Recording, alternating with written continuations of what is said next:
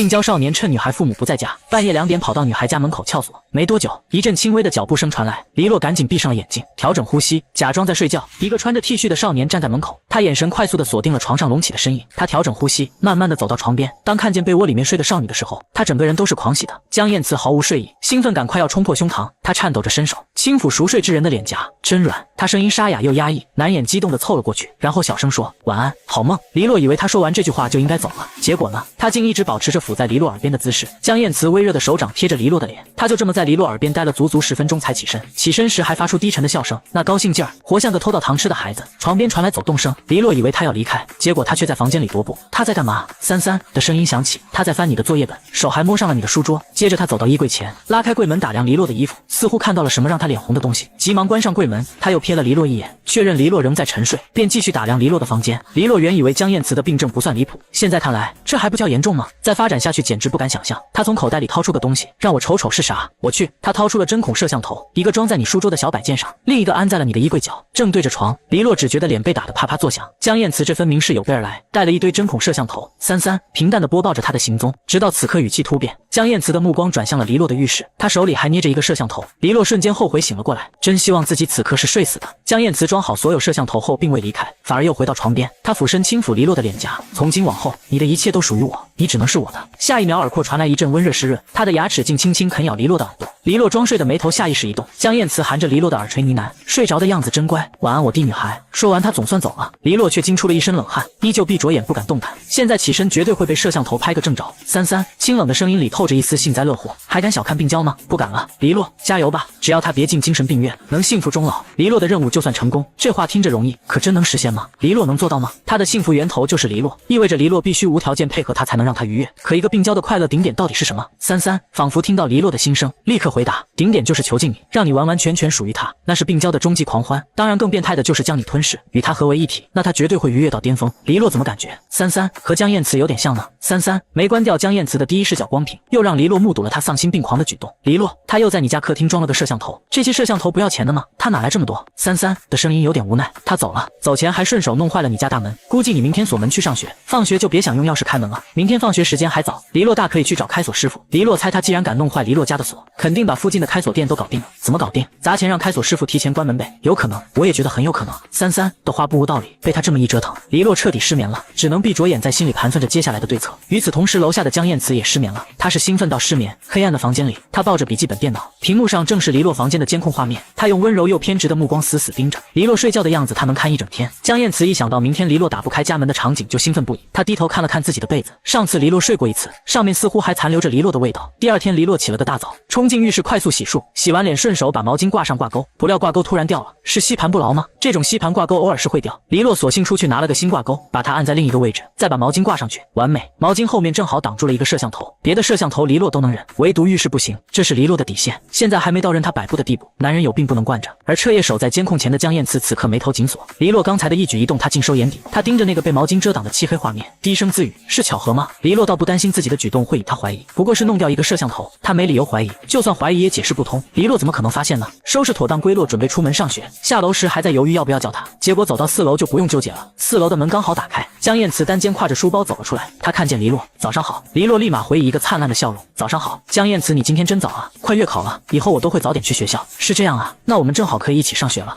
黎洛心里清楚他就是故意的。黎洛和江燕慈一同上学，路过包子铺时，两人都顺手买了包子。黎洛咬了一大口肉包，江燕慈，你这么高个子光吃青菜会更瘦的，太瘦不好看。我瘦吗？有点偏瘦了，偏瘦会显得有些阴郁，尤其像你，他本就浑身散发着阴郁气息，眼神也总是阴冷，昨晚他大概没睡好，眼下都泛着淡淡的青黑，8成是盯了一整晚的监控。黎洛用力咬下一口包子，嘴巴被塞得鼓鼓的，黎洛慢慢咀嚼着，而江燕慈的动作却慢了下来，狭长的眸子紧盯着黎洛吃东西的样子，她的女孩连吃相都这么可爱，真想戳一下黎洛的脸颊。江燕慈回味着昨晚那滑嫩的触感，内心一阵狂喜又空虚，突然她抬起手，手指落在了黎洛的脸上，温热修长的指尖就这么贴了上来，黎洛吓得整个人都僵住了。怎么了？江燕慈眼中笑意一闪而过，没事，你嘴角沾了根头发。说着她的手从黎洛脸颊划过，顺势还摸了摸黎洛的额头，帮黎洛理了理刘海，你的头发都快吃到嘴里了，我帮你弄一下。好，真是奇奇怪怪的。一到学校，刘云云又照例一大早找黎洛借作业抄，但为了他的将来着想，黎洛今天打定主意不借了。刘云云看黎洛一脸认真，知道今天没戏了，好吧，那我以后自己好好写，可今天的作业交不上去，老班肯定会骂死我。刘云云试图扮可怜让黎洛心软，被骂一次也好，长个记性。黎洛铁石心肠的在本子上写下他的名字，这份未交作业的名单，等下要和作业本一起送到办公室。刘云云心碎一地，小洛，你是不是不爱我了？从未爱过。刘云云抱着黎洛的胳膊撒娇打闹，黎洛也笑得很开心。可黎洛突然感觉不对劲，心里咯噔一下，连忙伸手推开刘云云，别闹了，我得收作业了。黎洛感受到身后那道目光，真为刘云云捏了把汗，再闹下去非出事不可。黎洛准备收作业，不再理他，可刚一起身就瞥见江燕慈朝这边走来，见他过来，黎洛下意识侧身挡在刘云云面前。黎洛知道江燕慈不敢在众目睽睽下做什么，但还是怕刺激到他，万一他伤了人，那可就直奔精神科了。还有谁的作业没交？快点交上来，我马上要送办公室了。黎洛站起来大声喊道。江燕慈也正好走到了黎洛旁边，他把作业本递给黎洛，我的作业。好。黎洛接过他的作业，顺手回赠一个大大的笑容。果不其然，江燕慈的眸光明显闪烁了一下，随即垂下眼帘转身离开。他低头垂眸，手指紧紧攥着，生怕自己忍不住颤抖和笑意。他太喜欢刚才小洛对他笑的样子了，好想把黎洛藏起来，让黎洛只能对他一个人笑，让黎洛的笑容只被他看见。安莫慈坐回自己的位子上，他趴在桌子上埋住脑袋。安莫慈一直都知道自己有病，但是从来没有遇到过让他这么疯狂的人。他让他发病了，而且越来越严重了，他就是他的药。安莫慈告诉自己一定要控制，不能吓到了小庆，不能吓到了他，千万不能吓到了他，万一吓走了怎么办？不，如果他要走，他一定会把他绑起来的。太疯狂了，安莫慈努力让自己安静下来。南青在走动的收作业，但是其实他的所有注意力都放在了趴着的安莫慈身上。二二，我有种不祥的预感。二二优雅地翘着二郎腿，清冷地问，还敢小瞧病娇吗？不敢了。二二，建议你多多关爱他，还有别让他有不安全或者被抛弃的感觉。我也是这样想的。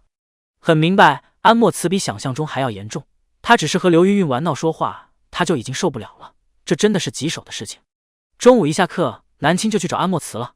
安莫慈，我们一起去校外吃午饭吧，我们去吃兰州拉面。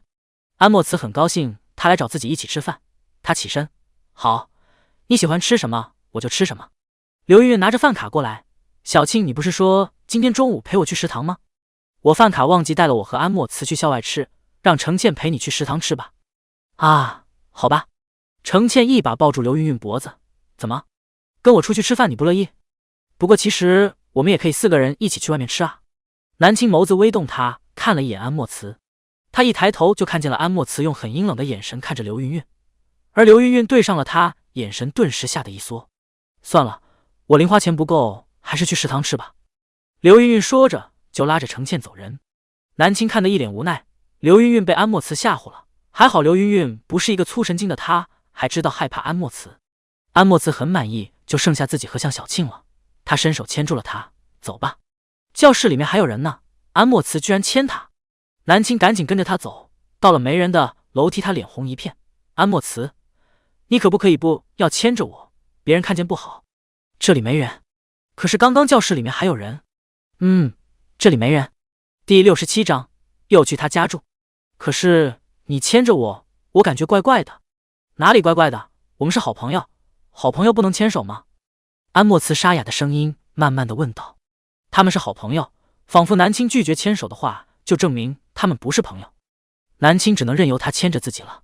校园里面此时人不算太多，多数人早早就去食堂吃饭了，也有人已经出校园了。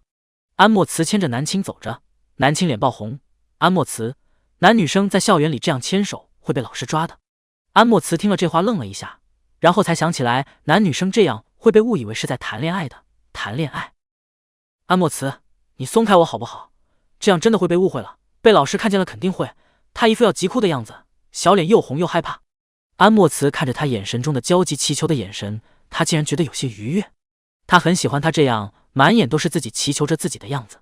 安莫慈看他真的要哭了，这才把手松开，不牵着你了，着急什么呀？走吧。他语气愉悦，还带着点丝丝的笑容，微风吹动他刘海，整个人就像一个朗朗少年一样。南青眨巴了一下眼睛，原来安莫慈笑起来也会有阳光的样子。两个人一起去了校外一家还不错的面馆吃午饭。安莫慈点了一碗有肉的面，他用筷子夹起了肉问道，我不吃肉你吃吗？南青点头，吃。安莫慈把自己碗里的肉全部挑在了他碗里。这家拉面馆特别的实诚，一碗面里面的肉特别多，没有一会儿南青的碗里就已经堆满了肉了。南青看了一眼，然后问道，安莫慈，你要青菜吗？安莫慈看了一眼，点头，南青笑着把青菜挑过去，你真的一点都不爱吃肉啊？青菜有这么好吃吗？我虽然不挑食，但是我还是喜欢吃肉的。以后我的肉都给你。好啊，以后我的青菜都挑给你吃了，不能占你的便宜。安莫慈心情特别好，他希望每天都可以和他一起上下学，一起出来吃饭。要是能天天住在一起就更好。下午放学，安莫慈和南青一起回家的。到了4楼，南青就向安莫慈挥手，明天早上见哦。安莫慈神色不变，点头的开门了。他进了屋子之后，关上门，就靠着门静静的等待着。果然不出1分钟，就听到了有脚步声下楼，然后就是有人敲门。安莫慈等了3秒才将门打开，果不其然，看见了焦急的少女。南青焦急，我家的门好像坏了，我用钥匙怎么都打不开。安莫慈听了这话，带着疑问皱眉，门锁坏了，我陪你上去看看。安莫慈关上门，陪着南青上楼去看看。南青跟在他身后，狠狠地用眼神瞪了他一眼，装模作样，门明明就是你弄坏的。安莫慈认真真的看了一下门把手，最终说道，只能请开锁的师傅了，我也看不出有哪里坏了。好吧。南青装作很失落的样子。然后安莫慈陪南青去找开锁师傅了。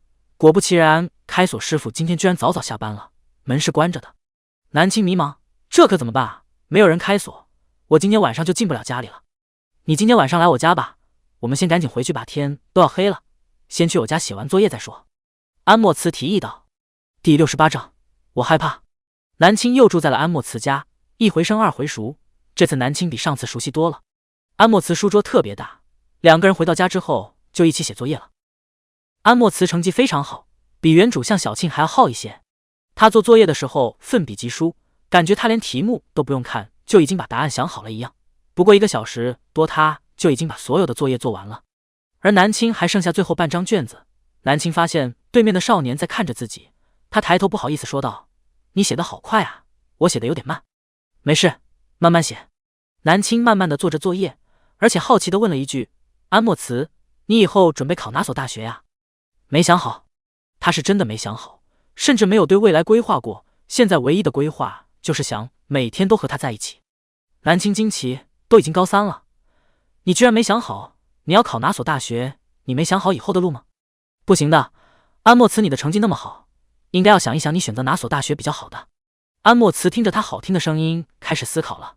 小庆，你考哪所大学？我早就被保送了，保送的是清北大学。安莫慈，那我考清北，这是不是有点太刻意了？南青还要装作听不懂。你也喜欢这所大学啊？我从高1的时候就很喜欢这所大学了，我感觉它的历史文化我非常喜欢，学习氛围也好，而且我家里有个亲戚也在那里。当我收到保送信息的时候，我非常高兴。南青笑容满面地分享着自己的喜悦。安莫慈喉结滚动了一下，安莫慈，到时候你想报考什么专业？不知道。我严重怀疑你是听我说这个学校你才想去的，你根本就没有想好你喜欢什么学校，想要个什么专业。南青睫毛轻轻地颤抖了一下。安莫慈，你真的是因为我才想选这个学校的？为什么？南青感觉安莫慈现在的眼神有些恐怖，刚刚说话的时候他就一直盯着自己，现在更是，而且整个房间里面只有他们2个人在。安莫慈眼睛都不眨地盯着对面的女孩，沙哑的声音说道，因为我不想和你分开。南青手里的笔重重地掉在了地上，突然的巨响让他都吓了一跳。他眼神有些躲闪，赶紧弯腰去捡笔，手刚刚碰到笔，眼前就出现了一双脚。安莫慈已经从座位上起来了，并且走到他面前。南青捡起笔，赶紧起身。安莫慈，他有些害怕的后退，他害怕的表情和后退的动作让安莫慈内心喜悦又闷痛。不要躲我。安莫慈伸手一把拽住了他的胳膊，不要躲我，不许后退。可是你这样子好恐怖，我害怕。安莫慈，你不要这种眼神看着我好不好？我害怕，我会害怕的。他脸色仍然苍白，可怜的看着他，祈求他不要这样吓他。安莫慈喜欢看他害怕祈求的眼神，但是此刻看到他居然觉得不好受。安莫慈松开了手，闭上了自己的眼睛，他似乎在调整自己的状态。南青一动不动地站在那。房间里面安静了下来，只有2个人的呼吸声。过了好一会儿，安莫慈睁开眼睛了，他转身，对不起，我刚刚情绪不好，你不要害怕我。说完他就出去了。而南青瞬间收起了脸上害怕的表情。他完全要暴露了。然后呢？我怎么觉得你要搞事情啊？装乖女孩是为了吸引他的注意力，现在他注意力都在我身上了，我就不需要装乖女孩。乖女孩在有冰冰的男人面前是很吃亏的。我觉得我也可以叛逆一点，不能总被他欺负呀。二可，我支持你硬气一点，但是别把男配刺激疯了，请你记住，我们是来拯救他的。南青不会弄疯安莫辞的，他还是很心疼安莫辞的，不知道他曾经经历过什么，才会形成这样的性格。占有欲偏执都不足以形容他现在的状况了，这就是有病。二，他曾经的家庭很不好，原生家庭充满了暴力，不用我细说，你应该也就清楚了。原生家庭对一个人的性格形成至关重要。南青很心疼安莫辞。南青坐在书桌面前写自己的卷子，他写得很慢很慢，等写完的时候都已经8点钟了。出了房间，南青就闻到了从厨房里面飘出来的香味。南青小心翼翼地走到厨房门口，他靠在门口看里面正在做饭的安莫辞。安莫辞察觉到身后有人，他轻轻地翻动着锅里的菜，说道：“去洗手吧，我做了鸡翅。”嗷呜！穗穗在努力写着真实病娇的样子，可能比其他小说里的病娇更加的严重，会有点引起不适。大家就图个乐看看哈。如果生活中遇到这种，不要犹豫，远离且报这。第69章，他切到手指。安莫辞现在又变回了平时的样子，没有像刚刚在房间里面一样那么恐怖了。南青靠在门口看着他做饭，始终没有进厨房的意思。安莫辞低头做饭没说话，没人看见他眸色里面的失落。明明上次他都是过来在边上洗菜和看他做饭的，现在他都不进来厨房了。果然还是自己吓到了他。安莫辞一遍又一遍地告诫自己不能冲动，一定不能吓到了他。喜欢他，那么就有耐心一点点，他一定不能吓唬他，一定要让他喜欢上自己。可是如果他始终不喜欢自己，可怎么办呢？安莫辞，你的手。南青走进厨房了，他眼神落在了他的手指上。安莫辞在切葱花，都切破手了，他居然没反应。南青快步走过来，快速地拿起他的手，别切了，都切到手了，你怎么一点反应都没有？我喊了你2声，你都没有反应。他语气有些着急，没有平时那样软软的，反而有点责备他的语调。安莫辞的手指被他握着，他顿时清醒了，同时也感受到了手指上面的刺痛。没事，我自己包一下就好了。小七，你先松开，别弄脏了你的手。他担心自己的血会弄到他身上，别弄脏了，他害怕他会嫌弃。南青按着他出血的伤口，你家的药箱在哪里？他很认真的眼神，丝毫没有刚刚躲在门口看他做饭的样子。安莫辞愣住了。安莫辞，你怎么又发呆了？你家的药箱放哪里啊？南青伸手在他面前晃悠了一下。安莫辞这才回神，在我房间。走。南青牵着他手，给他压着手指上的刀口，拉着他去房间了。安莫辞就任由自己被他拉着，感受着他的关怀，他内心从来没有这般愉悦过，比伸手摸他的脸还愉悦。他喜欢他满眼都是自己的样子，他紧张关心自己的样子。安莫辞眼神落在了自己的刀口上，突然后悔刚刚为什么没有切得重一点，再重一点，他是不是就会更加的着急自己了，更加的关心自己，围着自己团团转。安莫辞似乎发现了什么新天地。南青根本不知道他在想什么，他找出了药箱，感觉拿出了纱布，还有消毒的药。可能有点疼，你忍一下。安莫辞根本没有感觉到自己的手指疼，他的眼神全部在他身上，他好喜欢他关心他的样子啊。南青把消毒的药喷在他手指上，小心翼翼的，这消毒的药有点刺激，会很疼的。他担心弄疼安莫辞，可是最后发现安莫辞根本没点反应。他低着头，稍微注意一下，就发现了安莫辞盯着自己的眼神。他又发病了。南青拿着医用棉花擦拭他的手指的时候，用力的摁了一下。终于安莫辞发出了闷哼的声音。原来还知道疼啊。南青立刻皱眉着急，对不起，我下手没有轻重，你忍一下啊。安莫辞眸色愉悦，沙哑的少年嗓音说，没事，我不怕疼。不怕疼是不是？南青包扎的也不刻意轻轻的了，期间安莫辞疼的皱眉了好几次。第70章，安莫辞，我们是好朋友。好了，包扎好了，你记得不要碰水啊，等下吃完饭的碗我来洗。安莫辞格外的安静，如果忽略他侵略性的眼神的话，或许会觉得他是个安静的少年。可惜安莫辞的眼神始终落在南青身上，炙热又带着侵略性。南青实在无法忽视这样的眼神，他试探性的问道，安莫辞，你为什么总看着我？因为我喜欢看着你。安莫辞没有说谎，他把自己心里的话都说出来了。房间里有些安静，两人对坐着，身旁还摆放着有些散乱的医药用品。南青抱着腿坐在地上看着他，安莫辞，我觉得你有一点奇怪，但是我知道你不会伤害我，可是有时候你的眼神让我很害怕，就比如说刚刚写作业的时候，他软嫩的声音倾诉着，把自己最真实的感受说出来，这样他才会知道自己哪里做的不好，让别人害怕了。病娇其实没想伤害人的，他只是控制不住自己的情绪，甚至有时候不知道自己的情绪会吓到别人。你要反复的提醒他，这样他才知道不可以这样，慢慢的学会控制，就不会那么容易失控。安莫慈手颤抖了一下，他眼神低垂，对不起，你不用和我道歉，其实我很早就看出你性格有点古怪，但是我觉得你是个好人，我想和你交朋友。南青靠在自己膝盖上，抱着腿儿。安莫慈始终低着头。安莫慈，我说的都是真话，我真的觉得你是个好人，即使刚刚你的眼神有点恐怖，但是我觉得你永远不会伤害我的，对不对？安莫慈呼吸有一些乱，他赶紧回答道，当然，我当然不会伤害你了，所以不要害怕我，我会努力控制自己不吓到你的。他语气里面充满了惊慌焦急和不安，很明显他在担忧他会远离他。南青觉得自己刚刚说的话很明显，自己并没有怪他，更加不会离开他。安莫慈果然没有安全感。南青挪了一下屁股坐近了一点，伸手拉住了他的手，安莫慈，我们还是好朋友，你如果有什么事情有什么话都可以和我直说的，而我有什么想说的也会和你直说的。安莫慈并不想和他做好朋友，朋友是一个多量词，朋友可以有很多，朋友不是唯一的，他想成为他的唯一。安莫慈反手握住了他，小庆，你可以。他眸色暗淡盯着他，嘴巴张了几下，最终没有说出口。南青皱眉，安莫慈，你想对我说什么啊？想说什么就可以说出来的，说出来恐怕你就不理我了。安莫慈脸上浮现了笑容，微微摇头，我是想问你饿不饿，我们去吃饭吧。今天的事情很对不起，以后我会好好控制自己情绪的。没事啦，我觉得你很好，安莫慈，我闻到你做的鸡翅的香味了。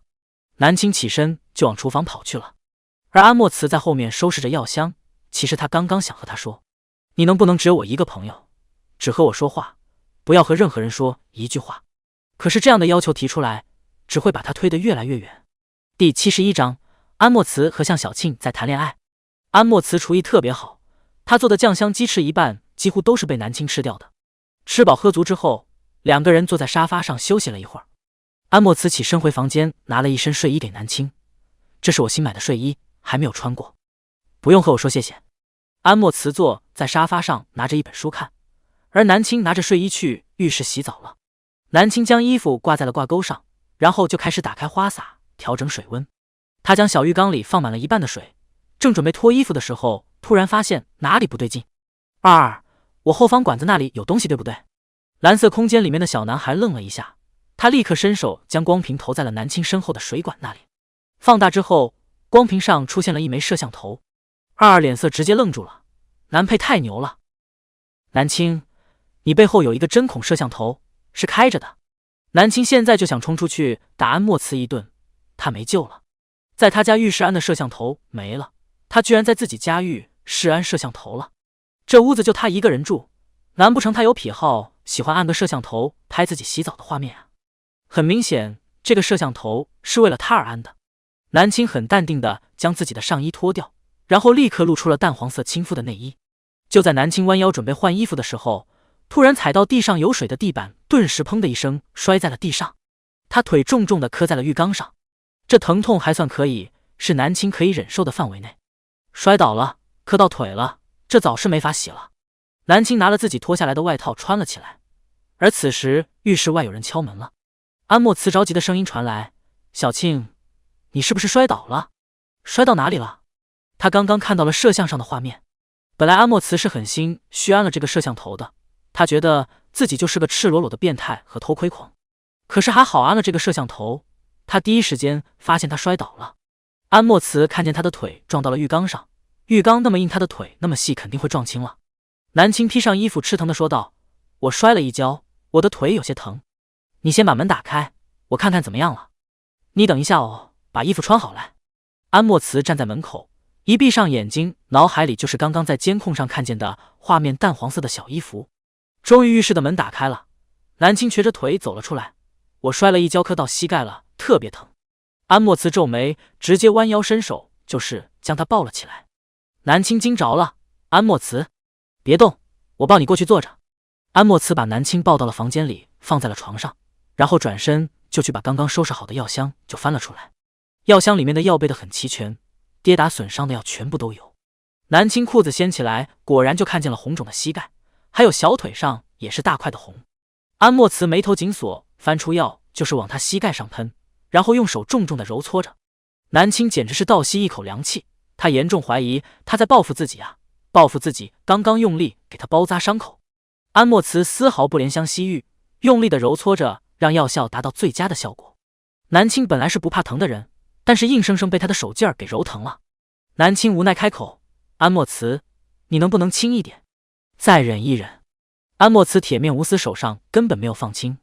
等安莫慈给南青喷完药揉完之后，南青整个膝盖肿得不像样子，不知道是摔的还是被他摁揉的。南青严重怀疑是他手劲儿太大弄的。安莫慈看到他膝盖肿起来，顿时心里心疼极了。他那根本管不了那摄像头和其他什么事情。安莫慈起身，走，我带你去医院看看。他没办法看他膝盖肿成这样，不去医院在家里受罪。说着，安莫慈就伸手要来抱南青。南青往后一缩，不用了不用了，就是刚刚完，看着红肿吓人而已，明天就会好了。这大晚上的去医院也不方便，而且我觉得我根本不用去医院的。要去。安莫慈固执。南青头疼得很，没有伤筋动骨的，就是磕得有淤血而已。安莫慈，我腿疼，我不想动。对待固执的人肯定不能来硬的，只能来软的了。南青娇软的声音撒着娇。果然安莫慈眼神松动了，他也不想折腾他来来回回，可是这膝盖这个样子，他看着心里一抽一抽的。安莫慈，我的膝盖真的没事，可以麻烦你帮我把浴室的睡衣拿过来吗？我想换了衣服就早点休息。他今天晚上就暂时不洗漱。安莫慈转身就去帮忙拿睡衣了。安莫慈嘱咐道：“我晚上就在客厅休息，你如果腿疼或者说有哪里不舒服的话，一定要告诉我。”放心吧，我肯定会说的。总算把安莫慈劝走了。南青无奈地看着自己的腿，内心道：下次不会来他家了，在自家浴室安摄像头，变态。不变态就不是病娇了，这个是心理疾病。友情提示：这房间里也有摄像头哦。南青钻进被窝里面去换衣服了。女孩子喜欢钻被窝换衣服，没什么稀奇的。夜深了，灯全部都关闭了，房间里面黑暗一片，寂静无声。客厅的沙发上还有一抹蓝光。安莫慈躺在沙发上，他手里拿着一块平板，而平板上的画面就是他房间里面摄像头拍摄的画面。此刻房间里的女孩已经睡觉了，安莫慈盯着画面上睡着的女孩，她位置特别乖，被子盖得很好，两只手放在外面。安莫慈手只摩挲着画面，小庆，不要讨厌我。他知道自己很变态，但是他想了解他的全部。安莫慈一遍又一遍地警告自己，一定要按耐住，这样自己才能每天和他在一起。第二天两个人一起去上学，南青因为腿受伤了，有一点点跛脚，于是一路上安莫慈都小心地看着他，生怕他会摔跤。到了包子铺，安莫慈主动说道：在这里等着我，我去排队。过了几分钟，安莫慈就买好了包子过来了。他清楚地记得他喜欢吃的包子。两个人站在路边拿着早点，而远处有几个同班的同学路过了。有个女生好奇地说道：你们看，像小青又和安莫慈一起上学，他们最近好像走得特别近，而且我听说他们两个在学校牵手，他们在谈恋爱耶。真的吗？他们真的在谈恋爱啊？我说他们两个最近怎么走得那么近呢？推荐好友桃之灼灼的快穿文，无 CP 文，已经很肥了，够看。女主超级强大，自带外挂，负责虐渣打脸，各种男主负责美妖艳。小狼狗小奶狗人鱼兽式病娇，一网打尽，苏爽虐渣文。喜欢的可戳本张评区他的头像直打。书名：快穿，团宠大佬掉马甲了。今日更新完，小黎的2张更新待审核中，半夜没人审核，明天早上才能出。碎碎爱你们，晚安哦。第72章，事件男主出现。我听别人说他们俩在谈恋爱的，而且好几次看见他们俩早上一起买早餐了。你看安莫慈在学校里都不和任何人说话的，他就和向小庆说话，肯定是喜欢向小庆的。我感觉他们就是在谈恋爱，顶风作案啊！怕什么？他们两个是学霸，要是成绩掉了的话，可能班主任就会找他们了。几个女生说说笑笑的离开了。安莫慈和南青还不知道对面的女生聊了自己什么，他们慢慢的走着，将早餐吃完了之后才进校门的。南青每天早上必做的事情就是收作业，作为课代表，一来到学校放好自己的东西，就是开始收作业了。基本上每个组长都会把作业交到他这里来，但是总有几个抄作业晚交的。今天刘云云很乖，他作业全部写完了，没有抄他的。刘云云边交作业边说道：“我第一次写作业写到2点钟，这作业量太变态了。以前他都是写到10点钟就玩手机睡觉了，没写的第2天来抄。昨天晚上还是第一次认认真真的把所有作业写完了，但是好多不会的呀，他都是随便乱写的。南青收了他作业，有进步，以后都要自己写作业，抄别人的。考试的时候你能抄得到吗？”刘云云哭丧着一张脸：“小庆，你好无情啊！喂，你好，真心是为了他好。”就在这时候，程倩风风火火的进班级了，而且一脸惊恐。他躲在刘云云和南青身后，等下有个男生进来找我，你们就说没看见我。说完，程倩就蹲在桌子底下了。南青有点懵，直到过了半分钟，一个长相十分帅气的少年走了进来。喂，你们班有个叫程倩的吗？他来上学了吗？那少年长相特别俊美，一双狭长的桃花眼很惹人注目，身上穿的衣服一看就是名牌的。22提醒：世界男主女主的青梅竹马加冤家，女主转学过来，他也跟着来了。难怪觉得这个少年有种惹人注目的感觉，原来是男主啊！程倩蹲在桌子底下，紧张死了。刘云云看了一下那个帅帅的少年，又看看程倩，然后小声问道：“怎么回事呀？”程倩使劲地冲他眨眼睛，然后将手指放在嘴巴面前，叫刘云云别看自己，别说话。帅气的少年一眼就看到了这边刘云云跟桌子底下的什么人说话，他轻笑了一下，迈着长腿就过来了，然后一把揪住程倩的衣服：“藏在这里啊，小倩倩。”程倩就这么被少年揪了起来，然后硬生生拖走了。程倩挣扎：“云云，小庆救我！”少年笑着一把捂住他的嘴，对着教室里的人说道：“我是他竹马，熟人。”说完就拖着程倩走了。整个教室里面的人都惊讶了。刘云云吞了一口唾沫，激动地拉着南青的手：“那个男生是谁啊？不是我们学校的吧？长得好帅啊！”南青一副茫然的样子：“不知道。你整天学习，你肯定不知道。你除了认识全年级考试前10的人，你还认识谁啊？”刘云云调侃道。南青眨巴了一下眼睛：“我还认识你啊？你不是全年级前10。”第73章：小庆，你远离点安莫词。因为这句话，刘云云和南青绝交了3分钟。南青自己感觉自己这句话回答的没问题啊。上第1节的课的时候，程倩回来了，没过一会儿，班主任就带着那个少年进了班级。来，大家安静一下，这是我们新转学过来的同学，大家欢迎。对于好看的男生，班上的妹子当然是很积极的欢迎了。少年笑得一脸灿烂，有些痞气的说道：“我叫龚云浩，我是程倩的竹马，从小一起长大的那种，以后大家多多照顾我家小倩倩。”班主任听了这话脸都黑了，有点谈恋爱的气氛啊。班上的人都一个个起哄的眼神，程倩恨不得一本书甩到他脸上，丢脸死了，转学了也逃不过他。南青看了一下男女主角的互动，确认无疑这是一对欢喜冤家。很好，男女主角都在一起了，他们就走他们的感情线，他就是救赎他的男配就好了。南青和安莫慈每天一起上下学，中午也会一起出去吃饭，偶尔刘云云也会冒着安莫慈冷眼的风险跟着一起去吃饭。很快1个星期就过去，南青收到了父母的电话，相父出差的时间延长了，相母还是不放心奶奶要多照顾一段时间，所以南青还是要过着一个人的生活。因为安莫慈做饭特别好吃，南青好几次晚上都是去他家蹭饭，然后2个人一起写作业，到了晚上10点，南青就会上楼去休息。安莫慈，明天见哦。南青打着哈欠上楼了，安莫慈站在门口轻轻地将门关上，他背靠着门，有些失落。其实他想留下他来的，但是不可以，他根本没有正当的理由。安莫慈，其实现在这样已经很好了，要知足，不要伤害和吓唬到他。这句话他每天都会对自己说，安莫慈会把自己最好的一面奉献在他面前。但是看见有人和南青说话和走得近，他总是忍不住瞪着那些人。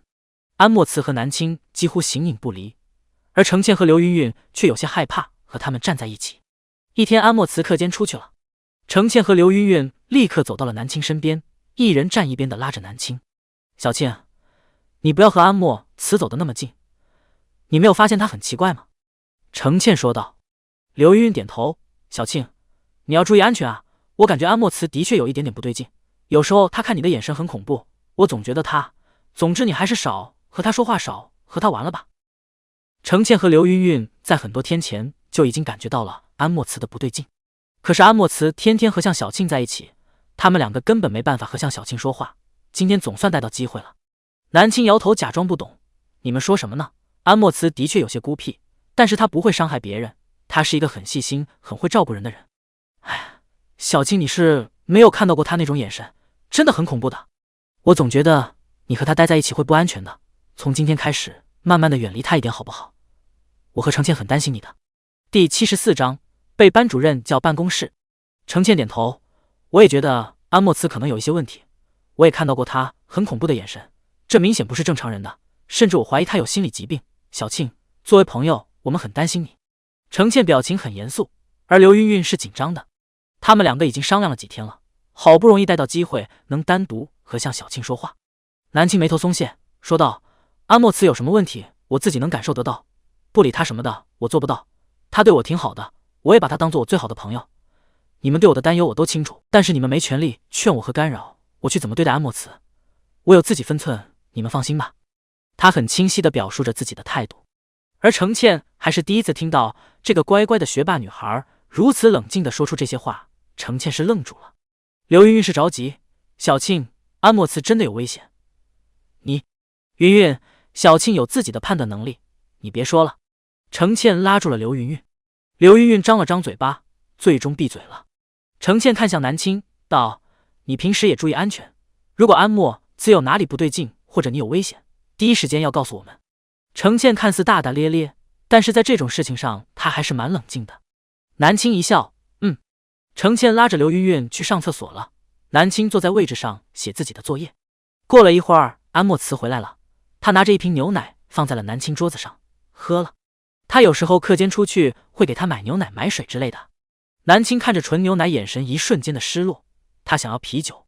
嗨嗨，南青好几次偷偷的买啤酒藏在家里喝，还有桃子味的江小白是真的好喝。南青拆开牛奶，小小的喝了一口，然后就放在边上了。安莫慈看了一眼，不喜欢喝纯牛奶，有营养可以长高，可是它不甜。南青撑着下巴说道。安莫慈转身就离开了。南青不知道他去干什么了，他看了几眼之后就低头继续写作业。上课的时候铃声一响，所有人都陆陆续续的回教室了，而安莫慈是最后一个进教室的。他手上拿着一瓶酸奶，路过南青桌子边的时候，伸手将酸奶放在了他桌子上。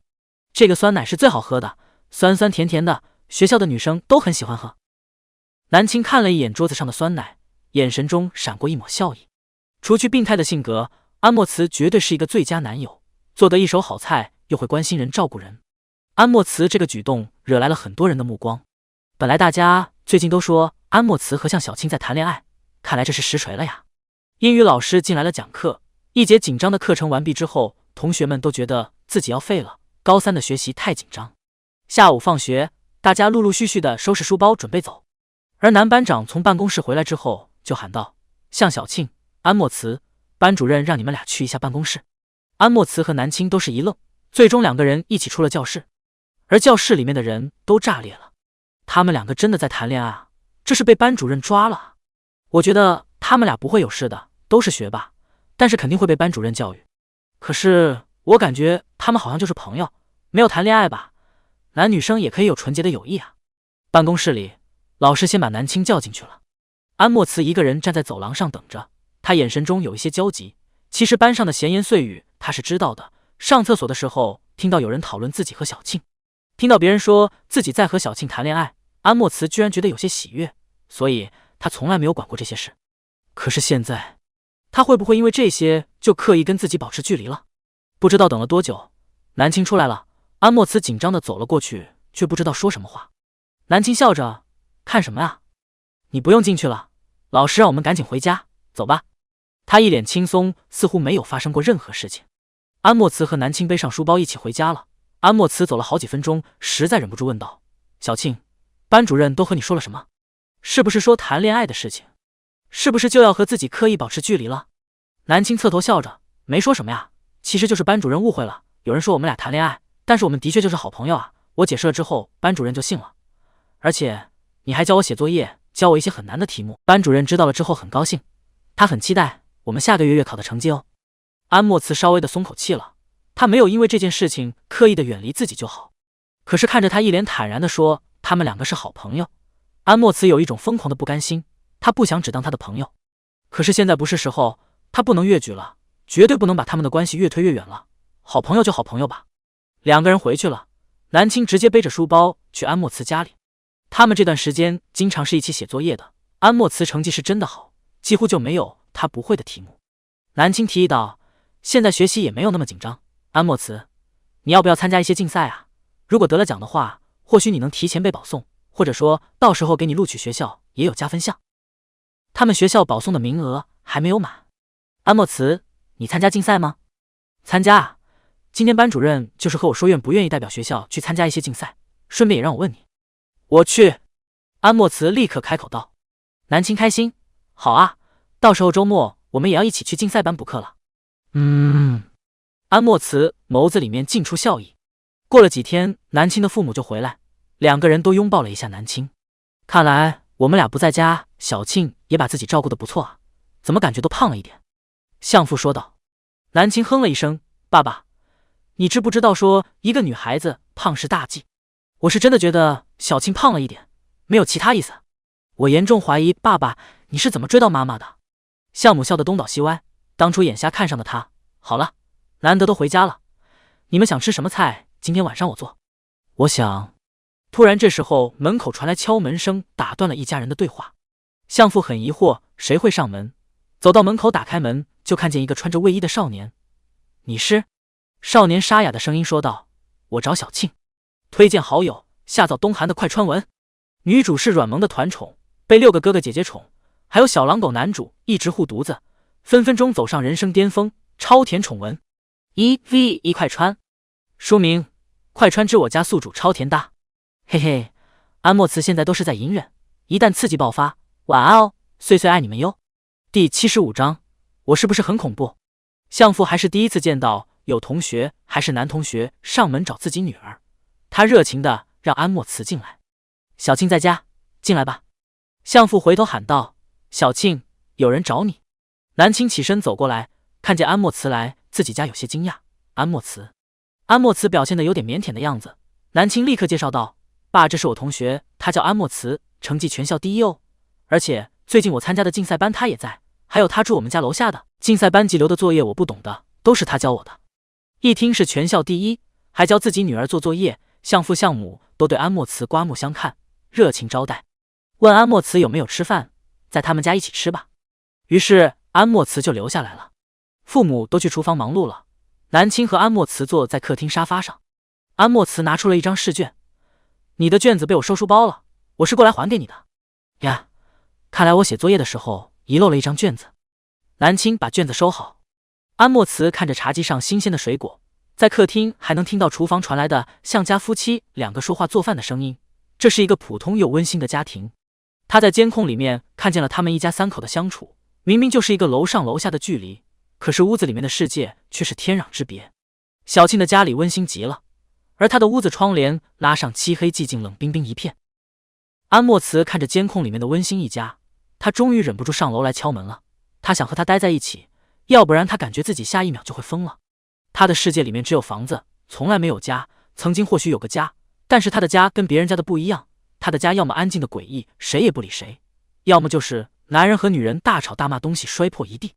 长大后的安莫慈知道了冷暴力和家暴这2个词汇，这就是他生长的环境。南青放好卷子回来，就发现安莫慈坐在沙发上发抖。他快速的走过去，坐在他身边。安莫慈，别怕，我在你身边呢。不清楚他是因为什么事情难受了，但是南青知道自己这句话可以给他力量。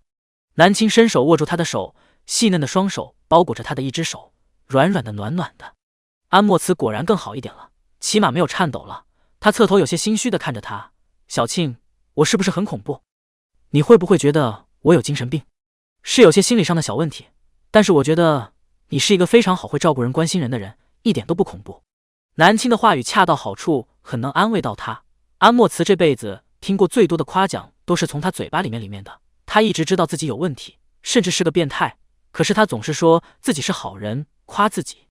安莫慈，你一点都不恐怖，我很喜欢你的，不要觉得自己怎么样好不好？他继续安慰着他，可是一句喜欢却在少年心里掀起了一阵浪花。向母做好了饭菜，相父端着菜出来了，吃饭了，你们两个去洗手吧。南青起身，洗手吃饭，我妈妈做的饭菜也不错，你等下多吃一点。这一顿饭是安莫慈这10几年来吃的最热闹的一顿饭，虽然只有4个人，但是气氛的热闹是他从来没有见过的。第76章，他被人表白。因为安莫慈不爱说话，成绩又好，相父相母自动觉得这是一个腼腆性格的孩子，吃饭的时候越看越喜欢。听说他是一个人住，他们还邀请安莫慈多多来家里玩。吃完饭，南青就拉着安莫慈去散步了。2个人走到小卖部，南青还买了一罐菠萝啤喝。看见他又买这个果皮，安莫慈忍不住说道：“别喝酒，多喝一些牛奶之类的，有营养。这不算酒，这就是饮料而已。而且它又便宜，味道又好。”南青小口小口地喝着菠萝啤解馋。2个人在小区里面散步，这个点很多人出来散步，小区里面还算热闹。南青和安莫慈的聊天话题几乎都是竞赛班级的事情，还有询问一些他没有听懂的题目。安莫慈总是能语句简短地给他解答。散步完了，2个人上楼，到了4楼，南青说道：“明天竞赛班上午有课，明天早上我来找你一起去上课。竞赛班的课一般只有半天，有时候是早上，有时候是下午。上午上课也不用去得太早，9点钟到那边就好了。”相母做了2份煎饼，让南青带着去，1份是给安莫慈的。他们2个8点钟出门的，一人拿着一个煎饼，慢慢的边吃边走。竞赛班的老师是学校精英组的老师，同时他们的严厉也是出了名的，所以也被学生称为魔鬼组老师。但是其实只要你按时完成作业，学习成绩好，他们是不会找你麻烦的。全年级前10的人都在竞赛班级里面，安莫慈是突然转学过来的人，他的月考成绩非常棒，因此竞赛班的老师的特别喜欢安莫慈，经常让他帮忙做事。今天上午就1节课，下课后安莫慈就被老师叫出去了。教室里面的学霸们，有人还在记笔记，有人还在看书写刚刚老师留下的作业。过了10分钟，他们才陆陆续续收拾书包，准备回家了。南青还坐在位子上面等着安莫慈，他干脆边做作业边等。南青做作业认真，没有发现有个男生一直看着自己，然后那个男生走到了他面前。那个像小青同学。南青听到声音抬头，一抬头就看见一个清秀的少年站在自己桌子前，而且他似乎很紧张，脸色也有点红。有什么事情吗？他不喜欢在解题的时候有人打搅自己。清秀的少年有些紧张，他心一横说道：“像小青同学，不知道你有没有注意到我每次考试的名次都在你的前面或者是后面，我们的名次总是粘在一起，仿佛竞争一样，你追我赶，我努力的保持成绩，就是为了能和你的名字粘在一起。我一直注意着你。”少年还在滔滔不绝，南青听到这里就大概明白他要说什么了，他这是要被人表白了。果然最后少年郑重其事的说道：“我关注你很久了，像小青同学，我喜欢你，你可以和我交往吗？”早恋的人不少，南青以为学霸对恋爱都是没心思的，看来是他想错了。不知不觉整个班上就剩下他们2个人了。南青正准备开口拒绝，突然听到教室门砰的一声被人踢开了，教室门重重的被踢开，安莫慈冷漠的站在门口，眼神幽冷的看了过来。第77章，他敲晕了南青。突如其来的巨响也把那个男生吓了一跳，有人来了，他有一瞬间的心虚，还有被安莫慈这么盯着他，有些感觉很恐怖。气氛很微妙，那个男生咳嗽了一下说道：“安莫慈，安同学，你这么用力踢门是不对的，这是公然破坏公务。”安莫慈沙哑的声音重重的吐出了一个字。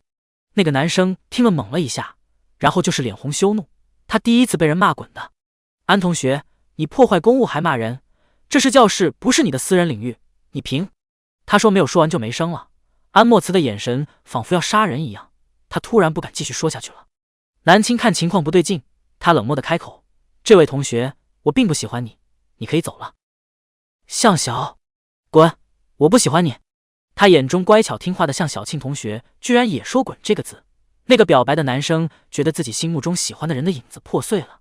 由于安莫慈的气场太恐怖，那个男生最终还是背着书包灰溜溜的走了。本来以为把那个男生支走就立刻解除一半的危机了，可是安莫慈的情绪并没有变好，反而是用一只狼一样的眼神看着他，肆无忌惮的盯着猎物，眼睛都不眨一下，似乎怕他会跑了一样。南青皱眉，他慢慢的走到他身边：“安莫慈，控制情绪，你刚刚听到的都是无关紧要的事情，我已经拒绝那个男生了。如果我没有来，你是不是已经答应那个男生了？他沙哑的声音压抑地问道。南青一瞬间就明白了，安莫慈陷入了自己的幻想当中，他误会幻想他会答应那个男生的表白，之所以没答应，是他出现打断了。这必须解释清楚，不然他只会在自己的幻想里面越陷越深。不是的，我根本不喜欢那个男生，我都不认识他。你没有来，我依然是会拒绝他的。而且你突然进来了，还打断了我拒绝他呢。安莫慈，不要胡思乱想，深呼吸，控制一下情绪好不好？他已经能在他眼中看见欲望和疯狂了，再不控制就要出事情了。可是显然今天的刺激让安莫慈控制不住自己了，他本来就压抑着自己情绪，可是现在出现了窥探他的人，他压抑不了了。安莫慈一把抱住他，小静，小静，你是我一个人的，你只和我说话好不好？你不要看别人，不要和别人说话，更不许喜欢别人，不要喜欢别人，要不然我会想杀了那个人，杀了他。他的力气很大，南青感觉自己都要喘不过气来了。他沙哑的声音语无伦次的在他耳边说话。南青说话有些吃力，安莫慈，你不要害怕，我一直在你身边的，我一直陪着你的，我没有答应别人，什么也没有喜欢别人。安莫慈，你听明白了吗？安莫慈根本听不见他说话了，他就这么紧紧地抱着他，像是要把他摁进自己身体里面镶嵌起来一样。小静，我们永远在一起好不好？就我们两个人生活，不要有任何人，我们不要待在这里了好不好？这里好多人和你说话，好多人分散你的眼神。在南青觉得不妙，准备推开他反抗的时候，突然安莫慈手侧用力敲打在了南青后颈上。南青一瞬间的失去了所有的力气，眼睛一阵阵发黑，最终失去了意识。他就像一个绵软的娃娃一样被少年抱在怀里。碎碎小黑屋开始了。第78章入住宾馆。二二紧紧地盯着屏幕上的安莫慈，如果发现他有什么危险行为，二二会立刻开外挂让南青清醒过来。系统的作用不仅仅是提供世界信息、人物信息，它还有辅助作用，必要的时候可以帮助宿主。南青被安莫慈打晕了，晕过去的最后一瞬间，南青和二二说了一句话，盯着他。二好。二二就这么看着安莫慈带着了南青，他一路上避开了所有监控，甚至叫了一辆黑车带着南青直接离开了 A 市市区。二二紧紧地盯着光屏上的画面，男配要带南青去哪里？果然终究还是会走到这一步的。当初选定这个世界，知道这个世界的男配是病娇的时候，二二就知道会发生这样的事情。但是很显然，南青压制住了安莫慈，如果不是今天的意外，安莫慈或许不会做出这样的举动。这样的举动是安莫慈病情的恶化，也是突破点，就看南青怎么引导安莫慈了。安莫慈带着南青来到了郊外的一处三无宾馆，黑车只能把他们拉到这里了，想要彻底远走高飞的话，就要仔细甄选其他的车。安莫慈抱着南青来到了宾馆，他给南青戴了一个鸭舌帽，然后一只手撑着他的腰，让他靠在自己身上。我要一间房，住2天，2天的时间足够他找到路线离开了。安莫慈知道自己现在疯了，但是既然疯了，就疯个彻底吧。都已经开这个头了，小青已经知道自己的最可恶的面目了。与其让他离自己越来越远，不如带走他，以后就他们2个人永远的相处在一起。他是他一个人的。宾馆的老板是个秃头的男人，他看了一眼这少年，然后看了一眼瘫在少年身上的女孩，他没说其他的闲话，就说100块钱一晚上，一共200。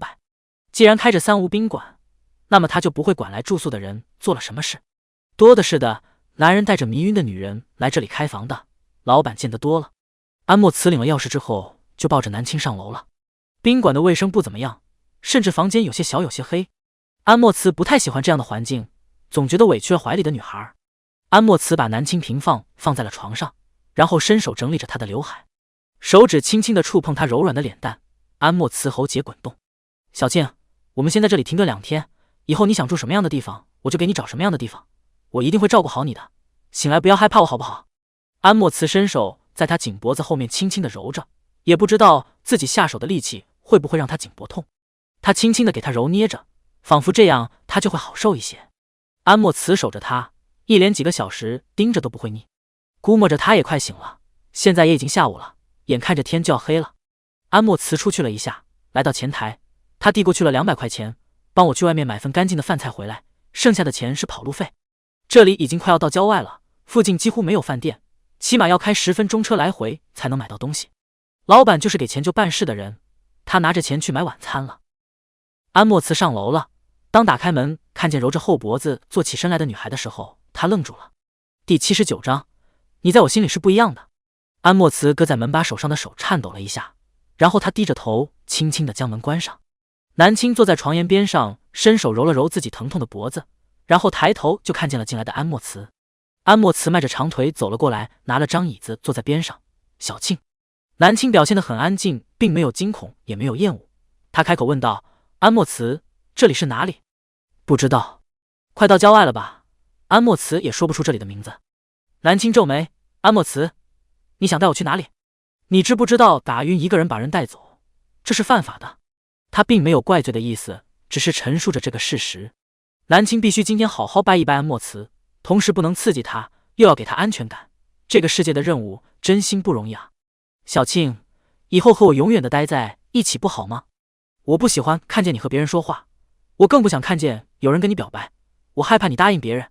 可是我并没有答应那个人啊，而且我不喜欢那个人，我是准备拒绝他的。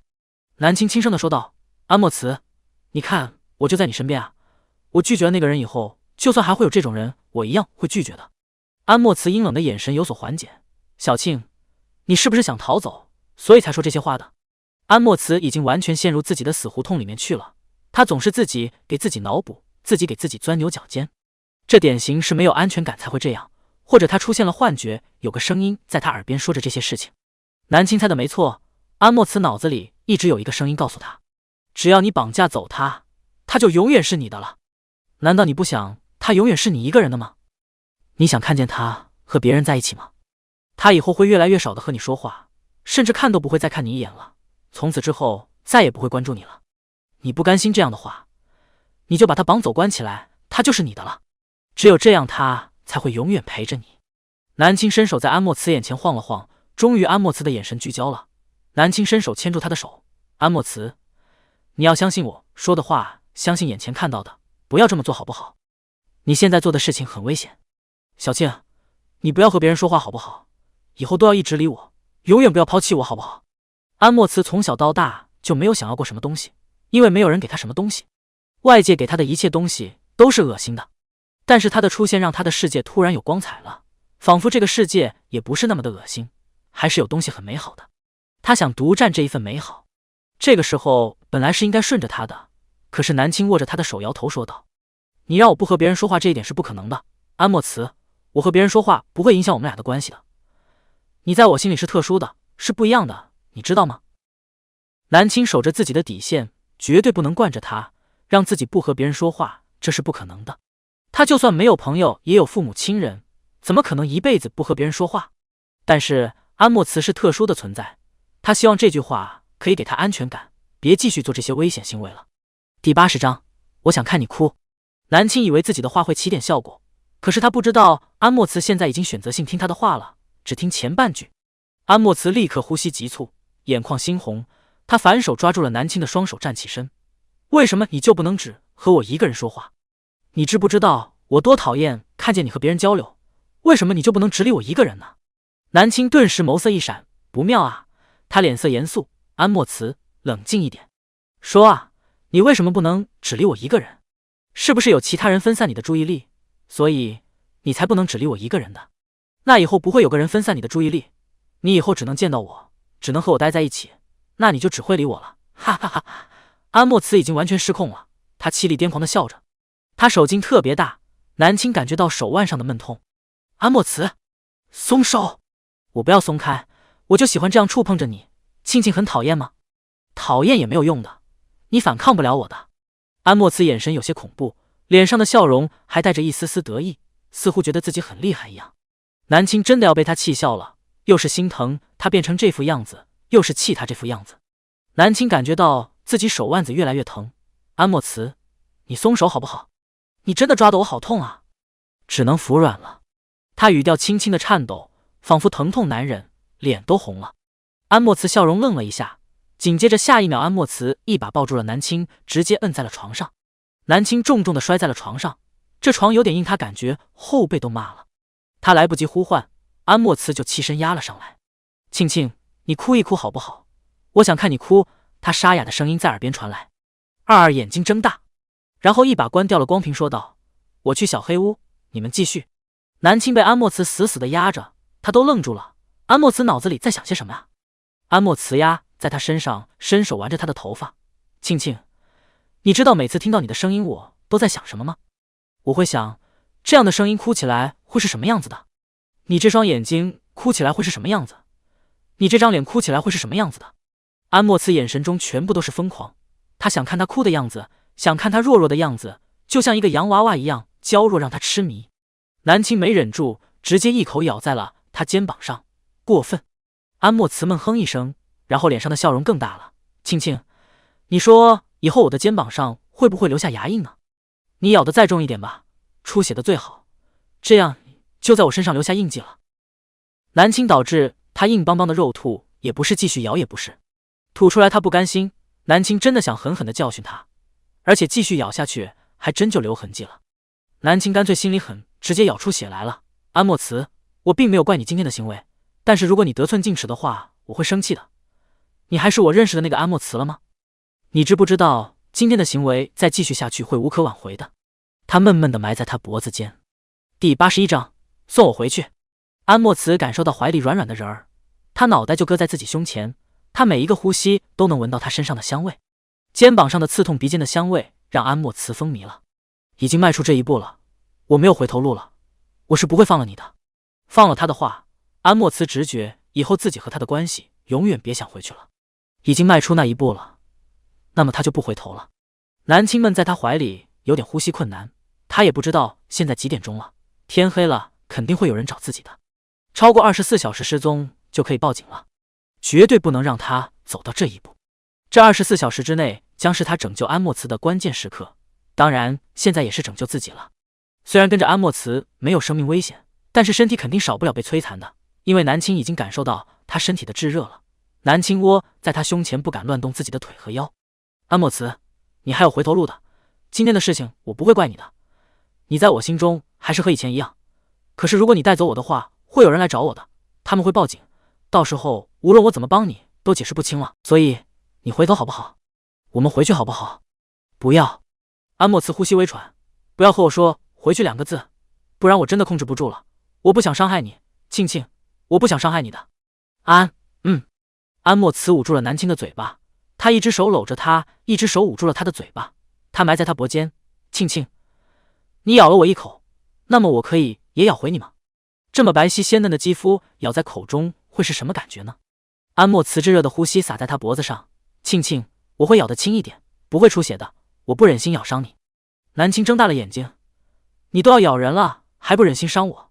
安莫慈还真的没有客气，直接下口了。南青感觉到一阵疼痛，这人属吸血鬼的吧？真的咬人啊！南青直接伸腿重重的把他踹开。南青力气很大，踹开安莫慈不是难事。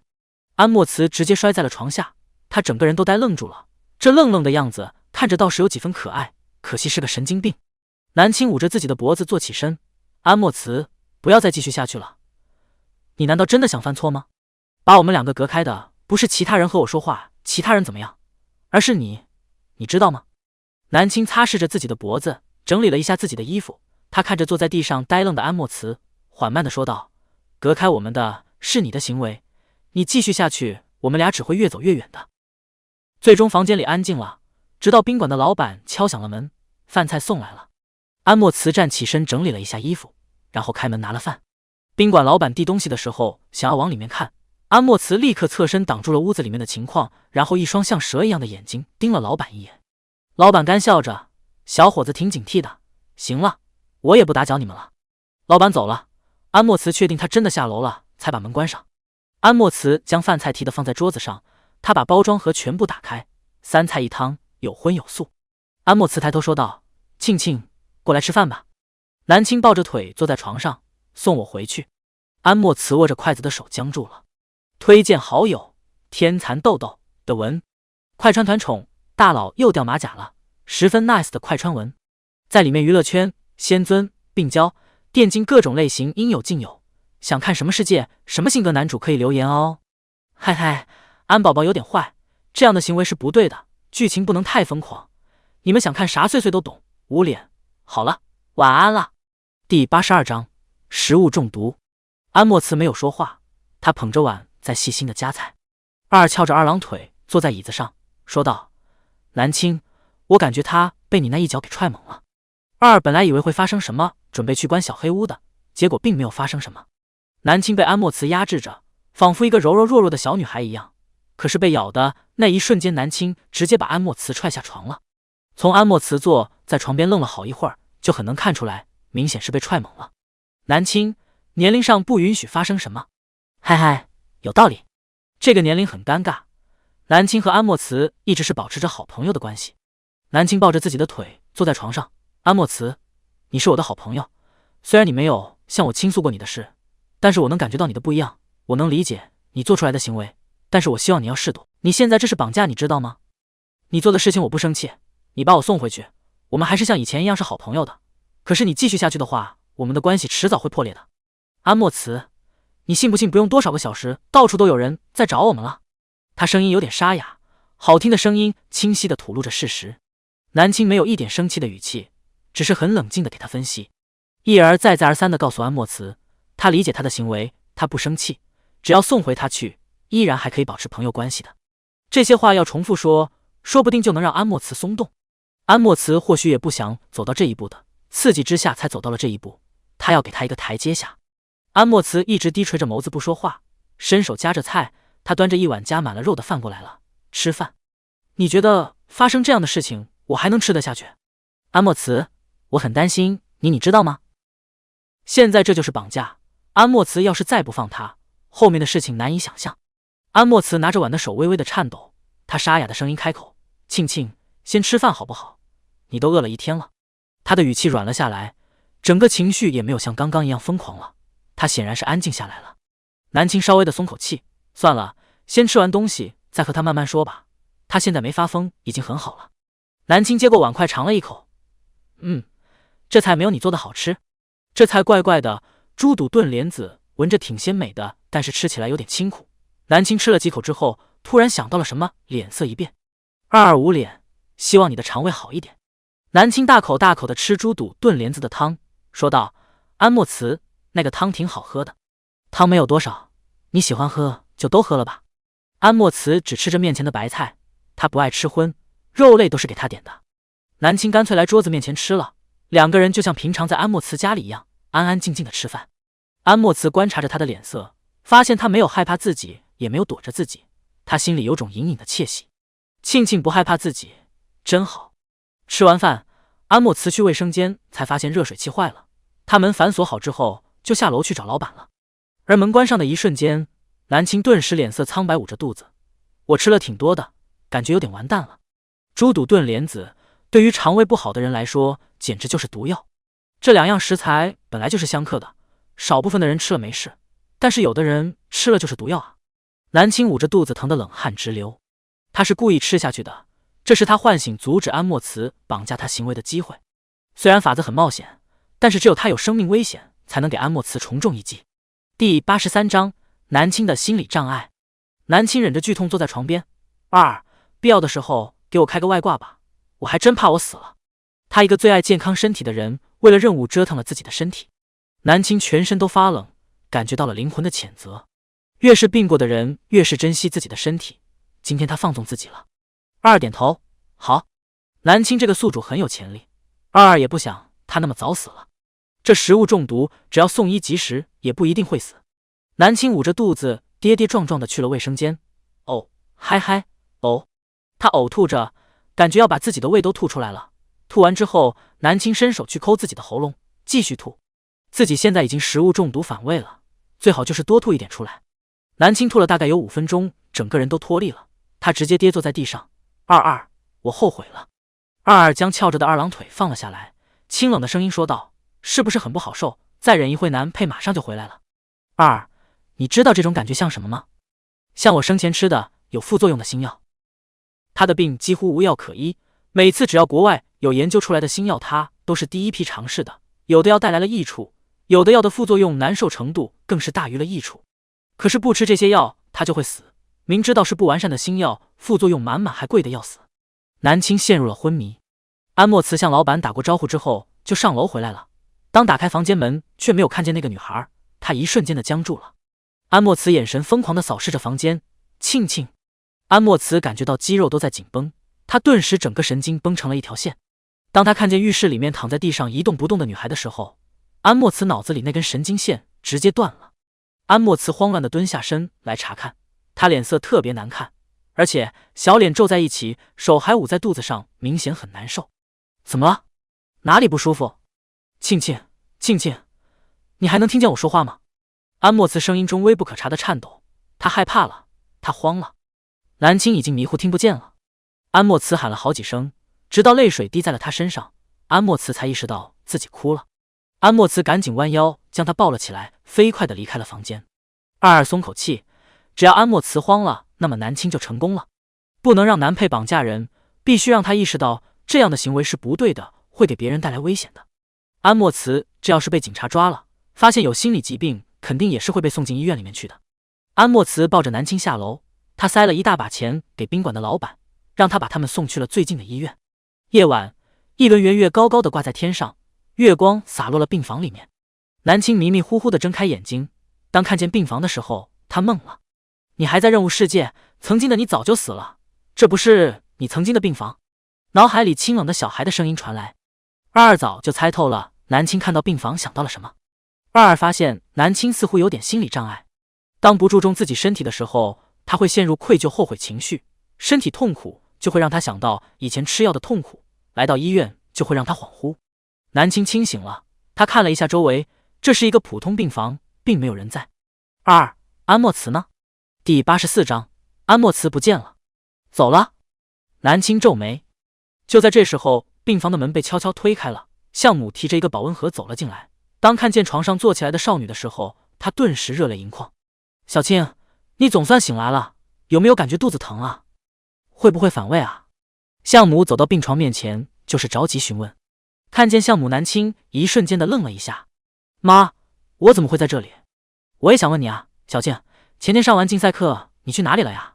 天黑了，你都没回家，我们到处找你，我和你爸都急疯了。今天早上突然有人打电话给我们，说你在哪个医院，我们还没来得及问那个人，就把电话挂了。我们也不知道电话信息是真是假，但是还是来了这个医院，结果你还真的在这里。小青，到底发生了什么？你一晚上都去哪里了？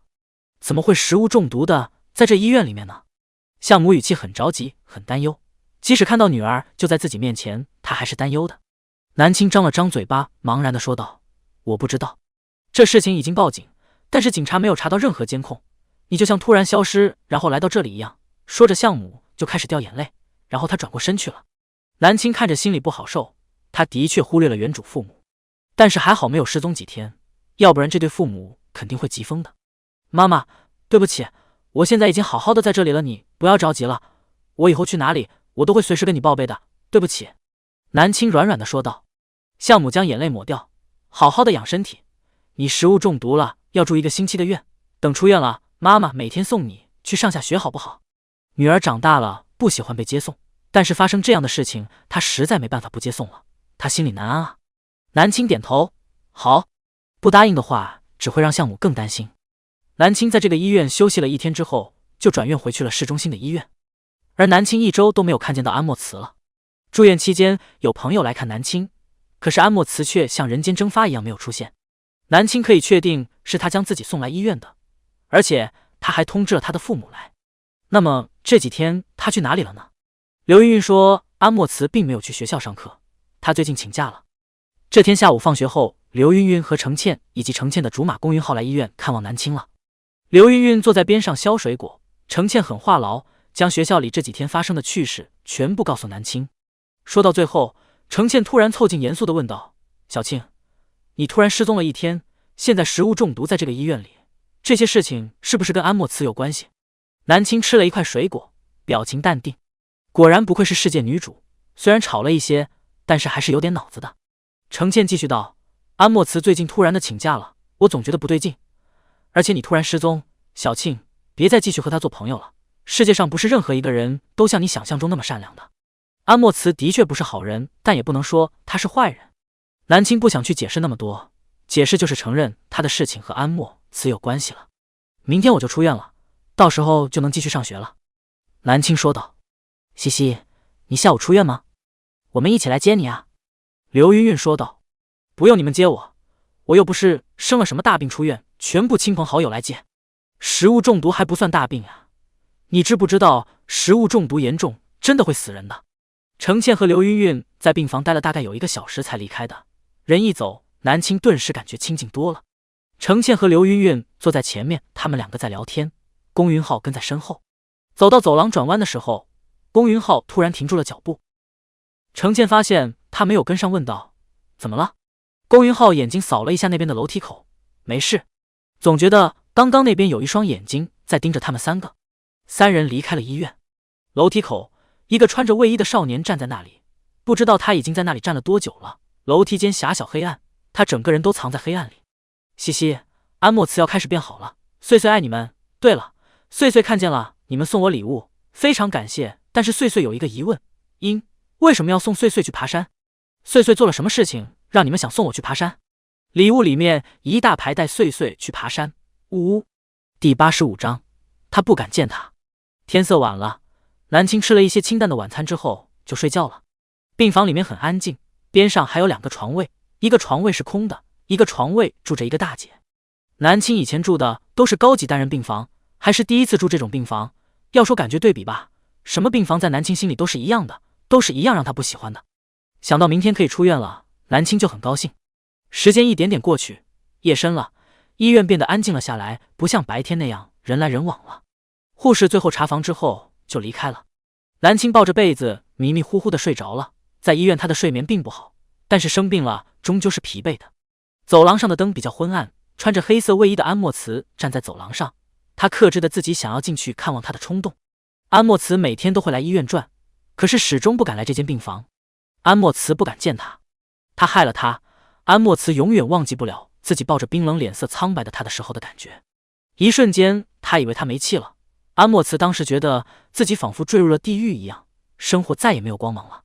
抱着最后一丝希望，安莫慈把他送来了医院。还好他还活着。脸色苍白，身体冰冷，是因为他身体不好，加上食物中毒。可是这一遭也是危险重重，他差点就没命了。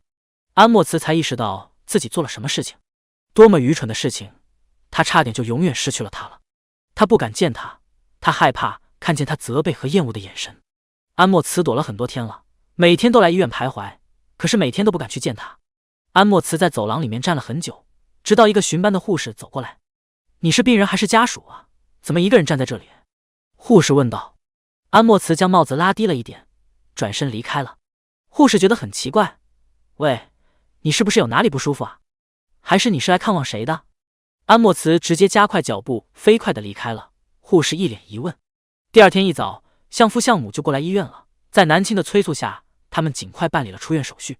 南青只想赶紧离开医院，所以催着他们去办的出院手续。当提着换洗衣服出了医院的那一刻，南青才松一口气。他一直以为自己很坚强，可以面对很多事情，但是他终究还是面对不了医院，始终还是有点隔阂。二二翘着二郎腿，清冷的小声音安慰道：“换谁从小到大住在医院，对医院都会有隔阂的，你已经很好了。”“二，谢谢你给了我健康的身体。”“所以多给我赚点积分吧，积分比谢谢2个字来的实际一点。”二二优雅地打了个哈欠。一家3口拦了一辆的士离开了医院。医院门口的花坛边，一个穿着黑色卫衣的少年静静地站在那里很久了。从南青从医院里出来，他就注视着，直到看见他坐的的士离开了。安莫慈手指攥紧，沙哑的声音喃喃自语：“庆庆瘦了，明显比前段时间瘦了一些，脸色也很白，都怪他，都是他的错。”第86章，敲他家门。即使是出院了，相母还是给女儿请假休息了2天。这2天他在家里各种煲汤给南青补。南青感觉自己这2天都要撑死了，总算挨过去了，他能开开心心的去上学了。来到学校，南青就注意到了后面空空荡荡的那张桌子。安莫慈失踪了，他向学校请假了，假期未知，这段时间谁也不知道他去哪里了，就仿佛人间蒸发了一样。南青看着那空空荡荡的位置，若有所思。刘云云特别开心，自己的同桌回归了。你住院一趟，我都学会自己写作业了，嘻嘻，这是好事啊。南青坐下来整理自己的书本。刘云云，一点都不好，我还是比较喜欢抄你的，嘻嘻。抄啊，我给你抄。真的，我就知道我的同桌最爱我了。我可不喜欢写作业了，每天要写得好晚，我都没时间打游戏了。南青把自己的所有卷子递过去，抄吧，高考的时候但愿也有人给你抄。好扎心，好冷漠。刘云云哭唧唧去了。程倩背着书包进来了，小庆，你不来学校这段时间我可不习惯了。这不是回来了吗？一整天上课，南青都有些走神，或许是感觉不到背后有一双阴冷的目光盯着自己，他都有点不习惯了。安莫慈到底去哪里了呢？一个大活人不可能失踪的。南青用社交软件发了信息给安莫慈，问他现在在哪里，但是发过去的信息都是石沉大海，毫无回应。下午放学，南青一个人背着书包走在街道上，默默回家。现在这个点是下班高峰期，马路上到处都是车。南青低着头慢慢的走着。南青走了一段路之后突然回头，他眼神快速扫视后面的街道，可是并没有看到自己想要看到的那个身影。他到底去哪里了？你可以定位男配吗？有时候可以，有时候不可以，目前定位不到。你的程序这么任性的吗？就是这样。南青一路回到小区，上了单元楼，他走到4楼的时候还停顿了一下，他看了一下那紧紧关闭的大门，最终上楼了。家里只有自己一个人，南青一个人写完作业，差不多把作业写完，父母就回来了。一家人吃完晚饭之后，相母和相父都喜欢窝在沙发上看电视，而南青起身说想出去散步，他换了一身宽松的运动服出去了。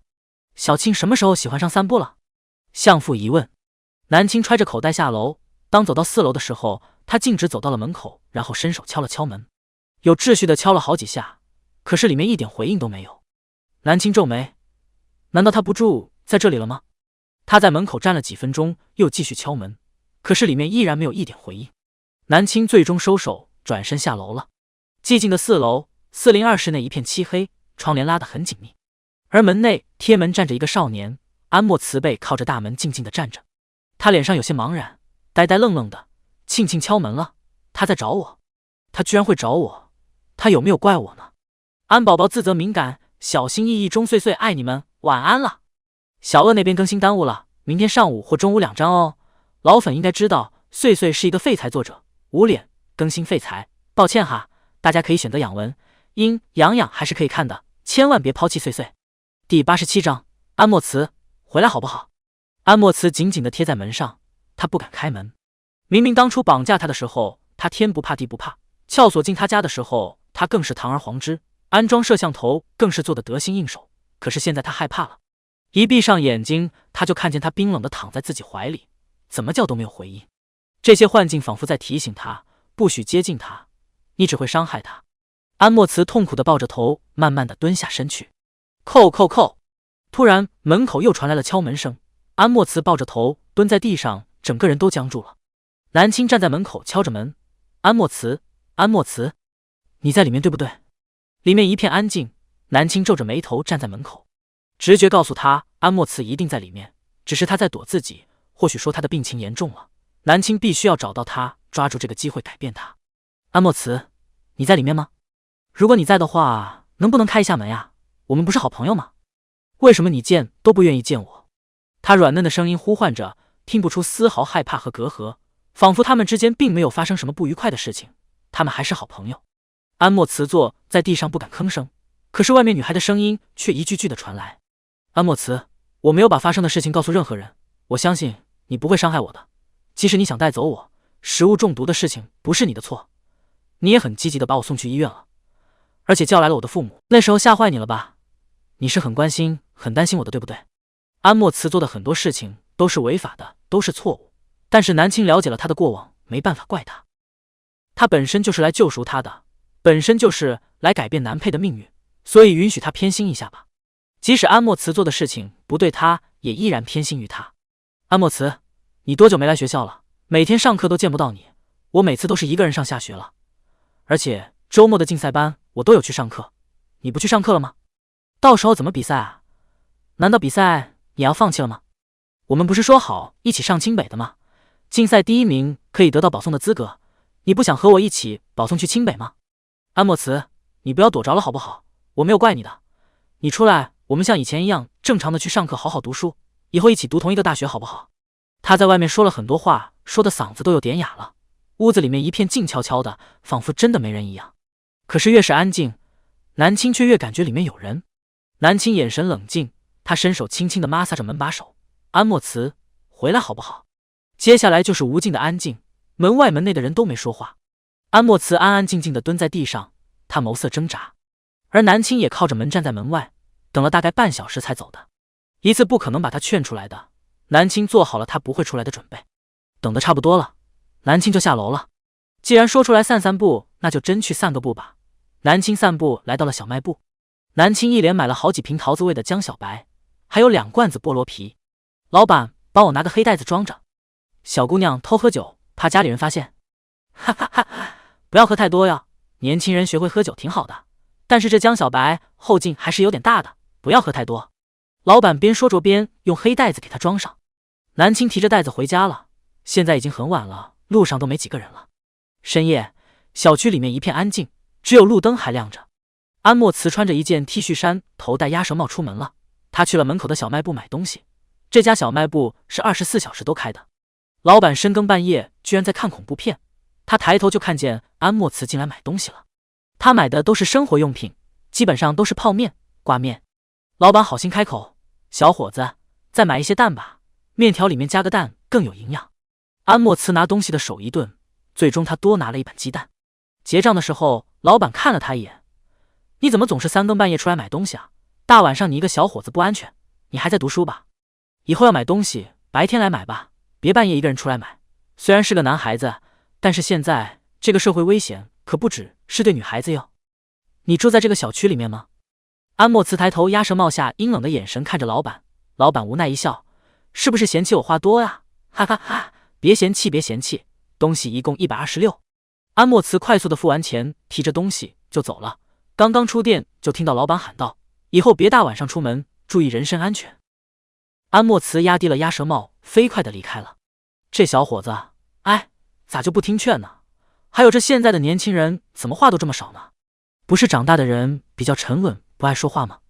现在的小孩小小年纪就不爱说话了。安莫慈上楼的时候特别注意了一下5楼的动静，然后快速的隐蔽进了屋，门轻轻的关上了。5楼南青一个人站在门口，听到楼下的关门声，他确定安莫慈的确在了。很好，只要他没有失踪就好，他总有办法逼他出来的。可以确定平时安莫慈很有可能在跟踪他，但是却不敢出来见他。南青打着哈欠回去睡觉了，明天去竞赛班上课，他会把他逼出来的。第88章抓到你了。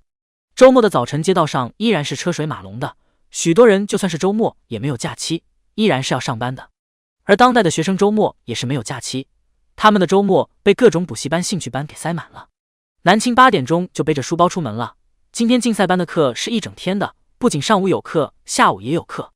马上就要比赛了，课程越来越紧张了。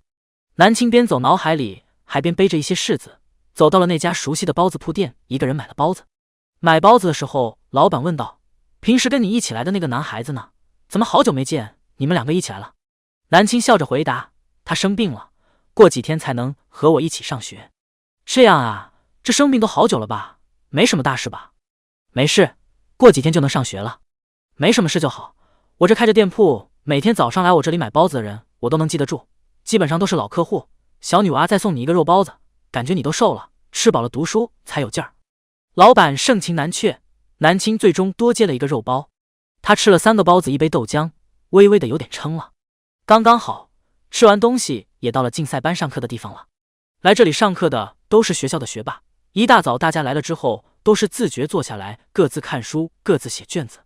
自从上次被那个男生向南青表白了后，南青回来后就找老师随便编了个借口，将自己的位置调远了一点。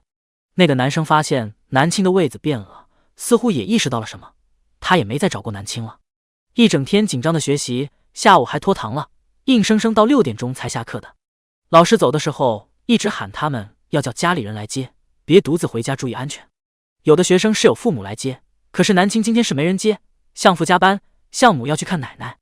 南青独自背着书包回家了，天越来越黑了，看来又要下大雨了，他没有带雨伞。南青干脆就往巷子里面的小路走了，往这边走更快一些道。但是这条路却不安全，这种小路里面很多混混，甚至还有可能有流氓。二提醒道：“这条路不安全，虽然在上个世界你学了跆拳道，但是也只能打2、3个人，万一你遇到一伙混混就完了。他故意走这边的，一切都在掌握之中。南青低着头走路，他仔细地聆听着身后有没有脚步声。拐角的时候，他眼神也快速瞥了一下身后，仅仅是那么1秒钟，他看见了一个穿着卫衣、戴着帽子的少年站在一个屋檐下。南青嘴角轻轻地勾起，他低头快速地走路，直到看见了前面2个染着黄毛头发一看就不良的人。南青看了看前面的人，然后张嘴尖叫了一声啊！尖叫完毕之后，南青就快速地往另一个拐角走了。好傻！前面的2个染着黄毛的人被吓了一大跳，他们也没干什么呀，这妹子叫什么呀？还有这妹子跑得真快，跑哪去了？不等2个人反应，突然一个穿着黑色卫衣、戴着帽子的少年跑了出来，他转角就看向了他们。被那个少年一看，那2个不良少年顿时有点发毛。喂，你看什么看？看你大爷啊！一个人凶巴巴地喊道。安莫慈一步步靠近他们，沙哑的声音问道：刚刚背着书包的那个女孩呢？什么女孩？大爷没看见。我问你，刚刚背着书包的那个女孩呢？安莫慈厉声问道。混混被他突如其来的厉声吓了一跳。你这人有毛病吧？都说了我没看见什么女孩。安莫慈冲上他面前，一拳就是打在他脸上。我刚刚听到他的声音了，他明明就是往这边走的，他刚刚尖叫了，他人呢？安莫慈一直跟在后面，但是因为害怕他发现自己，所以他跟得比较远。他看见庆庆往这边走了的，明明往这边走了，怎么不见了呢？还有刚刚他尖叫了，发生了什么？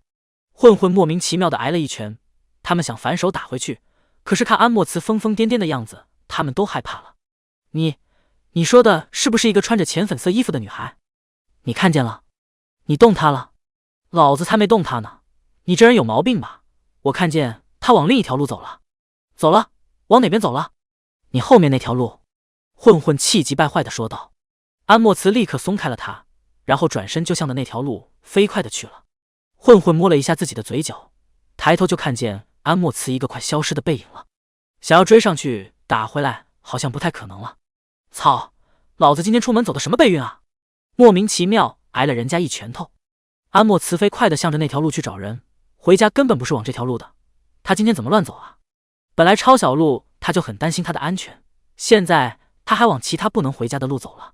安莫慈一颗心疯狂地跳着，他很担心很担心。安莫慈看着一条路上没有一个人，心都快揪起来了。就在这时候，边上的岔路突然冲出来了一个身影。安莫慈正准备闪开的时候，发现那个身影有点眼熟。南青一把扑过去，搂住了他的腰身，抓住你了。他猛地撞入他怀中，安莫慈整个人都懵了。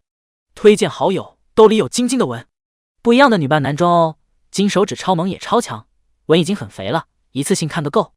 女主马甲超多，男装帅女装飒，男主强大且宠妻，夫苏爽打脸虐渣文，甜宠文 1v1 双 C。 喜欢快穿的小可爱也喜欢这本书哦，喜欢的可戳本张张评区他的头像直打。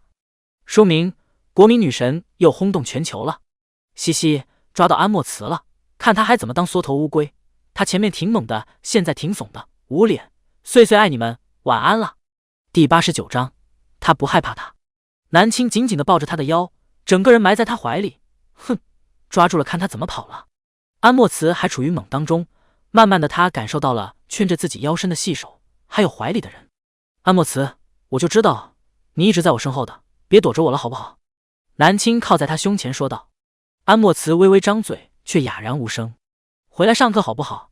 今天竞赛班的老师还问了我你去哪里了呢，还有1个星期就要比赛了，你难道不想拿到保送的名额吗？你不想和我上同一个大学了吗？南青抬头，一双水灵的眼睛盯着他，他眼睛里面干干净净，没有丝毫的杂质，仿佛之前发生的事情，他差点有生命危险，这些事情都没有发生过一样。庆庆，你不怪我吗？你不害怕我吗？他声音很沙哑，刚刚质问那混混的时候扯了嗓子。南青歪头一笑，你看我现在害怕你吗？在怪你吗？安莫慈眼睛都不眨地盯着他，似乎在判断现在看见的情景是幻觉吗？怎么不说话了？几天不见你，怎么又回到以前那样那么沉默了？安莫慈，说一句话好不好？安莫慈，你刚刚是不是很着急我会有危险？安莫慈，南青贴着他胸前，手一直抱着他腰身，似乎害怕他跑了一样。2个人的身体贴在一起，互相的体温都传递着。安莫慈身体微微发麻，总算确定这的确是真的了。安莫慈低头看着他，庆庆，对不起。这是这些天以来他最想对他说的话，对不起，他伤害了他。没事了，安莫慈，明天和我一起去上课好不好？快点答应，这才对嘛。南青松开了自己的手，然后伸手牵住了他。走吧，天都要黑了，我们回家吧。这条路上不安全，你可要保护我啊。安莫慈被他牵着走，他感觉全身热烘烘，心脏狂跳，那是喜悦和激动的情绪。他很幸运遇见了他，他的出现就像光一样照亮了他的黑暗。他不害怕他，他没有讨厌他，也没有怪他，真好。两个人一路走小路回家，南青一直没有松开过他的手，偶尔路上遇到几个看起来就很坏的人，安莫慈主动侧身护着他。还好那些人也没有招惹他们两个，相安无事的从小路走到了小区后门。很不幸，小区后门居然锁住了。南青哭笑不得的看着那锁住的门，门锁住了，我们还要绕一个圈去正门才行。这小区很大的，绕过去起码要走10分钟，感觉他们白走小路了。安莫慈拉住了他，等一下。安莫慈从口袋里面拿出了一根铁丝之类的东西，然后直接把锁撬开了。南青一脸平静的看着他撬锁的行为，然后淡淡的问道：安莫慈，你居然会撬锁，还有什么事情是你不会的啊？安莫慈手指颤抖了一下，莫名有一些心虚。他慢悠悠的将小区的后门推开了，懂一点。哦。南青点点头，然后进门了。安莫慈跟在他身后，一瞬间他觉得他什么都知道。安莫慈，今天晚上我爸妈加班，我可以来你家吃饭吗？安莫慈一愣，抬头问道：你不害怕吗？害怕你做饭难吃吗？我不害怕呀，你做的饭很好吃了。南青故作不懂的回答道。安莫慈听了这回答，露出了今天的第一个笑容，他脸上带着温和的笑容，点头：好，今天晚上给你做鸡翅。第90章一起被保送。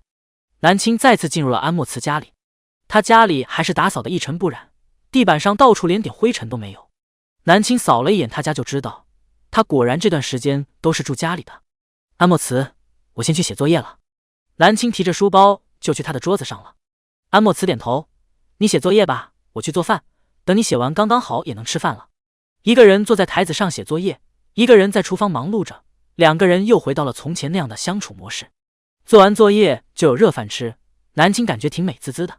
而且安莫慈做的饭真心好吃，他烧的每一道菜都色香味俱全。南青慢慢的啃着鸡翅，安莫慈坐在他的对面，几乎吃的都是青菜。南青夹了一块鸡翅放到他碗里：安莫慈，多吃一点肉，你太瘦了。他真的属于偏瘦的那种男生，本来长得又高又偏瘦，看起来有点阴郁的感觉。安莫慈看着碗里的肉，最终咬了一口：有我看着以后你就别想挑食了。南青说道。安莫慈眼神流露笑意：好。吃完饭，南青就提着自己的书包回家，差不多他父母也要回来了。安莫慈一个人收拾完碗筷，然后坐在沙发上发呆。他不敢想象自己犯下那样的错误之后还能弥补，上天似乎再一次又一次的给他机会，只要他抓住这个机会，以后他的人生都是光芒了。安莫慈嘴角轻轻的勾起，他起身的时候摸到了一个东西，拿起来一看，发现是一个瓶盖。这瓶盖好像是一种酒浆小白的瓶盖。安莫慈每次去超市买东西都能看到饮料区那边还放了一些酒，其中就有小小瓶的那种浆小白，瓶盖就是这样的。这瓶盖是从他书包里面掉出来的。安莫慈拿出了手机扫了一下瓶盖上的2维码，果不其然是浆小白的瓶盖，而且这个瓶盖还是中奖了的。他将瓶盖握在手心，神色思考着。南青回到家里就回房间了，他将书包里面的作业整理了一下，翻来翻去，突然发现自己的瓶盖不见了。南青将书包翻了个底，朝天来找。二优雅的打了个哈欠，说：不就是个瓶盖吗？不见了就不见了呗。那个瓶盖中奖了，可以免费得一瓶浆小白。他现在就是个穷学生，虽然也不差买浆小白的钱，但是难得中奖呀。南青很珍惜这个瓶盖的。找不到了。南青坐在椅子上，手指轻轻地敲着桌子，突然想到了一种可能，瓶盖应该掉他家里了。没事，不影响什么。二说道。不影响什么？多年后，安莫慈拿着一大堆酒来灌醉南青，诱惑南青玩了一场刺激的游戏。南青第二天醒来浑身酸痛，他郁闷的要死。嗨嗨，后话了。第二天一早，南青就去找安莫慈一起上学，还好安莫慈这次没有躲着他了。发生上次的事情留下的好处就是，安莫慈会处处为他考虑，不会轻举妄动了，甚至变得更暖了。而唯一的不好就是他更加的没有安全感了。南青给足他安全感，每天都和他黏在一起，去上学一起下学，课间的时候也去找他说话，不懂的题目也去找他，隔三差五邀请他来自己家里做客。相父相母并不知道上次南青失踪一天的事情是安莫慈做的，安莫慈他们眼中就是一个很乖巧、学习又好的男孩，他们很喜欢安莫慈，每次都热情地招待安莫慈。渐渐的不出1个礼拜，安莫慈终于恢复了一些活力，话也更多了，脸上的笑容也更多了。果然陪伴是最好的治愈。2个人一起去参加了竞赛考试，第3天就出成绩了。安莫慈拿下了第1名的好成绩，并且成绩远远的超过了第2名。南青考的是第3名，他按照原主的水平来考试的。2个人拿下了好成绩，安莫慈也成功被清北大学看上了，并且内定保送。他们2个都不用高考了，到时候直接去清北就行。距离高考还有几个月，2个人依然每天好好上课下课，每次月考都承包了全年级的前几。安莫慈变的话多了也会笑了，班上也越来越多人喜欢和他说话。虽然他还是有点冷，不是很经常的搭理人，但是大家都不排斥他了。甚至接触之后，大家都发现自己对安莫慈有误解。快要高考的那1个月，整个班上都围绕着紧张的气氛。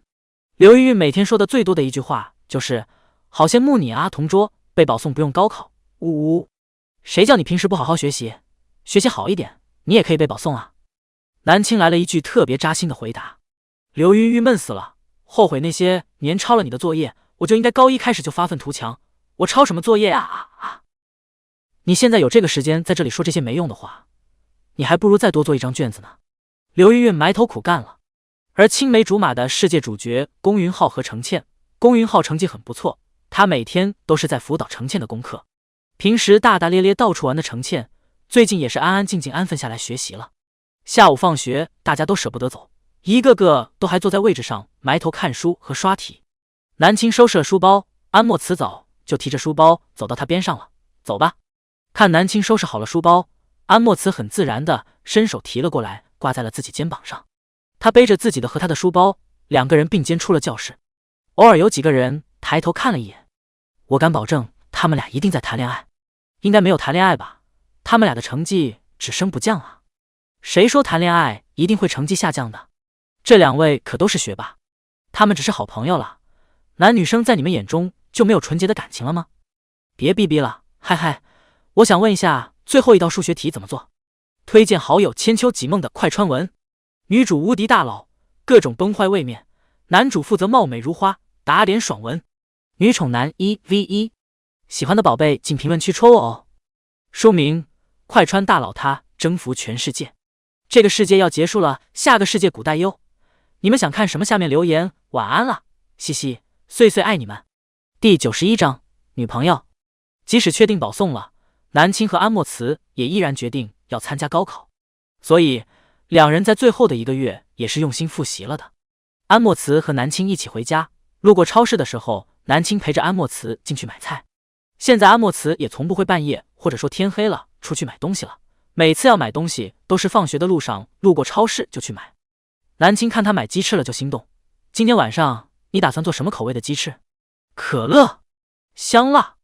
安莫慈眼底含笑。南青捂脸，好了，又是蹭饭的一天。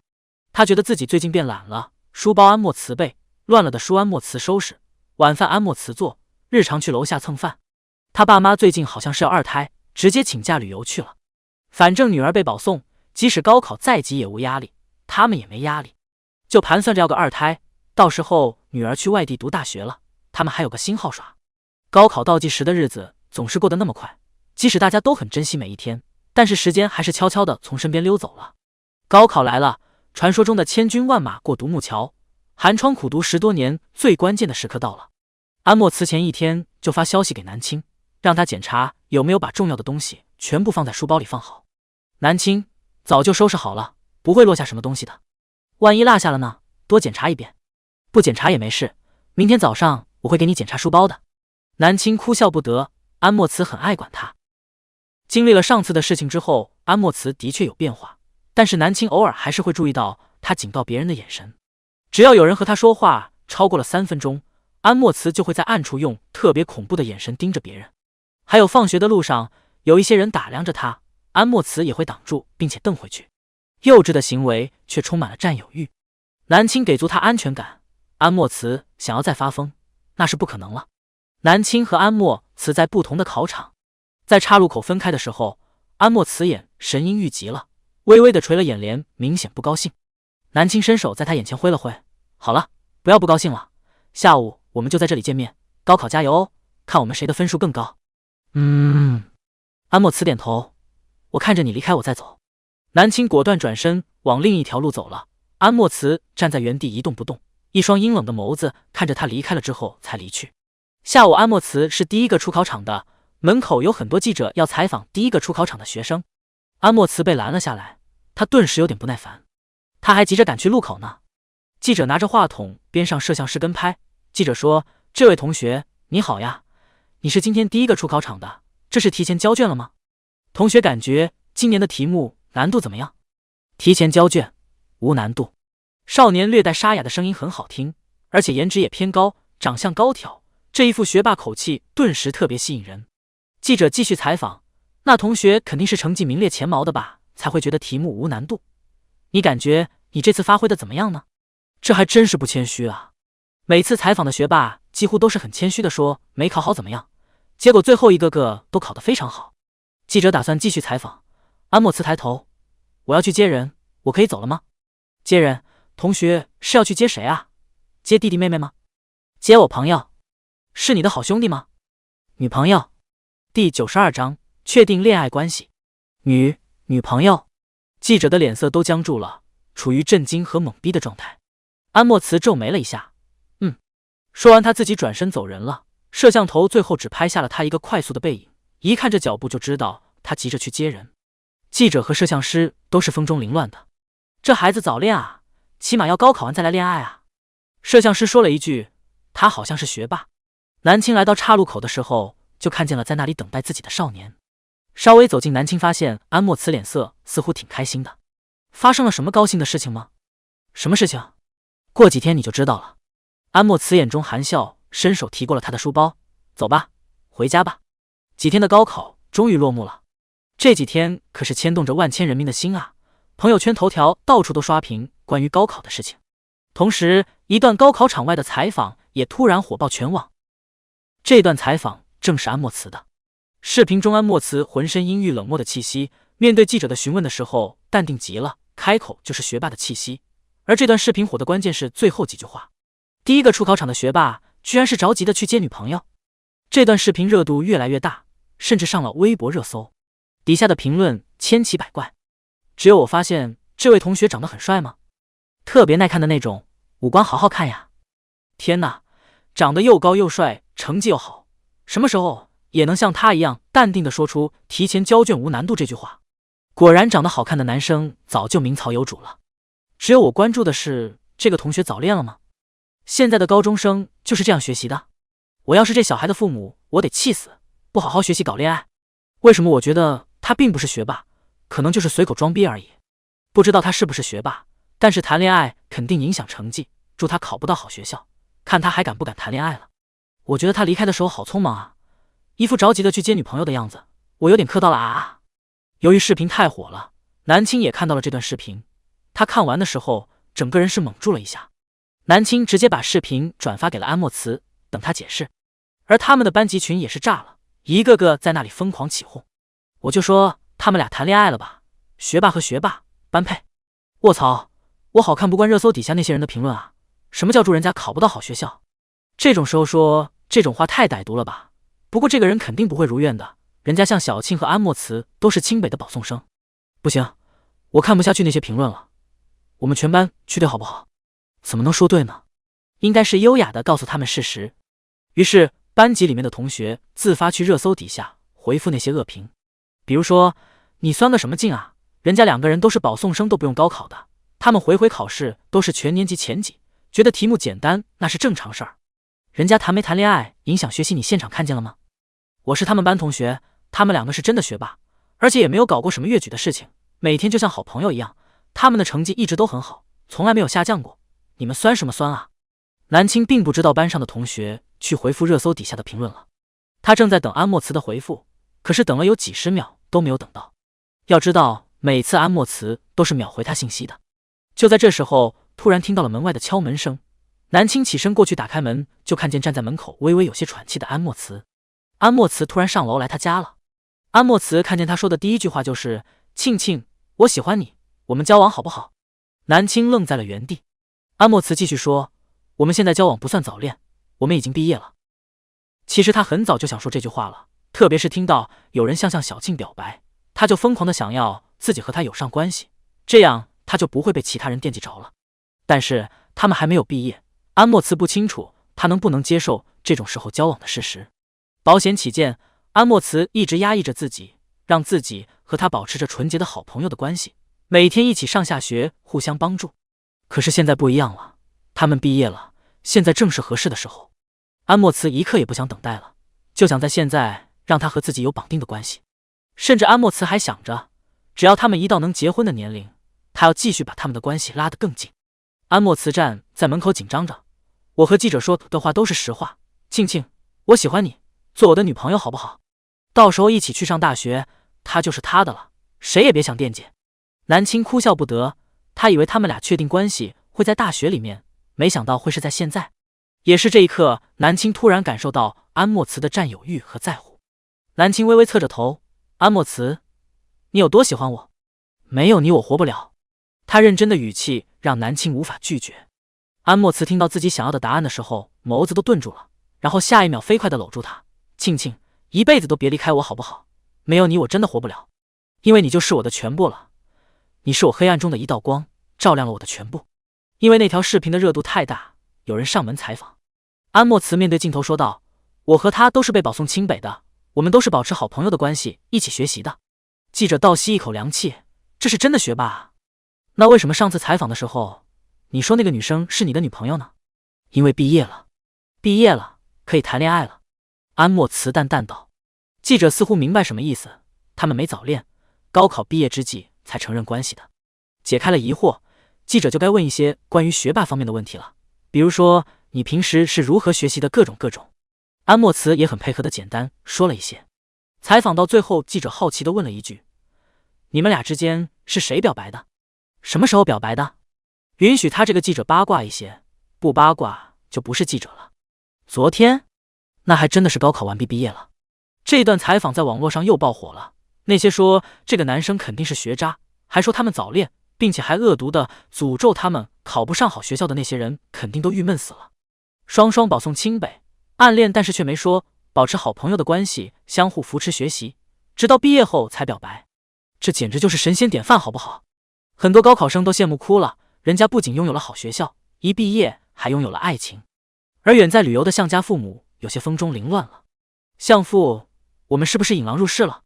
他们还没有做好准备，女儿这么快就有男朋友了，而且这个男朋友还是经常来他们家吃饭，他们赞不绝口的少年。向母心大，现在社会多少人找不到男女朋友啊？过七夕的时候单身的一大把一大把，我们家小庆有男朋友是好事。也是啊，哼，谁说作者今天更新了就是单身的？催使我们更新的是单身吗？不是断更没稿费。岁岁单身很骄傲，因为交男朋友影响岁岁当富婆了。晚安，爱你们。第93章读大学。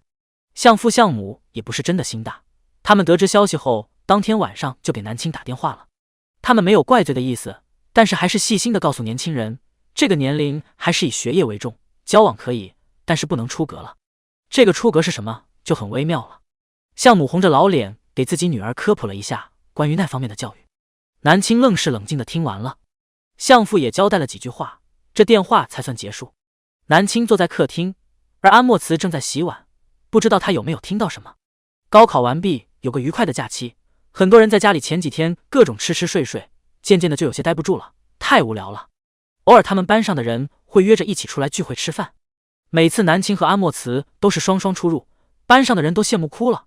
可恶，早知道不叫这两个人了，叫出来虐狗吗？每次聚会吃饭，安莫慈都是替南青拿着包的，饭桌上为他夹菜，看他饮料喝完了就细心的添上。安莫慈不太爱搭话，可是他说的每一句话都跟南青有关，都是对他说的。刘云云要哭了，因为不仅仅同桌谈恋爱，还有好朋友程倩也恋爱了。程倩和龚云浩两个人青梅竹马，高考一毕业也谈恋爱了。刘云云一个人夹在两对恋人中间。安莫慈和南青虐完班上的人，龚云浩和程倩又虐他们一遍。最后有人掐着班长的脖子说道：“别请谈恋爱的人，下次再请他们来，我掐死你啊！”班长笑着：“没事没事，都是同班的人，不请多不好啊。”“不请很好，不请很好。”很多人选择假期出去兼职了，多一点社会阅历。愉快的假期就这样过去了。他们班上最后聚餐了一顿之后，所有人都各自奔赴五湖四海了。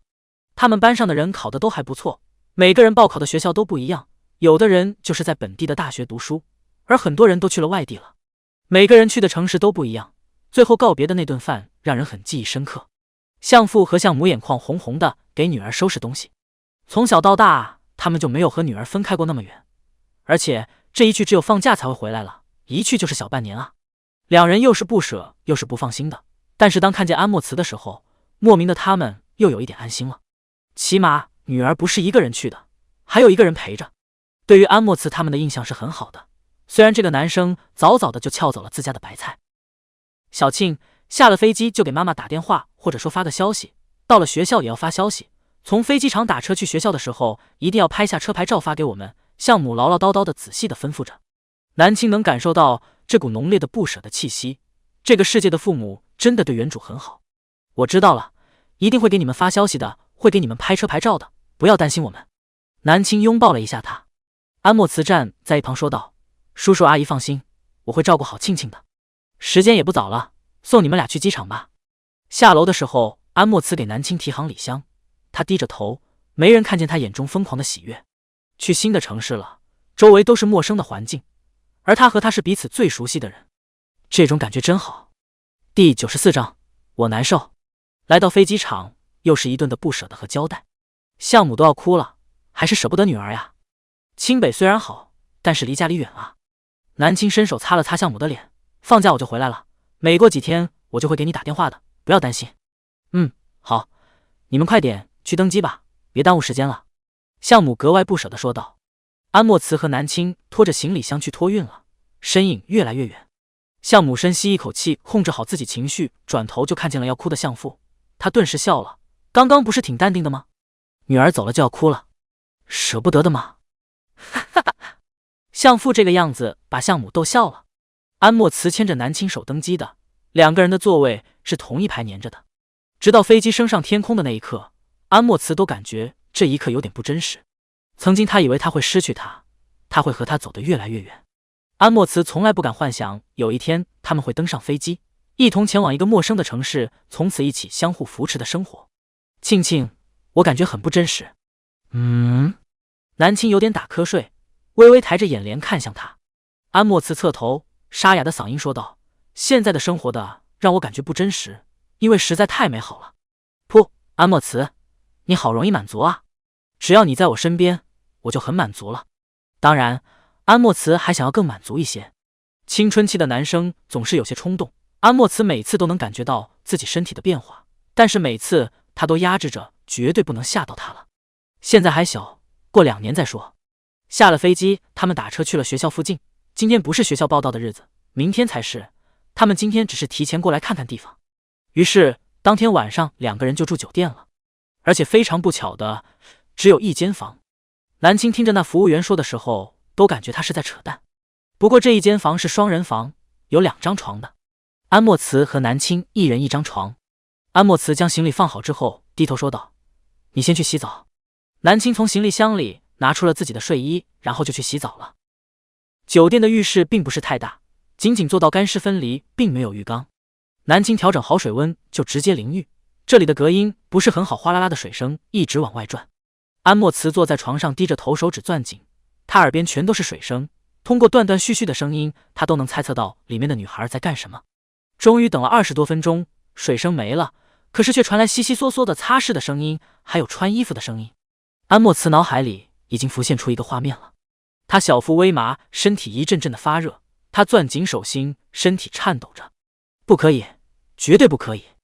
南青擦拭着自己湿漉漉的头发，穿着睡衣从浴室出来了。我洗好了，我刚洗完澡，里面很闷热，你过一会儿再进。话没说完，安莫慈就直接越过他进了浴室，一句话都没说，他瞬间就进了浴室。南青皱眉，这么急切的吗？是想上厕所，还是急着洗澡？下一秒，浴室就传出了水声，证明安莫慈是在洗澡。南青没管他了，他将头发擦得半干之后，就在酒店房间里面寻找着吹风机。还好这房间里是有配吹风机的，不然他这一头的头发没有半夜是干不了了。房间里面洗澡的水声和吹风机的声音交响着。南青把头发吹干了，浴室里面的人都还在洗澡，而且水放得特别大。南青趴在床上玩手机，他打开一本哲学书看着，或许是看得太入迷了吧，浴室里面的人出来了他都没发现。直到床铺边陷下去了一点，南青回头就看见穿着睡衣的安莫慈，他一身的寒气。南青疑惑，你用的是热水洗澡吗？怎么身上挺冷的感觉？洗的冷水？怎么洗冷水啊？万一感冒了怎么办？明天可是要去报道的。安莫慈坐在他床边，从他的角度一眼就可以看见南青睡衣耷拉下来露出来的好看的锁骨。他皮肤细腻白皙，而且是白里透粉的那种，仿佛人一掐就能在上面留下痕迹一样。的确，安莫慈有点想在上面留下痕迹。安莫慈情不自禁地慢慢靠近，南青立刻注意到他表情不对劲。安莫慈，你要干什么？庆庆，我可以亲你吗？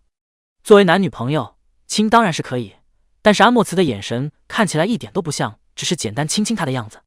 不等南青拒绝，安莫慈双手撑在了他肩膀上，一把将南青压在了床上。安莫慈，庆庆，你害得我洗了冷水澡。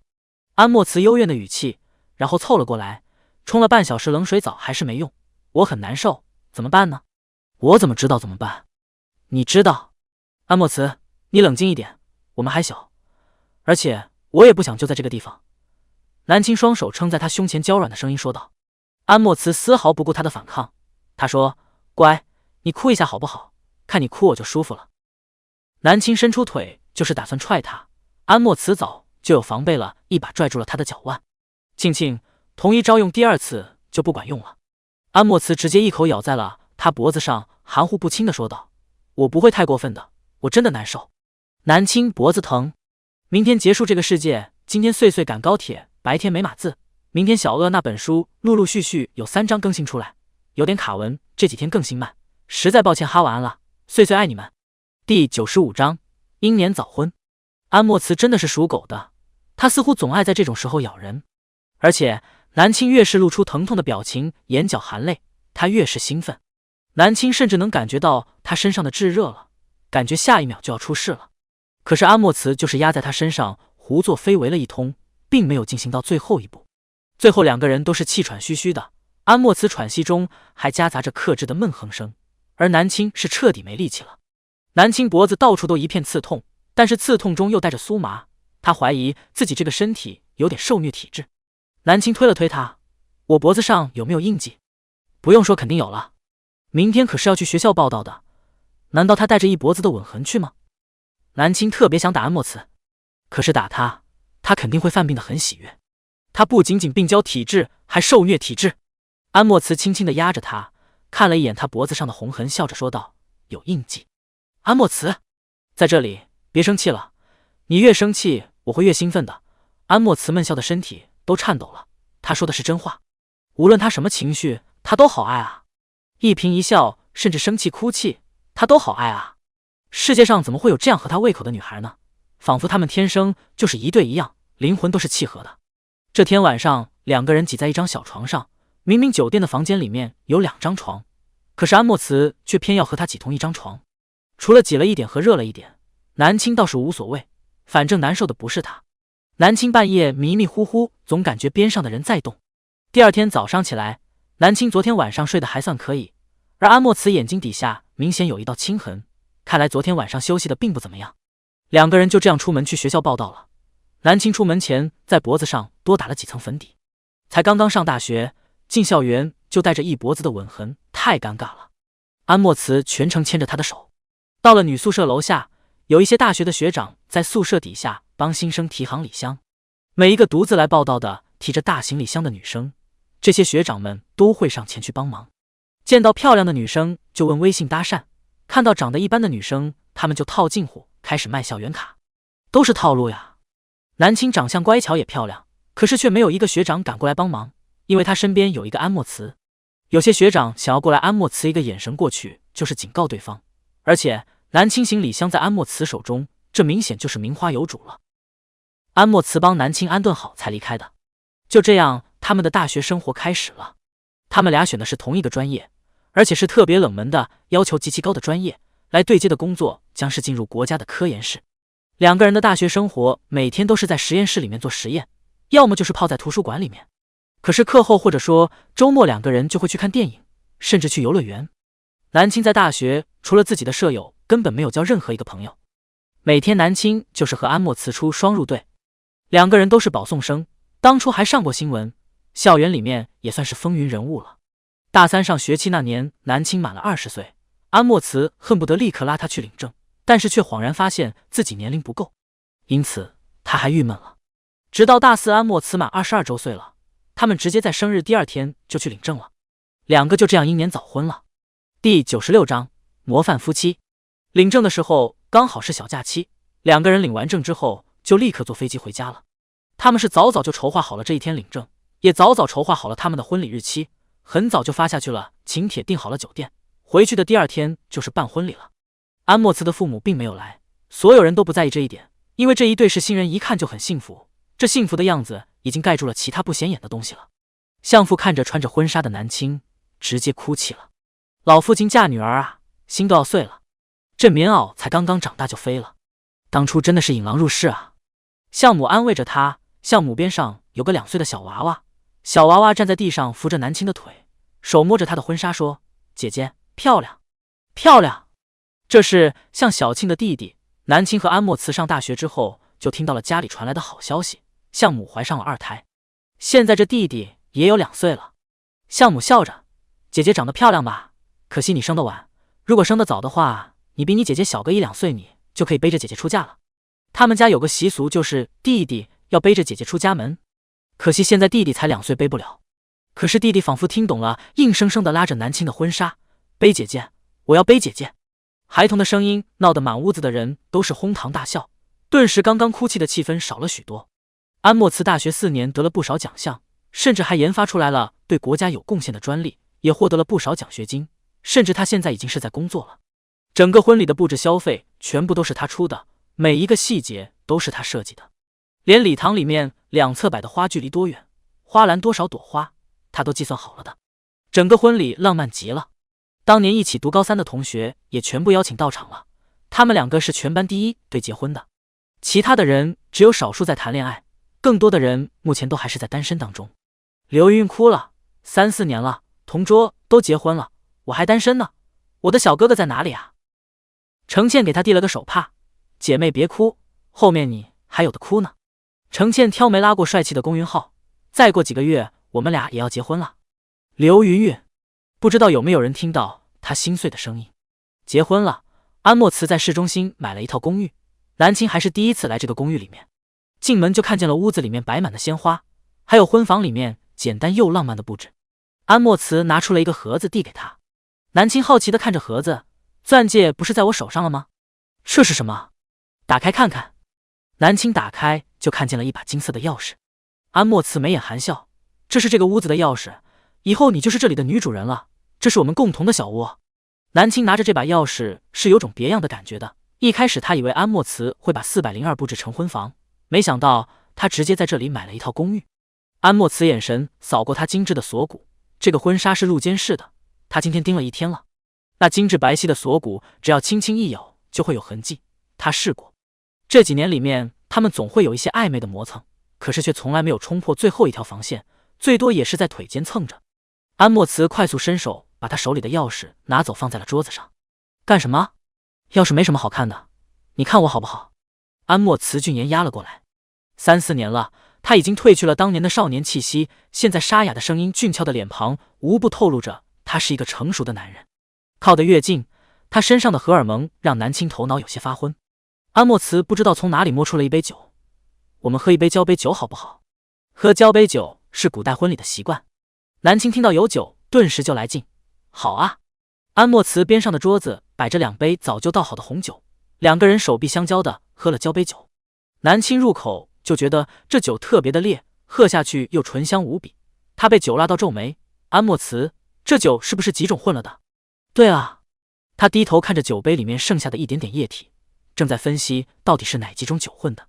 直到男人的气息就在鼻尖，南青才发现他的眼神就像狼一样。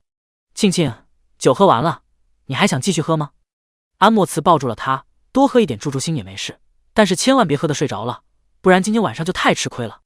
安莫慈，你收一收你的气场，我怎么觉得你要吃了我？我当然想吃了你了，你知道我想吃你想了多久吗？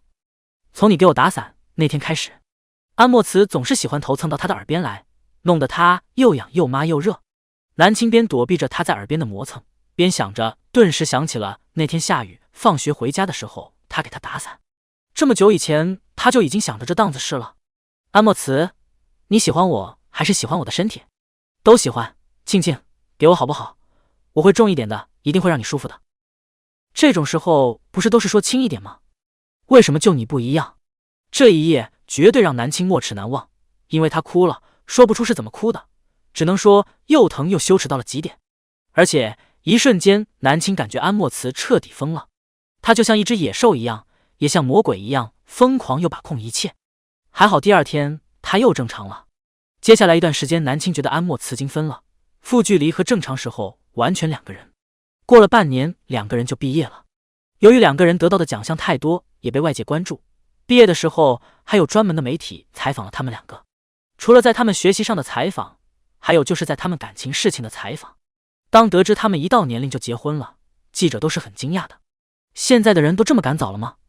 不是说当今社会的年轻男男女女都恐婚吗？大概是没遇见爱情吧。而且爱情也不是谁都能遇见的。两个人的采访又再次登上了热搜。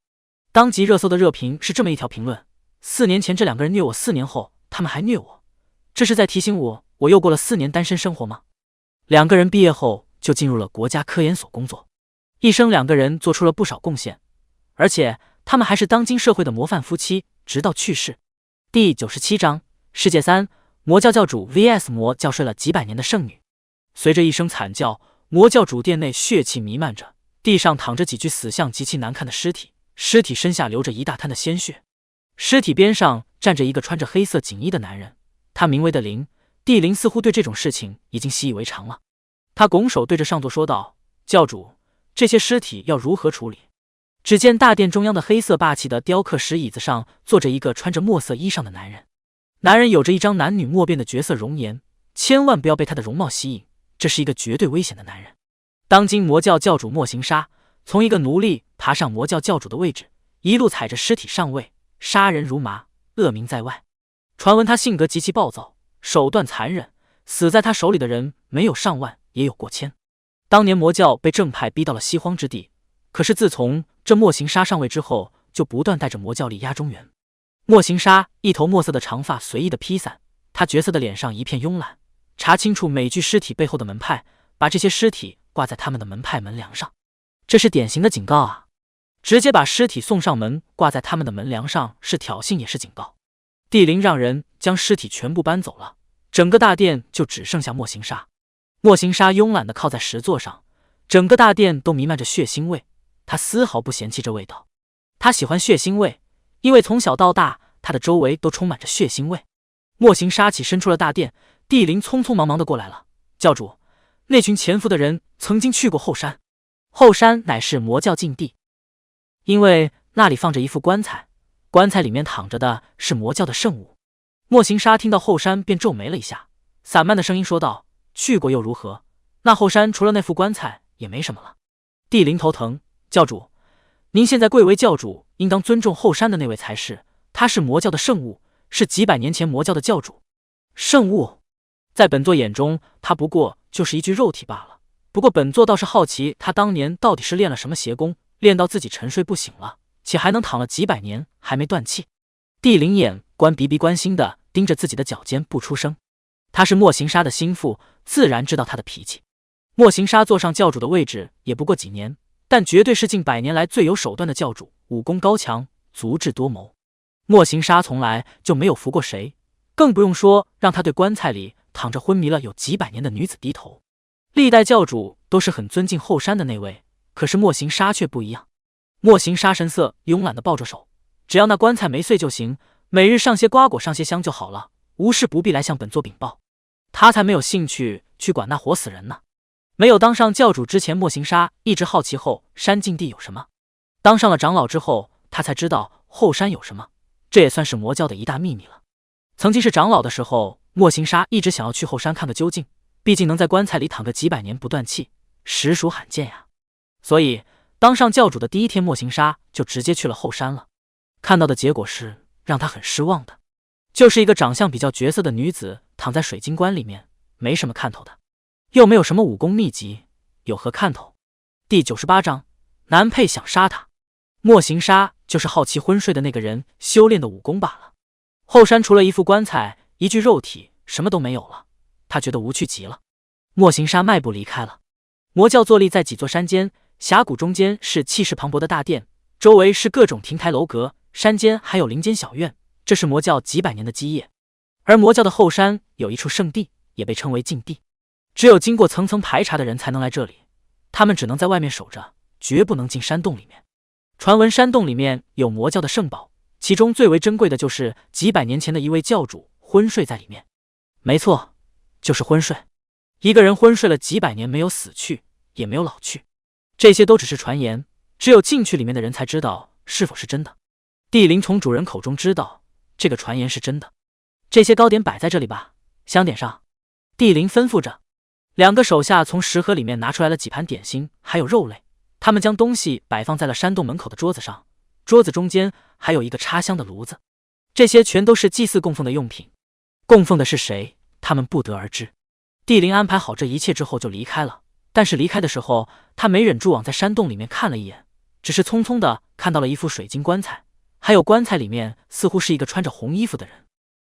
帝灵快速离开了，这里还有一位长老在镇守，他再多看几眼，估计那位长老就会出现了。我什么时候可以醒来啊？南青从来到这个世界就感觉自己被困在了这具身体里面，动弹不得，睁不开眼睛也醒不来，唯有耳边有一些声音。二已经跟他讲解了他的身份，100年前的魔教教主，名闻人允，现在算来要被称呼为圣女。估计这几天你就会醒了，原剧情里面也没写你这个配角具体什么时候醒的。原剧情里面讲的都是主角们，还有男配女配，南青这个身体只能算是一个炮灰。翘着二郎腿，声音清冷优雅的说道：你醒来之后要小心男配，你醒来相当于又多了一个教主。男配踩着无数人的尸体才爬上这个位置的，他不喜欢有人凌驾于自己的头上。原剧情里面男配杀了原主，并且还吸取了原主身上的功力。南青听到这话轻笑了，我醒来他就想杀我，杀了我谁去改变他的命运啊？男配的结局是什么？男配莫行沙，原本一个杀人如麻的大魔头，可惜在一次下山的途中，他遇到了世界女主。世界女主是正派小师妹，活泼可爱，心地善良，立刻吸引了他，然后走上了一系列狗血剧情。女主注定是要和正派男主在一起的，最后的结局是莫行沙坠崖而亡。小孩伸手滑动光屏说道：你的任务就是改变他坠崖的结局，让他这辈子不孤独终老。知道了。目前最头疼的事情是他醒来男配可能会杀他。怎么就这么想不开呢？有2个厉害的教主不是挺好的吗？一起带着魔教发达啊。摇头，在魔教里面永远只能有一个领头人，每一个领头人都是踏着尸体走上来的。原主文人云也是杀了无数人才坐上这个位置的。第99章，长得再美又如何？一山不容二虎。南青躺在棺材里面动弹不得，还好肚子不饿。他每天要么清醒着跟聊天，要么就是昏睡着，慢慢的等着这具身体醒来。南青对是很好奇的，系统3000世界。一句话堵了过来：你不要总问我好不好，这些事情你是不会明白的。你有过多少个宿主？你这问题问的仿佛我有多少个前女友一样。翘着二郎腿说道：有很多宿主，你是少数让我满意的。有没有人说过你的声音挺好听？清冷的小孩的声音，你是小孩吗？毕竟是自己的搭档，南青还是想多了解一下自己这个系统的。摇头，不是小孩，我的岁数上几万起步了，系统是没有岁数可言的，只有形态。我目前是小孩的形态，所以我的声音是小孩的样子。那你可以变为大人吗？可以，随意变换形态都可以的，但是要真正的升级长大的话，就需要积分。系统的心理都是成熟的，也可以变换形态让自己长大。也就是说，22可以变成成年人，也可以有发出成年人的声音。你为什么喜欢小孩的形态？小孩的声音不好听。22清冷优雅的小嗓音总是一派严肃即视感，南青感觉他应该长得很萌，很好看吧，然后又少年老成的样子。22听见南青在幻想自己样子，轻笑，想进我空间看看我的样子吗？可以看见，可以进去吗？南青好奇极了，突然他手指动了一下，是真的手指动了。南青一愣，又尝试着活动了一下自己的手指。22，我好像醒来了。22滑动光屏扫描了一下原主的身体，是醒来了，不过刚醒来可能你会有些无力。南青慢慢的睁开了眼睛，眼前一片漆黑，他眨了好几下眼睛，然后逐渐视线才开始清晰。他躺着的是一个水晶棺椁，透明的可以看见外面。南青想要坐起身来，却发现根本没有力气。几百年没吃东西了，能活着真的是奇迹。南青硬生生蓄了好久的力气才起来，然后伸手一掌把棺材盖拍开了，一声巨响，棺材盖砸在了地上。南青坐起上半身，无力地趴在棺材的边缘上喘息着，真费力，看来我还要养一段时间身体了。这一声巨响引来了守着山洞的长老。大长老快速地出现在山洞口，然后往里面看，何人在里面？历代的大长老都是要守候这个圣地的，他也有进去的权利，但是不到万不得已绝不可以进去。大长老一眼就看见了山洞中间被打开的棺材，一个穿着红色衣服的绝色女子坐在棺材里面，上半身起来了，她趴着边缘喘息着。大长老愣住了，直到看清里面的人的穿着合脸，他直接跪在了地上。圣女帝灵一路匆匆忙忙地跑向了一处灵院，他来到院子里，立刻跪下高呼道：教主！房间的门打开了，一身墨色衣裳的莫行沙慵懒不耐烦地看着他。何事？后山的那位醒来了。什么？莫行沙皱眉疑惑极了。帝灵赶紧道：山洞里的那位真的醒来了，大长老现在正守在山洞口呢，长老让属下来请您过去的。帝灵也不敢相信，躺了几百年的人居然能醒来。莫行沙神色疑惑，眸中闪过好奇玩味的神色。走，本座看看去，看看是什么样的妖女能活这么久。醒来了可真麻烦呀，那个女人可是几百年前的教主，现在醒来了，可不就多了一位教主吗？这让他置于何地啊？莫行沙又是好奇，又是眼神中带着杀意，他绝不允许一个女人夺走了他的地位。南青还坐在棺材里面运功，他实在太虚弱了，必须好好用功一番。红衣女子盘腿坐在棺材里面，眼睛紧闭着，她一头长发没有梳起，3000发丝散乱着，发丝无风飞起，绝色的容貌十分惹人瞩目。穿着灰色衣裳的大长老在外面灼灼不安，他很确定里面这个女子就是圣女，看守数年，他记得她的衣裳容貌。醒来了，真的醒来了，真的是天佑他们圣教啊！大长老听到脚步声，抬头就看见远处走来的男子。莫行沙一身墨色衣裳，发冠轻轻地低竖着，绝美的容貌男女莫辨。大长老客气地上前：教主来了，圣女正在里面运功，还请您在洞口恭候。莫行沙眼神中闪过一丝轻蔑，里面那个女人刚刚醒来，这大长老就让自己恭候她，这明显是把自己的地位摆在他的下面。莫行沙慵懒的神色，轻慢开口：圣女在运功，本座进去为她护法吧。圣女难得醒来，定然不能出了差错。说罢，他瞬间越过大长老进洞了。大长老都还没看清他的身影，就发现他已经越过自己了，好快的身法。莫行沙踏入山洞，就感觉到强大的内功，这内功是从那个女人身上发出来的。他内力护体，一步步接近棺材，稍稍走近就看清了那女人的容貌。再次看见她的脸，他还是小小的惊讶了一下。莫行沙记得第一次看见她的时候，只觉得这大概是他看过最美的女子吧，一身红衣绝色无比，安安静静的躺在水晶棺内，仿佛是一个精致的傀儡一样，让人想抱在怀中把玩把玩。现在醒来了，她的容貌也不死气了，似乎变得更加的夺目了。长得再美又如何，一山不容二虎。莫行沙右手急起了一团内力。推荐我自己的书，岁岁还有个笔名叫9000岁，推荐快川宿主他一心求死，快川反派，我眼熟你。岁岁算是老快川作者了，嘻嘻，质量有保证。这2本书系统和22世兄弟优系列文，老读者应该知道。嘻嘻，一个上来就是想弄死媳妇的男人，晚安了，岁岁爱你们。第100章，扶他起来。南青运功的时候，二二就时时刻刻盯着，看见南佩进了山洞，二二就知道这家伙想干什么。二二快速道：“南青，他准备袭击你，这是一个危险的南佩，分分钟要你命啊！”南青虽然在运功，但是也在警惕着，听到二二的声音，他就快速的倒了下去。正好此时莫行杀一掌打了过来，南青的一道刚刚好躲开了，他躺在了棺材里面，慢慢睁开了眼睛，一双血红色的眸子充满了危险冷漠的味道。他看着站在棺材边上的男人，莫行杀早就收回了手背，在身后看向他，一瞬间他看愣了。一身红衣绝色容颜已经够好看了，他的眼睛居然是血红色的，像一只小妖精一样。莫行杀眼底划过一丝丝的算计，他微微低头：“圣女。”南青蓄力坐了起来，冷淡的声音开口：“你是？”他记得自己以前的所有事情，可是过了100年，他对什么事情都是陌生的。莫行杀居高临下的看着棺材里面的女人，道：“本座是圣教教主莫行杀。”他微微蹙眉：“教主？那本座是何身份了？”两个人都自称本座，瞬间画面有点诡异，而且两个人的气场也是暗暗较劲的那种。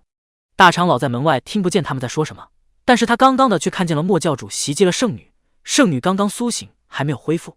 大长老假装不知刚刚发生了什么。现在有2个主子，无论他站哪一个都会出错，不如让他们自己斗吧。莫行杀看他这份盛气凌人的样子格外不爽，但又觉得格外有趣，毕竟自从坐上了教主的位子，就没有谁在他面前这么嚣张过了。男人直接一屁股坐在了棺材边上，居高临下看着他：“你睡了几百年，圣教早就变了，本座是现任教主，圣女可还有什么要问的？”书中记载他在位期间也是被称为圣女的。南青觉得脑袋疼，他刚刚苏醒，浑身都不舒服，偏偏边上还有个虎视眈眈的男人，他半点虚弱都不能显现出来。二儿优雅地翘着二郎腿：“放心，你恢复了实力，甩他几条街呢。目前就算你不舒服，你小心一点，他一样杀不了你。”“那原主是怎么死的？”“我不知道。”理直气壮。二儿咳嗽了一下，说道：“嗨嗨，嘴瓢了，我知道的，原主是自己练功走火入魔死的。”南青听到这个答案，立刻暗暗地告诉自己，练功时候小心一点，别走火入魔了。圣女打算一直坐在里面吗？莫行杀看他很久了，怎么有点木？莫不是睡了几百年，脑子不好使？可是刚刚说话的气势不像是个傻的啊。南青眼神都没有给他一下，抬起纤纤玉手扶本坐起来。这使唤人的架势恰到好处，不做作反而尊贵无比的感觉，仿佛他生来就是站在云端被人仰望的。莫行杀是不想去扶他的，因为这样显得好像他地位比他低一样。可是他话音刚刚落下，他居然不自觉地伸手去扶人了。当他冰凉的手搭在他手心的时候，他才清醒过来。莫行杀顿时脸黑了，他黑着脸抓住他的手一拉，将他粗暴地拉了起来。第101章，抱他。南青本来就想压一压他气势，可是没想到他动作如此粗暴。他眼神中划过笑意：“这可是你动手的，不怪我。”南青直接顺着他的力气起身后倒向了他。莫行杀没反应过来，就感觉到一具柔软的身躯倒在了自己怀里。说是拯救男配，还不是攻略男配啊！南青本来不想这么主动的，可是是他动手的。他靠在他怀里，血红色的眸子看着他，先发制人：“怎么，本座才醒来，你这小辈就这么迫不及待了？”莫行杀听了他的话，顿时一肚子火：“本座怎么就迫不及待了？就你这没有2两肉的样子，本座看不上。还有这小辈2个字，简直让他牙痒痒。可惜他还真的是小辈，根本没办法反驳这个女人。”南青轻轻一笑，低头看着自己手上还抓着的大掌：“既然对本座没兴趣，那么是否应当松开了？”莫行杀一瞬间像是被他烫手了一样，赶紧松开了手。南青没有着急的起来，而是继续坐在他腿上，慢慢贴近他耳边：“别装了，刚刚运功的时候你袭击了本座吧？想弄死本座你还差得远呢。”他身上一阵好闻的香味弥漫在他鼻尖，娇媚轻蔑的声音，他在鄙视他。莫行杀身子一僵，眸子中闪过杀意，他沉声回复：“小辈自然是不能和活了几百年的圣女比啊，毕竟小辈是人。”这是骂他不是人，是妖精。南青不在乎，他起身离开了他几米远。莫行杀，给本座安排住处。他吩咐起他来得心应手，丝毫不把他放在眼里。莫行杀这几年来从来没有遭受过这种对待，他气笑了，慵懒的起身：“是，来日方长，他迟早会弄死他，不会让他在自己面前趾高气扬太久的。莫行沙没有在住处上耍什么手段，大大方方的让他住在了自己边上的另一座主店，派遣了很多女婢去服侍他。南青出了山洞，做的第一件事情就是沐浴。温泉沐浴最舒服不过了，烟雾袅袅的汤池中，女子浸泡在里面。此时一个婢女端着托盘进来了，托盘上面摆放着一壶酒。圣女，您要的酒来了，放地上，出去。婢女出去了，南青游到了池子边上，他身子泡在温泉里面，伸手拿了酒壶直接喝。古代江湖世界，他怎么能错过古代的美酒呢？他洗澡的时候，二二都是会自动去小黑屋的。如果二二现在看见他在喝酒，肯定要用着清冷的小孩童的声音吐槽一句：“你就这点出息了。”南青想到二二那小语调，就忍不住笑了。南青沐浴完，二二自动就出了小黑屋。他一眼就看见了地上的空酒壶，就知道发生了什么。他撇眉清冷的声音说：“你也就这点出息了？”“是的，我就只有这点出息。”南青笑容满面的回复。二二眉眼看他，不是夸你，我是在吐槽你。哎，你沾沾自喜什么啊？二二不理他了。南青穿着一身火红色的衣衫，披散着头发出去了。院子里面，莫行沙坐在石椅上等着他。晚安，呜。第102章，你可以滚了。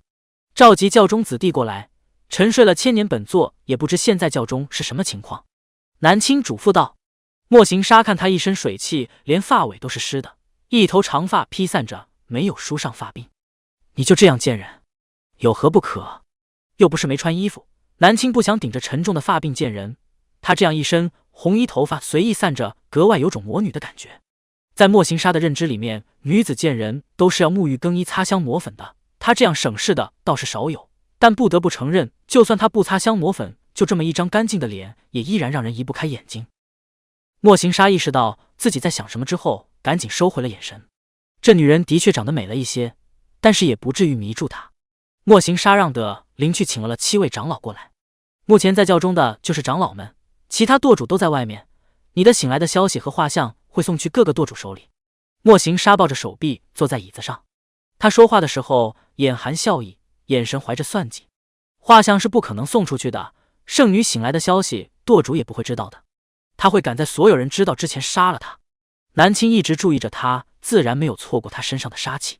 不省心的，表面上笑容满面，背地里就想弄死他。魔教一共有7位长老，长老一一过来拜见了南青。南青看着底下站着的7个老头，其中有几个人长相丑陋，身上还长着毒脓，这一看就是一个使毒高手。他扫了一眼底下的人，对于本座的生平，你们应该听说过。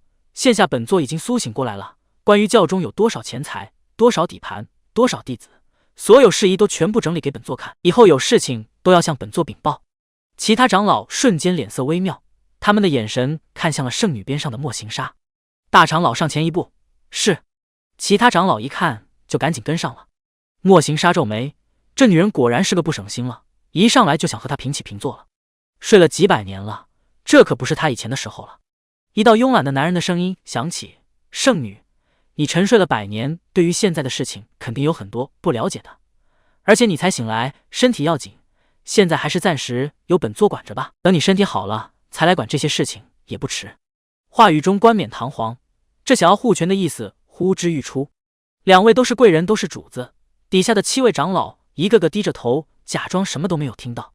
南青轻笑着，妖媚的声音笑着：“本座身体好着呢，不劳你费心，这点事情本座还是处理得过来的。”“哦，是吗？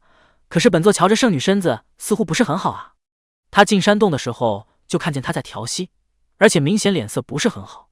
睡了几百年，他现在刚刚醒过来，肯定还没有恢复。莫行沙让长老们全部回去了，他倒是没走。南青起身：“你还坐在这里做甚？本座要休息了。”莫行沙坐在椅子上不动，他饶有兴趣地看着他：“圣女，如果你乖乖地当一个圣女，或许你还能再活个100年。可是如果你这么急着，本座就会觉得你很碍眼的。”“是吗？你在本座眼中也是非常碍眼的。”南青嫌弃地看着他，然后冷漠地说：“你可以滚了。”第103章，羞辱他。“你可以滚了。”一瞬间把莫行沙脸上的笑意给冲没了。被人说滚，这是莫行沙多少年没有听见的字眼了。他内心有种微妙的感觉，他起身袖子一甩，对本座说滚。是刚刚在那些人面前给你太多面子了吗？这已经不是你文人允的时代了。说罢，他就是一掌对着面前的人袭击而去。南青早知道他会袭击自己，他一个弯腰躲开了。他的腰身极其柔软，就仿佛是一条蛇一样，一个下腰瞬间躲开了他的一掌，而且他还直接袭击了他的下盘。莫行沙快速后退几步，冷笑，果然有点身手。看着身子纤细柔柔弱弱的，身手爆发力倒是不错，这让莫行沙一瞬间激起了战斗欲。这是个对手，本座不仅仅身手好，内功更是你的几十倍。南青妖媚的声音刚刚落下，莫行沙就感觉到了身体周围的威压感，然后就是一股诡异的内力袭来了。他没有躲而是直接运气去接住他。莫行沙感觉胸膛一震，顿时疼痛袭击四肢，他居然没有接住他的内劲。南青收手了，一脸戏弄的看着他，仅仅5成功力你就接不住了？本座还以为现在的教主多么厉害呢。你这样的实力，在本座曾经管理圣教的时候，你连个舵主都做不上。羞辱，满满的羞辱啊！二把自己二郎腿都放下来了，他捂脸。南青，这个世界你要走什么套路？吸引男配的套路？羞辱人家，打击人家，你确定这样会吸引他？这世界男配又不是受虐体质。二吐槽道。南青没说话了，他看人很准的，曾经生病的时候他自学了心理学。莫行沙听了他的话，脸色又青又黑，满脸羞辱啊，似乎他这几十年的努力在他眼中就是个废物。可惜你的时代过去了，现在本座依然坐在教主的位子上，他依然是教主，这是不能否定的事实。南青眼神冷淡了下来，说：莫行沙，不要轻易来惹本座，你根本不是本座的对手，今日这一掌只是给你的警告，下次本座可不会手软了。说罢他直接走人了，就留下莫行沙一个人站在花厅里。看着那红衣的背影，莫行沙刚刚还怒气的眸子冷静了下来，他盯着他的背影，神色开始兴奋了。他改变主意了，就这么杀了他多没有意思啊！他这一身诡异的内功还有武功让他心痒痒的很，他定要从他这里套出一些武功心法，最好能把他这一身的内功全部吸过来。莫行沙伸手抚摸了一下阵阵疼痛的胸口，他受了不轻的内伤。他轻轻的运功，发现这伤不影响他运功。他的内力充满了黑色的浊气，这是被人不耻的歪门邪道。可是他喜爱的景，正是修炼了这武功，他才会从死人堆里面爬到现在这个位子。他修炼的武功极其危险，一不小心自己就会走火入魔，但是同时他的武功可以吸取活人身上的内功。文人宇，你的内功本座要定了。晚安了。9月份了，岁岁要崛起，当一只勤奋岁。如果不勤奋，你们就油炸了岁岁吧。第104章，心眼小的男人。问当圣女的好处是什么？自然是有小弟差事啊。南青想喝什么酒，直接让人拿来就可以了，天下的美酒都能摆到他面前。而且作为一个大魔女，喝点酒也不会被人觉得怎么样。南青就更加的肆无忌惮了。喝酒别误事了，注意一下，近期1-2个月可能世界男主会下山，这样他和女主就会见面了。二适当提醒道。明白了。喝酒误事不了，这具身体好似千杯不醉。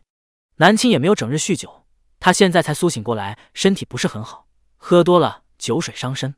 喝得差不多了，他就去休息了。休息前还吃了几颗长老送上来的丹药，丹药可以尽快的调理他的身体。南青闻了闻，确定没有问题就吃下去了。有一个虎视眈眈的莫行沙总想着要他的性命，所以他格外的小心。如果有毒什么的，我会提醒你。二说道。二，你真好，系统本来就应该辅助宿主的。南青躺在床上眨巴了一下眼睛。你和我所认识的系统不同。二翘着二郎腿，优雅的翻了一个白眼。你认识我之外的系统？我生病的时候住病房，每天都会用手机看小说，我看到的小说里面的系统都是坑宿主的。二倒是一个很辅助很认真的系统，除了有时候有点恶趣味。就比如说上次二故意吓唬他，说什么一个男孩吃了那个女孩，南青铁定二就是故意吓他的。二听到了他的心声，蓝色空间里面的小孩眼神躲闪了一下，他摇晃着自己的小腿儿。你知道我认真辅助就好了，系统都是有个性的，我这不算什么恶趣味啊。很有个性，你超级人性化。当然人性化了，不要把我想象成机器什么的，我可高端着呢。二优雅的靠在椅子上。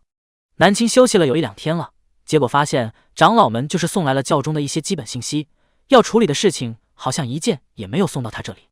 又等了几天，依然没有什么事情要他处理了。看来是被某个男人给截胡了。帝林把所有的事宜本子都送到了莫行沙的书房里面。莫行沙穿着一身墨色长袍，慵懒地坐在椅子上，看着这些本子，突然觉得心情很好。以前看到这些东西，他都是头疼得很，现在却心情格外的好。果然，东西要从别人那里抢过来的才行。莫行沙指派帝陵，本座批注好的就送回去给舵主吧，没批注的排列好，本座晚上再继续了。帝陵整理着书桌上的东西，整理好了就离开了。他打开门准备出去，结果就看见了站在院子里面的红衣女子。帝陵瞬间愣住了，然后立刻低头，圣女。一身红色衣裙，耀眼无比，头发披散，艳丽无双的人，可不就是他们的圣女吗？莫行沙听到帝陵的说，立刻眸色一瞬间变换了一下，他没有起身，是继续慵懒的姿态坐着。南青走了进来，直接越过了帝陵，他一眼就看见了书桌上的东西，他妩媚的笑着：“莫行沙，你的心眼还能再小一点吗？”第105章，莫行沙研墨。本座何时心眼小了？本座这是体谅圣女刚刚苏醒，需要休息，所以才没有拿这些事物来烦你。莫行沙可从来不知道什么是脸皮，冠冕堂皇的说辞：“莫行沙，你就这么提防于本座？”“提防，所以以防我们内讧，请圣女主动让权吧。”南青高估了莫行沙的脾气，真的是一个没有脸皮、喜怒无常的魔头。他直接骂道：“不要脸！”说罢，他直接走上前，伸手拿了一本册子。莫行沙并没有阻止，反而问道：“你看得懂吗？”“自然看得懂。”南青不认识这古代的文字，他只有原主的记忆。可是原主的时代可是几百年前，这几百年间很多字体都简化了。还好有万能22在，他假装在看上面的字，其实22就在他脑袋里面念着。莫行沙本来以为他会看不懂，结果发现他真的在看，他直接伸手一把夺过：“别看了，好好当你的悠闲圣女不好吗？”圣教屡屡被那些正派驱赶，这事情发生有2个月了，你还没有处理？对上他质疑的眼神，莫行沙总觉得自己被鄙视了。他道：“正要处理你就进来了，而且过几日本座就要下山了，这些所谓的正派嚣张不了多久的。为了这点事情就要你这个教主出马？本座是去抓人的。听说不少门派的嫡系子弟下山了，本座要去玩一玩，发现好苗子就给杀了。”他身子柔软的靠着桌子，对于套出来的话很满意。莫行沙后知后觉，顿时脸色一沉：“本座与你说这些作甚？这些事情本座会解决的，等圣女身体恢复了再来操心也不迟。”南青俯身看着他：“莫行沙，想要我们安稳相处，那么就不要独揽大权。你除了这身份，没有一项可以和本座比的，别逼本座杀了你。杀了本座，魔教会乱套的，那本座就软禁了你。反正你这小辈打不过本座，打不过绝对是硬伤。”莫行沙很清楚这一点，要对付文人允，他必须背地里搞些见不得人的手段，才能制服他。莫行沙脸色松懈下来，慵懒而邪魅地看着近在咫尺的女子。软禁这个词汇用的可真销魂。南青快速起身，嫌弃地看着他：“你是靠着心眼小和脸皮厚以及恶心坐上的教主位子吗？”莫行沙瞬间笑容垮了，这女人长得一副皮囊，这嘴巴怎么就这么毒呢？她嘴巴里面就说不出一句好听的。南青站直身体走了过来，直接在莫行沙的大椅子边上坐下了。这红木的椅子特别大，甚至都能躺下他了。莫行沙坐着也就只占了一半位子，他也过来，直接在边上坐下了。莫行沙快速的一撩自己的袖子，皱眉看着他：“你坐过来作甚？这是本座的位子，这是教主的位子。他们2个人都是教主。”南青拿了一本册子，伸手拿了一支毛笔，然后沾了沾墨汁，开始批阅了。莫行沙眸色愣住了，他就这样堂而皇之的坐在了自己的位子上，当着自己的面看册子了。南青沾了一下墨水，柳叶眉轻蹙：“莫行沙研墨。9月份第1天，2本书都是2章更新。嘻嘻，晚安了，碎碎爱你们哟。推荐碎碎的另一本书《快穿宿主他一心求死》连载中，超好看哦。”第106章，给他下毒药。研墨，这个女人居然叫他研墨。文人允，你把本座当什么使唤了？堂堂教主就被他这么使唤的？还有上次他叫他扶他，莫行沙发现他很爱使唤人，还一副理所应当的模样。南青没有抬头，边写字边说道：“把你当小辈使唤，有何不妥？你是年龄比本座大，还是武功比本座高啊？”这个世界让他最高兴的一点，大概就是他武力值很高，比世界男配高，不用担心被他压制。莫行沙是瘪极了，他的确年龄没有他大，武功没有他高。莫行沙抱着手臂靠在一边，就是不给他研墨。南青也不在意，他直接自己动手了，纤细的手指捏着漆黑的墨条，慢慢的磨着，另一只捏着小银勺子勺了几滴水。他慢悠悠的研墨，莫行沙不自觉地被他的动作吸引，还别说他研墨的姿态挺好看的，纤细的手指捏着墨条很好看。他低垂着脑袋，长发微微的垂下，但是却不乱，一小缕长发挡住了他的一点点脸颊，让人有点想伸手去帮他挂在耳后。他全程无视他，当着他的面处理那些册子。莫行沙看了老半天之后，直接伸手拿了毛笔一起处理。赶不走他，也不能看着他全部处理了事务。待下面的人看到这册子上全部都是姑娘家的小传，恐怕要以为圣教完全他掌权了。莫行沙习惯了一个人霸占大桌子，现在多了一个人，他要多不爽就多不爽。本来以为他会待很久，没想到他处理了1个时辰就起身要走了。莫行沙放下毛笔，调侃地说道：“圣女怎么就要走了？这还有几本呢，怎么不一起处理了？”南青皱眉：“圣教就只有本座一个人了吗？言下之意，你是死的吗？这几本你不知道处理？”莫行沙的脸色肉眼可见的垮掉。南青转身就走人。门边站着的帝灵吓了个半死。圣女果然是圣女，就这么2个时辰，圣女几乎所有的言行举止都是触犯教主的大忌的。教主的威压的灵感受得一清二楚，他都有种要跪下的感觉了。但是圣女似乎一点感觉都没有，淡定的走了。莫行沙久久不能平静心情，可恶，他就是醒来克本座的吧？看他不爽，偏偏还不能真的撕破脸皮。莫行沙低头处理好了最后几个册子，起身就离开了。帝灵不敢问，也不敢跟着，谁也不知道莫行沙去了哪里。你确定这个毒药会让人虚弱？魔教峡谷最阴暗潮湿的一处地方，这里到处都是山洞，山洞里面瓶瓶罐罐全部都是毒物。一身墨色衣裳的莫行沙手里拿着一个小瓷瓶，他打开来看了一眼里面的液体，闻起来倒是没有味道，看上去也没有什么颜色，就是普通的水一样。教主，这个毒药是我这里最隐秘的一种，无色无味，前期服用会让练武之人虚弱，后期会走火入魔，最后急火攻心而死。一个驼背的脸上长满了毒脓包的男人笑容满面的说道。他全身都是毒，导致长相十分吓人，这一笑就更加的吓人了。莫行沙拿着小瓷瓶，好，这药本座就带走了。他拿着药就走了。莫行沙丝毫不担心七长老会告密什么的，七长老是他救回来的毒人，最忠心于他了。莫行沙把这瓶毒药交给了主殿的一个婢女，让她把这个东西下在文人云喜欢的食物里面去。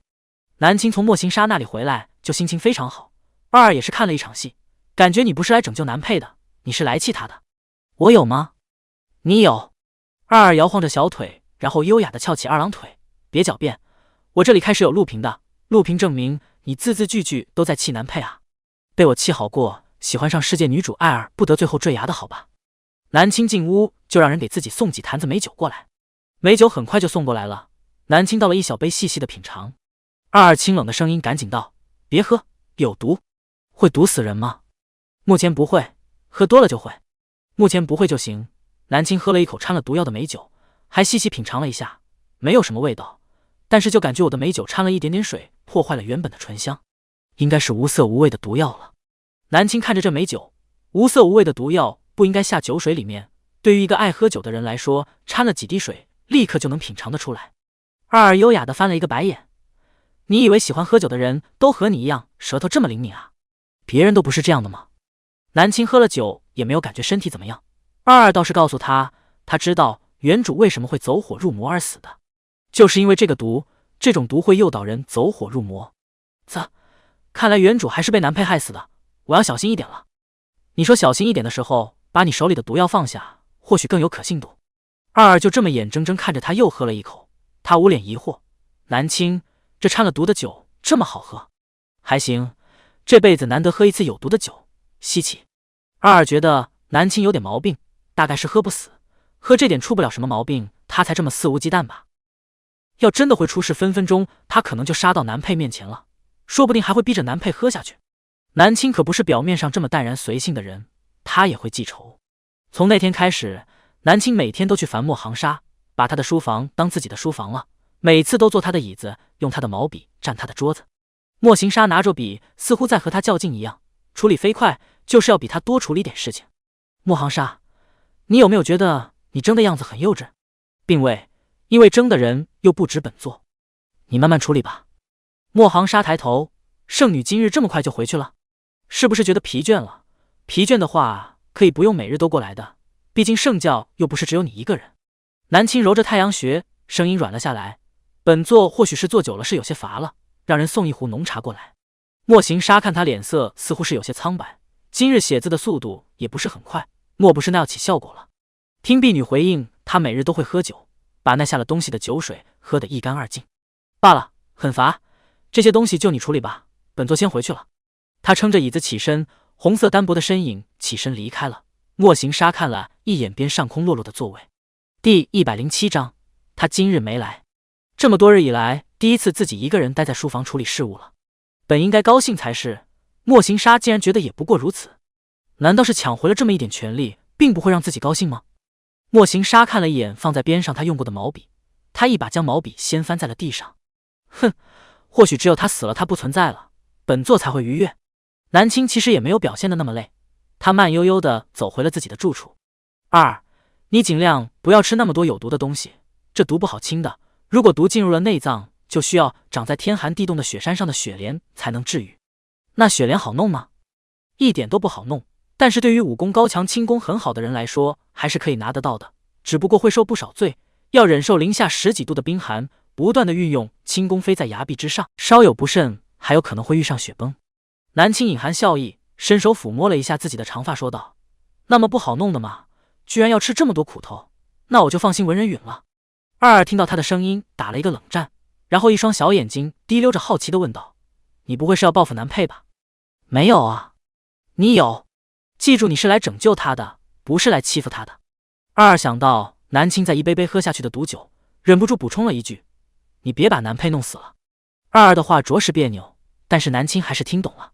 “好吧，你报复吧，别把南佩弄死了就行。”南青笑着：“二，有没有人跟你说过你挺可爱的？”“有啊，我研发人说过我外表可爱，但是我的性格可一点都不可爱。你知道我杀了多少宿主吗？”二优雅的抬着下巴。这话没法继续下去了。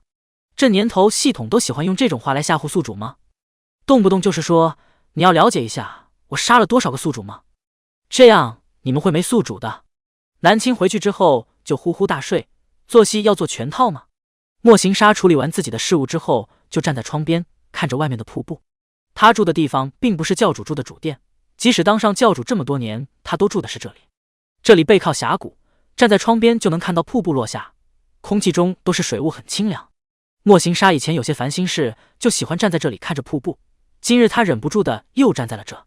帝灵站在远处并没有过来，每次教主来这里都是喜欢独处的，帝灵总是会站得远远的。过了许久，莫行沙转身离开了。路过帝灵身边，他说他回去都做了一些什么。莫行沙专门派了一些人监视他，那里伺候的婢女多半都是他的眼线，每日他做的事情都会事无巨细地禀报到莫行沙这里。每次从他这里回去，他都是抱着酒坛子，竟然没有看出来他这单薄的身子居然喜欢酗酒。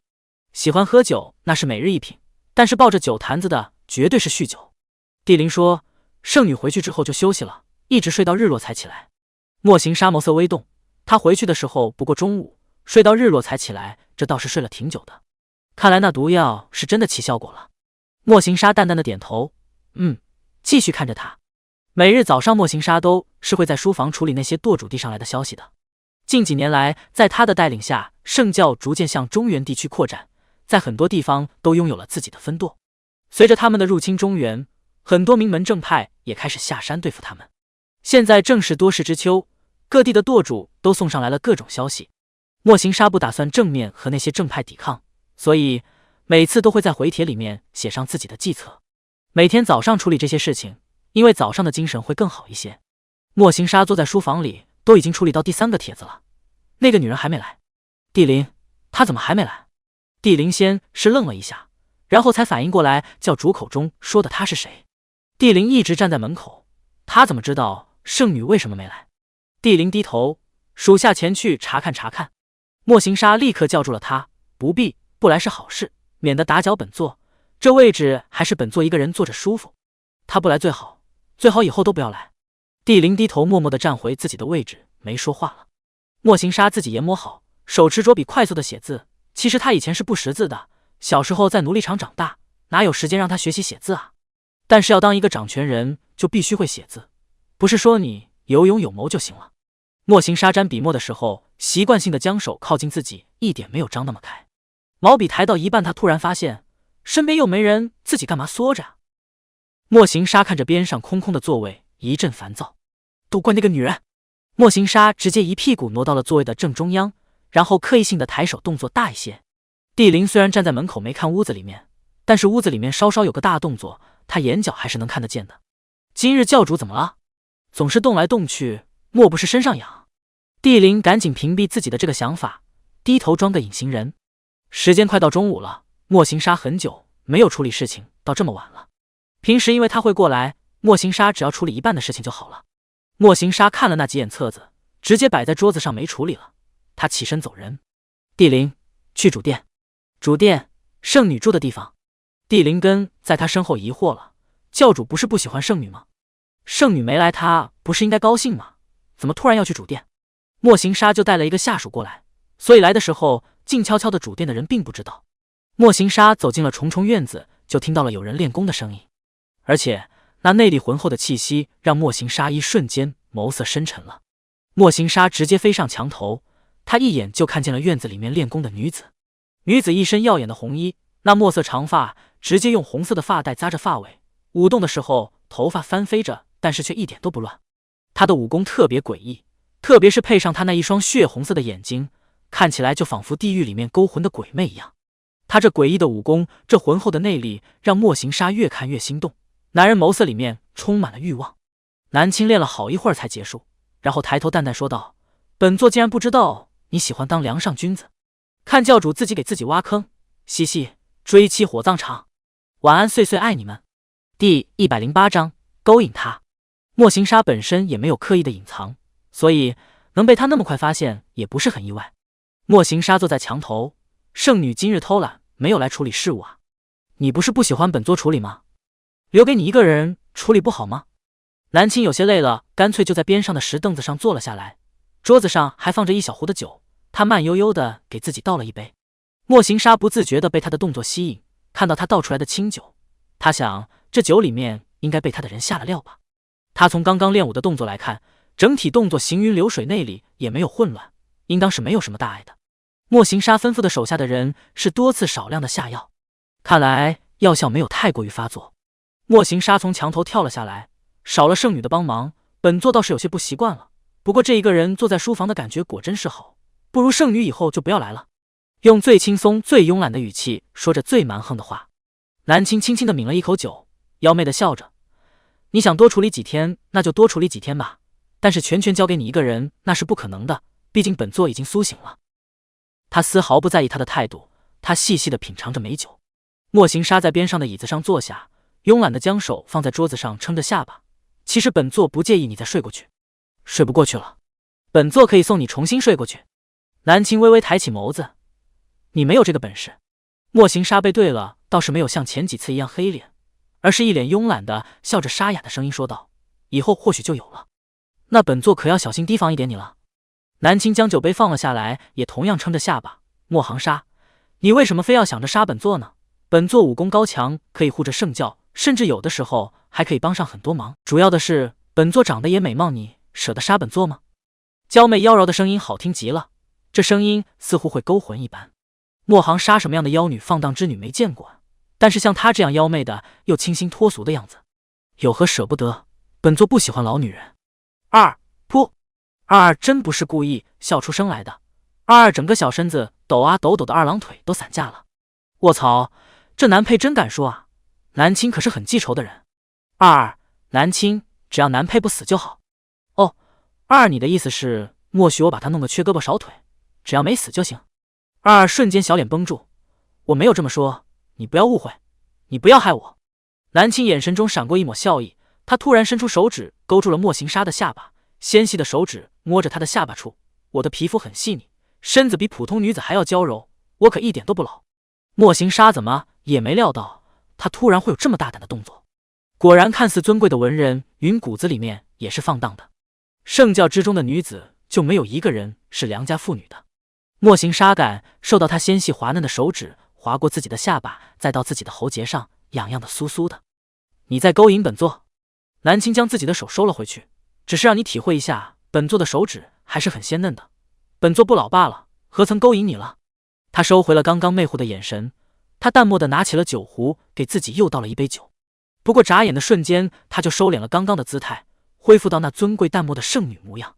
莫行沙喉结滚动了一下，看着他倒酒的动作，酒壶里倒出清酒，发出水声，他听着格外烦躁。莫行沙突然起身，既然圣女无视本座，就先回去了。他没来，他还以为他毒发了什么。看他这精气神挺好的啊，有闲情练武功，还在这里一杯一杯的喝着毒酒，离毒发还远着呢。莫行沙转身飞快地走了，他浑身冒着一股低低的威压感，帝灵根在他身后都觉得身体很冷。教主这是怎么了？没听见里面有什么吵闹声啊？教主和圣女这是天生不和吗？怎么进去了这么一会儿出来就这么大火？院子里面就剩下南青一个人了。南青冷冷地看了一眼桌子上的酒，然后他起身回屋了。回到屋子里面，他就走到了一盆花边上。南青快速地伸手按压了一下自己胸前的穴位，立刻刚刚喝的酒就吐了出来。南青面无表情地将刚刚的酒全部吐了出来，身体里面留有上次喝的毒素就好了，后面的南青几乎都是吐掉的，大可不必用自己的身体冒险。但是装还是要装的，南青病了那么多年，最会装的就是生病了。第二日早上，南青干脆就赖床不起。婢女进来的时候，他就称自己很乏。太阳出来了，莫行沙用完早膳之后就去了书房，他习惯性地坐在了右侧的椅子上。坐下之后，他又默默地将屁股挪到了椅子最中间，这才心情舒畅地开始处理事情。堂堂圣教教主，外界也称他为魔教教主，他每天做的事情不是打打杀杀，而是像一个皇帝一样处理各种从分堕地过来的事情册子。莫行沙处理了几本之后，就放下了毛笔，问道：帝灵，文人云怎么还没有来？帝灵刚刚就已经听到了探子回报了，他说圣女还没有起床，婢女进去询问过，他说是很乏，现在都还没有起。莫行沙看了一眼窗外的瀑布，此刻瀑布上都已经照上阳光了，阳光照得水光粼粼的。帝灵，是的，这个时辰还没有起，看来早膳也不必用了。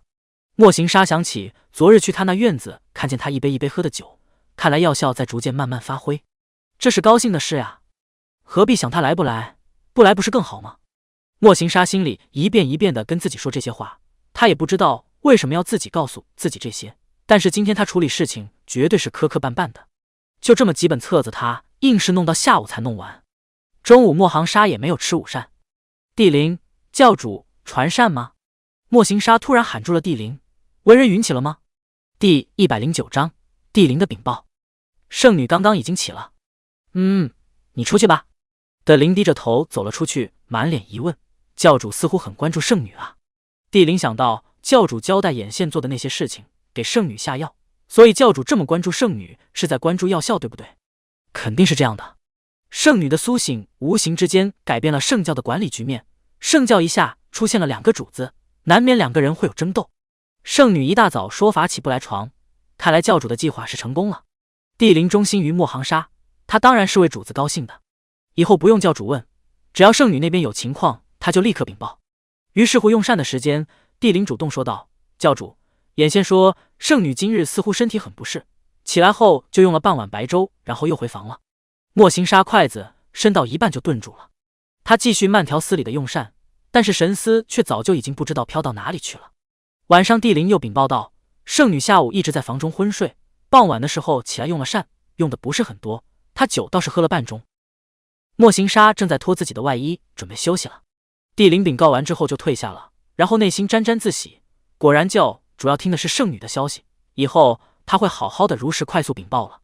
第二日一早上，莫行沙梳洗好，刚刚出房门，帝灵就上前了：教主，圣女今日很早就起来了，眼线来报说她脸色不是很好。莫行沙伸手抱在胸前，慵懒的眼神扫过了帝灵。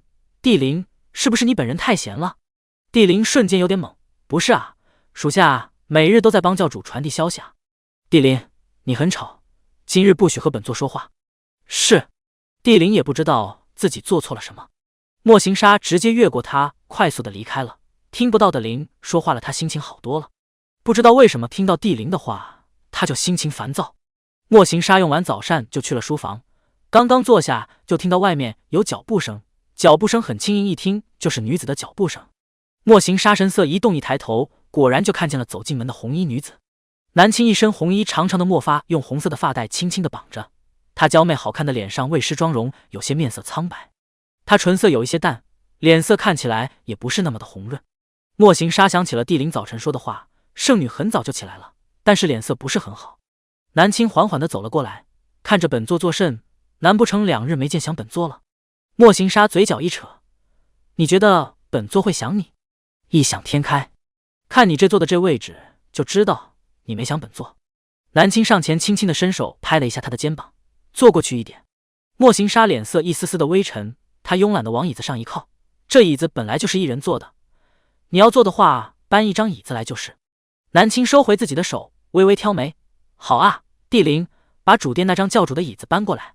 他坐的椅子可不能掉了价。2个人坐的都是教主的椅子，只不过南青这张是放在主殿的。南青，不要和他放在一起太挤了，放到那窗边，重新帮本座抬一张案台过来。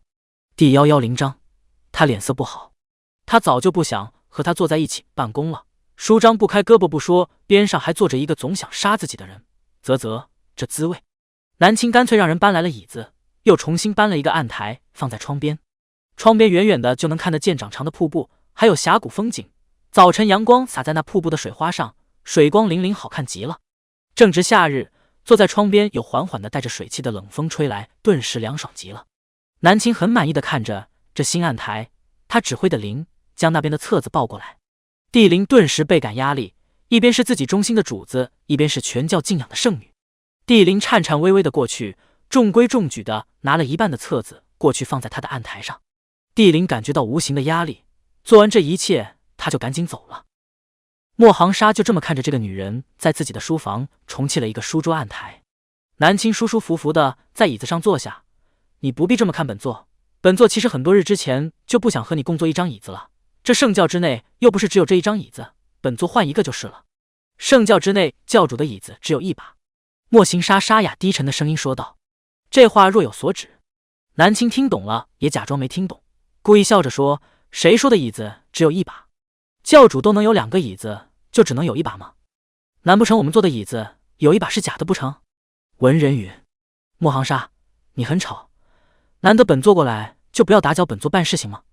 南青先发制人，压住了他的声音，然后他整理了一下自己的衣裳，低头就开始慢慢的研墨了。他全程没有理会于他，他研墨的动作很慢，一开始还直着腰做事，后面就慢慢的将腰塌下去了，整个人无精打采的。莫行沙刚刚就发现他说话的时候有些中气不足，脸色也不是很好，所以做事的时候就格外注意窗边他的情况。果不其然，过了半个时辰，他整个人就无精打采了，他着腰慢悠悠的持着笔写字。他一只手撑着自己的额头，一只手拿着毛笔慢慢的写着字，最后他将毛笔放了下来，伸手捏了捏眉间，似乎很是疲惫。莫行沙拿着笔心不在焉的写下了几个字，然后开口道，文人语，如果身体不适的话就早些回去吧，你这睡了几百年的身子还是好好养着的好，万一不小心又睡过去了，那本座可就是渔翁得利了。南青皱着眉抬头，莫行沙，你能不能说点好话？你这嘴巴里就说不出什么好话，本座什么身体情况本座自己心里清楚，怎么样都不会睡过去的。那可不一定，你100年前也没料到自己会一睡100年吧？南青干脆轻轻地趴在桌子上，是没料到，练功走火入魔了，一不小心就睡过去了，这一睡竟然睡了100年，真是不可思议。他语气散散的，感觉下一秒他就会睡着一样。莫行沙将手里的笔放了下来，他也不打算处理事情了，干脆和他聊天。文人语，既然不做事，要不你回去？回去做甚？回去本座也无事可做呀。莫行沙这个角度只能看见他靠在桌子上，他小小的毛茸茸的头顶对着他。他沉声说，你可以回去休息。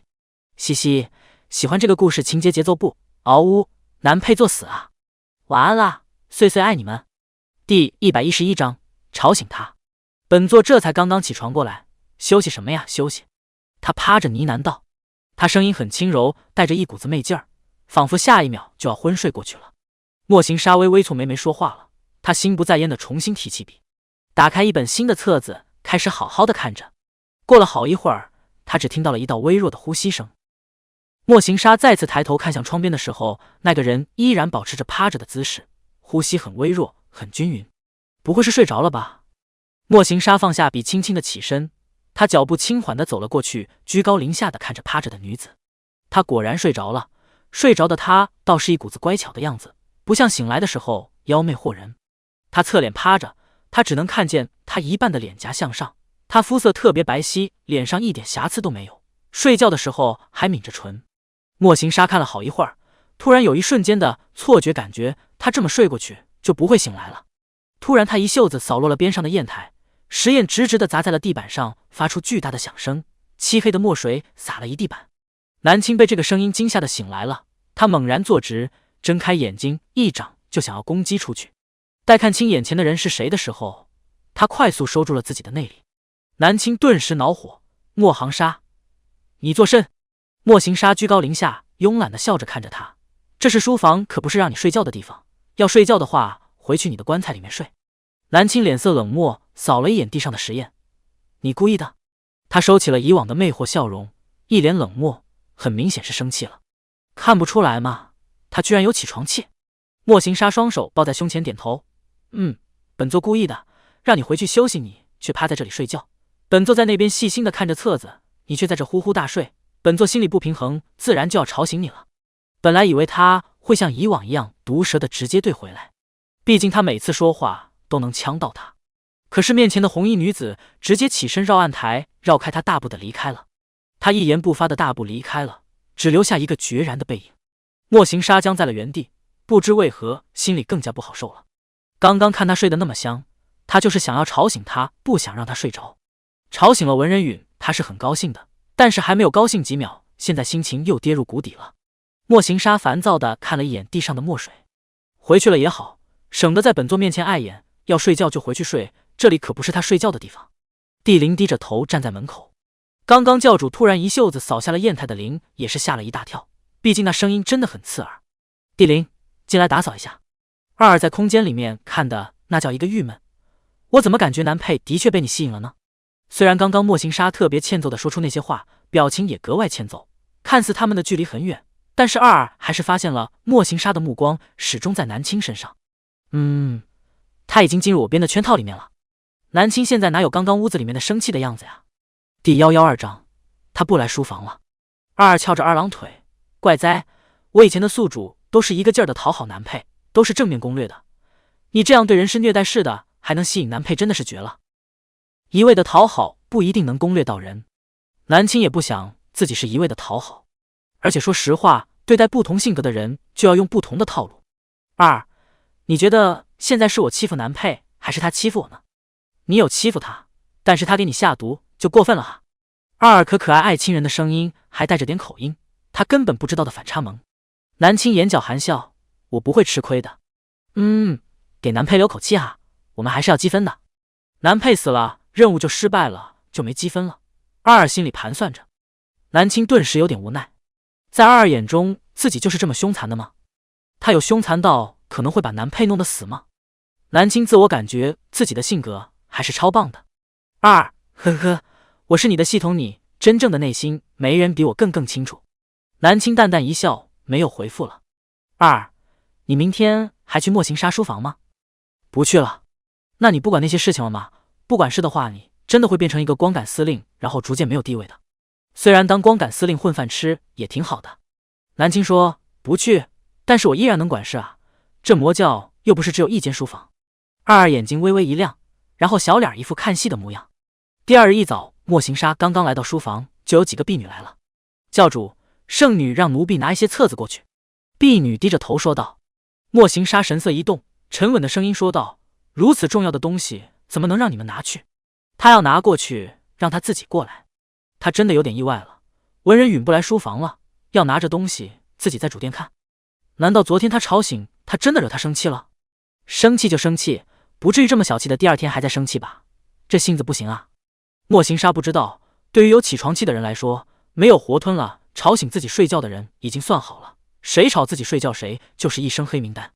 婢女如果回去了，过了一会儿他们又来了。他们没有进门，而是对帝林说了什么。帝林大人，圣女有令让你送册子过去主殿。他们没有资格动这些东西，但是帝灵可是莫行沙左右手加亲信，肯定是有资格动的。帝灵送过去也不用担心舵主的信件会外泄。帝灵简直就是两头难了，他不能不听圣女的，但是教主是他的主子，太难做了。自从圣女醒来，帝灵感觉自己每天都活在水深火热当中。帝灵头顶着压力进了书房，教主，圣女命属下来拿东西。莫行沙写字的毛笔一顿，然后眼神凉凉地看着帝灵。帝灵，你是不是忘记谁才是你的主子了？自然是教主您。帝灵赶紧跪下。帝灵现在就想要个准信儿，主子说什么就是什么。如果教主说不必听圣女的，那么的灵就冒死不听了，毕竟教主才是他主子。莫行沙冷冷地看了一会儿的灵，最终还是说道：分一半送过去吧。第113章，他走火入魔。南青在自己店内格外舒服，还可以分神的和二聊天。可是连续好几天都是这样，帝灵每次从书桌上拿走一半册子的时候，都感觉教主眼神一天比一天恐怖，仿佛下一秒就要杀了自己一样。帝灵吓得满头大汗，又搞不清楚这是为什么。教主不喜欢圣女分走权力，教主大可以吩咐自己不要去送，自己肯定是听教主的。教主就是好面子，表面上不限制圣女的权限，但是背地里一个劲儿让人给圣女下毒。这天早上，帝灵没有进屋来拿东西了。莫行沙抬头问道：帝灵，今日怎么还没有把东西送过去？帝灵恭恭敬敬地说道：圣女未起，并没有吩咐属下来取东西。莫行沙继续低头忙自己的事了。中午的时候他还打坐了一会儿，然后每日下午莫行沙都会练剑。帝灵例行禀报一些事情，今天多禀报了一件事。教主，圣女今日一天都未起，婢女进去查看才发现她在打坐，而且神色不对劲，似乎是岔气了。练功最忌讳的就是岔气，但是岔气也是比较常见的事情，可是如果处理不当的话，很容易走火入魔。莫行沙瞬间收回了自己的剑，快速地问道：他现在还在打坐？帝灵感觉教主的语气有些着急，他赶紧回答：是的，一天都未出房间，也未进食。帝灵想继续禀报其他事情的时候，抬头却发现自己教主不见了。莫行沙快速地运着轻功离开了，几个跳跃就来到了主殿。他翻墙进入院子，院子里面有2个打扫的婢女。婢女看见莫行沙，赶紧跪下行礼，叩见教主。莫行沙冷漠地让婢女全部离开了，他走到了门口，推门而入。文人允住的是教主的主殿，这屋子特别大，外面还有会客的地方。继续往里是一排大大的屏风，屏风后面还有纱幔。莫行沙快步地进入了内室，掀开层层纱幔，就看见了床榻上打坐的女子。女子脸色有些通红，皱着眉头打坐着，脸上有细细的汗珠。她身上还穿着单薄的衣裳，衣裳很单薄，早就被薄汗打湿了，有些透明的贴在身上。莫行沙顿时眸子垂下，走了过去。文人允，你能听见本座说话吗？他岔气一整天了，肯定是走火入魔了，这脸色这出汗明显不对劲。走火入魔了，他还能这么淡定地控制一天，可想而知内功有多深厚。可是，一整天的时间他都出不来，定然是被自己的内功困住了，应该是毒的效果才会让他出不来。莫行沙弯腰靠近，呼喊道：文人允，你能听得见本座说话吗？他神色没有丝毫动，也没有说话，显然是听不见的。看来情况比他想象的还要糟糕一些。莫行沙二话不说，掀开衣摆就直接坐到了床榻上，然后运功一掌贴着他的后背输送了进去，掌心能感觉到他身体很热。莫行沙闭上眼睛，慢慢的窥探着他岔气的地方，自己运功帮他疏解引导。第114章，要不要趁人之危？南青很热很燥，甚至有种想发狂的冲动。其实他已经很严格的控制自己的毒素摄取量了，这点走火入魔完全可以压住。他在等那个人输，等那个人入圈套。南青虽然听不到外界的声音，但是有二二跟他报备情况。南青听到二二说莫行沙来了，然后一会儿南青就感觉到身体突然进入了一股霸道的力量。南青知道自己计划成功了。南青开始运功，跟着那股力量慢慢的运行小周天。运行了一个小周天，南青明显感觉到自己的身体舒适多了，那股狂躁的感觉也下降了不少。身后的莫行沙收回了手，睁开眼睛，他依然坐在他身后，细心的为他护法。莫行沙刚刚引导了他一下，危险的时刻已经过去了。这是在突破吗？莫行沙感受到他身上的内功一阵一阵的往外泄露，特别的浑厚，而且不断的翻腾着，这很明显是在突破。睡了几百年，醒来才不过1个月，他功力居然又在突破了。莫行沙眼神中充满了好奇，同时看着他身上环绕的浑厚的内力，莫行沙有一种冲动，就是现在袭击他。别人在突破的时候是身体最弱的时候，如果袭击的话，肯定事半功倍。而且他身上的内力正在翻腾，他可以运功吸收了他。莫行沙眼神深意地坐在南青身后，这时候简直就是抉择两难天人之争，自己可望不可及的胜利就在眼前了。杀了他不仅权力回归，自己是唯一的教主，而且还可以得到他浑厚的内力。二紧紧地盯着南佩，如果南佩动手的话，他就开外挂。作为系统还是可以给宿主开外挂的，但是二是不主张不喜欢开外挂的那种，他不希望宿主依赖外挂，他要的是纯实力的宿主。不过有的时候也可以有特殊，比如说现在南青现在根本自顾不暇，作为搭档二就是他的后盾。二看着莫行沙，南佩的眼神很可怕，而且他举手了。二正准备开外挂的时候，突然发现不对劲，不是吧？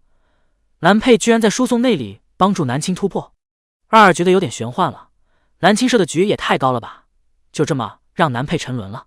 这世界上真的有欠对的人吗？你越压他，他越兴奋。莫行沙将自己的内力输送进去，帮助他突破。哼，就算要杀了这个女人，也要在她清醒的时候杀，现在这样只会让她迷迷糊糊的死去。莫行沙不喜欢这种方式，他要杀了她，让她记住是谁杀的她，这才有趣。左右他也是突破，莫行沙不介意帮一帮他。有莫行沙的帮助，南青突破的比较快，但是还是用了1个时辰。帝灵一个人站在院子里面守着，他不知道教主进去这么久是在做什么，不会是趁人之危杀了圣女吧？还真有这个可能，毕竟教主本来就想杀圣女。可是杀人要这么久吗？日落西山，今天的晚霞特别的红艳，一般这么红艳的火烧云，那么明天必定是个大太阳的天气了。红霞照在金色的屋檐上，从窗户照进了屋子里面。莫行沙悄悄地收回了内力，而南青也睁开了眼睛，他迅速回头：你怎么会在这里？教主自己打自己的脸，他输了，嘻嘻，晚安。第115章心烦意乱。你怎么会在这里？南青眼神里面透着惊讶和疑问。莫行沙正想要说话，但是一瞬间的突然发现自己不知道怎么回答了。对啊，自己为什么要来这里？明明他走火入魔，这是好事呀，自己为什么要来？而且没有趁着他走火入魔杀了他，还帮助了他。莫行沙突然一瞬间不能正视自己所做的这些事情了，实在是太让他感觉费解了。他迟愣了好一会儿没说话。南青眼神狐疑：莫行沙，你不向本座交代一下，你为什么会出现在这里吗？他身上还穿着单薄的衣裳，而且衣裳已经被汗浸湿了，紧紧地贴在身上，衣裳底下是大红的肚兜，隐隐约约的有些明显。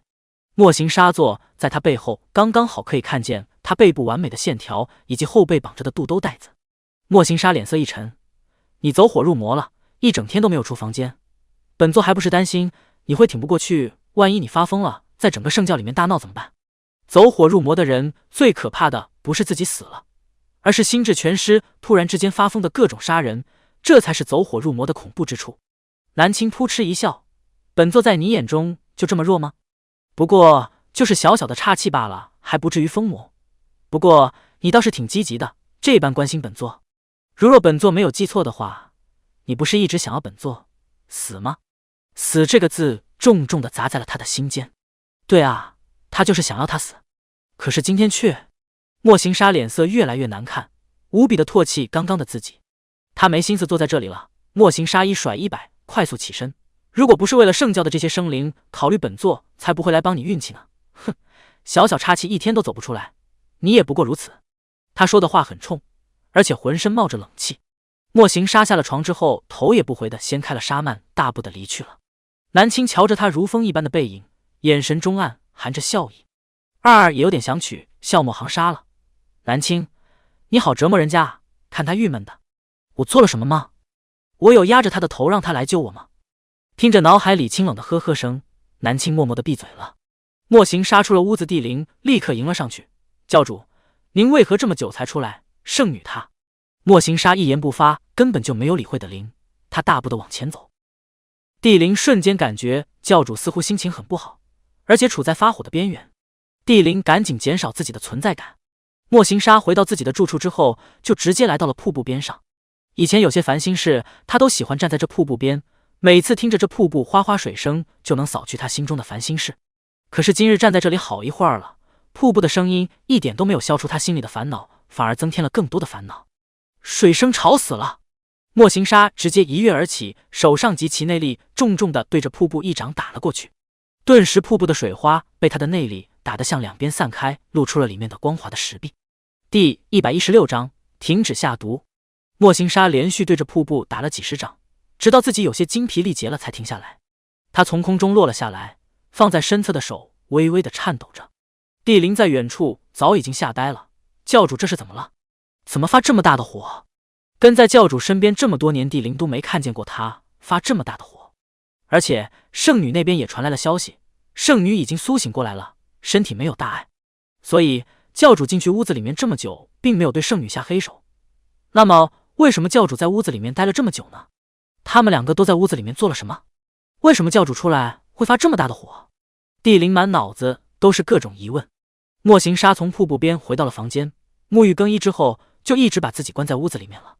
第二日，他也没有出来处理教中的事务，所有的事情都是南青处理的。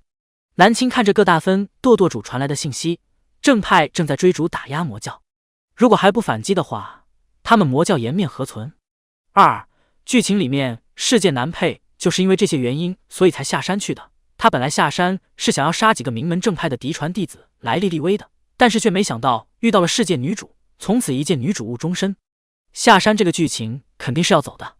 今天的魔教和正派之争很激烈，魔教再不做出点实质性的事情，就越会被那些人打压了。外面的人称他们为魔教，而魔教的人很喜欢称作自己的教会为圣教。南青，等解完了毒就下山。我感觉解毒还有点远，除非你自己去找雪莲。看看莫行沙上次黑着脸离开的样子，也不像是会去为南青找雪莲的样子呀。凡事都有个转折的，没有出结果之前，不要妄下定论哦。好吧，我等着看结果。莫行沙接连好几天把自己关在屋子里面，南青感觉自己给他的刺激还不够，必须来个再刺激一点的，要不然这个男人永远迈不出下一步。帝灵匆匆忙忙地敲响了莫行沙的房门。教主。莫行沙将门打开，阴沉的脸看着他，什么事？慌慌张张的。教主，圣女要下山了。帝灵回答，分舵那边出了点事情，圣女回复的信件里面是跟分舵的舵主说，下月她就会下山。虽然这些天所有的事情都是圣女处理的，但是其实她写了什么信件，帝灵都会查看的，有什么信息都会立刻禀报莫行沙。下山这可是大事。莫行沙听到这事有些头疼，这几天平静的心又烦躁起来了。下山？就他这中毒的身体下山，不要命了？帝灵低着头没敢接话，也拿不准教主是什么意思。莫行沙眼神挣扎了一下，想到这几天他心里想着一个事儿，不知道为什么，明明他非常想杀了文人宇，可是总有一股不忍心。可恶！莫行沙最终还是吩咐停止对他的下毒，先停一停吧，让他确定好自己心里到底在想什么，再继续下一步吧。第117章，他吐血了。帝灵惊讶之余，赶紧低头回答：“是，属下这就去告诉那边的人。”帝灵离开了，莫行沙却在想着下山的事情。就算文人允不下山，他也是要下山了。前几年他带着教中的人扩大了不少圣教的地域，可是这1年多他没有什么动静过，那些正派的老头就以为他死了吗？不断的试探圣教的地域，一次又一次的挑衅舵主。哼，不自量力！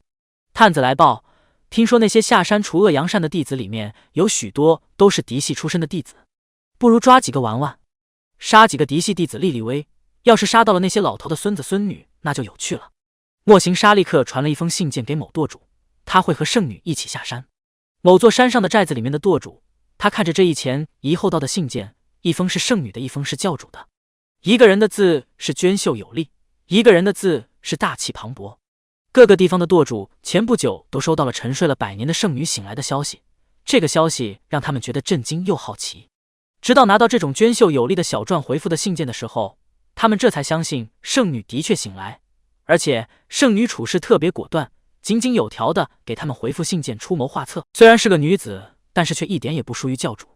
关于圣女的传说，他们也听说过，真不敢相信一个沉睡了几百年的女子居然能醒来。边上的小罗罗看着舵主拿着2封信件没说话，顿时好奇的问道：“舵主，是不是圣女和教主的意见都不一样，所以让你两难了？毕竟现在圣教可是两位主子，这两个人要是出分歧了，难做的是底下的人。舵主笑着摇头，将2张信件丢进了火炉里面，没有出问题。两位主子都是一样的意见，下月圣女和教主都会出山。那恭喜舵主了，总算有人治一治那些狡猾的名门正派了。说到那些狡猾的名门正派，舵主的脸色就十分不好。哼，有什么可恭喜的？我摆平不了事情，要请两位主子出山，脸都丢尽了。等抓到那些名门正派，老子一定要把他们千刀万剐。听说这一行队伍里面还有个女娃娃，长得可好看了。如果抓住了他们千刀万剐的时候，可不可以将那女娃娃赏赐给属下？哼，看你这点出息，只要抓到了所有的女弟子，都送给你了。谢舵主。南青和莫行沙连续有10多天没有见面，等再一次见面却是如此情况。南青躺在床上，口中还流着鲜血。莫行沙急匆匆地从外面进来，这是怎么了？婢女跪在地上，奴婢不知道。这圣女用完早膳，突然吐血不止。莫行沙没心思听婢女说话，她直接走到了床边，低头。文人宇，你感觉怎么样了？有没有哪里痛？南青意识还是清醒的，本座气血翻涌，好像又岔气了，但是好像又比上次更严重。嗨嗨嗨嗨！说着，又是鲜血从口中流了出来。莫行沙眸色紧缩。第118章昏迷。莫行沙顾不得其他，直接弯下腰，掏出了自己的帕子，捂在他的嘴边擦拭着。嗨，他难受的咳嗽着，每咳嗽一下，嘴巴里面的鲜血就流出更多。莫行沙一瞬间的慌了，他从来没有这般慌乱过，只觉得心仿佛揪住了一样。他不想看见这样的场景。文人宇，文人宇，你千万不要睡着了，本座会想办法救你的，你不会有事的。莫行沙说着，就把他扶了起来，快速的在他胸口点了几下。可是慢性的毒素早就已经袭遍他全身了，无论封住哪一个穴道，似乎都不行。莫行沙后悔了，后悔给他下毒了。这边一个声音在说他死了很好，文人云死了，他就独揽大权了。可是他的身体确实很慌乱难受，他想救他。莫行沙扶着他的身体，南青眼帘微微的垂了下来，眼看着就要倒下去了。莫行沙赶紧坐在床铺边上，让他靠在自己身上，然后这边输送内力帮他撑着。文人宇，清醒一点，你清醒一点，千万别睡着了。这种时候一旦睡着了，那就危险了。莫行沙想到当初自己第一眼看见的水晶棺材的时候，棺材里面躺着红色衣服的文人宇，他一头乌黑的发丝披散着妖媚的五官，特别勾人，即使是沉睡着也那么夺目漂亮的，让他根本移不开眼睛。他安安静静的沉睡着，仿佛永远都不会醒来一样。可是他居然奇迹般的醒过来了。千万不要睡着了。莫行沙担心他睡着了，这一睡可能永远就不会醒来了。而且这种不会醒来是和他曾经的不会醒来是不一样的，不会醒来是死了。莫行沙边运功边对着跪着的婢女喊道，还不快去请七长老过来。是是是。婢女连滚带爬的去了。刚刚走出宫殿，就看见帝林带着七长老来了。七长老身材矮小，长得一身毒脓包，特别的吓人，常年穿着一身斗篷盖住自己身上的那些毒脓。婢女急忙喊道，长老您快进去，教主急招您。帝林听到婢女说这句话就松口气，果然自己去找七长老是找对了。当教主听到圣女吐血的消息，瞬间就不见了。帝林恍恍惚惚的，好像意识到教主好像很关心圣女，所以帝林飞速的去请七长老了。七长老和德林快速的进了殿内，进入了内室，一眼就看见了床榻之上教主抱着昏迷的圣女。南青已经昏迷过去了，莫行沙却一直在他耳边说话，不断的给他输送内力，内力不要命的往他体内输送。七长老直接愣住了，教主。莫行沙抬头就看见了，他们立刻说道，站在那里发呆干什么，还不赶紧过来。七长老过去立刻给南青把脉，莫行沙拖着他的手让七长老把脉。七长老仅仅用了几秒钟就把出了结果，毒气攻心。莫行沙心中一痛，有何法子可以救他？自己给他下的毒，结果想要救他的也是自己。莫行沙苦笑。七长老觉得今天的教主像是变了一个人一样。教主不用担心，圣女功力深厚，这点毒气攻心还是能挺过来的，但是可能会让他身体变得差一些，偶尔会有不适，只要不继续服用那毒药，暂时不会有生命危险的。呜，碎碎平分跌了哭了，还有开学的小可爱是不是回来了？感觉催更回长了，碎碎爱你们呀，晚安。第119章进22的空间。听到没有生命危险，莫行沙才算安心了一些，但是看着怀中昏迷的人，他还是有些焦急。莫行沙把他平放在床上，盖好被子。七长老和的灵战在几米远，把他细致的动作都看在眼中。这真的是他们的教主吗？明明前些天是想要圣女的命的，可是现在这副在乎的样子，不知道的还以为圣女是教主心爱的女子呢。这般小心翼翼的给盖被子。莫行沙起身看了两人一眼，说道：“根本做出来。”他有话要问七长老。几人出去了，店内就只剩下昏迷的南青。蓝色的空间里面，二二看着空空荡荡的屋子，然后对南青说：“人走了。”瞬间床榻上昏迷的人就醒来了。南青眼神清醒，而且丝毫没有痛苦的表情，显然刚刚的吐血昏迷都是他假装的罢了。南青是摄入了一点点毒素，但是根本没有这么夸张。至于为什么七长老把脉是中毒程度比较深，这就是二二的功劳了。一个小外挂罢了，不用太感激。二二风轻云淡的说道：“二二，开外挂要积分吗？”好几次听到二二念叨积分，他只要完成他说的任务，就可以给他赚取到积分。积分应该是很重要的东西吧？积分的作用是什么？二二翘着二郎腿，开外挂当然需要积分了，但是这点障眼法的外挂消耗不了多少积分。南青从这话里突然感觉自家的系统可能是个很有钱的娃子，不是积分很富裕的娃。我也不富裕，在我的朋友里面，我应该就算个勉勉强强的水平吧，毕竟我不抠搜，花积分有点狠。上次我布置空间，买桌椅地毯，买10几套衣服的积分就够开数百万个这种外挂了。用着最清冷的小语气说着最豪横的话，这形容的就是此刻的二二了。南青感觉他很富裕，还有他的朋友肯定也很富裕。二二听见他轻声说道：“我不算富裕，普普通通。我觉得我有个朋友一定很富裕，因为他特别的抠搜，座椅地毯衣服他肯定舍不得买，估计裸奔了有个几亿年了。”裸奔几亿年？南青感觉又增长了什么奇妙的知识。还有什么空间里面又桌椅地毯？南青自动脑补了一个房间出来，系统空间里面是不是就是一个房间，里面住着一个小孩？二二的朋友的空间就是没有家具，什么都没有，地上坐着一个裸娃娃。就是你脑补的这样？什么时候我邀请你来系统空间做客啊？不过你只能灵魂进来。现在我能进来吗？我现在刚刚好装昏迷。南青对系统的世界充满了好奇，这是他从来都不知道的领域。曾经生前的病房里面，他看了不下几万本书，但是什么3000世界、系统空间，这是他从来没有见识过的。好啊，进来吧。说着，二二就飞快地点了一下光屏，立刻南青的魂魄就进入了蓝色无边无际的空间里面。入目就是一个蓝色的领域，而且无边无际。正中间有一大块毛茸茸的地毯，地毯上面放着白色的小桌子，还有一把小躺椅。此刻躺椅上坐着一个穿着小衬衫的可爱到犯规的小孩。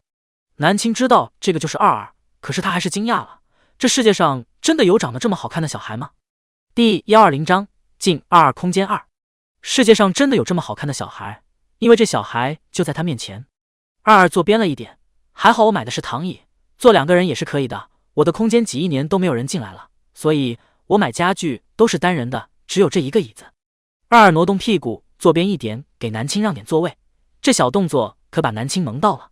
这么好看的小娃娃，但是说话却有点小清冷，好特别啊。南青不客气的过去坐下了。此刻他也注意到了漂浮在半空中的透明光屏显示器，上面正在播放着外面的画面。此刻他的那具身体正昏迷着。二，你的空间多大？如你看见的那样，无边无际。二二习惯性的翘着二郎腿。说实话，这么短的小腿翘着二郎腿真的不怎么好看，但是因为二二可爱，做什么动作都是可可爱爱的。二二有点不习惯空间里面有其他人，这还是他第一次让宿主进自己空间。以前签约了无数宿主，他都从来没有让哪个宿主进来过，可能是南青比较合他胃口吧。他平时会不自觉的和他说一些系统的事情，甚至刚刚还邀请他来空间，也不错。空间里面多了一个人的感觉也不错。二二手一挥，立刻漂浮在半空的光屏出现在了2个人的眼前。这就是我平时的操作台，里面有很多数据，积分也储存在里面。这是我的积分，不算太多，在朋友里面应该是平凡的。二二大大方方的把自己积分给南青看。南青看了一眼，他只看见了后面一大串数不清的0，这还叫平凡？这么多0？南青嘴角抽搐了一下。二二看了一眼，不多啊，很平凡，但系统一定要抠才能存到更多积分，我算是不抠门的类型。南青默默的再数光屏上面的0。二二发现了，手一扫到下一页，别数了，数完这一页的零后面有好几页呢。二二有点无奈，他真的不算太有钱。他有个朋友叫瑟瑟，瑟瑟是一个特别抠门的系统，舍不得用积分买东西，肯定也不会给宿主开外挂，衣服肯定也是不买的，铁定裸奔几亿年。希望瑟瑟不要邀请宿主去他空间，要不然就被宿主看光喽。南青第一次来二二空间，二二还算热情的给他看了光屏上很多操作的东西，给宿主看了也没事，反正也不是什么机密，而且这个操作台只有他能控制。这个光屏算是系统的分身，是系统的一部分。南青和二二聊天，莫名的感觉系统似乎挺孤独的。几亿年都没有人进你的空间吗？你一直一个人待在这里？二二习惯了，他没觉得怎么样。不要用怜悯的表情看我，我觉得还好啦，这是系统的宿命。而且我也不无聊，不高兴了我可以用积分买东西，我也可以和宿主聊天。二二，你有很多朋友吗？不多，就几个，我们是同一批生产的系统，所以小时候认识，不过现在也分开几亿年了。一人一系统聊着天，南青突然发现二二的朋友也很鲜活啊，什么性格腹黑恶劣的系统，温和沉稳的系统，喜欢看小黄书可爱的系统，还有那抠搜裸奔的系统。二二，你能出得了空间吗？能，但是不想出去，外面好脏。南青看看一尘不染的空间，难不成自家系统还有洁癖？系列文的衔接内容，老读者应该看得懂，新读者们也可以单独看，不需要很看懂。这里主要就是让大家更加了解二二。第121章，他亲自熬药。南青在二二空间里面待了挺久的，聊天之中，南青再一次感受到了这个世界的神奇。南青看时间差不多了，二二，送我出去吧，差不多我也应该苏醒了。二二点了一下光屏，瞬间南青就消失了。二二看着空出一半的躺椅，清冷的小脸上浮现了笑容，这感觉还不错，空间里面多了个人的感觉挺好的。虽然他不能和自己的朋友见面，但是他可以见到宿主啊。二二对南青这个宿主的满意度又增加了不少。南青昏迷的躺在床上，而他身上的衣服已经被婢女换了一身，婢女此刻跪坐在床边，用温热的帕子给他擦拭着脸颊。南青睫毛轻轻的颤抖了一下，然后慢慢的睁开眼睛，他似乎不舒服，睁眼的时候有些迟钝。婢女发现他醒来了，立刻大喜，刚刚教主来看过一遍，发现圣女没有醒来，顿时脸色非常不好。圣女，您终于醒来了，有没有哪里不适的？奴婢这就去请七长老过来。南青睁开眼睛，皱着眉头看了看四周，他有些头晕目眩，应该是灵魂脱体的原因。扶本坐起来。圣女，奴婢先去请七长老吧，您中毒了，不宜移动身体的。婢女建议的说道。南青疑惑，似乎对自己身体为什么会中毒表示很疑惑，怎么中毒了呢？二二看着光屏上面的画面，他喜欢南青的原因大概就是他演技高超，可以完成任务，很顺心吧。南青的演技没话说，这年头的任务，宿主的演技这个技能是必备的。婢女出去了，他应该是请莫行杀了。果不其然，过了一会儿就听到了急促的脚步声，莫行杀急匆匆的进来了，随着他的进来，还能闻得到他身上传来的一股子药味。这人身上怎么这么大的药味？不会是去熬药了吧？所以才染得身上这么多药味。莫行杀看着床上脸色苍白的女人，他快速的过去，坐在床边低头问道：文人允，你有感觉哪里不舒服吗？面对他的关心，南青还有点小小不习惯，他迟疑了一下说：头晕目眩，本座的内力很乱，刚刚婢女说本座中毒了，这是怎么回事？本座也不知，七长老给你把脉说是中毒了，不过还好中毒不深，不会有生命危险，就是会有些难受，你好好配合的服药，能压制这些难受的反应的。莫行杀睁着眼睛说瞎话，不知，难道不是他下的毒吗？南青心里腹诽着。南青皱眉，你真不知本座为何会中毒？莫行杀想杀他的心呼之欲出，中毒，那么第一个怀疑的肯定是他。莫行杀也跟着皱眉，说：你怀疑是本座要害你？本座是那种奸诈之人吗？就算要杀了你，本座也会堂堂正正的杀了你，犯不着对你下毒。他脸部红气不喘的说着，但是说完依然对上床上的女人怀疑的眼神。他又继续说：上次你走火入魔，本座都没有趁人之危，怎么会对你下毒呢？且你中毒昏迷，本座还尽力医治你呢。如果要杀你，这些都是下手的好时机，可是本座并没有那样做。这次回复的够敷衍的。莫行杀仔细观察他的神色，发现他并没有怀疑了，顿时松口气。莫行杀看他被子滑下去了，就伸手帮他牵了一下被子。南青眼神扫过他的动作，莫行沙，你是不是喜欢本座？莫行沙捏着被子的手一顿，他眸子快速的闪动了一下，沉声笑着：“文人允，你得了臆想症吗？还是中毒了，有幻想的后遗症啊？那你为何对本座这么好？走火入魔来护法，中毒了你来帮着医治，现在还给本座捏被子。”他魅惑的眼神划过他的手，莫行沙将手收了回去。你想多了，本座只不过不想你突然的死了罢了，要不然别人还以为是本座下的毒手呢。本座可不背这种锅。你不是希望本座死吗？对啊，所以本座要光明正大的杀了你，然后再告诉满天下你文人允是本座杀的。莫行沙疯狂接话，完全不经过大脑的接话。殊不知他今日说出的这些话，以后会一个字一个字的拍打回他脸上。南青脸上的笑容收了起来，他脸色冷淡：“本座不舒服，你出去吧。”“你哪里不舒服？”莫行沙立刻认真的问道。他中毒了虽然不深，但是也会引起不适的。他虽然醒来了，但是脸色一直都不好。莫行沙一直有注意他的神色。“本座看见你眼睛不舒服，滚出去。”南青自己伸手捏了一下被子，直接翻身背对着莫行沙了。面对一个张口闭口就是要杀自己的人，他凭什么要好脸色啊？被叫滚，莫行沙愣在了原地，他生气了。莫行沙起身：“本座就不在这里碍你的眼了，如若有什么不舒服就告诉婢女。”说完他就走了。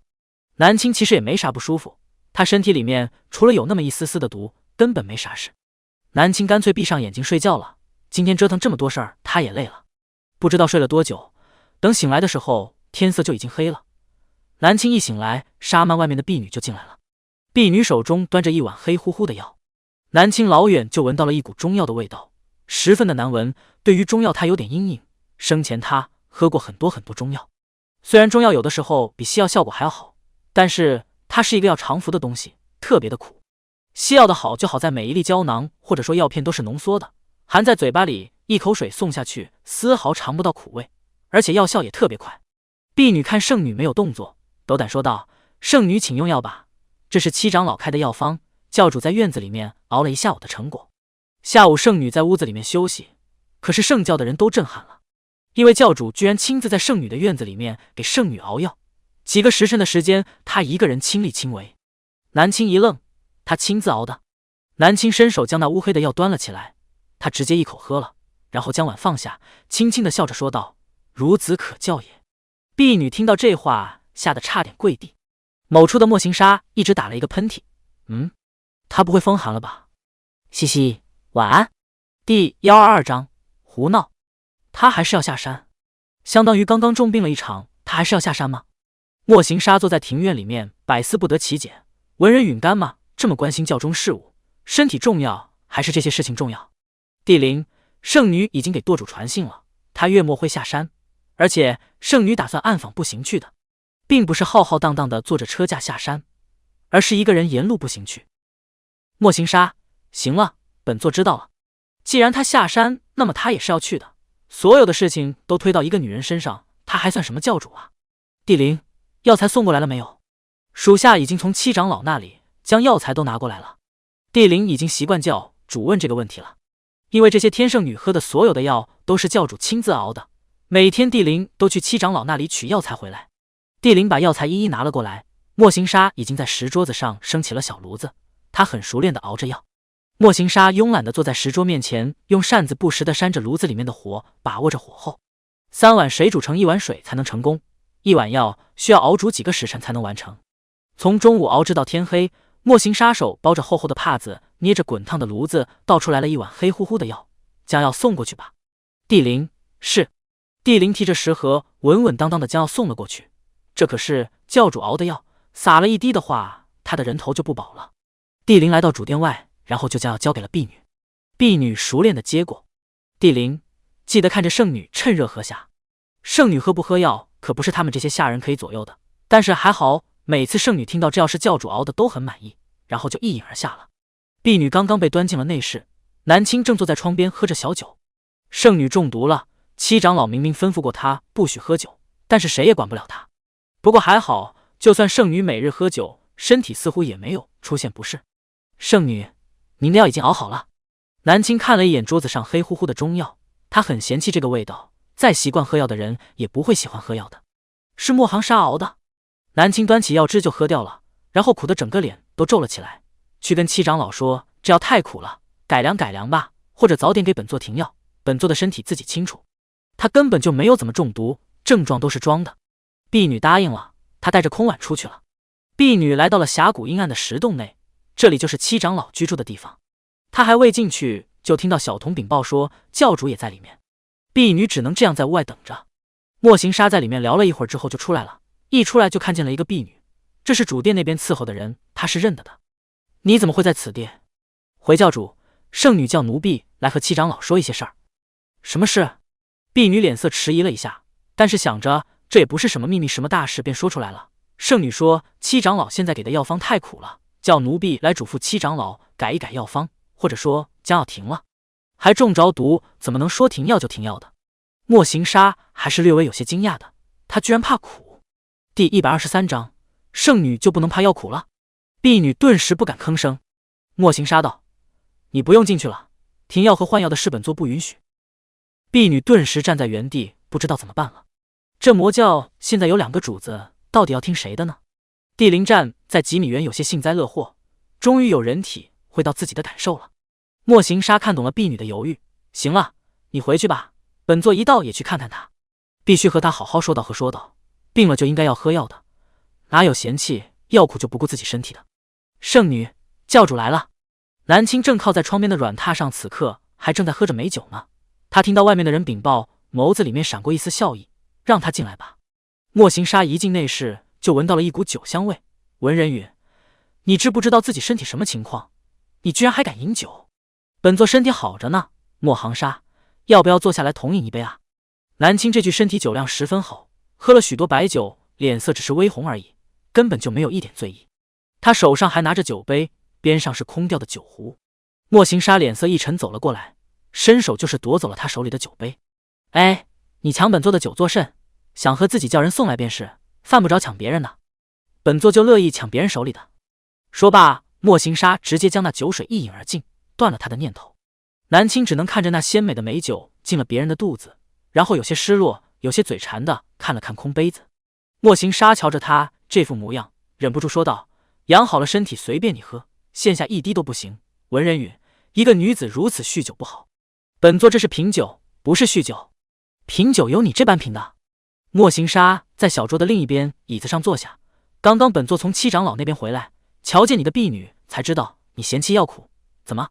堂堂圣教圣女，武功盖世，举世无双，活了100年，居然像一个3岁小童一样害怕药苦？他用激将法想要激他。一般身份越尊贵的人都越好面子，可惜南青就不是这种人。南青理所当然地看着他，怕药苦不是很正常吗？女子都怕啊。莫行沙直接他的话给弄愣住了，最后只能蹩脚地说道：“你是普通女子吗？普不普通也改变不了本座是个女子啊！谁规定的圣教圣女不能怕药苦？本座这个老祖宗怎么不知道了？”莫行沙一时之间无话可说，他这张嘴巴总是能让他语塞。南青反问完之后，妩媚地笑着，他微微地斜靠在躺椅上。莫行沙，你眼中本座不是普通女子对不对？除了本座武功高强，你还觉得本座哪里不普通的？比如说这脸蛋这身体是不是与寻常女子有些不同啊？脸蛋身材甩了寻常女子几条街，的确不同。莫行沙从前总听那些正派喊着什么魔教妖女，他现在总算见识到了什么才叫真正的妖女。他笑颜如花，说着略微浪荡的话，就仿佛一个勾人的小妖精一样。第124章下山。你在勾引本座？莫行沙眼睛微微的眯了一下，声音略微沙哑。是啊，有被勾引到吗？他一直都知道，也觉得她很美，每每与她相处都忍不住眼神放在她的脸上，文人允声音和这张脸都格外的吸引人。南青收起了笑容，坐直身体，有被勾引到就好，你可以滚了。又是被叫滚。莫行沙已经麻木了，没有最初的那种羞辱感了，反而有些无奈。你再报复本座，喝了你的酒，犯不着这样玩弄本座吧？记得下次进来别抢本座的酒。他就是惦记着他刚刚喝了他美酒的事情。莫行沙无奈极了，他这记仇护食的样子让他哭笑不得。行，本座走，但是那药你是别想换也别想停了，本座不会同意的。七长老是本座的人，也只听本座的。而且本座建议你还是乖乖喝药的好，毕竟你要下山，虽然你武功高强，但是正派之中也不乏有能力的后辈，如果遇上了你身体却不是，这可不是什么好事。说罢，莫行杀起身离开了。二二啧啧地说道：“南佩喜欢你了。”连二二都看出来了，南青自然也看出来了。喜欢了那就好办了，这个世界任务可以说成功了1半之多了。二，你下山，南佩肯定也会和你一起下山的。剧情是天道注定的，南佩终究会和世界女主相遇，到时候你要稍加提防一下。知道。南青不太担忧这些事情，他很清楚莫行沙的为人，既然心里喜欢上了一个女子，那么其他的女子无论长得再好看，也入不了他的眼了。南青本来也没有中毒很深，那些药大可不必全部喝完。每日喝药的时候，南青喝一半倒一半，喝一半算是不白费莫行沙辛辛苦苦熬药。莫行沙除了每天给他熬药，而且甚至来了他的书房一起看册子。风水轮流转啊，一开始他去他那里，现在莫行沙来他这里。南青直接让他坐在一个普通的椅子上，甚至还吩咐他研墨。莫行沙略微有些不甘心，还嘴硬的回怼几句，但是总是会被南青说的哑口无言，最后认命做事。二二哭笑不得，他是不是找虐啊？明知道说不过你还要说，最后自己遭了一顿对。这种人就是找虐，因为他控制不住嘴贱，口不对心，说的就是莫行沙。二二翘着二郎腿，清冷的小声音说道：“不知莫行沙什么时候才能知道他喜欢你啊？”南青对这个事丝毫不着急，因为这是迟早的事。南青每日喝半碗药，身体调养的挺好的，原本有些苍白的脸色，现在也已经红润起来了。很快就到了月底，两个人简单的收拾了包裹之后，就一起下山了。南青身上穿着一袭红色的衣裳，眼睛上也蒙着一条红色的脖丝带，丝带很薄，即使裹上了眼睛，他也能看见事物。他眸子是血红色的，笑起来的时候格外的美，只要别人注视到他的眼睛，都会觉得陷进去了一样。莫行沙平时看习惯了他这双血红色的眼睛，突然瞧见他拿丝带遮着，有些不习惯。不用遮着，反正我们也不是什么好人，有着一双红色的眼睛又怎么了？南青看着身穿墨色衣服的莫行沙：“莫行沙，你也要下山？怎么觉得你是跟着本座呢？谁跟着你了？只允许你去处理事务，就不允许本座去处理事务吗？”莫行沙微微扬着下巴，沉稳的声音略微懒散：“允许允许，不过你要和本座一路吗？既然一同下山的，那就一路。”确定无疑，这家伙的确是跟着自己的。两个人下山的时候，只带了一个扁扁的行囊，里面放了衣服和银子。他们一身轻便的出发了。他们选择步行前往分舵。莫行沙还是很照顾南青的，在荒郊野外休息的时候，莫行沙会主动去捡柴火打猎。还别说，莫行沙烤的一手好肉。莫行沙以前是不是烤过野兔子、野鸡什么之类的？这火候把握的挺好的。莫行沙给他扯了一个兔腿，眸色暗淡的说道：“以前经常烤，还好这山里的兔子野鸡多，要不然本座活不到现在。”南青轻轻的咬了一口兔腿，有些疑惑的看着他。莫行沙靠着树干，暖色的火燃烧的噼里啪啦的，火光照在他的俊颜上。别这样看着本座，哪一个坐上教主之位的人是轻轻松松坐上去的？曾经本座也是圣教的底层杀手，过着食不果腹、脑袋系在腰带上的日子，更是有一次重伤跌落峡谷里，每日就靠着这些野味生存的。本座一个人在峡谷里面生存了大半年，直到恢复了之后才找到出路出来的。还有曾经找不到食物的时候，他更加狼狈。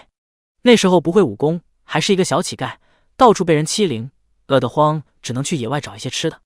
这大概他人生中最黑暗的时间段，每次烤着野味，他都能想起那段时间的日子。南青咬了一口兔肉，声音淡淡的说道：“你已经从最下面爬到了最上面了，以前的事都是过眼云烟了，未来会更好的。”莫行沙看他手里的兔腿要吃完了，又扯了一个过去，给。既然觉得好吃的话，那就多吃一些。南青不客气的接过了。这兔子本来就不大，南青感觉自己一个人吃掉半只是没有问题的。吃完了之后，两个人就靠着树干休息了。这里前不着村，后不着店，只能在山林里面休息了。古代的世界可不像现代一样，到处都有人四通八达。古代多的是大片大片的山林无人区。莫行沙和南青因为是步行，所以就没有走大路，而是直接穿越山林走捷径。行走了2天，终于出了大山了。但是这里好像也没什么人，但是起码有官道了。南青这个沉睡了100年的人根本认不得路，全程都是莫行沙带路。他们瞧见了不远处有一家客栈，荒郊野外居然遇到了客栈，不容易啊！去客栈住一晚上吧，本座想沐浴了。南青说道。22点开了光屏，南青世界女主也在前面客栈。晚安碎碎，爱你们，碎碎要个晚安吻害羞。第125章黑店。世界女主居然在那个客栈里面，果然天道注定的剧情不可逆转，一下山随便住个客栈都能和世界女主凑巧遇到。到了有人的地方，这两位大主子就不自称本座了。莫行杀进了客栈之后，就发现1楼大厅很多穿着白色衣裳带着刀剑的人坐在一起吃饭，这些人全部都是名门正派弟子。莫行杀神色略微有些惊讶，没想到居然在这里遇见了。这些人该不会是和他们一样是前往云水镇吧？莫行杀和南青要去的正是云水镇分舵，如果同路的话，那就好玩了。莫行杀和南青走进客栈就特别惹人眼，一个穿着墨色衣裳俊美的男人，一个红色衣裳蒙着眼睛的女子，这组合太过于惹眼了。吃饭的那些弟子不自觉地将眼神投放了过来，其中有一桌有一个长相清秀可爱的女生扒着饭看了一眼他们。师兄，他们两个是谁啊？看样子不是普通百姓，好像是练家子，不会是江湖游侠吧？但是这两个人长相这么惹眼的话，如果是江湖上的游侠，不应该是没名没声的呀。边上吃饭的师兄说道，不知是敌是友，今夜休息的时候小心一些。孙雪儿吃了一口饭，乖乖的点头。他还是第一次下山，所以对什么事情都好奇，但是爷爷交代过，下山一定要听师兄的话，不能捣乱。这世间穷凶极恶的人多的是，一定要注意安全，跟紧师兄。师兄，去云水镇还要多久啊？我们都已经走了好几天了。孙雪儿腿肚子特别疼，大概还需7日。大师兄说道。还有这么久啊？好累啊！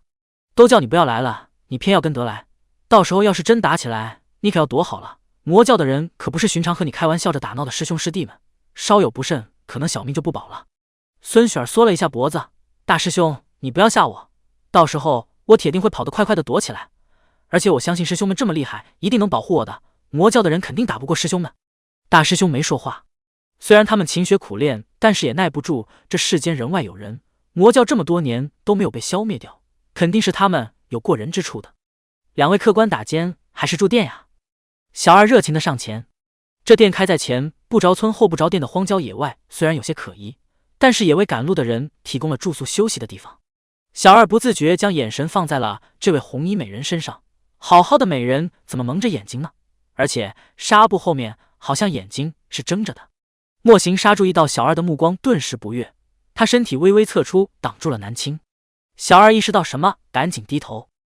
莫行纱从怀里拿出了一锭金子，住店最好的上房，饭菜送到房间里来，晚些时间准备一些热汤送上来。好嘞，二位客官是要一间上房还是2间呢？小二拿不准这两人的关系，所以小心地问道。南青淡淡开口，2间。好嘞，客官请上楼，上房在楼上。孙雪儿竖起耳朵听着那边的人说话，这俩人不仅长相气质好看，连说话的声音都好听。师兄，你说那个女子眼睛有没有瞎呢？师兄你怎么知道的？大师兄无奈，那薄纱底下的眼睛明摆着是睁着的，而且他上楼的时候很自在，根本没有一点障碍感。那为什么白天还要蒙着一条红色的丝带？雪儿，从下山开始你就唠唠叨叨的问师兄各种问题，问了应该不下100句问题了吧？哼，谁让你们平时下山的时候不带我？我对山下不了解，我当然就问你了。怎么，嫌弃我吵吗？小心我回去跟爷爷告状，让他罚你。南青环顾了一下客栈的房间条件，虽然这房间是上房，但是配置也不怎么样，不过还好也算干净。莫行杀进来了。南青回头，你不回自己的屋子吗？本座和你一起用膳，用完膳本座再回去。南青没有赶他走，吃饭当然是2个人一起吃才有味道了，一个人多孤单啊。不一会儿，小二就端着热腾腾的饭菜上来了。荒郊野外的客栈的食材并没有很多种类，他们给了3菜1汤。小二将饭菜摆放好之后就走了。莫行纱和南青坐在桌子前，他拿起筷子夹了一根豆角，准备放入口中的时候，突然顿住了。莫行纱注意到了他的神色，怎么了？这菜吃不得。南青将豆角丢回了碗里，他放下了筷子，只倒了一杯清水喝的。莫行纱听到这话，皱着眉头，微微低头，细细地闻了一下菜。本座就说这荒郊野外哪来的客栈，原来是家黑店啊！这菜里面有蒙汗药。莫行纱站起身，在屋子里面环绕了一圈，屏风后面有砍刀的痕迹，屋子也有冲洗过的痕迹，看来不少人丧命于此啊。南青，今天晚上有戏看了。底下那么多名门正派的弟子，而且他们一个个吃的那么欢，定然是吃了不少蒙汗药进去的。莫行杀，所以我们要留下来看戏吗？留下来了，本座也想在这休息一晚。虽然客栈的饭菜吃不得，但是客栈的水还是能用到的。小二带着2个壮汉提着几桶热水上来了，滚烫刚刚烧好的热水倒在了浴桶里。南青等到水凉了一些，舒舒服服的下去洗了个热水澡。在黑店洗澡，南青时刻都注意着有没有人偷窥。夜晚，南青吹了蜡烛，打算休息的时候，莫行杀突然从窗户爬了进来。南青身上的衣服还穿得整整齐齐的，并未脱衣睡觉。他坐起身，看着黑暗中的男人：“你来作甚？不抓紧时间休息一会儿吗？你晚上没用晚膳，没有吃东西，本座出去抓了一只野兔，烤好了，给。”南青手一挥，床边的蜡烛顿时亮了起来，将黑暗的屋子照亮了。他一眼就看见了他手里用荷叶包着的兔子。这个男人这么晚来造访，就是为了给他送吃的。第126章，你还想和本座同榻而眠？还愣着作甚？难道你不饿吗？莫行杀略微有些紧张，他大半夜出去烤了只兔子送过来，这样的行为其实他自己也是惊讶的。他肯定是疯了，或者说文人允就是一个妖女，他在他身上使了什么妖术才会让他变成这样？但是似乎变成这样也不错。莫行杀催促道：“吃些东西吧，估计这客栈里的人下半夜就要动手了，吃完他上半夜你还能休息一会儿。他身体里面还有余毒，不宜受饿和受疲。”啧，果然孺子可教也。再嘴贱再强势的男配都是可以被调教的。南青坐在床榻上，伸手拿过来一些。他这副小懒鬼的样子，连床都不下了。莫行杀只能一屁股坐在他床边，伸手托着烤肉。文人允，也就是本座脾气好，能忍耐得了你，总是喜欢吩咐别人，让别人伺候他，这什么脾气啊？什么脾气？大概就是主子的脾气吧。文人允100年前就是圣教最尊贵的人，自然习惯被人伺候，习惯吩咐别人。南青只吃了一个兔腿，其他的肉几乎都是被莫行杀吃了。本座吃好了，你回去吧。本来要走的莫行杀听到他这句话就不乐意了，什么叫用完了就甩？说的就是文人允现在的行为。莫行杀坐在床边，双手抱在胸前，懒懒地靠着床架。本座不走了，今夜有危险，本座守夜吧，你好好休息。南青整理着被子，笑颜如花地看着他。莫行杀，你撒谎的技术真差劲，想跟本座共处一室就早说。你内心什么想法？以为本座看不出来吗？莫行杀绷着一张脸，将所有的情绪压在眼底，打死不承认。本座还能有什么想法？本座是……你有想法？其实你不仅仅想要和本座共处一室，你还想和本座同榻而眠，对不对？南青修长白皙、涂着红豆蔻的手指轻轻地捂着嘴巴，他的慵懒的神色，血红的眼睛仿佛能穿透他的胸膛，看到他的内心一样。莫行杀想起身走人，但是又觉得现在自己走人不就是坐实了他口中的话吗？可是他真的没想过要和他同榻而眠啊，这事情要怎么解释啊？只会越描越黑，可是不说的话又等于默认了。莫行杀郁闷的要死。南青将枕头放好，懒洋洋地窝在了被窝里，他秀气地打了个哈欠：“你要守夜就守吧，本座睡了。”说罢，他就闭上眼睛休息了。莫行杀张了张嘴巴，也没有发出声音。他都睡觉了，自己还能说什么？莫行杀只能郁闷地坐在床边守着，但是他的眼神总是不自觉地放在他那张白皙精致的脸蛋上。以前怎么没有注意到文人允这脸不仅长得好看，而且还特别的小。他整个人埋在被窝里，就一个脑袋露了出来，乌黑的头发披散着那张白皙的脸，特别的小。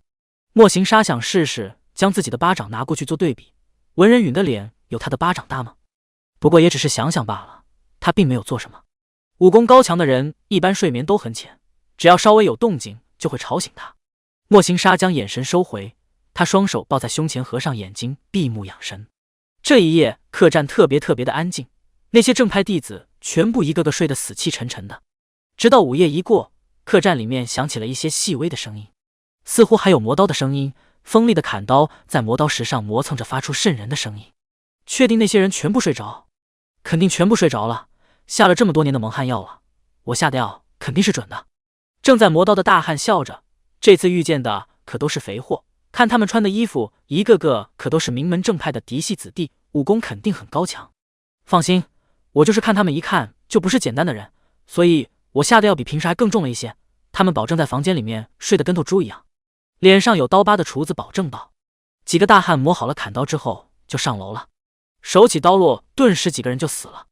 有一个弟子今天不舒服，并没有吃什么东西，他听到声音之后就起来了，结果一眼就看见了对面有人拿着刀杀人。那个弟子大喊了一声：“大师兄，小师妹，有危险！”操，居然还有一个没有药晕的！你们赶紧围着他，不要让他跑了，杀了他！大汉喊道。其他的几个人都是听这个大汉的，都立刻过去围那个弟子。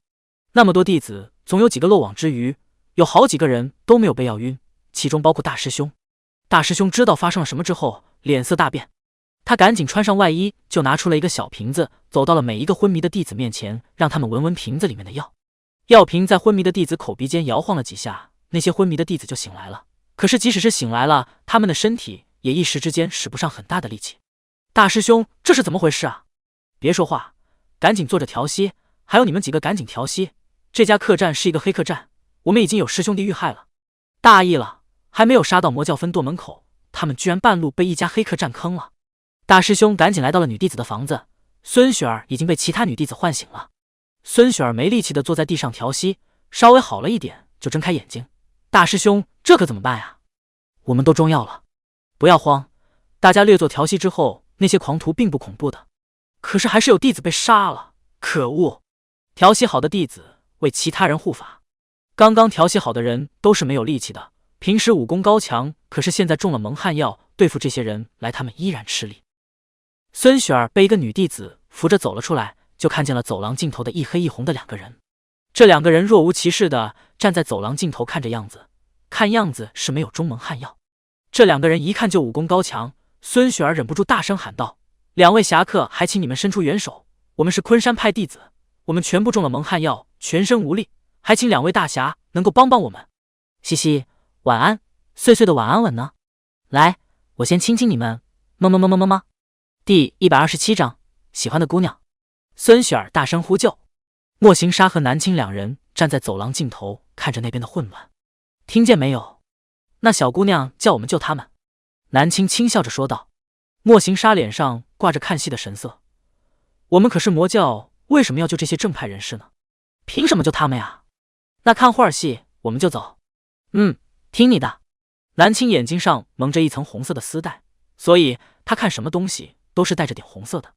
那边战况挺激烈，这客栈里面的人虽然武功不怎么高，但是一个个都是壮汉，拿着大刀就是砍过去。这些经过名师指点的正派弟子哪里见过这么粗俗的打法呀？他们细细的长剑根本抵抗不了这些大刀。随着一声声惨叫，许多弟子倒在了地上。孙雪儿此刻慌了，她看走廊尽头的那两个人根本没动，顿时知道了这两个人不会帮忙的，不会帮忙的也强求不来。孙雪儿只能撑着自己中了药的身体，拿起长剑就去对抗那些人。不仅仅是孙雪儿看见了那两个人，同时还有二师兄也看见了。二师兄手臂被划了一刀，他抱着自己的胳膊喊道：“那边的两位大侠，既然你们没有中药，那请伸出援手啊！我们是昆山派的弟子，如果你们救了我们，我们定会重金报答的。”昆山派在江湖上算是有名的，所以他们接二连三的都是自报家门，希望对方会救他们。可是他们哪里知道，那两个人就是他们要剿灭的魔教的主子。南青轻轻的打了个哈欠，这戏看的也差不多了，我们走吧，找个地方休息休息，天亮了再继续赶路。两个人直接转身翻窗户走了。客栈里面的人喊道：“不用去管走掉的那两个人，只要抓住这些弟子就行了。今天晚上的货已经够多了，走掉一两个根本不算什么，只要这些昆山派的弟子没有走掉就行。把他们都杀了，不许放走一个人，小心他们去通风报信。如果他们报信了，我们这小店就完了。”一场激烈的厮杀，整个客栈都弥漫着血腥味和刀剑的声音。莫行沙，这山洞有点潮湿，本座冷。南青和莫行沙步行了很久之后，随便找了个山洞，打算好好休息一番，等天彻底亮了再继续赶路。但是这山林之中的山洞特别的潮湿，一进去山洞里面就感觉冰寒刺骨。莫行沙伸手将自己包裹里面的披风拿了出来，垫在了地上，然后又拿出了一件自己的外套，坐在这上面，这外套你盖着。莫行沙本身就没带几件衣服，现在干脆就弄脏两件了。南青也不推脱，直接一屁股坐在了他垫着的披风上。莫行沙，你还挺会照顾人的，如果以后你有喜欢的姑娘，那么被你喜欢的那个姑娘应该会过得很幸福。莫行沙伸手将衣服披在他肩膀上，同时脑子里回荡着那句话：你喜欢的姑娘。喜欢的姑娘？以前他可从来没有考虑过这问题，但是连个念头都没有从脑子里面划过。从小过着刀尖舔血的生活，莫行沙从来不敢想象自己会有喜欢的人。第128章，捂住他嘴巴。南青舒舒服服地坐好，身上裹着衣服，顿时不冷了。他看向走神的莫行沙，怎么不说话？莫行沙听到耳边的声音，立刻回神，就是觉得喜欢上一个人很神奇，让人难以想象。难不成我们的莫教主已经有喜欢的姑娘了？南青一双桃花眼带着笑容，他眼睛上面的红丝带没有揭下来，丝带下面若隐若现的一双好看的眸子。他的五官很小，一笑的时候就像一朵花开了一样。并没有。没有喜欢的姑娘吗？可是本座看你这个样子，倒是很像思春了。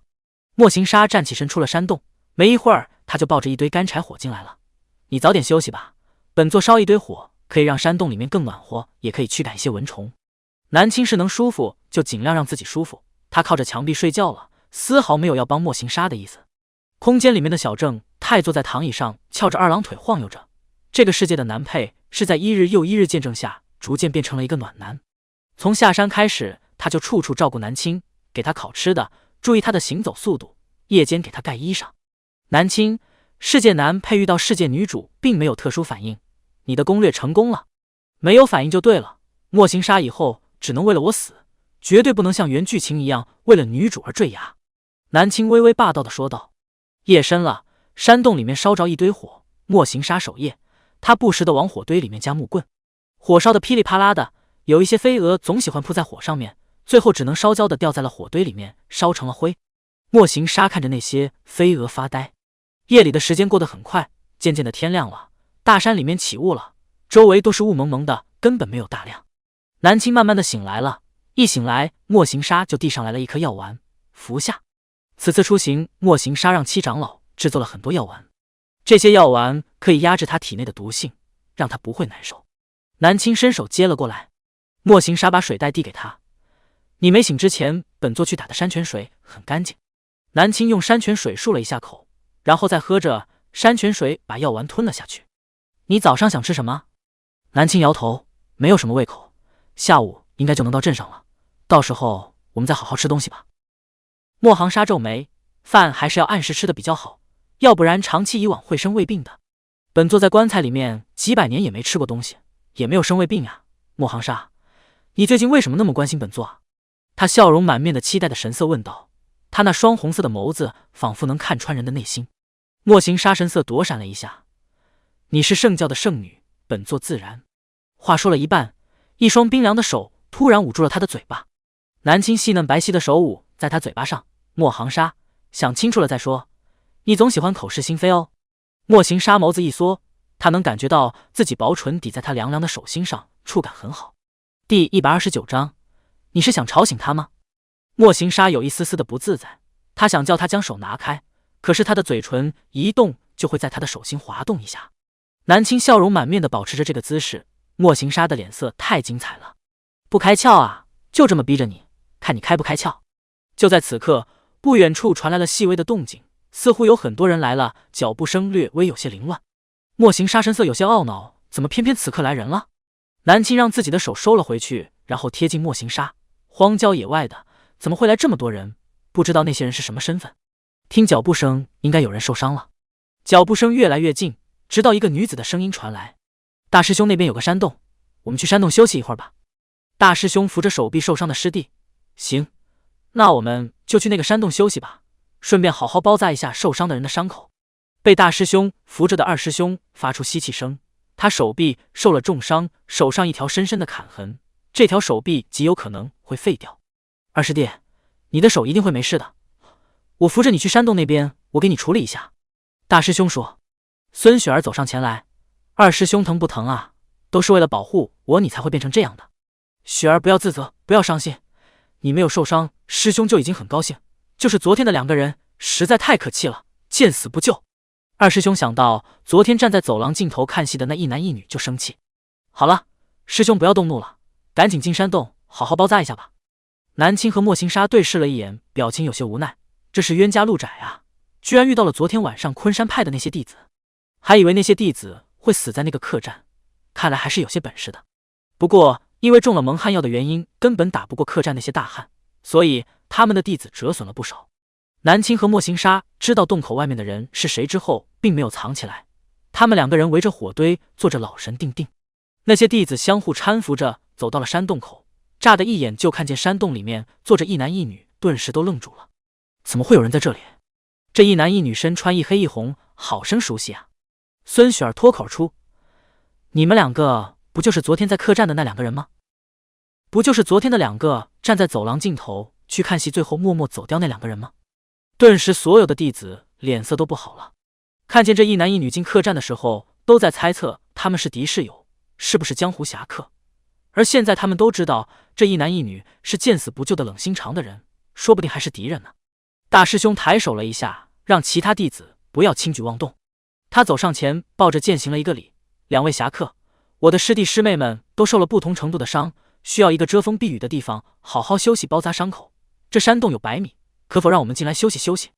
大师兄，你跟这两个铁石心肠、见死不救的人说这些客套话干什么？我们这么多人还打不过他们两个吗？不让煽动，我们就把他们赶出去。二师兄抱着自己的胳膊，忍不住说道。他手臂都要废了，看见这一男一女，他就怀恨在心。如果不是他们坐视不理，他的手怎么会被砍成这样？本来南青和莫行沙是打算离开了，这山洞随便他们用的。可是现在听到这年轻男子说的话，南青顿时就有点心里不舒坦了。南青坐在铺着斗篷的地上，昨夜没有休息好，我还想在这休息休息。莫行沙勾唇一笑，好，你好好休息，这些杂碎我会赶走的，不会让他们吵到你的。这两人旁若无人地聊了起来。这些正派弟子哪里受过这样的侮辱啊？大师兄脸色有点挂不住了，但还是礼貌地说道：“这位少侠，我师弟年幼无知，现在身受重伤疼痛难忍，才会说出这番话的，请你不要放在心上。这山洞那么大，我们只占一小半的位置就好了，我们绝对不会打扰令夫人休息的。”莫行沙神色一动，他快速看向身旁的女子，可是南青早就已经闭上眼睛，闭目养神了，似乎没听见一样。说实话，听到令夫人的时候，他内心居然有一阵狂喜，但是同时也有些紧张。莫行沙也不知道自己为什么会出现这样的情绪，但是不得不说，这群弟子里面这个大师兄还是会说话的。莫行沙坐在南青身边，声音懒散的说道：“只要你师弟向我道歉，我就同意你们进来。且我看他也有18、19岁了，18、19岁还叫年幼无知？那3岁小儿叫什么呢？”大师兄面子都快挂不住了，但是他能感觉到一种无形的压力。这个是男子肯定武功高强的，他们所有人加起来都打不过这个男子。人在屋檐下，不得不低头。二师弟向这位少侠道歉。二师兄完全没想到大师兄居然会说这样的话。道歉？凭什么道歉啊？大师兄，你到底向着谁啊？干嘛对他毕恭毕？师弟，道歉。二师弟直接被叫愣了，从小到大还是第一次大师兄对自己这么凶。孙雪儿站在边上咬着嘴唇，他不上前对着莫行沙行了一个大礼：“少侠，雪儿替二师兄向您道歉，二师兄不是有意要冒犯您的，还请您原谅。”大师兄一把拉住了二师兄。莫行沙皱着眉头瞥了一眼站在自己身前的姑娘：“你站得太近了，你是想吵醒她吗？”文人云此刻闭着眼睛，呼吸顺畅，已经睡着。孙雪儿搞得这么近来说话，差点吵醒了他。孙雪儿脸色一白，根本没想到他会这样说自己。孙雪儿看着靠在这个少侠身上休息的红衣女子，这红衣女子长得好生美，就像这山里的山精一样，而且这个少侠对她也实在太好了吧。孙雪儿有些羡慕了。孙雪儿后退了几步，小声说道：“少侠，我们进山洞休息一会儿就走，绝对不会吵你们的。”莫行沙本来就没打算让他们进来，这群人在这里吵死了又碍眼。听到滚字，正派的弟子脸上青一阵白一阵的神色交替着。嘻嘻，莫教主做个人了，会照顾人了，晚安哦。嘻嘻，碎碎看见你们送的礼物了，嗷呜，碎碎明天的奶茶钱有了，好开心呀，非常感谢你们的礼物。第130章22开车了。身为名门弟子，他们从来没有受过如此的侮辱。孙雪儿，你怎么能这样说话呢？不让进我们走就是了，怎么能叫人滚呢？这个男人看着长相不错，却说出这样无理的话来。大师兄看了一眼身后都受了大大小小伤的师弟们，他直接挥手示意大家走人。二师兄顿时不服气了，但是他手疼的要命，没力气说话了。一群弟子就这么退走了，他们在远处的小山坡找了个位子休息，然后开始互相帮忙疗伤。大师兄正在给二师兄的手上药：“师弟，到了下一个小镇，你就带着伤重一些的弟子在小镇上休养吧，等我们回来。不行，这还有几天就要到魔教分舵了，我不甘心就这样，我定要杀上几个魔教中人，为民除害。师弟，你的手不利于动武。二师兄看了看自己的手，一肚子的火，怎么就这么倒霉遇到了黑店？师兄，我们刚刚那么多人，你为什么不和那个人争一番？大师兄无奈道，师弟们很多都受伤了，大家一夜未眠，又是打斗又是赶路，已经没有力气折腾了。且虽然对方只有一男一女，可是我能感觉到他们内力深厚，可能就算我们全部人加起来都不是对方的对手。且不知道对方是神妖路子的人，最好不要惹怒了的好。孙雪儿拿着水袋走来了，师兄喝水，这可是我和师姐走了好一会儿才找到的山泉水。二师兄飞快拿过，谢谢师妹。你抢什么啊？这是我给大师兄的。他喝了一口说，给大师兄的吗？可是刚刚你叫的师兄，我以为你是在叫我呢。虽然说那些弟子隔着山洞有点距离，但是那里面的那个女子还是有些吵闹，总是大呼小叫的。莫行沙担忧会吵到文人允休息。本来他们是打算天亮就赶路的，但是文人允这会儿真的睡着了，他似乎很困很累的样子。莫行沙心里微微担忧，是不是那余毒作祟？看来要早点去找解毒的药才是。等将他安顿好了，他再去。下午的时候，南青醒来了，昨天晚上没有怎么睡觉，白天睡个懒觉，真的很舒服。南青睁开眼睛，就发现自己正靠在边上的男人肩膀上，这个姿势已经不知道保持多久了。莫行沙，南青声音有点沙哑的喊道。莫行沙睁开眼睛，本座在。南青起身坐直自己的身子，现在是几时了？那些名门正派的弟子如何了？莫行沙看了一下日头，说了一下时间，然后眼神瞥向了对面的小山坡。本座没有让那些弟子进来，他们正在那边呢。南青眯着眼睛看了一眼，不知道这些弟子是不是要去我们要去的分舵？如果是，那就好玩了。这么一群小毛孩，千里迢迢的来分舵，应该好好招待他们才是。莫行沙听到这话就知道他要做甚，要传信给舵主吗？不用，先确定他们是不是去分舵的。如果是的话，敞开了门让他们进。魔教的地界可不是那么好进的，进了就别想出来了。让你们知道什么叫有来无回。要想知道对方去哪里，最好的方法就是跟踪。南青和莫行沙一同在山洞休息了一天一夜，第二天一早，那些弟子们就启程了。南青和莫行沙用完了早膳之后，也随即跟上。孙雪儿喝了一口水，这干粮真干啊，一点都不好吃，没有什么味道。我刚刚经过洞口的时候，看见里面那两个人，他们在吃烤肉，而且他们还自带了调味品。雪儿乖，二师兄明天晚上就给你抓一只野鸡来烤。二师兄，你这手还能抓得到野鸡吗？怎么不能了？只要雪儿要的，二师兄都会拿来的。大师兄没管这两个人的打闹，他回头担忧的看一下那边那个山洞，那两个人怎么还没走？他们又没有受伤，怎么会在山洞滞留这么久？收拾好东西，我们要出发了。大师兄喊道。弟子们全部收拾东西，打算离开的时候，山洞里面一黑一红两个人也出来了。看着他们两个背着的行囊，看来他们也是打算出发了。这要巧，他们也走了。大师兄带着弟子们走山路离开这里，一群弟子在前面，两个人在后面，就这么走了大半天。孙雪儿眼神总是往后面瞥，不时能瞥到那个男人伸手扶着那个女人。那个女子是那个男子的妻子吗？有这么英俊的男子当丈夫，且那男子还这般贴心，真让人羡慕。雪儿，别往后看了。大师兄的声音从耳边传来，那两个人可能在跟踪我们，别往后看了，小心一些，如果有危险你就赶紧躲起来。孙雪儿惊讶，大师兄，他们到底是什么人啊？中午的时候，所有人都停下来吃一些干粮和喝水了，弟子们三三两两的坐成圈一起吃东西，而身后的那两个人也已经停下来了。莫行沙继续将自己的衣服垫在地上给南青做，他们两个也带了干粮，但是那种加了果干的薄饼，跟那些弟子吃的纯饼不一样。看这个方向，他们很有可能是去分舵。南青看着那队伍里面的人，有实力的只有那个大师兄，所以这些名门正派是哪里来的自信，就带着这么一些初出茅庐的弟子，就敢挑衅魔教的分舵。莫行沙，文人允，你今日身体可有不适？会疲惫吗？南青吃了一口薄饼，小嘴咀嚼着，然后一双明亮的眼睛盯着他。莫行沙，你关心本座的样子还能再明显一些吗？这些日子你变了好多啊，又是给他疗伤，给他熬药，又是照顾他。莫行沙一瞬间的又不说话了。莫行沙，你怎么又不说话了？你该不会是心虚吧？是心虚本座说中了你的心事，还是这毒本来就是你下的？然后你现在是在愧疚？蓝青字字敲中重点，莫行沙感觉自己的心脏都被拽住了。他是心虚内疚吗？或许有吧，但也不是。他就是想对他好，就是突然之间不想他死了，甚至担忧他会难受。文人宇，我们就这般相处好不好？你说的这般相处是什么样子的相处？就是像此刻一样，我们安安稳稳的相处，权力一起分，谁也不争谁的，一直这样共处下去。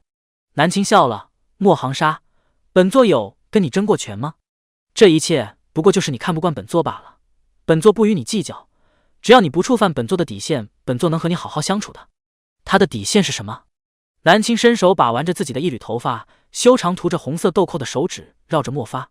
本座的底线就是你不能私底下害本座，口头上和本座吵几句都没什么，但不能害本座的性命。毕竟本座也不是活菩萨，别人害本座，本座还能见着面笑的。莫行沙，你想和本座一直这样相处，那就别害本座就行。二二清冷的小脸蛋上浮现的笑容，他憋着笑，南青在吓唬南佩了。果然千万别惹女人，女人心眼小记仇。南青靠近，怎么不说话了？莫不是你真的害过本座？本座一直好奇这一身的毒到底哪里来的。文人宇，你们二人是不是跟踪我们？你们到底想做什么？你们到底是谁啊？突然一道声音打断了莫行沙的话，手上还包着纱布的身穿蓝衣的二师兄走了过来。莫行沙有些恼火，说话的时候突然有人打搅，但是又有点庆幸，还好这时候有人打搅了。他真的不知道该怎么跟文人云坦白，坦白了他是不是就会生气了，不理他了，或者说甚至会想杀了他。毕竟谁也不会忍受一个给自己下毒想杀自己的人。莫行沙懊恼十足，生平第一次后悔了，他后悔给他下毒了，下次一定不能谈这事了，糊弄过去，希望到时候给他解了毒，能将功补过。可以的，这个法子可以。莫行沙感觉自己还是有退路的，还是有法子的。这山这么大，到处都是路，你们二人今日一直跟在我们的队伍后面，是想做什么？莫行沙抬眸，我们不识路，跟着你们走出大山不可吗？就是这么的理直气壮。你说跟踪你们啊，还真的是跟踪。你们两个是习武之人吧？江湖游侠怎么会不认识路？你们肯定有其他的目的，不许再跟着我们了，要不然别怪我们出手。出手便是，我杀了你们，留下一个人带路就好。说不认识路就是不认识路，怎么还不允许这世界上有人不认识路了？开口就是杀人。二师兄顿时脸色一白，他能感觉到这个人的身上的杀气。孙雪儿赶紧跑了过来，二师兄，你怎么不听大师兄的话呢？大师兄说了，不要找麻烦。师妹，我这哪里是找麻烦啊？他们两个明摆着是在跟踪我们，谁知道他们是什么目的啊？我就是过来警告他们。蓝青一不小心笑出了声，确定是来警告，不是来被警告的。你这女子笑什么？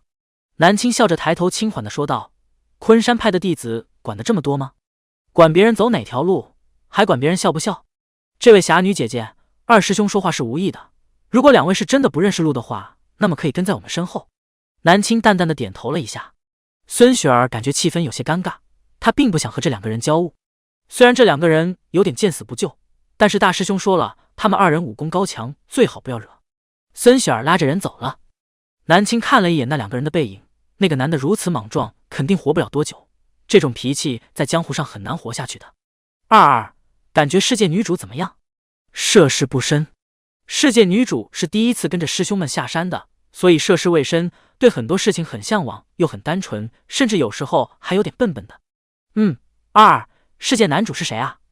世界男主是一个江湖游侠，到时候女主受伤会遇见他，而那个大师兄和二师兄都是男配，大师兄后期会喜欢上女主，这个二师兄现在就是喜欢女主的。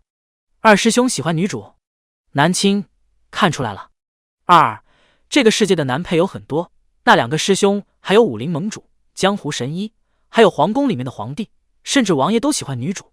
南青眨巴了一下眼睛。二，确定这不是女尊小说？这么多男配，而且这男配们的身份标配，确定不是女尊小说？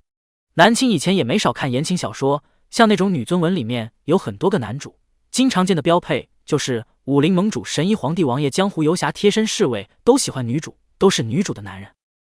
不是女尊，最后世界女主是和那个江湖游侠在一起的。为什么不选武林盟主、神医、王爷呢？因为他们都不是男主，他们的气运比男主低，他们只是男配而已。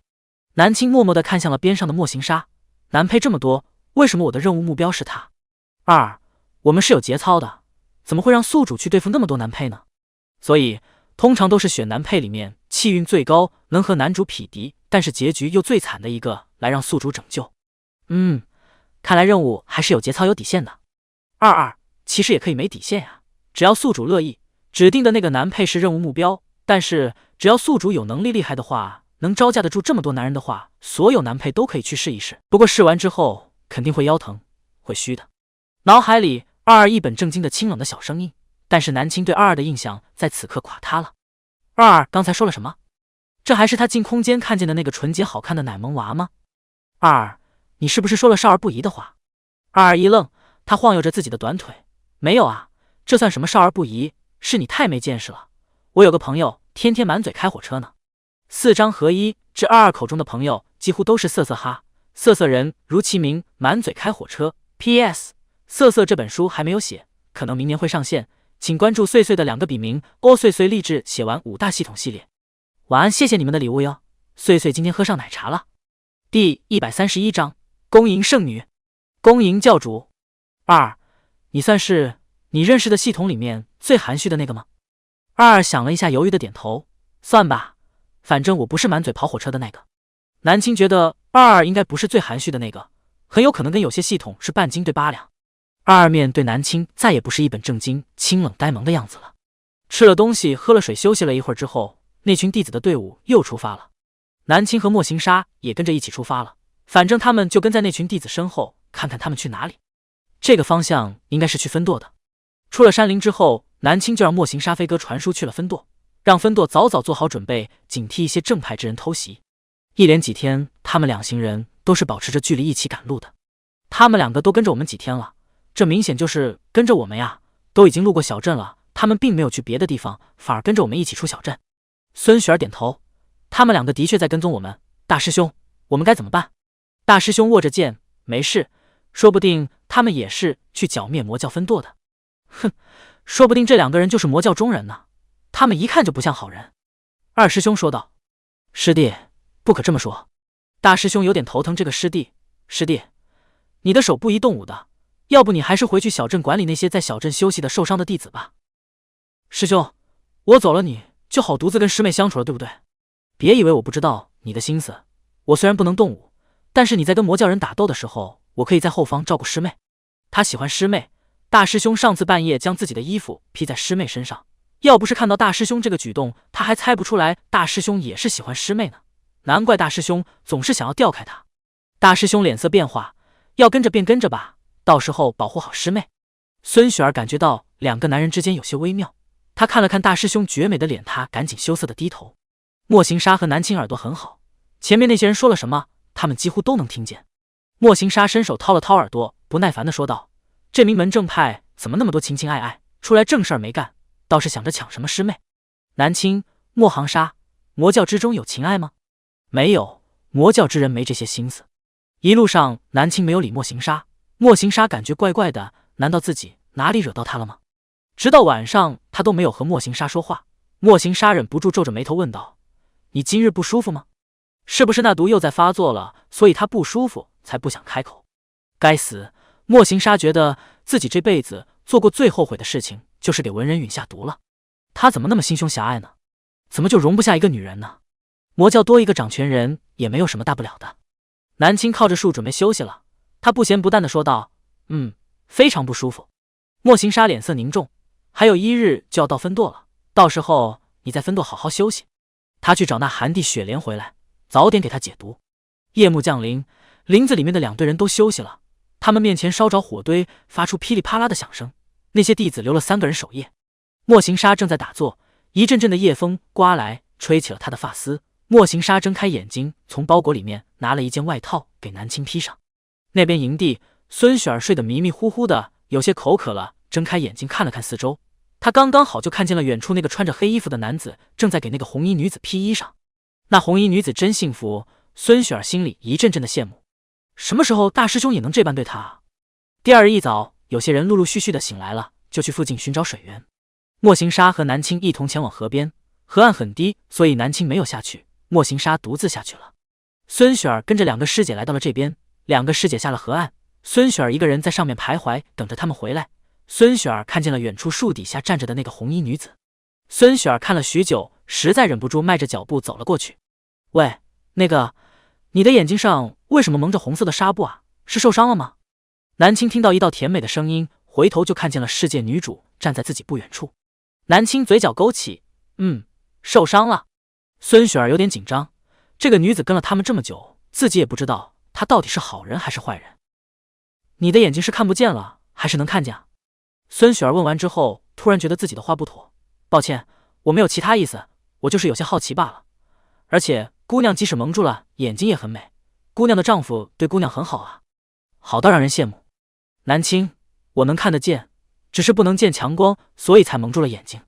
孙雪儿感觉她的声音很好听，有种说不出的感觉，听到她的声音就感觉耳朵酥酥的。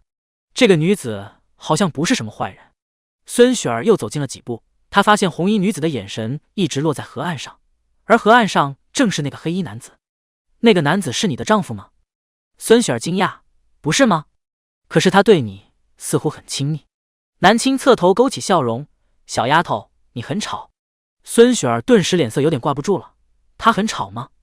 他这明明就是活泼呀，爷爷经常说他的性子活泼。小丫头，你的师兄正在看着你呢，他过来了。孙雪儿听到南青说师兄，还以为是自己的大师兄，她赶紧回头去看，结果看见的却是怒气冲冲走来的二师兄。你这妖女在和我师妹说什么？我警告你别接近我师妹。他看师妹和其他人一起去了河边，结果这么久了还没有回来，所以才过来找的，结果一眼就看见师妹在和这红衣妖女说话。孙雪儿，师兄不得无礼，这红衣姐姐没有。师妹，你小心一些，这2个人，你单纯不要被他们骗了。我怀疑他们俩就是魔教中人，要不然这山林之中怎么会平白无故出现一男一女？二师兄说道。他这话也跟大师兄说过，但偏偏的是榆木脑袋的大师兄不信。南青听到这男子的话，微微挑眉。要说这个男子鲁莽冲动愚蠢，但是有些时候倒是挺聪明的，还真被他说中了。南青懒得搭理这2人，转身离去。而莫行沙也从河岸上来了。刚刚怎么了？无事，蠢货罢了。你喝点水吧，看着天色下午就能到分舵了，到时候你好好休息休息。南青接过他手里的水喝了起来，跟着莫行沙身边，好处就是他基本上不需要干什么。翻过了这个山头就是魔教的地界了，所以那些弟子在翻过山头的时候特别警惕，甚至他们的手都已经握住了剑柄了。平时的时候那些弟子还会笑着打闹说话，而今日一个个都是绷住脸色，谁也不言语。大师兄，那2人还在跟着我们。大师兄也不知道这2人是敌是友。三师弟，你带着几个弟子在后手警惕那2个人。他们翻下了山头，大师兄挥手说道，大家注意警惕，这里已经到了魔教的地盘了，再走过这个山头就是魔教的分舵寨子，大家注意警惕，小心行事。休息1刻钟后，我们就突袭魔教分舵。他们每年都会下山行侠仗义，前几年也只是惩治一些恶人山匪，可是现在他们面对的是魔教，这可是所有正派的死敌。他们这么多弟子，而且都是嫡系优异的弟子，今天的突袭如果成功了，他们昆山派弟子必定会在江湖上盛名远传。想到那样的结果，这些弟子们就激动。赶了1天的路，他们在原地警惕地休息着，1刻钟之后就进攻。师弟，你带着师妹在原地等候。大师兄说，好，我会照顾好师妹的，师兄你也要住。二师兄话说到一半的时候，他就看见了远处出现的灰色衣服的身影，顿时他眸子一缩，不好，有魔教中人。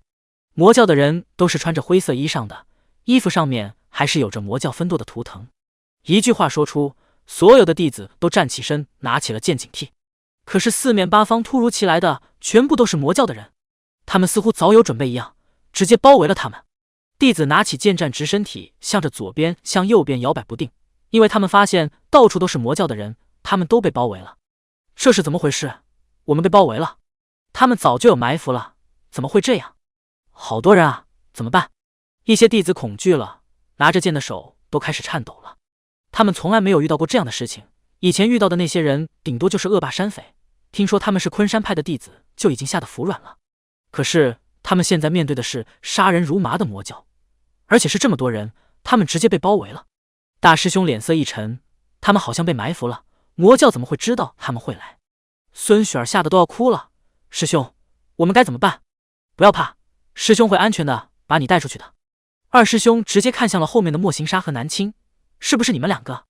你们两个是魔教中人，是不是你们通风报信的？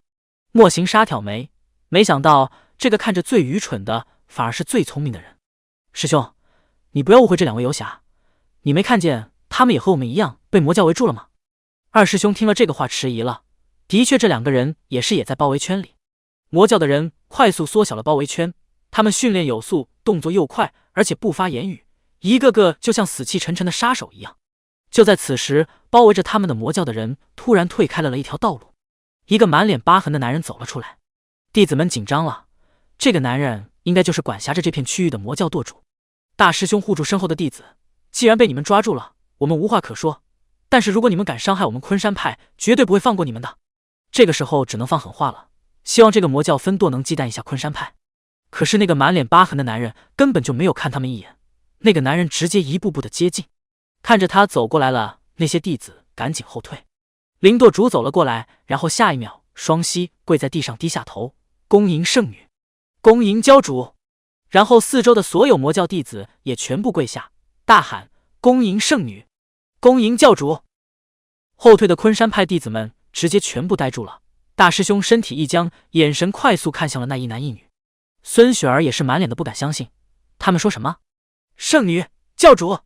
他们听说魔教教主是一个杀人如麻、长相极其丑陋的男人，可是怎么也想不到魔教教主会这般年轻，这般俊美。还有魔教什么时候有圣女了？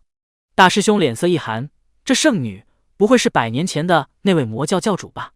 莫行沙见到了熟悉的分舵舵主，神色慵懒的说道：林舵主来得有些慢了，教主恕罪。罢了，圣女的房间准备好了吗？莫行沙早在飞鸽传信里就要求分舵收拾一间干净舒适的院子出来，最好院子还要用药草熏过。回教主，圣女的屋子早就准备好了，圣女教主这边请。林舵主始终低着头不敢看圣女，圣女可是圣教最为尊贵敬仰的人，传说中的人物就站在眼前。他们旁若无人，似乎早已把边上的名门正派的弟子忘记了，而那些名门正派的弟子都一个个处在惊讶当中，始终不敢相信跟在他们身后走了那么多天的是一男一女，居然是魔教的教主和圣女。莫行沙伸手牵住了南青的手，这些人你想要如何处置？南青饶有兴趣地看了一眼那些人，杀了吧。剧情里面世界女主是受了伤才会遇见男主的，拥有女主光环，女主是肯定不会死的，说不定会在这里受伤，然后遇见男主，被男主救，他就帮忙推动一下这个世界的男女主的主情线吧。莫行沙听他的，好，林舵主可听见了？推荐好友盘中经的快穿文，女主是超 A 女帝自带外挂，男主身交体软翼扑倒，沙雕苏爽反套路，每天把系统柠檬精欺负哭，1v1双 C 甜宠，可以戳评论区金鱼搭头像直达哈。书名：快穿女帝直播翻天，4合1了大长章节。嘻嘻，碎碎喝着珍珠奶茶码字，碎碎觉得自己超幸福，谢谢你们的礼物。不过大家表达喜爱碎碎书，同时也要量力而行。第132章不孝子孙。林舵主立刻点头，领命。南青和莫行沙离开了包围圈，而身后响起了两方打斗的声音。魔教的人训练有素，出手招招致命，那些弟子们发出惨烈的叫声，最后倒地死去。孙雪儿直接吓坏了，她人群缝隙看到了远去的那个红衣身影，那个姑娘真的是魔教的人。师兄啊，师兄救我！孙雪儿手臂直接被划了一刀，疼得她尖叫啊！大师兄赶紧一脚踹开面前的人，持着刀剑挡在了他面前。师妹，你跟着二师弟走。好，不，我们走了。师兄，你怎么办？师兄会努力逃出来，到时候和你们会合的。快走！打打杀杀的声音越来越远了。小厮带着南青和莫行杀进了寨子。寨子里面住了上千的魔教子弟，以前这里是一群山匪住的寨子，山匪在这里横行霸道有数十年了，直到魔教接管了这里，山匪早就被他们赶尽杀绝了。如果说魔教坏的话，他们又替这里的百姓赶走了占山为王的山匪，但是如果说魔教好的话，魔教在外面的名声又是臭名远扬的。山间全部都是用竹子搭建的房屋庭院，一看就是适合夏日住的地方，凉快。圣女，教主这边请，舵主早就为主子们准备好了房间，主子们看看可还满意？小厮把他们带到了一处竹楼面前，竹子搭建的房屋整整有3层，而且房屋的设计十分好，经常明亮干净。莫行沙，好似这种建筑是他们这地方的风俗。文人宇可还喜欢这屋子？蓝青觉得不错。莫行沙回头对着小厮说道：“让人准备热汤给圣女洗漱，膳食也早些准备着。”是。小厮离开了。南青这屋子走了一圈，他正好看见桌子上面居然有酒水，伸手就拿了起来，放在鼻尖闻了一下，这酒的味道闻起来挺香的。你这酒鬼又要开始了。莫行沙快步上前，伸手就要拿他的酒。南青带着酒壶轻轻一转，快速的退后了几米。莫行沙，这一路赶路，本座都多久没喝过酒了？不许抢，本座尝一尝味道就会放下的。本座才不信你尝味道呢，你肯定将这一壶都喝了。莫行沙对他还是有些了解的，他就是个小酒鬼，甚至有酗酒前兆。莫行沙快速伸手就要抢去，南青不管3七21，直接往嘴巴里面灌了一口，好香的酒。文人允，不许喝，喝酒了我舒坦。南青话说一半，手里的酒壶就已经被人抢了，且莫行沙快递过来了一杯茶，喝一口去身上的酒味。莫行沙，其实喝酒有利于血液畅通的，你就不能通融一点吗？你身体里面有毒素，不能饮酒。南青闷气地坐了下来，本座一定要查出来到底是谁下的毒，本座要把他挫骨扬灰。莫行沙提着酒壶的手瞬间僵住了，他脸色心虚一闪而过。他将酒壶放在了桌子上。文人允，说不定你这毒是在沉睡的时候，哪年哪月哪个人给你下的？本座定要查清楚是哪个不孝子孙。第133章毒发。不孝子孙，不孝子孙。如果非要算年龄的话，文人允是所有的人的祖宗。莫行沙拿起酒壶，直接转身出门了。本座住楼下，本座去为你看看热汤来了没有。他们一路赶路了那么久，虽然2人都是爱干净的，只要有条件都会洗漱，但是来到寨子里面做的第一件事情，还是想要将身上的灰尘都洗干净。几个男子抬着一桶桶的热汤来了，还带来了几个婢女。南青看了一眼，本座不需要人服侍，让他们走吧。南青去舒舒服服的洗了一个热水澡，泡了大概有小半个时辰才起身，一身的经脉都泡通了，今天晚上一定能睡个好觉。南青出了内室，就看见桌子上已经摆好了饭菜，几个婢女站在一旁。而莫行沙也从楼下上来了。文人允，那些弟子跑了3个，还要继续追吗？这些事情你这个做教主的决定就好了。不，圣女决定。莫行沙一脸慵懒的神色，他似乎什么事情都不想管，全权给南青管这些。不用追了，跑了就跑了，也就3个弟子罢了，不成气候。莫行沙也觉得不用追了，正好让这3个弟子跑回去，把这里的消息告诉昆山派，看他们还敢不敢轻视他们魔教了。下次要来攻打魔教请不要让一些毛头小子来，一点都不够看。莫行沙在桌子面前坐下，尝尝这地方的饭菜吧，吃完东西早些休息，明日一早再和舵主商量事情。南青坐下之后看了一眼桌子上的饭菜，果然没有酒，肯定是莫行沙交代了这里的人不要送酒上来。当初让他喝毒酒的是他，现在不让他喝酒的也是他。南青眼底划过笑意，真打脸哦。人总要为自己的过错付出代价的。南青挑选了几样自己喜欢吃的东西，吃了几口之后就放下了筷子，然后皱着眉头，一副不舒服的样子。怎么就吃这么点？莫行沙发现他不对劲，南青伸手抚摸了一下胸口，然后声音有些压抑的说道：“可能毒又发作了，喘不上气来。”他眸色一顿，莫行沙放下了碗筷，手指立刻搭在了他的手腕上，内力可有乱。南青暗暗的运功，让自己的内力混乱了起来。与此同时，二也很有默契的开了个小外挂，让南青的身体脉搏就像中毒了一样。莫行沙不会医术，但是下山之前也是向七长老学了几手的。你的脉搏很乱，除了喘不过气了，还有什么不舒服的？头晕目眩。他声音降了下来，有些微弱，平日里盛气凌人的样子顿时消失得无影无踪。莫行沙心口揪住，他从怀里拿出了一张药方，来人，快把这拿去抓药煎药。婢女赶紧上前接过药方，然后不敢停歇的拿着药方离开了。而南青站起身，莫行沙，本座想进去歇息一会儿。我服你。莫行沙没意识到自己的自称都变了，他全部的注意力都在他身上。第134章戳22脸蛋。莫行沙扶着他的手，他炽热的大掌抓着他冰凉的小手。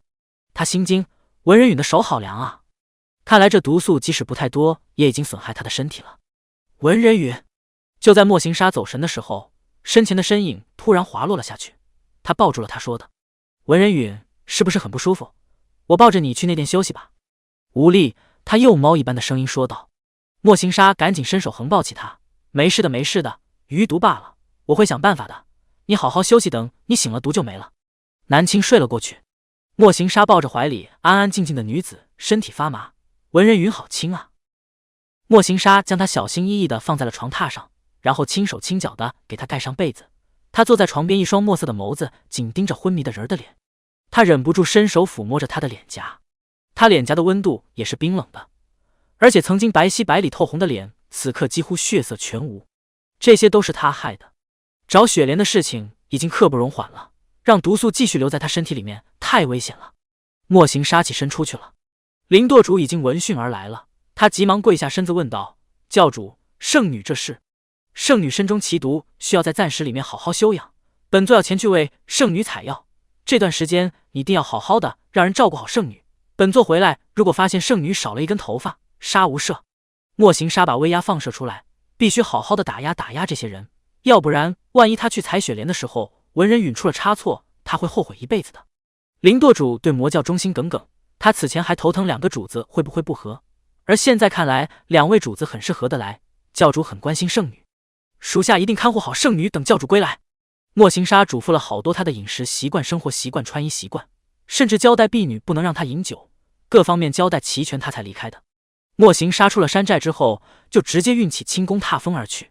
蓝色的空间里面，南青坐在二二的躺椅上，跟着二二一起看光屏上的画面。此刻光屏上的画面刚刚好停在莫行沙运轻功离开的场景上。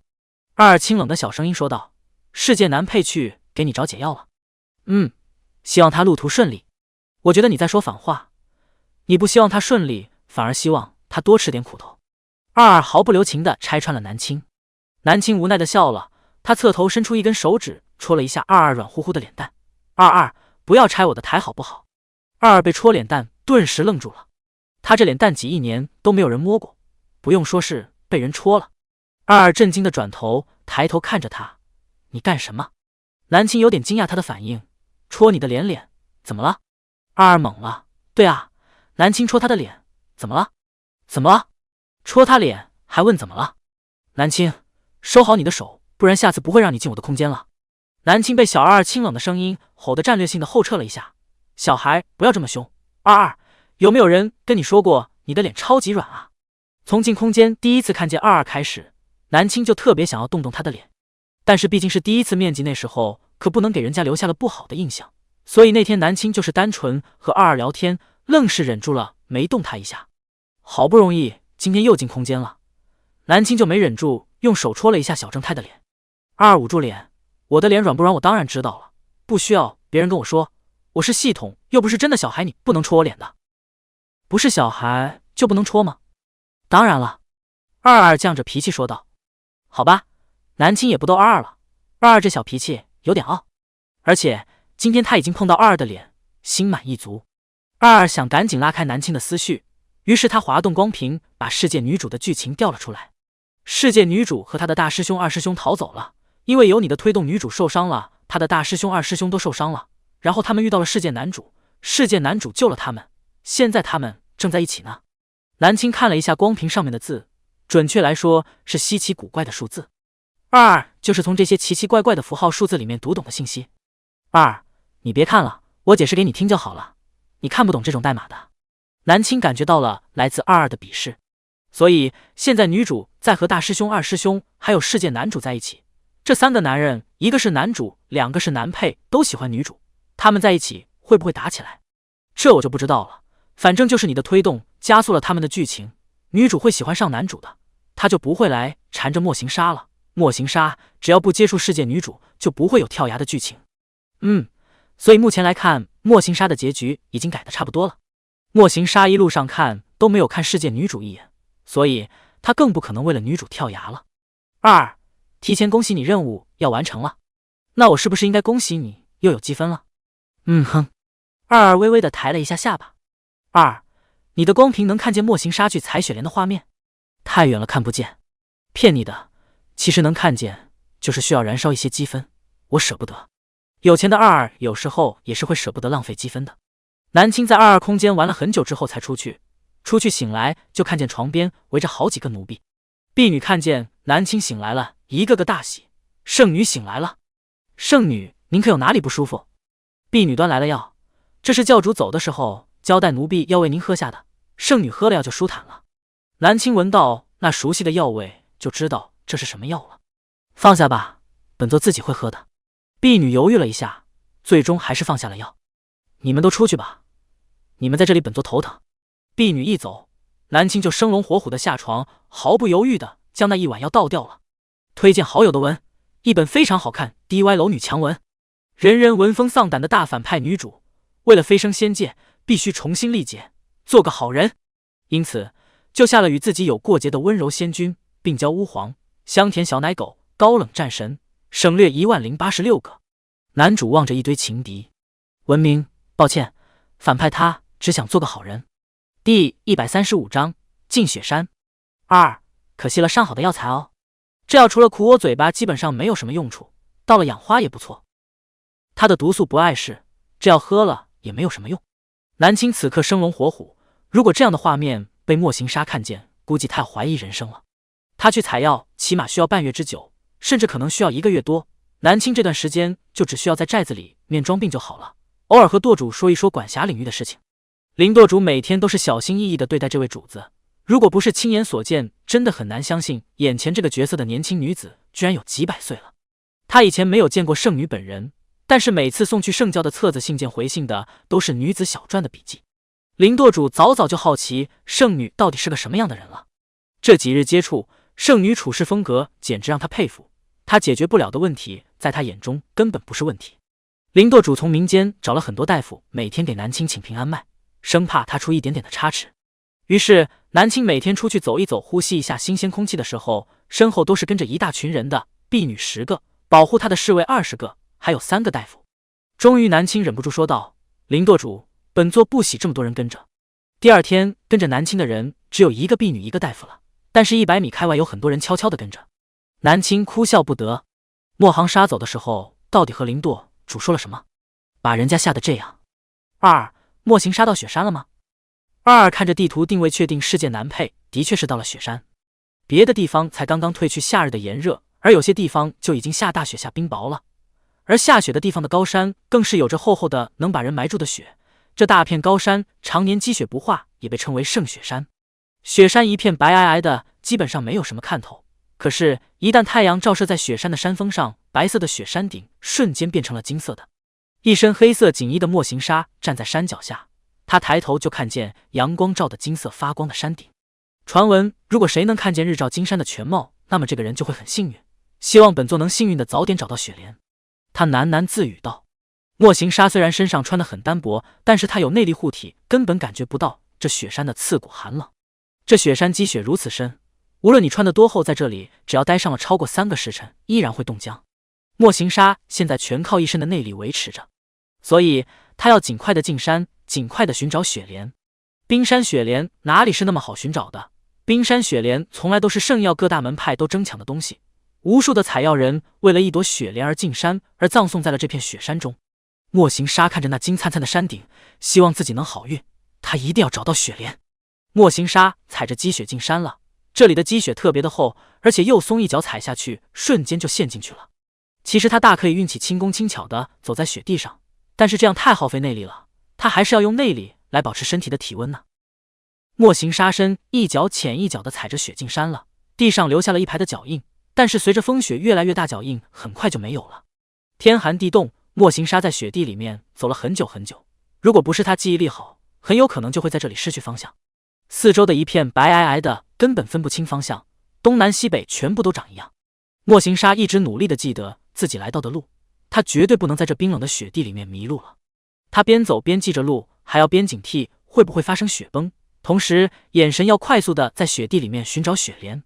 来之前他就看了雪莲的样子，雪莲是白玉一般颜色的莲花，四周都是白皑皑的雪，如果有雪莲出现，但是眼睛不仔细的话，很容易就会错过。莫行沙走到快天黑了，依然是毫无所获。最终他找了一个背风的地方过夜。夜幕降临，雪地里的温度变得更冷了，而且这里四周除了雪就是雪，连一棵树都没有，莫行沙是找不到柴火取暖的。莫行沙坐在背风的地方闭目养神，他不敢真正的睡着过去，随时要用着维持着身体的热度。二二耗费了一点点积分，查看了一下莫行沙的情况。南青坐在二二的躺椅上，看着光屏上的画面。二二评价道：“世界男配有点惨了，而且就他这样睁着眼睛四处看雪找东西，不出几天肯定会眼睛瞎掉。”雪盲症，南青在书上看到过这种病。白雪在白天的时候特别的刺眼，如果有阳光的话，那就更刺眼了。如果你一直盯着白晃晃的雪地看的话，那么不出几天，你的眼睛就会出现重影，或者说渐渐的失明。这样的症状会成为雪盲症。预防雪盲症最好的办法就是在眼睛上系一块布革，绝白雪刺目反光。南青，他应该不会那么笨的一直这样找的。不出几天，莫行沙眼睛疼了，他就知道不能这样找了。南青在寨子里面舒舒服服的过着米虫的生活，偶尔还去后山指点一下魔教的那些子弟的训练。林舵主全程跟着紧张极了，圣女，您身中奇毒，还是回去休息吧，这些操劳的事情还是属下来做。在屋子里面都闷了几天了，本座不想回去。林舵主瞬间不敢说话了。圣女是主子，自己也不能强迫主子回去休息啊，只希望圣女一定不要掉头发，一定要身体健健康康。这要是出了一点闪失，恐怕整个寨子里面的人都别想活了。林舵主跟着莫行沙很多年了，亲眼看着这个年轻的男人是怎么坐上魔教教主的位置的，那是踩着尸山上去的。虽然最近这些年莫行沙没有怎么杀人了，但是他给魔教众多舵主留下来的阴影是一直在的。南青亲手操练了一些弟子，同时选出来了几个有天赋的。林舵主，这几个人着重训练，顺便叫先生来教他们写字。魔教的人不仅仅要武功高强，还要会识文断字。林舵主立刻把他的话记了下来。南青转了一天了，也累了。林舵主，莫行沙离开的时候有没有交代什么？或者有没有留下话说他什么时候回来？第136章，本座还以为你不回来了呢。拥有上帝角度，南青当然知道莫行沙是去找雪莲了，但是真实的是他醒来莫行沙就不告而别了，所以他根本不知道莫行沙到底干什么去了。林舵主，属下不知，教主只是吩咐属下好好照顾您，然后他就走了，没说去干什么，也没说什么时候回来。教主未说，传书信回主教问问莫行沙有没有回去。本座罚了。林舵主赶紧开路护送他回去。这是莫行沙进雪山的第3天了，前2天都是无果的，而且他还差点在这雪地里面失去了方向。莫行沙无奈苦笑，都是自己做的孽。那时他到底是怎么想的？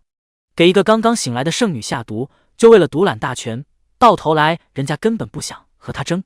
对付一个女子，他居然下如此歹毒的毒药，自己作孽自己还。莫行沙决心一定要找到雪莲，到时候再好好的去请罪，将所有的事情真相都说出来，希望他能原谅自己。如果文人允不解气的话，打他也好，或者说其人之道还治其人之身，给他下毒也好，他也认了。莫行沙没想过要瞒着他，他心悦文人允，如果要一直相处下去，那么就要将事情说开。如果不说开的话，这下毒的事情永远是一个害处，不知道何时都会爆发的害处。文人允，到时候别怨我好不好？不对，怨吧，被我下毒了，你是应该怨我。莫行沙敲了一块干净的冰含在嘴巴里，在雪山里面口渴了，根本别想喝到水，这里只有雪和冰。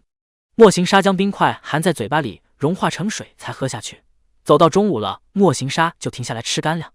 他带了足足半月的干粮，干粮在山下的时候还是软软的饼，但是进了这雪山没多久，干粮就变得硬邦邦的了。莫行沙吃得惯山珍海味，也依然吃得惯这硬邦邦的干粮饼。他本身就不是什么天生高贵的人，曾经他还吃过人肉呢，当初在死人堆里为了活下来，什么东西没吃过呀？莫行沙吃东西的时候将眼睛闭了起来，闭上眼睛，瞬间他感觉到眼睛的酸痛。这几日看白雪看多了，他眼睛一天比一天刺痛，这样下去不行，可能雪莲没有找到他的眼睛就已经瞎了。莫行沙伸手撕下了自己的一块衣裳，他内衬的衣裳特别薄，撕下一条内衬的布他绑在了自己眼睛上。将布条绑好之后，他突然勾唇一笑，这绑着布条的样子和文人允倒是有几分相像。他从棺材里面醒来，一双眼睛就是血红色的，对上他的眼睛就仿佛和一只妖怪对视一般，那双眼睛十分勾人，让人忍不住陷进去。莫行沙起身继续在雪地里寻找，时间过得飞快，整整10日过去了。帝陵传信过来了分舵，信件里面大概讲的就是莫行沙并没有回去主教。南青将信件烧毁，10天了还没有回来，是不是心疼了？二清冷的小声音问道。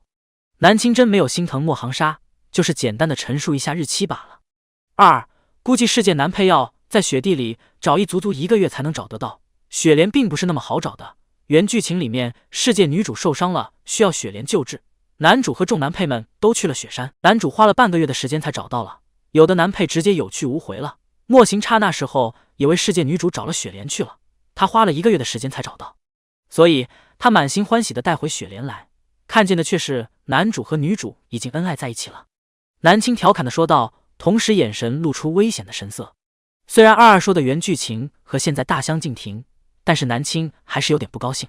二，回答正确，所以我说莫行沙应该需要找1个月的时间才能找到。二翘着二郎腿，晃着脑袋问道，男配现在是给你找雪莲，而且原剧情只是一个故事，它并没有发生过，说不定就算你不来，这些剧情也不会向原剧情发展，所以不用为了一个死板的文字剧情而烦恼的。南青，烦恼倒是没烦恼，就是我看上的东西不希望有一点点和别人沾上边。我非常支持你这个想法，这样你才会更加努力更加认真地拯救男配们了。二口口声声地说着莫行沙需要整整1个月才能找到雪莲，但是莫行沙却在20多天后就回来了，去掉他赶路的时间，也就是说他进山10来天就找到了雪莲。二惊讶，男配自己打破了原剧情，厉害了，他的气运值好高啊，完全可以和男主媲美了。莫行沙不会比谁差的。虽然南青没有见过世界男主，但是他很确定莫行沙一点都不差。莫行沙风尘仆仆地带着雪莲回来，他用专门的玄冰盒装着雪莲，快马加鞭回来的。林舵主赶紧出去迎接，教主，您可算是回来了。莫行沙下马之后就快速问道，圣女如何了？您离开之后，傍晚圣女就苏醒过来了，圣女每日喝药，逐渐身体好转了许多，她已经能下床走路，而且还能在寨子里面走走。莫行沙听到这话面露喜色，她现在在何处？圣女应当在午睡。林舵主听婢女说圣女每日都有午睡的习惯，这个时辰应当是在午睡。莫行沙手捧着盒子快速地往他住的地方去了。莫行沙看着盒子里面的雪莲面露喜色，文人允的毒友解了，还好他找到了，最后那几天他以为自己找不到了呢。他在雪山走了很久，最后几天的时候内力实在撑不住了，干脆撤了内力省力气。内力一撤，顿时刺骨的寒冷袭来，莫行沙从来没有待过这么冷的地方，他连续冻了好几天，终于在一处山崖边看到了阳光下开放着的雪莲。莫行沙看了一眼自己手指上长出来的红色冻疮，下了雪山之后温度回暖，他的冻疮也就好多了，没有继续长下去，但是一暖手指就很痒。不过只要找到雪莲，一切都值得。莫行沙到了竹楼，刚刚上楼就看见了躺在躺椅上休息的女子。南青听到声音就睁开了眼睛，血红色魅惑的眸子看见来人的时候一缩，他嘴角勾起笑容，本座还以为你肆意江湖不打算回来了呢。碎碎中午睡的时候做梦了，梦见有人撒了碎碎的奶茶，珍珠掉了一地呢，然后那个人说，穷婢，你不配喝奶茶。碎碎心碎了，碎碎明天想喝奶茶，想要礼物，害羞晚安。第137章，毒酒的味道很香。本座还以为你肆意江湖不回来了呢。莫行沙听到他这话就知道他生气了，本座不是回来了吗？本座怎么可能不回来呢？一声招呼都不打走了，便是1个月，连地灵都没有你的消息，本座可不就是要怀疑你肆意江湖不回来了。文人允，别气了，本座不告而别的确不对，但是本座是为你寻药去了。莫行沙赶紧走到他前，你身上的毒有解了。南青眼神看向了他手里提着的冰盒子，你去雪山为本座寻雪莲了。当然，当时你突然毒发了，这毒不能再继续拖下去了，所以本座嘱咐舵主好好照顾你，就前往雪山寻找雪莲了。还好功夫不负有心人，本座找到了雪莲，现在本座就让人将雪莲拿去熬药，早日解了你身上的毒。南青软软的斜躺在软榻上，一手支撑着自己的脑袋，一只手伸手触摸了一下冰盒子，打开本座看看。莫行沙以为他是好奇雪莲的样子，于是将盒子打开了。这雪莲没什么好看的，就是一朵白色的莲花罢了。不过它常年生长在雪山之中，浑身都是寒气，要储存它就必须放在这种盒子里面。盒子打开，一朵雪白的莲花正放在里面，雪莲的花瓣很紧凑，而且盒子里面还冒着白色的寒气。莫行沙，找他你一定找得很辛苦吧？为了本座值得吗？有何不值得的？你可是魔教的圣女，你的身体才是最重要的。而且他心悦他，莫行沙想把这句话说出来，可是又怕唐突吓到他，先将他身上的毒解了再说。莫行沙，将盒子盖上吧，早些送去熬药，这雪莲不能长期暴露在正常的温度下的。莫行沙准备盖上盖子，而南青却伸手拦住了。莫行沙，这般关心本座，可是有什么私心？还是你在心虚什么？他声音里面少了一丝玩味，多了一丝严肃，还有猜测。莫行沙听着他的声音，心思一沉。文人宇，你听本座解释。解释？你做错了什么事情，所以需要解释吗？莫行沙脸色一变，果然他猜到了。本座不喜欢听解释，你要说什么本座都知道，可是你敢说你不是有心给本座下毒的？这毒药有多么的霸道，你心里应当是很清楚的。你毫不留情的在本座身上下此毒药，这是铁了心要杀死本座啊！南青青春细嫩的手指轻轻的撩拨了一下盒子里面的雪莲，雪莲刺骨的寒冷冻得他的手指一颤。莫行沙神色随着他的动作也是一颤。文人宇，本座对不起。他想解释，但是思来想去，他也无法解释什么。他当初却是刻意铁了心要杀了文人允的。对不起，本座当时的确过分了。你要翻旧账的话，能不能先让本座让人将这雪莲熬药了再说？盒子一直不盖住这雪莲会化了的，他恐怕很难再去雪山再找到第二朵了。他在生气，不能拿自己的身体开玩笑啊！一句对不起就够了吗？南青无视他的话，反问道。莫行沙着急了，文人宇，是本座对不起你，你要杀要剐都可以，能不能先让我把这雪莲拿去熬药了再来算账？杀你剐你！莫行沙在他说话之际，快速的将盒子拿走，然后后撤几步，飞快的将盖子盖上。南青手只顿在了半空中，一双血红的眸子抬起，抢走作甚？熬了药本座也不一定会喝。文人宇，你想怎么报复本座？莫行沙现在只希望他能乖乖的吃下雪莲，希望能和他和好如初。怎么报复没有想好，不过你现在可以交出手里所有的权力，以后再也不管圣教的事情，就在本座身边当个侍卫。好，如果这样可以让你高兴的话，我立刻就这样做。南青轻轻的挑眉了一下，很好，当初他恨不得杀了他夺权，现在毫不犹豫的交权，足以证明一切了。下去吧。莫行沙面色一喜，他拿着盒子就出去了。其他的先不管，先将这雪莲熬药了再说。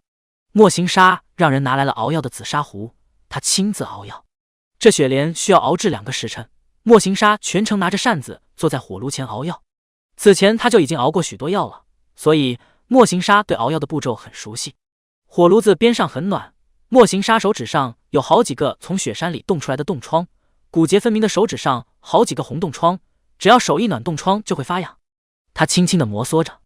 灵舵主站在一边说道：“教主，可要去拿一些冻膏药过来。”你不必听我的话，我现在不是教主了，你也别守在这里了。”莫行沙不咸不淡地说道。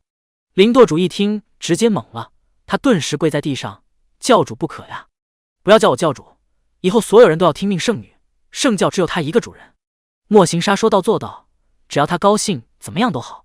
这些权利都是他辛辛苦苦得来的，莫行沙打死也想不到自己有一天会为了一个女人随意的拱手了。但是当看见文人允笑容的时候，莫行沙觉得一切都值得。灵舵主跪在地上不发言语。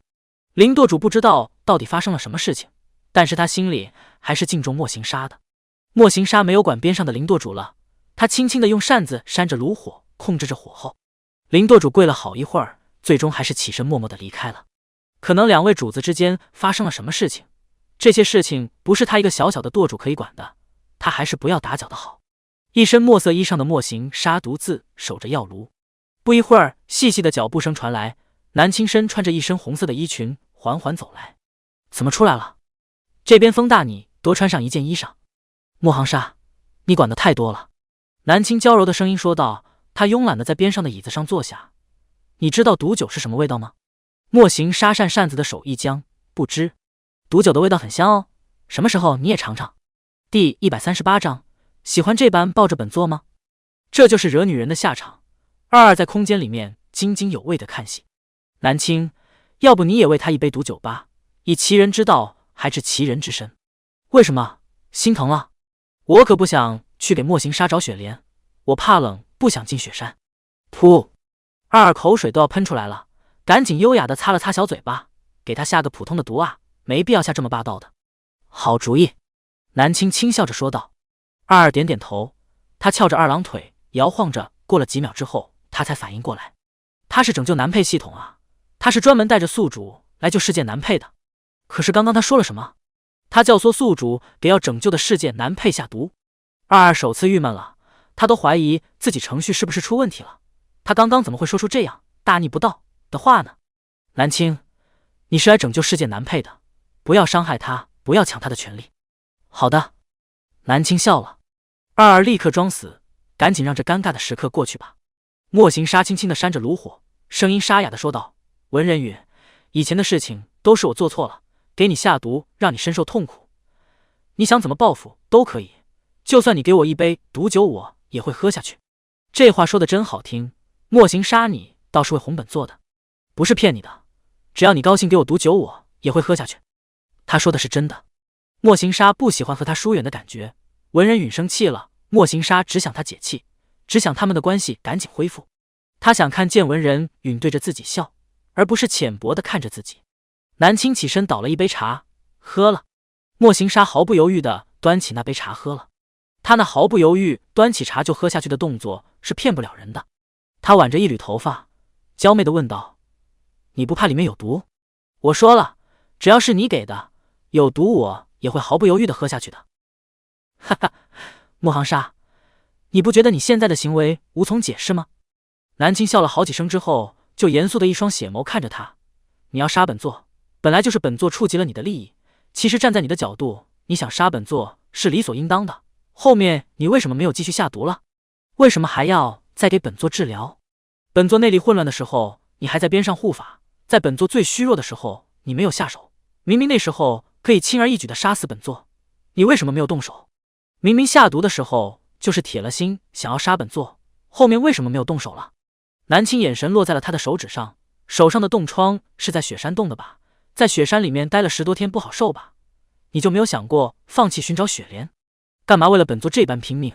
现在还谦卑的放弃你的权利，任由本座报复？莫行沙，你不觉得你的行为无从解释吗？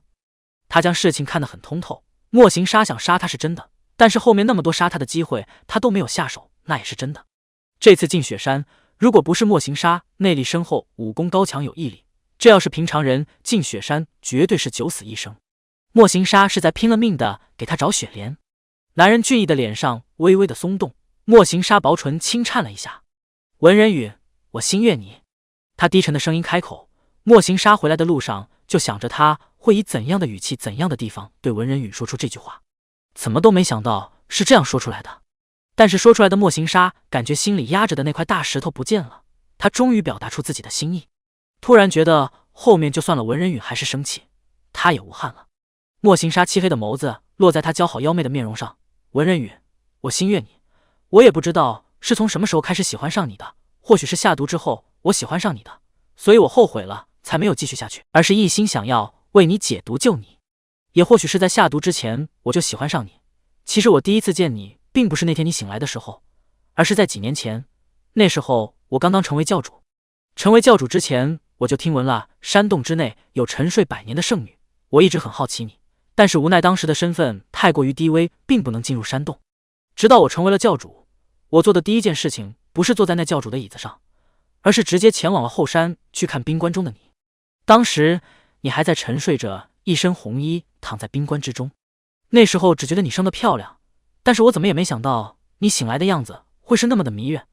你的眼睛是我见过的世界上最勾人的眼睛。莫行沙说到此处的时候有些不好意思，文人允会不会觉得他在编故事，会不会觉得他的话肉麻了？可是那都是真的。第一次见他的确是在几年前，然后就觉得这圣女长得好看罢了，也没有什么特殊的感觉。但谁知道他醒来，他就悄无声息地喜欢上了他。莫行沙，文人宇，我喜欢你，对不起曾经给你下的毒，让你受痛苦了，我现在也是在尽力弥补，你能不能原谅我？所有的事情都坦白了，他也没有秘密了。莫行沙这辈子杀人无数，他也用毒药杀了不少人，但他做的最后悔的事情就是给他下毒。南青神色上看不出什么，他眼神中有笑意地问：“莫行沙，你以后还敢给我下毒吗？”“不会了，伤害我自己也不可能伤害你的。”莫行沙回答的不是不敢，而是不会。南青突然从椅子上起身，然后前扑。莫行沙眼疾手快，立刻抱住了他的腰身。文人宇，你抱住了？喜欢这般抱着本座吗？他下巴搁在他肩膀上问道。莫行沙搂着他的腰身，悬空的抱着他，他软软的小小的身体紧紧的粘着他。莫行沙身体紧绷了。喜欢就抱紧一些，本座是稀世珍宝吗？莫行沙虽然不明白他为什么这么问，他还是点头。算，你是我的稀世珍宝，我以后再也不会伤害你了。记住你的话。南青说完就轻轻地咬了一下他的耳垂，他身体猛然僵住。西西，晚安，这个世界要结束了，下个世界你们想看什么？第139章，你只能是我的。他尖尖的小牙齿咬着他的耳垂，莫行沙身体猛然僵住了，酥酥麻麻的感觉从耳垂传遍全身，顿时撩拨的他全身火热。莫行沙从来没有过这样的感觉，身为一个成熟的男人，他当然了解自己的身体。文人允，松开。南青笑着松开了牙齿。喜欢吗？莫行沙声音暗哑。喜欢。莫行沙，记住你今天说的话，如果你以后伤害了本座一分一毫，本座就会永远的离开你，你永远都别想找到本座。南青话音刚落，瞬间他的身体就被抱得更紧了。莫行沙喘息着，用力的将他抱进自己的怀里，似乎要把他和自己融为一体一样。文人宇，我永远不会让你离开的，你只能是我的。虽然莫行沙知道他说的都是警告的话，只要他不伤害他，这些话永远不会实现的。可是莫行沙还是听不得这样的话，只要一想到文人允消失了，自己永远也找不到他了，莫行沙就感觉疯狂的想杀人，内心压制不住的邪火还有恐惧。他一定要好好的守着他，他永远都要是他的。南青被他紧紧的抱着，他神色妩媚。莫行沙，这般在乎本座呀，本座可不会忘记你以前说的那些话，本座是老女人。又继续翻旧账了。下毒药的事情过去了，但是他曾经嘴硬毒舌的那些话，莫行沙感觉自己的肠子都要悔青了。如果可以穿越时空，他一定要回到几月前，阻止自己这些作死的行为。可惜这世界上不能穿越时空，也不能时光逆转，唯一能做的就是以后不要再说这些蠢事了。莫行沙闻着他身上的香味，忍不住薄唇贴在了他脖子上。以前都是我不识好歹，以后我会加倍的补偿你的。怎么个补偿法？你想我做什么我就做什么。南青感觉到他的唇瓣划过自己的脖子，酥酥痒痒的。两个人抱了一会儿就松开了。莫行沙让他坐在椅子上休息，而他拿着扇子认真的煎药。这雪莲过一会儿就熬好了，你喝下去之后，体内的毒就会解了，就不会不舒服了。莫行沙想到文人允曾经不舒服的吐血，还有内力翻腾各种，他就觉得心口绞痛。文人允，对不起。说对不起没用，以后加倍的补偿本座。莫行沙煎药煎出来了门道，他煎药的火候把握得十分好，而且他时间也掐得十分准。时间一到，莫行沙就赶紧将火熄灭了，然后拿来了一只碗，将药汤盛了出来。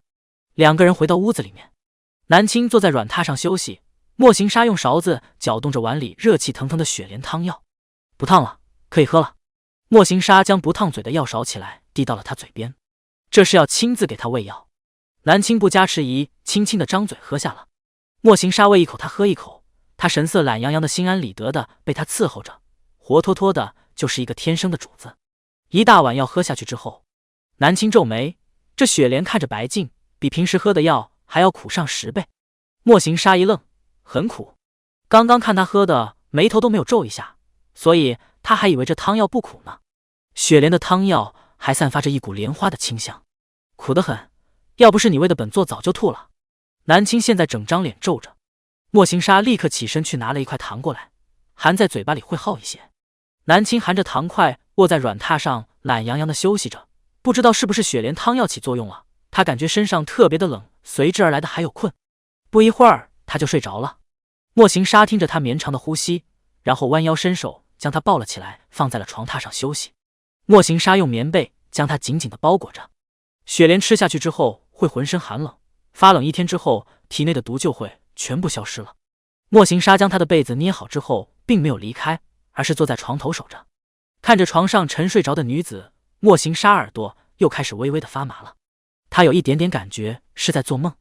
他居然对文人允说出了心悦他的话，而且文人允虽然没有说什么，但是他身体上对他做出了回应。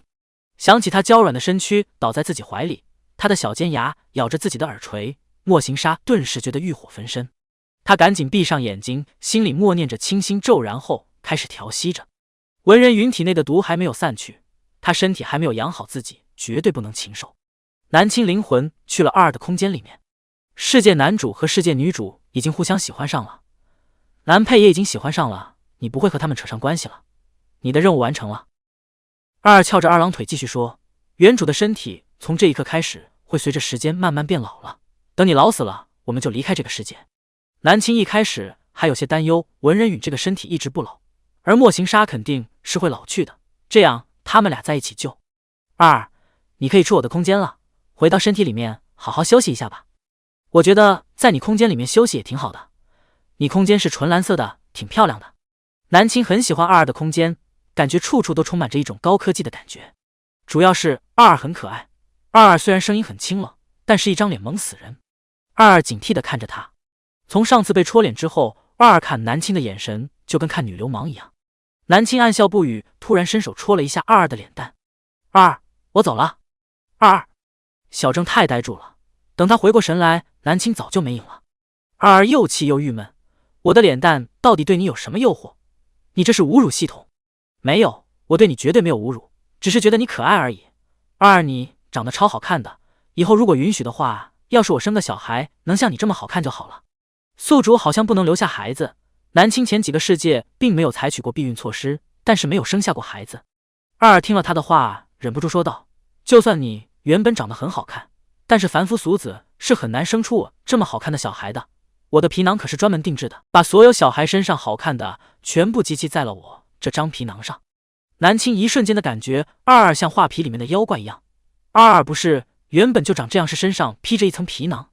二晃动着自己的小腿儿，当然是皮囊了，我是系统又不是真的人，我是空间站研发出来的高级系统，也就是机械。你现在看到的样子只是我穿了一层仿真人皮而已，你还能换其他的皮吗？可以，但是这一套是我的研发人亲自研发的。二其实可以用积分去买其他的皮囊，是那些东西都是别人制作的，不是他的研发巴巴制作的。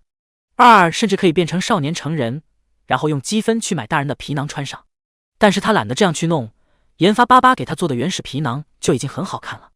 南青知道自己摸的只是一层皮囊，有点不淡定了，这手感真的太真实了，而且他完全看不见二是从哪里穿进去的。二这系统很高级，还有这神秘的3000世界，一切都是那么的浩瀚神奇。南青和221搭一搭的聊着天，然后就睡着了。再次醒来的时候，天色都已经黑了。南青睁开眼睛，就看着昏暗的床幔。文人允，你醒了吗？肚子饿不饿？我让人准备一些吃的过来。耳边传来莫行沙的声音，南青侧头就看见了坐在床边的莫行沙，他声音沙哑的问道：你一直守在这里吗？你守了我多久啊？你睡了1天1夜了，这已经是第2天的晚上了。这雪莲喝下去解毒需要1天多，而且人会犯困。但是莫行沙没想到他会沉睡1天1夜，如果不是他脉搏有力，莫行沙都要按耐不住了。看着他沉睡的样子，莫行沙特别的紧张，害怕他会醒不过来。毕竟文人允曾经在水晶关沉睡了上百年，当年谁也不知道圣女为什么会突然沉睡不醒，一睡就是过100年，容颜不老，长命不死。莫行沙很害怕他会睡过去不醒来。南青慢慢起身，原来本座睡了那么久啊，难怪本座觉得很饿。莫行沙听到这话，立刻起身吩咐外面的婢女去把糕点端来，吃一点糕点垫一垫，一会儿热乎的肉粥就会端来了。南青吃的东西，莫行沙修长的手端着糕点坐在他身侧，他的眼睛一直没有离开他，这恋爱的味道都要溢出来了。莫行沙，恢复你教主的身份，这教中的事务还是你去管吧，本座才不想那么辛苦。我们什么时候回去？莫行沙，等你的身体养好一些，我们就回去。本座的毒已经解了，身体完全没事了。你不要把本座想的那么弱，就是有10个你也打不过本座的。文人允本身就武功高强，内力深厚，完全碾压莫行沙。原剧情如果不是莫行沙暗中下毒，文人允根本不可能会死的。莫行沙看他这骄傲的样子，眸色笑意。那后日早上回去。好啊，但是本座想坐马车回去。莫行沙也不想带着他走山路了，怪赖着他的。昆山派弟子全部惨死魔教手中，昆山掌门的孙女也在其中。那掌门听到传回来的消息，直接气得吐血晕厥。掌门吐血晕厥顿时，整个门派都慌乱了，门派中的所有的好苗子都全部惨死在外。现在掌门又因为失去亲生孙女而一蹶不振，弟子们连忙传信给武林盟主，希望盟主可以做主。盟主得到书信之后大怒，这魔教越发的猖狂了。盟主提起笔就打算写书信，想要传给各大门派的掌门。各大门派这些年如同一盘散沙，而魔教也是趁此机会不断的扩大领土。现在发生这么大的事情，武林盟主感觉自己已经找到理由让所有人团结起来了。这么多门派一起齐心协力，就不信不能将那些魔头赶出中原。盟主，探子来了急信。一个人快速的进了书房。写信的盟主说，急信中说了什么？信中说，魔教那个沉睡几百年的圣女醒来了。武林盟主写信的手顿时僵住了，他神色震惊，不敢相信。魔教那个沉睡几百年的圣女。文人云，几百年前有一个女子横空出世，她是个练武奇才，传闻她年仅及笄就已经修得了绝世武功，并且以及笄之灵就坐上了魔教教主的位置。当年这女子可是带着魔教踏入了中原中部，当时是魔教最辉煌的时候。可惜这位圣女突然之间沉睡了，当时名门正派都想杀了这个沉睡的圣女，可惜魔教的长老们狡猾得很，早早的就把这个圣女藏了起来。这事情过去了几百年，只有书中有记载。现在名门正派也是把这件事情当作故事一般告诉后代。可是现在这故事中的主角居然醒来了。武林盟主知道这信件传来的消息必定是真的，没有确信的事情是不会发急信的。盟主，莫魔头和那个圣女一路坐着马车，似乎是要回魔教，他们行程很高调，丝毫没有隐瞒。现在其他门派也差不多已经知道了魔教圣女已经醒来的消息。武林盟主沉默了，立刻传我的口谕给其他掌门，集结弟子埋伏在他们回魔教的路上，一定不能让这两个魔头活着回去。一个莫行杀就已经够让他们头疼了，现在又来一个传说中的人物，这两个人一定要杀了。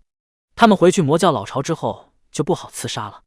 长长宽敞的官道上，一辆宽敞奢侈的马车慢悠悠地走着，马车前后都有众多魔教弟子护送着。马车内垫着软软的枕头，南青懒洋洋地卧在马车里面。莫行杀坐直，身体轻轻地拥着他，他的脑袋搁在他的腿上。再走半日就到徐镇了，听说那里的烤乳鸽很是美味，到时候买来给你尝尝。莫行杀，这一路上你都为胖本做了，难得出来，你沿路看看风景，尝尝食物也挺好的。莫行杀伸手抚摸着他的发丝。突然这个时候马车停了下来，莫行杀眸色微沉，又来了一些不知死活的蝼蚁。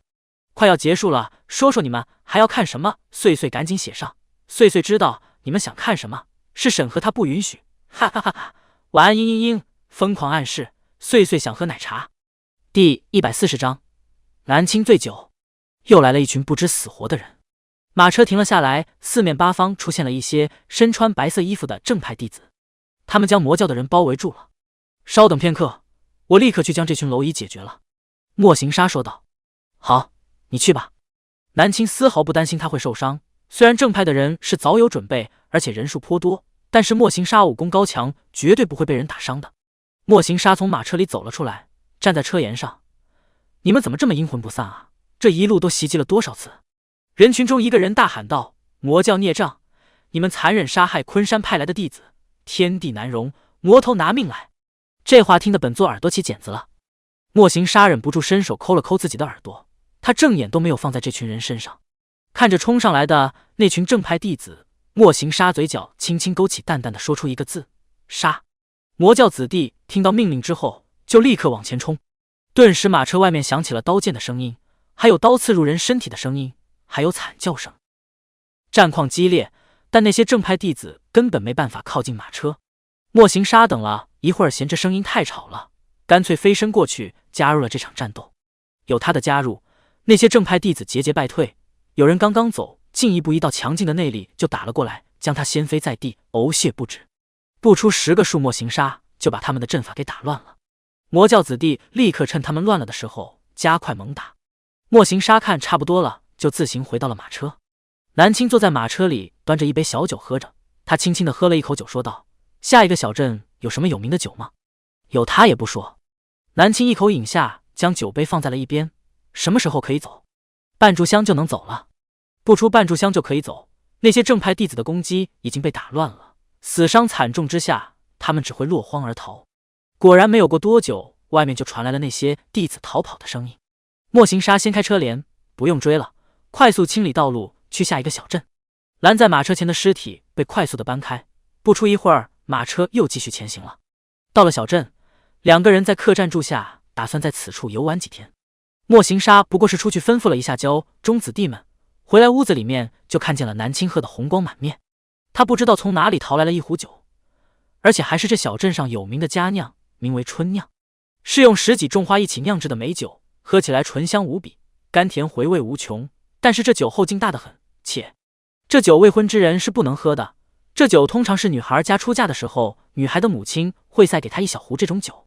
这种酒是新婚之夜助兴喝的，还有婚后偶尔和夫君小酌几杯。总之来说，这不是一般的酒，未婚的女孩家最好不要喝。莫行沙赶紧走上前，抢走他的酒杯。我一会儿不看住你，你就喝酒了。南青随便他抢走杯子，是你先骗本座的，说这小镇没有美酒。你越是骗本座，本座就越是好奇吗？这酒不是随便能喝的，未婚女子不能喝这种酒。为何？南青懵懂地问道。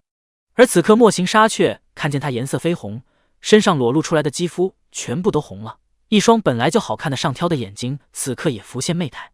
因为这酒是女子喝了能展现她最美的一面。二二看得透透的，他问了一句：我要去小黑屋吗？不等南青回答，二二自己回答了自己：算了，还是去小黑屋吧，免得看见不该看见的，我还是个孩子。说完，二二就点动了光屏上的小黑屋。南青听不到脑海里面二二的声音了。二二去小黑屋了。南青眼神中流露出笑意，他打量自己一眼：莫行沙，既然知道本座喝了什么酒，你还不出去？这酒有展现女子媚态的作用，同时也暗含着一丝丝春药的作用。喝了这酒，年轻男女共处一室的话，定然会出事的。更何况莫行沙还喜欢他。南青只知道自己现在很诱惑人，但是他压根不知道他此刻脸色绯红，说话妩媚的样子多么吸引莫行沙。莫行沙从知道自己的心意开始，就莫名有一股邪火。是个正常男人都会如此，但是他一直在克制自己。现在莫行沙瞧着他这模样，又爱又气，什么酒都喝，也不怕有毒。也就是他这么爱喝酒，才会中他下的毒。文人鱼，你怕不是忘记我心悦你这件事儿了？你喝成这样，我可以当作是你在勾引我吗？莫行沙声音暗哑。南青站起身，怎么？你还想做什么不成？他压抑着说，想字的时候喉结滚动着。莫行沙很确定自己是一个正常的男人，而且是一个10多年没有尝过荤腥的。心爱的女子如此媚态地站在自己面前，他没有飞扑过去，已经是压制了。南青得寸进尺地伸手抚摸了一下他的脸，你又没有喝酒，怎么脸也这般烫啊？莫行沙邪魅一笑，伸手就端起了桌子上的酒壶，往自己嘴里灌了一口。现在我喝了，这酒甘甜无比，喝上去根本没有酒味儿，果然是很适合女孩家喝的。喝完之后，他们的身体会产生变化，身娇体柔，甚至进入的时候不会扯得疼痛。莫行沙脑子里面光想一想就克制不住了，于是他伸手就抱住了眼前的女人。莫行沙报复性的牙齿咬在了他的耳朵上。文人允，你还有其他名字吗？比如说你的乳名。他想要喊着他最亲昵的名字在他身上放肆。南青感觉到耳朵又酥又疼，我叫青青。莫行沙觉得他坏心思得很，这时候还在勾引他，就不怕自己承受不住吗？亲，爱亲的亲哦。南青搂着他脖子贴上去，这小名只有你一人知道。他的呼吸全部打在了他耳边，他把自己乳名告诉他了，这个名字只有他一个人知道。莫行沙再也按捺不住了，他沙哑的声音问道：我可以吗？莫行沙一把抱起南青，走向了内室。天边晚霞将屋子照得一片火红，将层层床幔也照得绯红，床幔内被窝翻涌，热烈无比。晚霞散去，屋内一室绮帘。南青是第2日中午才醒来的，他醒来了之后没有动，而是躺在床上发呆。二二清冷的声音从脑海里传来：你可算是醒来了，我都以为你废了。古代的世界个个都是练武奇才，男配身体很好。二，你知道自己在说什么吗？知道啊。二二面无表情，翘着二郎腿，然后划开光屏。世界男女主已经相爱了，没有意外的话，世界男女主将会对抗魔教。我们任务基本上完成了。你和南佩是魔教之主以后的10几年间，可能要不断的和世界男女主对抗了。知道。世界男女主虽然气运很高，但是你和南佩也不低，鹿死谁手还不知道呢。什么时候折腾累了，我还可以拉着莫行杀归隐山林。22点头，可以，反正南佩的命运已经被你改动了，这辈子不孤独，终老也不惨死。南青掀开被子，轻轻的起床，他稍微一扯动腿就感觉疼。不是说那酒喝了之后只会感到愉悦，不会感到疼吗？看来卖酒的那老婆婆骗人啊。那老婆婆没骗人，她只是把南佩和一般的小镇上的男人做对比了。南青身上穿着干净的衣服，他昨天半夜迷迷糊糊之间好像被莫行杀抱去沐浴了，不用掀开衣服也知道衣服下面的惨烈。南青刚刚掀开床幔，房门就被推开了，一身墨色锦衣的莫行杀端着一个托盘进来了，托盘里面是美味的饭菜。他看见南青起来了，就立刻把托盘放在桌子上走了过去。怎么样，身上可有哪里不适？南青想说浑身都疼，但是这说出来多丢脸啊，他好歹武功内力比莫行杀多了几10年呢，床上居然比不过他。还好，他淡淡说道。而莫行杀眼角快速地划过一抹笑意，他可是记得昨天晚上有人哭着喊着疼。算了，青青要面子，自己就给他面子好了。没事便好，昨晚是我冲动了，青青我们回到圣教就大婚好不好？莫行杀紧张了，他居然拒绝了，为什么？难道昨天晚上他不够卖力吗？南青在椅子上坐下，拿起筷子夹了一块鱼肉吃，然后慢悠悠地说道：太便宜你了。莫行杀哭笑不得走近，蹲下身子看着他：3书6聘10里红妆娶你可好？刚刚是他没有表达好，青青出嫁他肯定是要3书6聘10里红妆的。南青原以为自己不会心动，不过就是10里红妆罢了，但是现在听到了莫行杀说出10里红妆娶自己，南青感觉到自己的心房颤抖了一下。除了10里红妆还有呢？祭天告诉天地鬼神青青嫁与我了。人家祭天是祈福，而莫行杀口中的祭天是告诉天地间的鬼神她嫁给他了。南青一笑，好。莫行杀手指一颤，答应了。你都拿出这种诚意了，自然答应了。莫行杀这辈子从来没有如此开心，昨晚的喜悦，今天的喜悦，他感觉自己遇见他是今生的幸运，以后的日子每天他都会如此的喜悦美好的。莫行杀带着南青在小镇逗留了大概有10日，其实这小镇根本玩不了这么久，是莫行杀不知节制，南青累得不想上路了，硬生生又多休息了几天。路上他们又遇到了一些正派人士的袭击，莫行杀几日在马车里面，美人在怀吃不着摸不得，他这一肚子的火不知道如何发泄呢。这些正派人士此刻袭击，只能说是刚刚好撞上莫行杀的火气了。莫行杀让魔教的子弟不需要动手，他一人来解决。莫行杀下手飞快，这些人根本不够他打。魔教弟子守着马车，看着远处的战况，都忍不住闭上了眼睛。什么时候来不好，偏要打搅教主和圣女相处。这些日子魔教弟子们都看清楚了，教主和圣女必定有什么特殊的关系，瞧这亲密的样子，他们每天都看着，恨不得也去找一个相好。莫行杀和南青路上耗费了不少时间，终于回到了圣教，而7位长老还有帝灵早早就带着弟子在峡谷前恭候了。峡谷云雾弥漫，云雾中亭台楼阁耸立着，金灿灿的大殿在远处。魔教并不像正派人士传言的那样在阴森之地，其实这里风景秀丽，如同一片世外桃源一般。或许曾经的魔教不堪入目，杀人不眨眼，但是这几年魔教几乎没有干过什么伤天害理的事，甚至还为地方百姓清理了许许多多的山匪。说他们是魔教，不过是因为他们不服从武林盟主的号召。魔教其实和那些正派教门差别不是很大，只不过他们不会满口正义罢了，有时候做事粗俗了一些，坊间传闻对他们添油加醋了一些。恭迎教主圣女回宫！7位长老带着魔教子弟跪下高喊。马车停了下来，首先出来的是一身墨衣的莫行杀。莫行杀下了马车之后，回身抬起手扶着南青下车，这自然没有一丝不甘愿的动作，众人看在眼中。几位长老都知道这两个主子在内斗，可是这出去了一趟，似乎两人更融洽了。不仅仅是融洽，这两人浑身都散发着亲近的样子。莫行杀扶着南青下马车，眼神全程落在他身上，这周围还跪着一大片人呢。莫行杀给南青整理了一下发丝，然后牵着他的手看向众人：下月我们将有大喜之事。此话一出，所有人都竖起耳朵来听了。有什么大喜之事啊？莫行杀，下月28，本座与圣女大婚。此话一出，所有人都震惊了。他们能想到的是教主和圣女内斗，怎么也想不到这两人会大婚啊！帝林忍不住抬头，他发现教主看向圣女的眼神充满了爱意。抱歉啊，碎碎肚子疼，今天晚上先更新这点，明天早上碎碎把更新补上，明天完结这个世界。第141章归隐山林。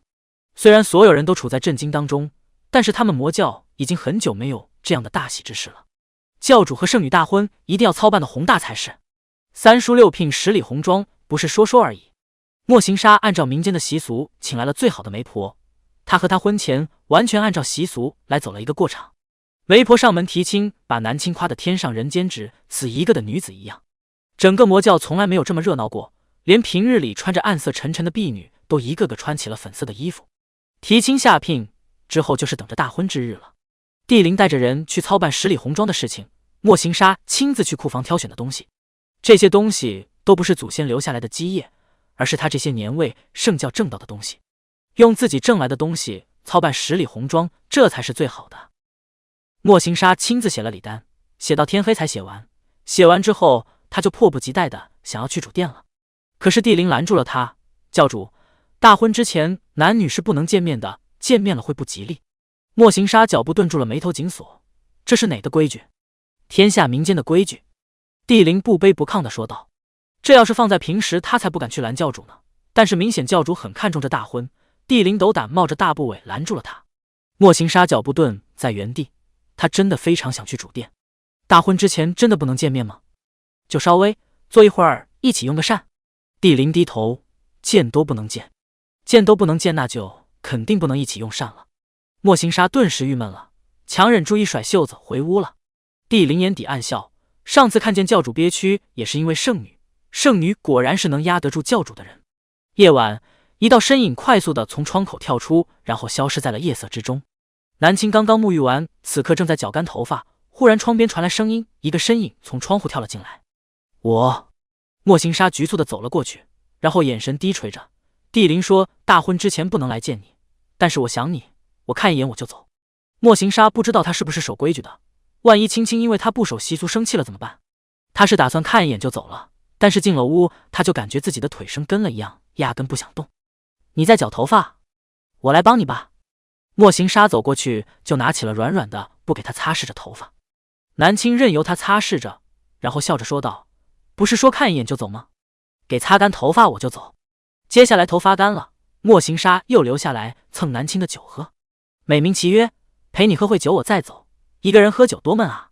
酒水喝完了，莫行杀就故意装酒醉，抱着南青就是一通胡作非为。南青早就知道他会这样了，心口不一。9月底，魔教迎来了几百年都未曾有的大喜之事，教主和圣女大婚了。教主10里红妆娶圣女，莫行杀身穿着一身红色的婚服，骑着马，而他身后是精致的婚车，马车布置的极其精致。南青穿着一身红色嫁衣头戴凤冠坐在马车中，马车轮子滚在地上的红毯上，周围小村子里面的百姓都忍着害怕的心思忍不住出来看热闹了。小小的地方从来没见过什么叫10里红妆的嫁娶。当天喜糖花洒了一地，许多小孩都捡到了糖吃。虽然魔教的风评没有被改变，但是这魔教教主和圣女的恩爱倒是传遍了大陆。5年后，一个少年横空出世，成为了新一任的武林盟主。他迎娶了一名叫孙雪儿的女子，听闻是昆山派掌门的孙女，名门正派不铺张奢侈，所以这大婚也不够喜庆。孙雪儿生了好几天的闷气，魔教之人那般残忍杀害百姓，为什么坊间总是说那魔头和魔女10里红妆的事情？这有何好说的？魔头能有什么爱情？好了，雪儿不生气了。年轻的武林盟主哄着她。接下来10多年间，魔教和正派都是对立的，不断有摩擦，但是也没分出胜负。10多年后，莫行杀和南青便开始归隐了。他们2人培养出来了新的教主，即使他们归隐了魔教，也不会被正派所欺压。归隐山林的日子，就是每天轻轻松松雨，没羞没臊了。2人一起看遍世间繁华，走遍美好的四季山川，一起慢慢的变老。大家退出去，重新刷新一下上一章内容修改了。这个世界结束了。晚上碎碎写新世界，昨天碎碎结时疼没办法码字，肾结石，太难了。第142章世界4拯救丧尸王。我们必须回去。程队长还在 A 市区呢。回去个屁！我们好不容易跑出来的，回去就等于找死。本来是美好的年代，突然爆发了一场瘟疫。一开始只是流感，没有任何人注意，可是渐渐的死亡人数逐渐增多，传染力度越来越大，越来越多的人生病，医院里面也开始人满为患，越来越多的人死去。人类终于意识到，不是一场普通的流感，也不是一场普通的疫情。死去的人突然活了过来，变成了走尸，他们见人就咬。人类这才恍惚明白过来，这是末世啊！这不就是生化危机吗？这不就是他们电影里面经常看见的生物吗？末日来临，各国都在紧急调动军队，护送没有感染的人离开危险区。此时此刻，人满为患的城市显然变成了最危险的地方，而偏僻的山区却成了一方净土。军队驻扎在山区，开始成立了一个个安全城。但是感染的人都是有潜伏期的，安全城也不一定完全安全。疫情爆发，人类根本没办法种植养殖食物了。当前干净的水源和充足的食物成为了最要紧的事情。一支支成立的队伍离开安全城，去全国各地寻找食物。遇到危险，他们只能放信号弹来向附近的人求救。他们就是遇到危险了才放了信号弹。而安全城里面最有名的程度好队长给他们通讯了，说他很快就会赶来。可是他们已经突破重围出了市区，但是却没有通知程队长。可是程队长根本就不知道我们已经出了市区了，我们应该给他发信号的。他是为了找我们才过来的。谁说他是找我们？说不定是为了找物资呢。有危险他自己就会撤离了。你再说的话，老子就把你踢下车。想死的话，不要拉着我们一起死。开车的男人威胁道。刚刚还说话的刘岩不敢说话了。刘岩只能低下头坐在车里不发言语。车子一路狂奔在高速路上，高速上偶尔也走着几个丧尸，他们直接用车碾压了过去。丧尸被压得肢体破碎，但是只要头没有爆，一脑袋还是在路中间嘶吼着。蹲在路边的南青看到这样的画面皱眉了。丧尸被碾压得稀碎的样子真的特别恶心。二已经调整好了光屏，他清冷的小声音说道，这个世界是末世，现代社会，但是却爆发了一场生化危机。看这样子也知道是末世。南青观察了一下，附近没有丧尸。他拿着手里的铁棍走到了高速路中间，一铁棍扎破了那个还在吼着的丧尸脑袋。反正死都死了，给他一下解脱吧。南青问，这丧尸脑袋里有晶核吗？目前没有。二，这是早期末日，丧尸行动能力不是很好，而且大多数丧尸脑袋里都是没有晶核的，只有很少数的高级丧尸脑袋里才有。而且现在的人类也还没有获得异能，全部都还是普通人。什么时候可以获得异能？下一次病毒蔓延，活着的人类会发烧，醒来之后要么变成丧尸，要么拥有异能。南青看了一下自己，我会怎么样？你是普通人，没有异能也不会变成丧尸。你对病毒免疫，但是也没有异能，属于特殊的。南青，这什么奇奇怪怪的体质？二，但是你武力很高强呀，特别变态，靠这根铁棍你杀10几个丧尸是没有问题的。原主是一个连环杀人案的凶手，他有精神障碍，每天夜晚都去袭击那些想要对女性下手的色魔。南青惊讶了一下，难怪刚刚用这铁棍的时候这么顺手。这铁棍少说也有几10斤，很重，抡起来随便打过去都能把人的骨头打碎。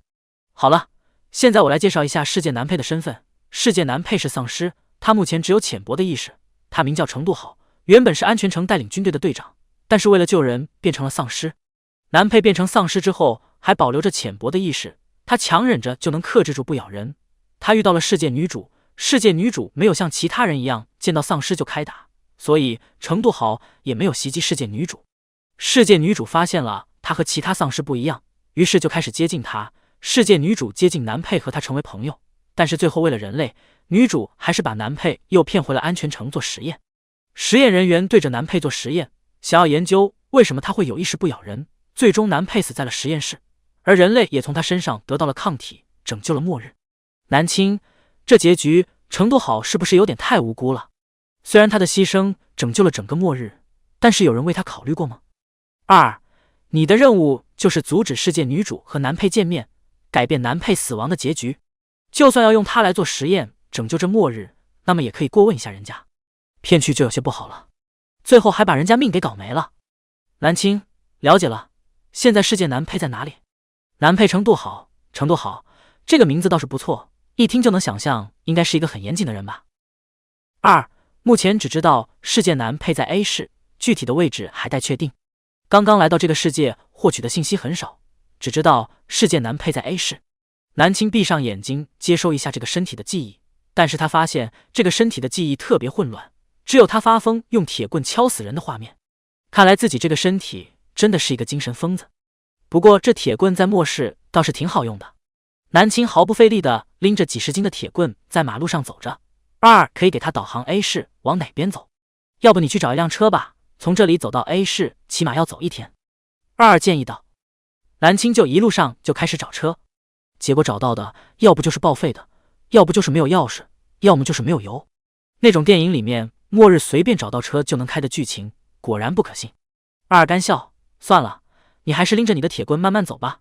不过我建议你走快一点，因为世界女主现在就在 A 市，不知道她什么时候遇到男配，所以我要争分夺秒了。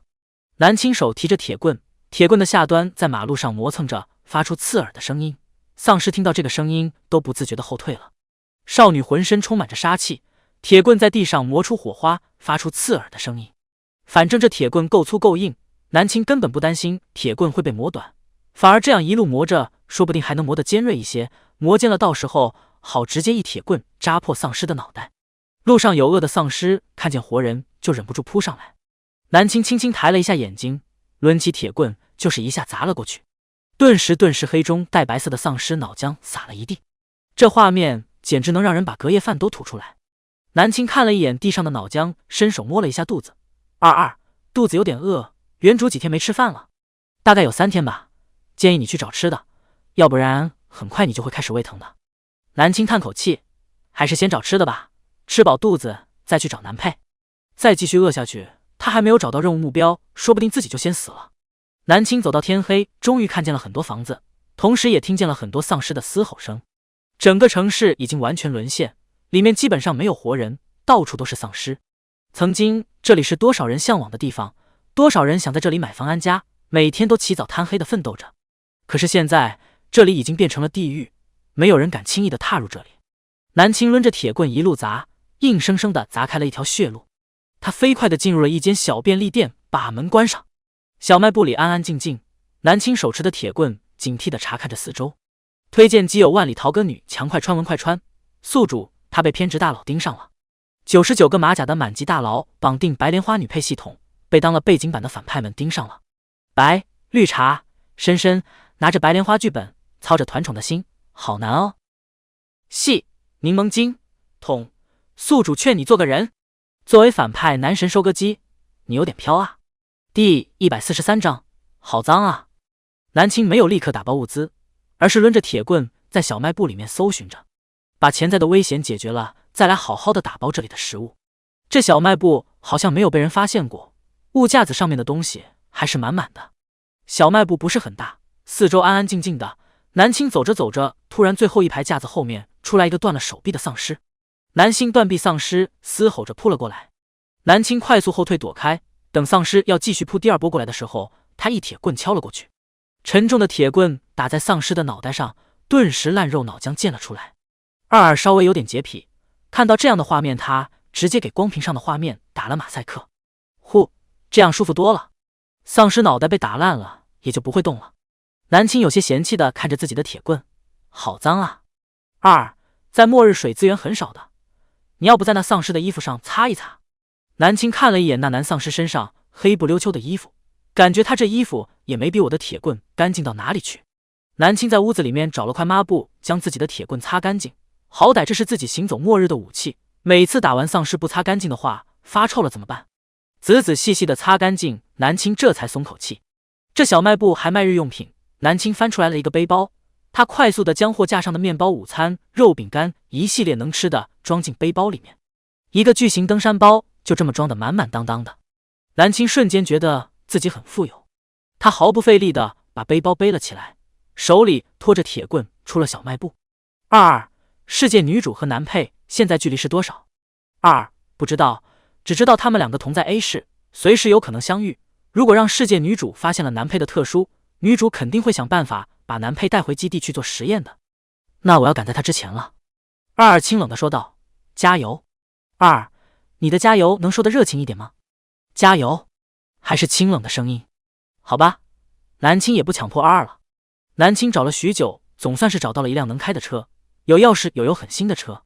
开着车进城市就方便多了。刚刚进入城市的路段，就看见了远处密密麻麻的丧尸。南青皱眉，这要怎么冲过去？这也太多了吧！还好他现在有辆车，要是光靠着一根铁棍才是真的寸步难行。南青眼睛微眯看着远处的丧尸，他右脚毫不犹豫地将油门踩到了底，顿时车子向着那些丧尸飞奔而去。末日碰车，碰的不是车，是丧尸。丧尸看到车子，一个个都兴奋地扑上来，已经死亡了，根本没有恐惧。南青开着车一路将丧尸撞飞，横冲直撞，要多疯狂就有多疯狂，一路从丧尸身上碾压过去。南青莫名的有一种兴奋感，这是来自原主的感觉。末日之前，原主本来就是一个连环杀人案的凶手，他心理偏激，喜欢看血腥画面。这车只是普通的车，又不是装甲车，撞了大概1个小时多之后就开始有故障了。南青快速的将身后的丧尸甩开，然后把车停进了一个小区。他背上背包，拿上铁棍，就快速上楼了。一口气爬了10楼，南青只在5楼遇见了丧尸，然后一铁棍给解决了。南青随便开了一间门进去，今天暂时先在这里避一避。南青检查着屋子里面有没有丧尸，还好，这里除了地上有血迹，还有脏了一些之外，并没有丧尸。先休息一下，这城市到处都是丧尸，要寻找难配程度还挺难的。再过几天我就能多接受一些这个世界的信息，或许就能给你定位了。但是就怕在这几天之内，世界女主已经遇到男配了。她现在是要跟女主赛跑，拯救丧尸男配。南青打开了浴室水龙头，发现这个小区的水塔居然还有水，而且流出来的水还挺干净的。南青立刻去洗澡了。原主也不知道杀了多少丧尸，一身弄得臭烘烘的。南青是受不了自己这个样子。这屋子里面的原主人是女性。南青在柜子里面找到了干净的衣服，拿着干净衣服去洗澡。水虽然是冷的，但是比没水好太多了。水声哗啦啦的，南青认真的搓洗着自己的身体。隔壁阳台上，一个僵直的身影站着。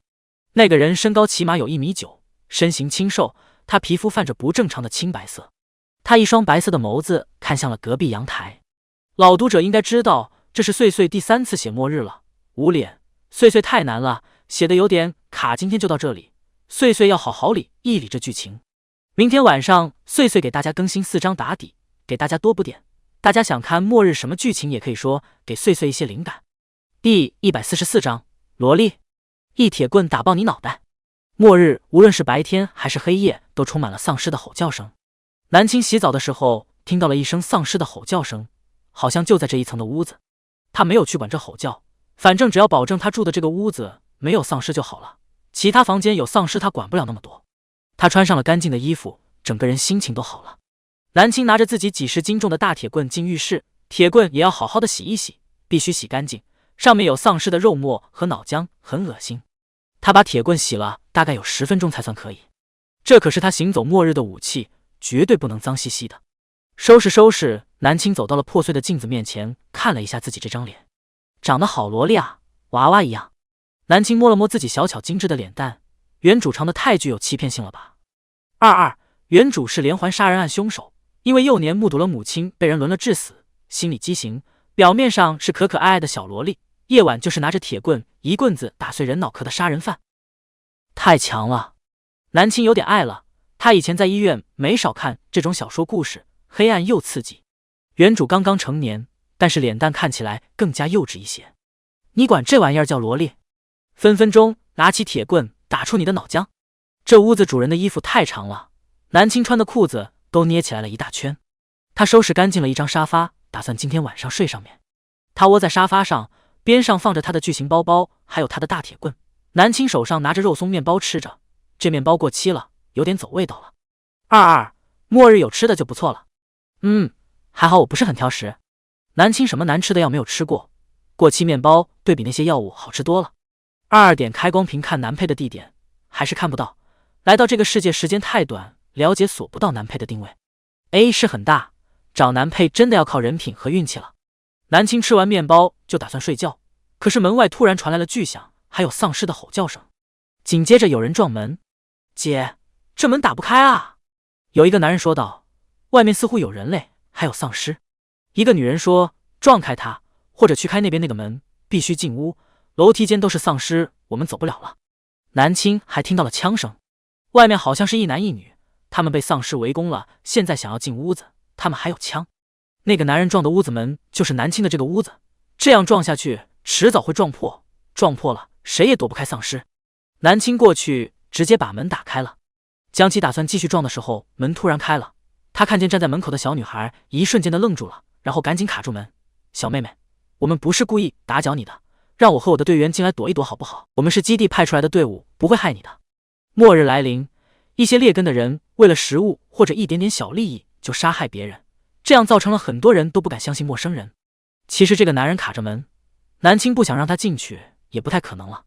南青开口：“快点进来！”江启赶紧喊道：“姐，门打开了，你快过来！”那边拿着枪在挡着丧尸的女人回头了，她赶紧跑了过来。初期的丧尸行动没有人类快，他们很快就进屋关门了。邹云离靠着门喘息，他也看见了走过去坐在沙发上的小女孩。江启松口气，介绍道：“小妹妹你好啊，我叫江启，我们是国家基地的人，不会伤害普通人的。他叫邹云离，是我的上司，刚刚谢谢你给我们开门啊。”南青面无表情，因为刚刚看见这个女人的一瞬间，二就告诉他：“注意，世界女主邹云离出现。”第145章小绿茶南青。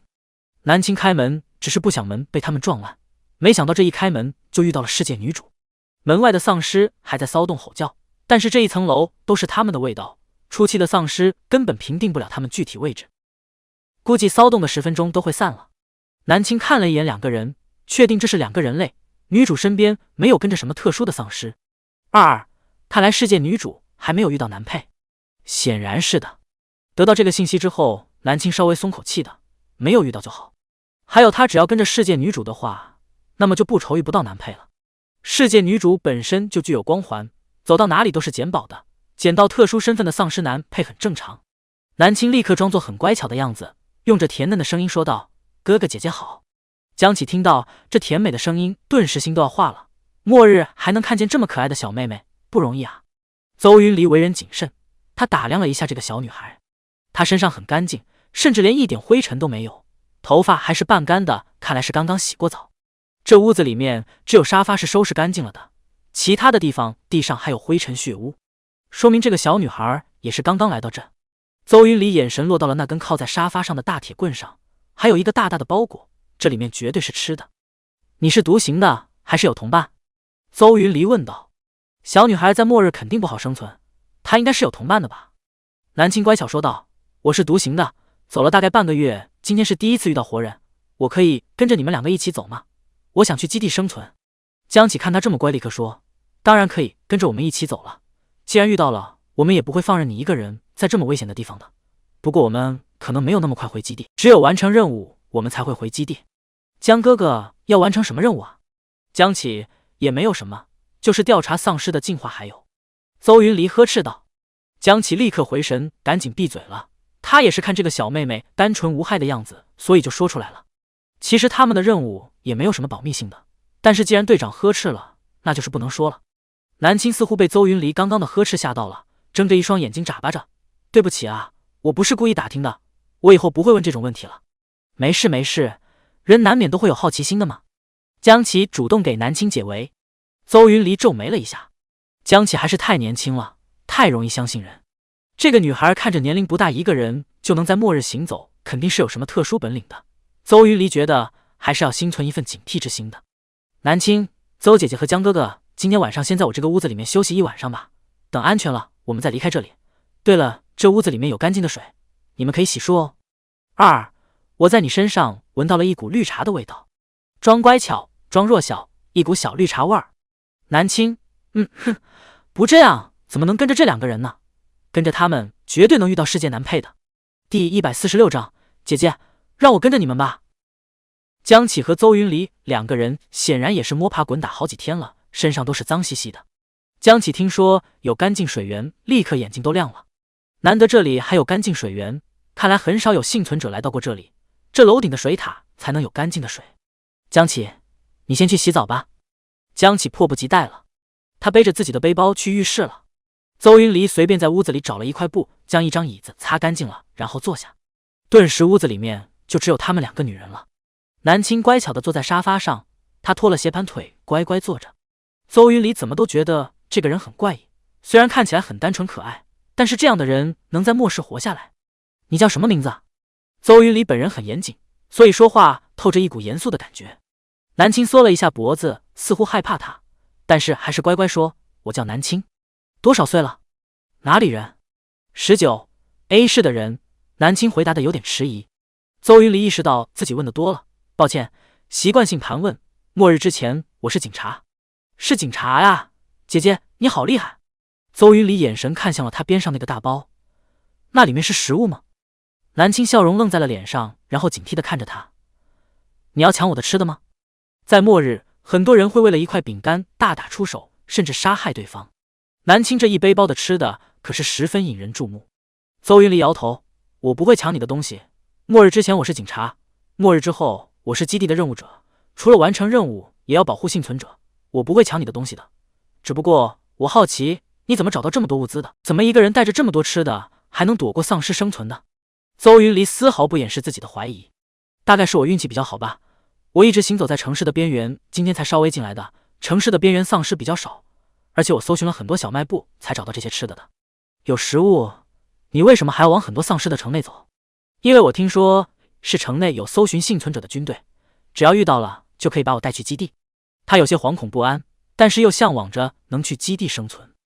南青的演技很好，邹云离仔细看了几眼，他感觉这个女孩并没有说谎。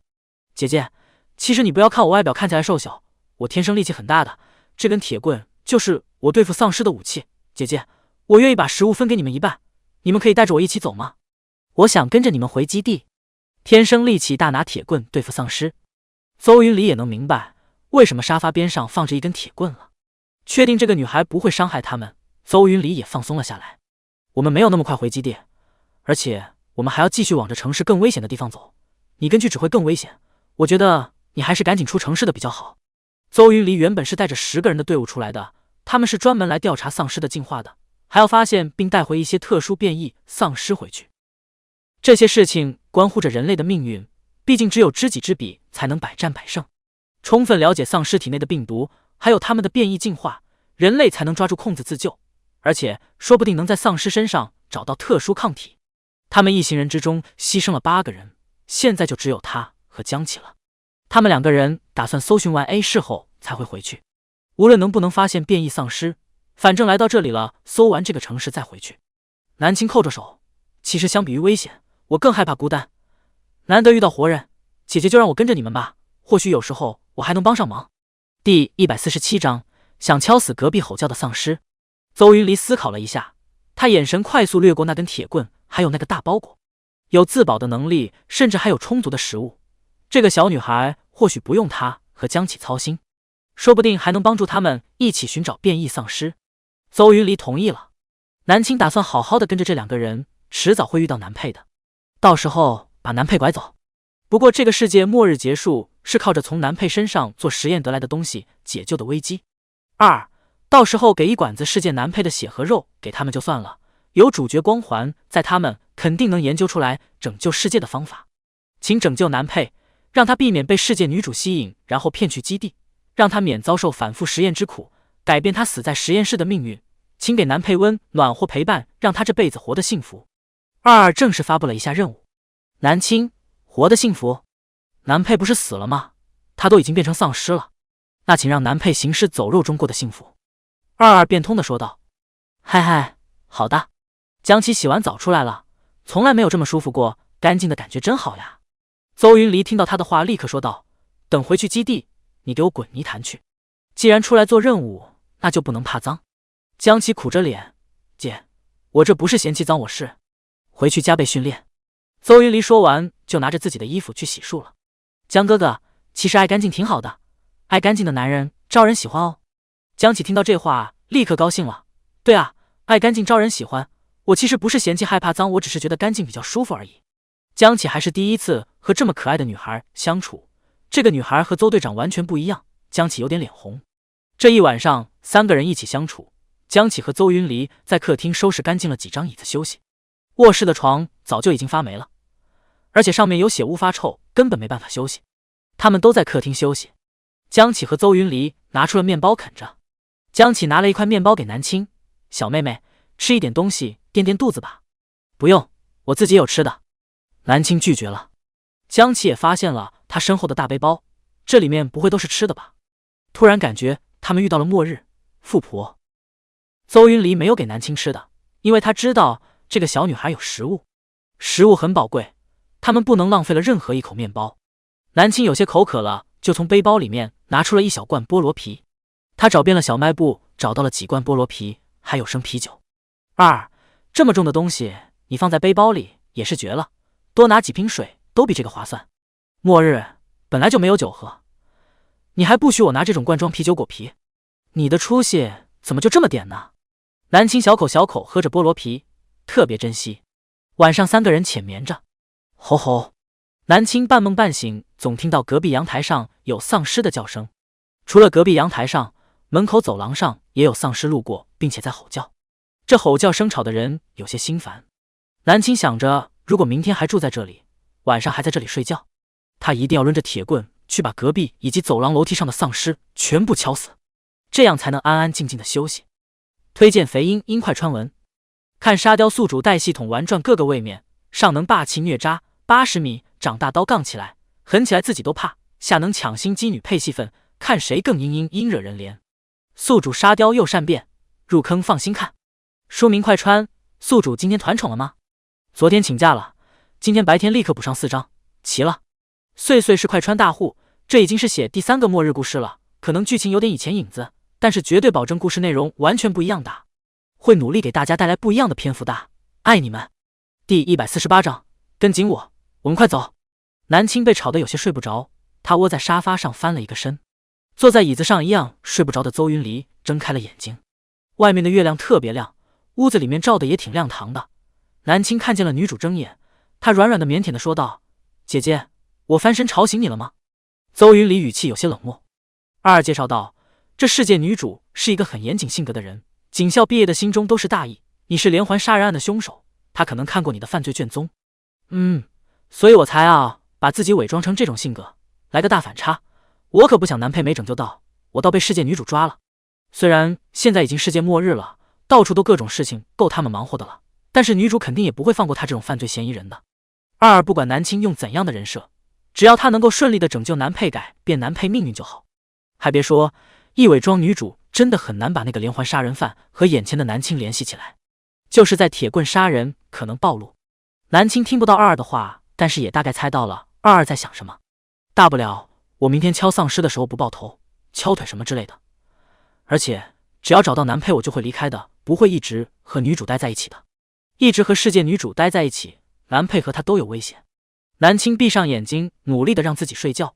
末日生存食物和休息都是很宝贵的，吃不好睡不好，怎么可以有一副好身体呢？南青最喜欢健康的身体了。邹云离靠在椅子上，双手还在胸前，他毫无睡意。到现在他还有些恍惚，末日是真的来临了。短短1个月，他见证了太多恶心的事情。如果现在末日没有来临的话，或许他现在应该是在抓那个连环杀人案的凶手。邹云离叹口气，重新闭上眼睛。第2日清晨，早晨天蒙蒙亮的时候，是整个世界最安静的时候。夜晚到处都是丧尸的吼叫声，白天也是，只有清晨的时候才是安静。邹云离，这个时间段的丧尸都不爱活动，基本上站在原地不动，这也是他们最弱的时候。江启，等下你断后，我在前面打头阵，南青你到中间就好。邹云离作为队长，正在布置等下的行动。江启听得很认真。邹云离，下了楼，江启你就快速去周围寻找能开的车开过来。他转头对着背好了背包的南青说道：南青，你要一直跟在我身后，尽量不要远离我，知道吗？好的，我会乖乖跟着你身后的。虽然相处时间很短，但是南青也了解了邹云离这个人，是一个很大义的人，大概能明白他为什么拐骗男配回基地了。因为男配是丧尸，在邹云离心里就是敌人。即使这个丧尸还有意识，但是只要能在他身上提取出有用的东西，能拯救整个人类，那么邹云离为了大义就会这么做。南青懒得想这么矛盾的事情，他就是来拯救男配的，到时间给邹云离一些男配的体组织血液就好了。邹云离扫了一眼南青身上的背包，他身高不高，而且挺瘦的，但是却背着一个巨大的包，这包应该有几十斤重，还有他手里的铁棍也几十斤。南青，需要我帮你背这个包吗？如果你信得过我的话。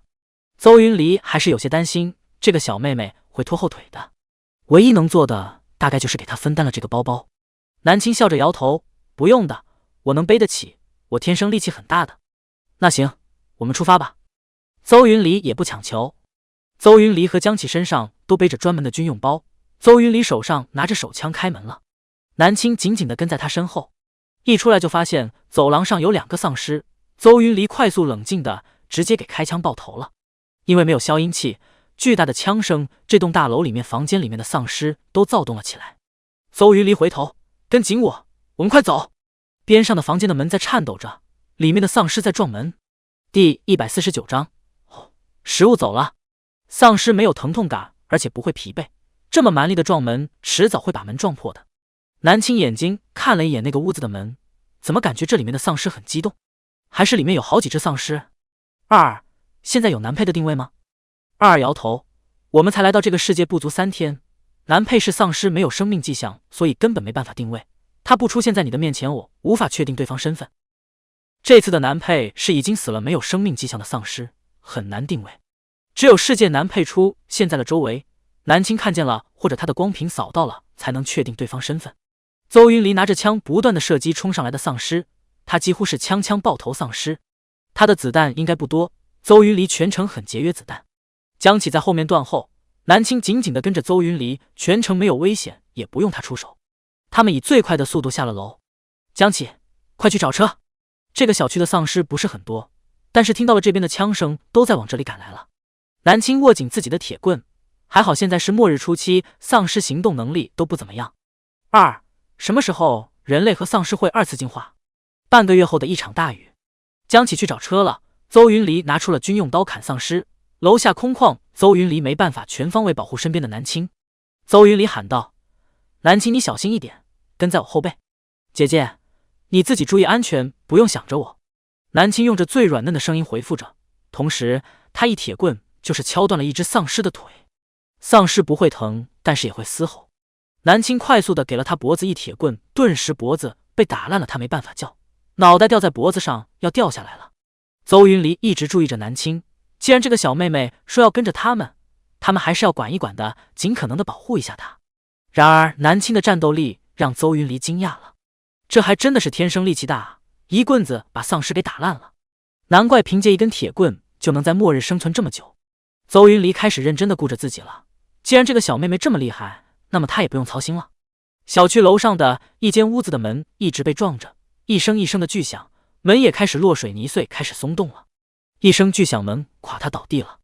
一个身高1.9米的男人，准确来说是男性丧尸，僵硬着身体从屋子里面走了出来。他身体僵硬，裸露的皮肤呈现不正常的青灰色。他身上的衣服不是很干净，但是对比其他的丧尸就好太多了。他身形高大，五官俊美，即使眸子是死人白的，也不影响他的好看。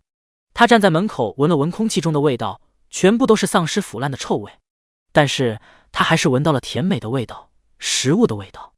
从昨天晚上开始，他就闻到了一丝丝很甜的味道，让他无比的饥肠辘辘。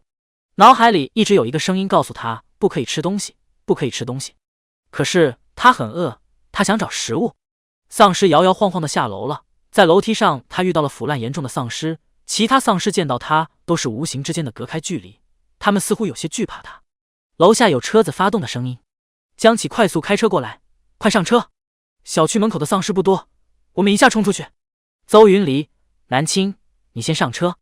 南青也不矫情，他提着铁棍就上了后座，邹云离也紧跟其后上了副驾驶座位。车门关上，江启就一踩油门冲向了小区门口。四周都是丧尸的吼叫声，丧尸僵硬地追着车。丧尸群中，一个刚刚下楼的1.9米高的男性丧尸特别显眼，他白色的眸子看着前面开远的车。好，食物走了。碎碎继续奋笔疾书，今天晚上还有2章。这种大块头丧尸可不是乖乖的丧尸哦，他咬人的。第150章22，丧尸不会累。江启一路开着车撞开路上的丧尸，开出了小区。邹云离手背上有一个通讯仪，他认真地研究着 A 市的地图。南青坐在后座，拿出了一块抹布擦拭着自己的铁棍。周围都是丧尸的吼叫声。南青觉得有一道吼叫声特别的耳熟。二回应道：“应该是昨天晚上住在隔壁的丧尸撞门出来了吧？听了一晚上，那个丧尸的叫声肯定耳熟了。”我感觉丧尸的叫声似乎都是有差异的。南青把铁棍擦拭干净之后，就直接把抹布丢了。抹布是消耗品啊，以后到一个地方就捡一件衣服，擦完就丢。车子一路开，路上丧尸不是太多。邹云里指挥着路线，我们要去城市的最中心地段，那边的丧尸比较多，肯定能遇到变异丧尸的。我挑选了一段工业厂的路线，工业城不是人类的生活区，丧尸应该会比较少。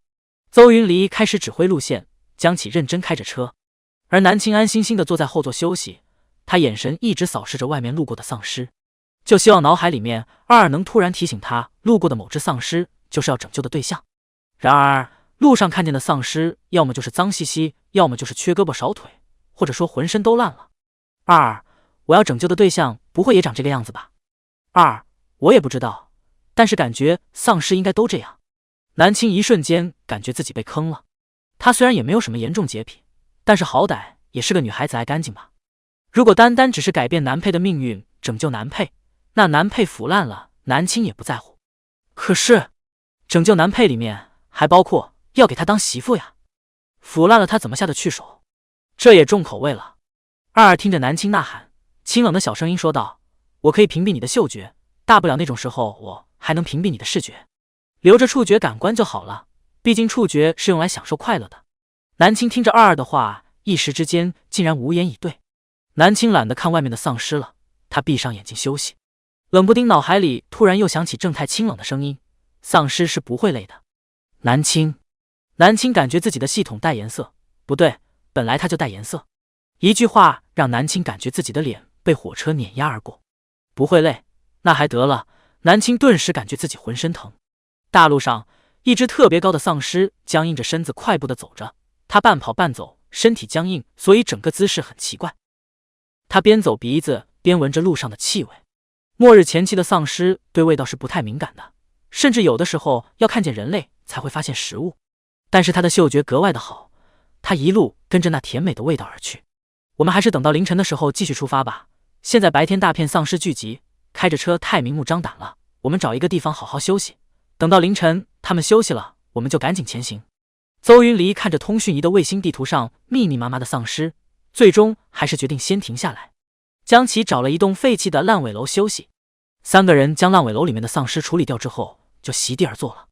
还好这里丧尸不多，轻轻松松就解决完了，大家吃点东西就早点休息吧。江启，白天你守，晚上我守。在末日不能全部人一起睡觉，必须要留一个人守着。邹云离和江启拿出了饼干来吃，而南青从包里拿了一个肉松面包吃。打开包包的一瞬间，江启凑了过来：“小妹妹，我能不能用饼干给你换一小块肉松面包？我很久没有吃到肉味了。”江启有些馋嘴地问道。虽然问一个小妹妹要面包很可耻，但是他不是白问的，他愿意用饼干交换的。江哥哥，你今天开车辛苦了，这个面包免费送给你。南青把手里的面包给了他。江启顿时不好意思，不能白拿你的，这些全部给你。他把自己一天吃的饼干全部给了南青。邹云离没有管江启，只要江启不会把全部食物交出去就行。推脱来推脱去，南青无奈收下了江启的饼干。而江启吃到了肉松面包，幸福的要掉眼泪了。小妹妹，你的运气也太好了吧，居然收集到了这么一大包吃的，还有你的力气是真的大，拿着这么重一根铁棍也能对付丧尸。小妹妹，末日没有来临前你是做什么的？看你的样子应该在上学吧。第151章，南青上厕所。原主末日之前就是个宅女，可根本没有上学。南青啃着小饼干，对啊，如果末日没有来临的话，我现在就要上大二了。江启看他这么乖巧，叹口气，一场末日打破了多少人正常的生活啊，不知道什么时候是个头，会结束的，只要我们团结起来，每个人都好好努力，一定能把这末日结束的。邹云离插话道。江启听到这话，其实信心不是很大。现在满世界都是丧尸，这种危机真的能解除吗？但是人还是要心存希望吧。他们没有过多的聊天，吃完东西之后就休息了，只有保存实力才能在末日生存下去。邹云离坐在地上背靠着墙壁休息，而南青坐在对面的墙壁角落休息。末日的白天很短，似乎眨眼就过去了。江启看他这么乖巧，叹口气，一场末日打破了多少人正常的生活啊，不知道什么时候是个头，会结束的，只要我们团结起来，每个人都好好努力，一定能把这末日结束的。邹云离夜晚来临，丧尸的吼叫声一波连着一波。邹云离睁开了眼睛，江启，你好好休息吧，换我来守夜了。江启今天又是打丧尸，又是开车，还守了一个白天，也累了。南青听到他们的对话就已经苏醒了，他睡了一个白天，晚上也睡不着了。姐姐，我来守一会儿吧，我现在很清醒，守到晚上9点钟就换你。南青主动说道。虽然自己跟着他们是为了寻找男配，但是好歹也是一个队伍的南青，也是要承担一些任务的。邹云离拒绝了，不用，我习惯晚上守夜了，你好好休息吧。凌晨出发，路上危险重重，只有休息好了才能对付丧尸。南青也没有强求，丧尸都在100米远，他们吼叫的声音传来这里也不算太吵。烂尾楼一片安静，丧尸都在慢慢的移动着。邹云离一直注意着有没有丧尸来到这座大楼。丧尸身体僵硬移动，发出的声音很响。晚上10点多，周围有细细的声音，似乎是什么东西在靠近了。邹云离拿起手枪，站起身走到楼边，看着下面。这个烂尾楼没有封墙，四周都是空的，完全能看到下面。邹云离看到了草丛里面一个移动的丧尸要上楼了，他立刻拿着手枪一枪爆头。江启听到枪声立刻醒了，丧尸来了吗？只是一个游走的丧尸，其他的丧尸距离这里起码有500米，不会过来的。江启听到这话松口气，他看见南青也睁开眼睛了，被枪声吓醒了吗？没有，我不是很困，一直醒着的。江启打了个哈欠，我继续睡了，还有几个小时就要出发了，赶紧再补觉一会儿。南青闭上眼，眼睛也睡不着了，干脆就坐在地上掰自己的手指玩。而邹云离观察了一下下面草丛里没有丧尸之后，也回来坐着了。没有人注意到，早早就有一个丧尸进了烂尾楼。身高1.9米俊逸的丧尸早早的就进了1楼，他死人白的眸子露出喜悦的神色，他张着嘴巴抹撒着，这里好浓郁的甜蜜的味道，都是食物的味道。不可以吃东西。不，他要吃东西，他好饿啊。丧尸慢慢的移动着身体，尽量保持轻声，他潜意识告诉他不能发出声音，这样才能狩猎到食物。他一点点的往上走。南青玩着自己的手指，然后皱着眉头起身了。邹云离抬眼，怎么了？我想去上厕所。邹云离听了这话说道，不要去下面草丛里面，你直接去下一层就好了，尽量不要走远了，如果有事情就大声喊我。南青是没办法直接在下一层方便的，他起码要下2层去。南青起身拿着自己的铁棍走了，他的背包还放在上面。1天多的相处，南青还是相信世界女主的为人的。南青拿着铁棍下楼，夜晚的月色特别好，整个大楼照的还算亮堂。南青下了2层楼，然后找了一个角落，就打算脱裤子方便。他穿的是长的松紧绳运动裤，因为他腰太细了，所以说肚子上绳子系得比较紧。南青将铁棍放在了边上，然后伸手解自己的裤子。他刚刚把松紧绳解开，突然地上就出现了一个倒影，月光下一个高大的倒影出现在了他的身上。3章某只丧尸打搅媳妇上厕所了，哈哈哈哈！晚安哟，碎碎爱你们，快说也爱我，哼！第152章，丧尸，你很个人。月光下身前的影子明显动作有些僵硬，这是丧尸。南青快速拿起边上的铁棍，回身就是一棒子打在了丧尸的腿上。丧尸吼叫着，紧接着南青想要袭击他的脑袋的时候，别动，这是男配。二声怕自己喊慢了一步，男配就被南青打死了。南青瞬间住手，他也是一瞬间的懵了，这是世界男配，叫程度好。南青来不及打量眼前的丧尸，就已经听到楼上的动静了。邹云离听到楼下的丧尸吼叫声，拿上枪就下楼了。丧尸听到了楼上的脚步声，他白色的眸子扫了一眼眼前的女孩，丧尸快速伸手就将眼前的女孩抱住，然后转身就往楼下跑。别的丧尸的移动速度都很慢，可是这只丧尸的移动速度奇快，因为刚刚慢动作的时候他还是僵硬的，可是现在这移动起来。南青被他抱在怀里，他身体硬邦邦的，特别个他的软肉。邹云离下楼就看见了丧尸抱着人跑了，只留下一抹背影。变异丧尸，可恶！邹云离咬牙，不仅那个小妹妹被抓走了，这变异丧尸也跑了。出来有1个月了，他好不容易才遇到一只特殊的丧尸，这次丧尸跑那么快，肯定是变异的。如果能抓回去研究的话，说不定会有新突破。小妹妹被抓走了，恐怕凶多吉少啊。江启也已经下来了，姐，丧尸呢？那个小妹妹呢？邹云离沉重的开口，丧尸跑了，南青也被抓走了。江启神色有些难受，虽然才认识那个小妹妹，但是那么可爱的小女孩居然被丧尸抓走了。已经能想象丧尸是怎么把他身上白嫩的软肉咬下来，一口一口吃掉了。被饥饿的丧尸抓走，恐怕要吃掉半块身子。如果是遇到尸潮，一大堆丧尸围上来吃，还没等被咬的人变异成丧尸，就已经被吃干净了。江启想着，心里怪难受的。邹云里把枪插回到了腰间，上楼把东西收拾好，我们现在就去追。那个小妹妹恐怕是凶多吉少了，但是那只丧尸是变异丧尸，这是我们出来遇到的第一只变异丧尸，一定要把它带回安全城去。江启收拾好自己的情绪，回答道：“是。”江启和邹云离把自己的包背上看见了墙角那个大包裹，那是南青的包裹。邹云离走过去将包裹打开，整个背包里面全部都是吃的，面包、饼干，还有罐头、香肠，还有很多罐装生啤。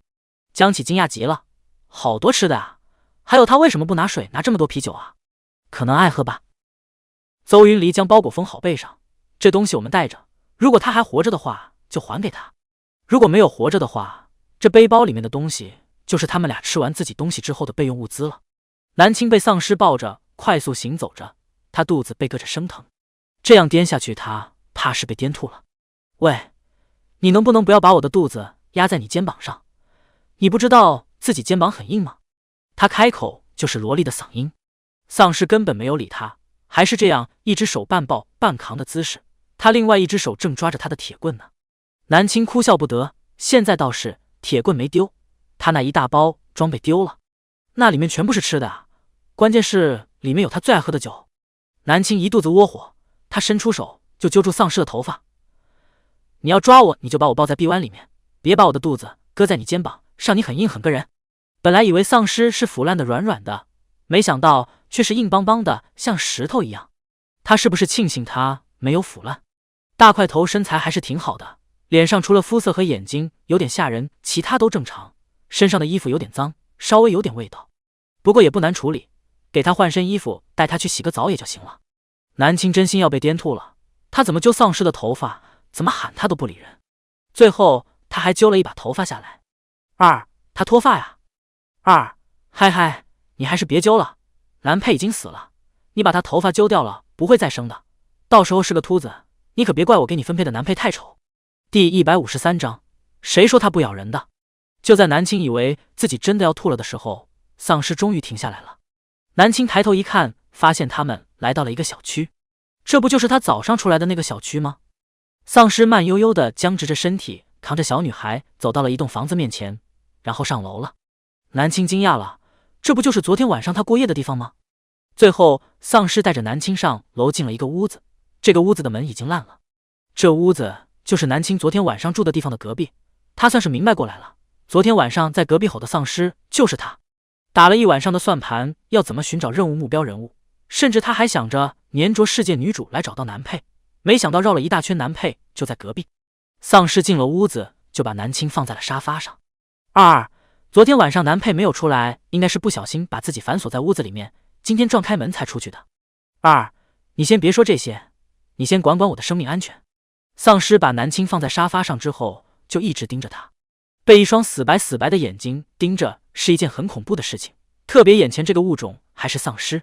虽然剧情里面说男配有意识存在，不咬人，可是不咬人，他抓他干嘛？虽然他不像其他丧尸一样丧失理智的随意扑过来咬人，但是他现在盯着他看的样子，南青总觉得他在思考什么。你看什么看？南青凶了一句，企图阻止他的注视。丧尸突然吼叫了一声，这声音很吓人。南青看到他的口腔和人类没什么两样，丧尸为什么会发出这种叫声？南青抱着自己的腿窝在沙发上，你抓我来干什么？你和别的丧尸好像不一样，你的移动速度好快啊，你能听得懂我说话吗？他假装什么都不知道，他一副好奇试探的样子。这个食物长得好白，好干净啊，比遇到的那些臭烘烘的又丑又黑的东西看起来好吃多了。他好但是脑海里一直有个意识叫他千万别咬人，人就是他们的食物啊。南青发现眼前的丧尸目光特别炙热，而且他嘴角还有唾液分泌。喂，你不会要咬我吧？南青看向了丢在门口的那根铁棍，刚刚丧尸进屋的时候随手把铁棍丢在了那里。南青起身蓄势待发的想要从丧尸臂弯下面穿过去，拿那根铁棍来保护自己。可是他刚刚起身一窜，丧尸长长的胳膊随便一捞就抱住了他的腰。南青被禁锢住了腰身，动弹不得。丧尸笔直地站着，两只手捞住他的腰，吼：“放开我！你松手！”丧尸慢慢弯腰，嘴巴凑过来南青的后肩膀上。南青是背对着丧尸的，他被禁锢住了腰身，想要转身都转不了。他没有呼吸，但是鼻子一直在南青后肩膀上移动着，好像在闻他的味道一样。丧尸鼻尖碰触着他后肩，他鼻子慢慢的划过，还有一些痒。就在南青以为他只是闻一闻的时候，突然肩膀上传来一阵刺痛，南青忍不住闷疼的叫了出来。丧尸听到他的惨叫声，赶紧松口，然后愣了一秒，紧接着白眸里闪过类似露出喜悦的神色。好吃，好甜的食物。虽然有个声音让他不要咬人，但是他实在抵御不过这股香味。丧尸雪白的嘴唇上还沾着南青的血，南青现在疼的脸都皱了起来，他内心安静不下来了。22，谁说他不咬人的？第154章，皮带绑着他手。丧尸有些苍白的舌头舔了一下嘴角的鲜血，他发出轻声的吼声，似乎很喜欢这个味道。南青忍不住了，他直接翻身，两条腿夹在了他的脖子上，用力一卷。22有点担心，他把南佩的脖子给夹断。没事，南佩已经死了。22独自安慰自己，只要世界南佩的脑袋不打爆就死不了的，脖子断了，腿断了，胳膊砍了都没事。南青夹着他的脖子用力一卷，虽然他身体是个小萝莉，但是力气特别大。丧尸猝不及防的被他压了下去，南青快速翻身坐在他脖子上。南青手胡乱的在周围摸了摸，不巧刚刚好摸到了一根皮带。皮带很脏，但是特别厚实，一看就很结实。南青快速的用皮带紧紧的把他的双手扣在了身后。突然被束缚，丧尸有些不习惯，而且还是被食物给束缚了。丧尸剧烈的挣扎着，吼着。南青将他的双手捆住之后，就一直压在他背上，用力摁着他。你叫什么叫？刚刚是你先咬我的，你给我老实一点。南青不太喜欢吵吵闹闹的人，虽然眼前这个已经不是人了。丧尸一直吼叫着，南青严重怀疑他到底有没有意识。剧情里面不是说他还保留意识，而且不咬人吗？可是现在看起来，他除了外表比其他丧尸好看很多，还有行动速度很快之外，其他的特征感觉和丧尸们没有两样。22咳嗽了一声，清冷的小声音说道：“我也不知道，系统只提供原剧情，原剧情就是这么写的。”南青一直用力压着身下的丧尸，哭笑不得。他一只手打了一下他的脑袋，这还区别对待是不是？我不是世界女主，你就咬我是不是？明明都是一样的剧情，不一样的是原剧情里面他遇到的是世界女主，而现在遇到的是他一个末日炮灰。丧尸挣扎吼叫了好一会儿就停下来了，他突然之间安静了。南青纳闷，怎么不叫？怎么不挣扎了？没道理，你的力气就只能挣扎这一会儿啊。丧尸相应的回过头来看着他，他表情很镇定，仿佛刚刚吼叫挣扎的不是他一样。还别说，他除了这肤色有些难看，还有这眼睛有点瘆人，这五官还是长得非常不错的。他长得很高大，记得22说他曾经是安全城派出来的队长。安全城的队长要么就是有能力的百姓，要么曾经也是军人。他是军人。南青坐在他身上说：“大块头，我现在松开你，但是你不许跑，也不许叫，更不许攻击我，好不好？”他在试图和这个丧尸交流。原剧情里说他不咬人有意识，那没道理，和别的丧尸没啥两样呀。丧尸很安静，他的眼睛没有离开他。南青伸手摸了摸他的头发：“大块头，你听得懂我说话吗？刚刚这家伙有多吵，现在这家伙就有多安静。”南青倒是希望他这样一直安安静静乖乖的，这样他们一路也可以很好的相处。南青慢慢的从他身上起来，他可以不压着他，但是绑着他手的皮带是不可能松开的。他长得那么高长，胳膊长腿的，如果要攻击他，伸手一捞就可以把他抱住。南青刚刚也是出其不意才制服了这家伙，再有第二次的话就难了。南青起身的时候感觉后肩特别的痛，他感觉如果自己不反抗，这丧尸真的会咬下自己的肉来吃掉。还好这具身体是变异的，不惧怕丧尸病毒。变异的没道理，没有异能啊，末日小说里面不都是那样写的吗？变异的人类拥有异能，异能者不惧怕丧尸病毒。原主的确是特殊的，不惧怕丧尸病毒，但是也没有异能，最多就是从小力气大。算了，没有异能的话，一根铁棍也能保护自己，大不了我把这只大块头训练好，以后靠它来生存。南青活动了一下后，肩在边上的椅子上坐下。丧尸被松开的一瞬间没有发狂，他很安静的僵硬的身子慢慢的从地上起来了。他笔直的站着，慢慢的走向了南青。第155章洗澡。你要干什么？不会又要咬人吧？南青警惕的看着他，如果管不住他嘴巴，他真的要用非常手段了。记得好像有一种情趣用品，嘴套铁球，套在他嘴巴上，咬着应该就不会咬人了。22，空间里面的221瞬间脑子空白了。南青你变了。还好丧尸就是走过来，然后围着他闻而已，并没有继续张嘴咬了。但是他看见南青流血的后肩，眼睛都直了。南青伸手一把推开他，走开点。他起身观察了一下这个屋子，屋子里面有些脏有些乱，但是也还看得过去。这里是他的大本营吧？南青现在食物包裹衣服全部都丢了，他屋子里面找了一圈，果然没有吃的，但是还好这屋子里有衣服的。他身上的衣服还很干净，但是后肩膀的衣服染血了。这血腥味要是传出去，肯定会招惹很多丧尸过来。南青从柜子里面拿了一身长衣长裤，然后就去浴室洗澡了。他在屋子里面游走的时候，丧尸一直跟在他身后僵硬的走动着。南青一停下来，他也靠近的停下来，然后弯腰去闻他流血的肩膀。南青一直注意着身后的丧尸，只要他不咬人，闻一闻没什么，闻习惯了就不馋了吧。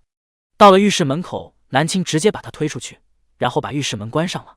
丧尸双手用皮带捆在了身后，扒不到门。他小声的吼了一下：门口等着，虽然你死了，但是也改变不了你是男人的事实。男女有别不懂吗？南青边说话边打开了水龙头，水龙头里立刻流出来了黑乎乎的水。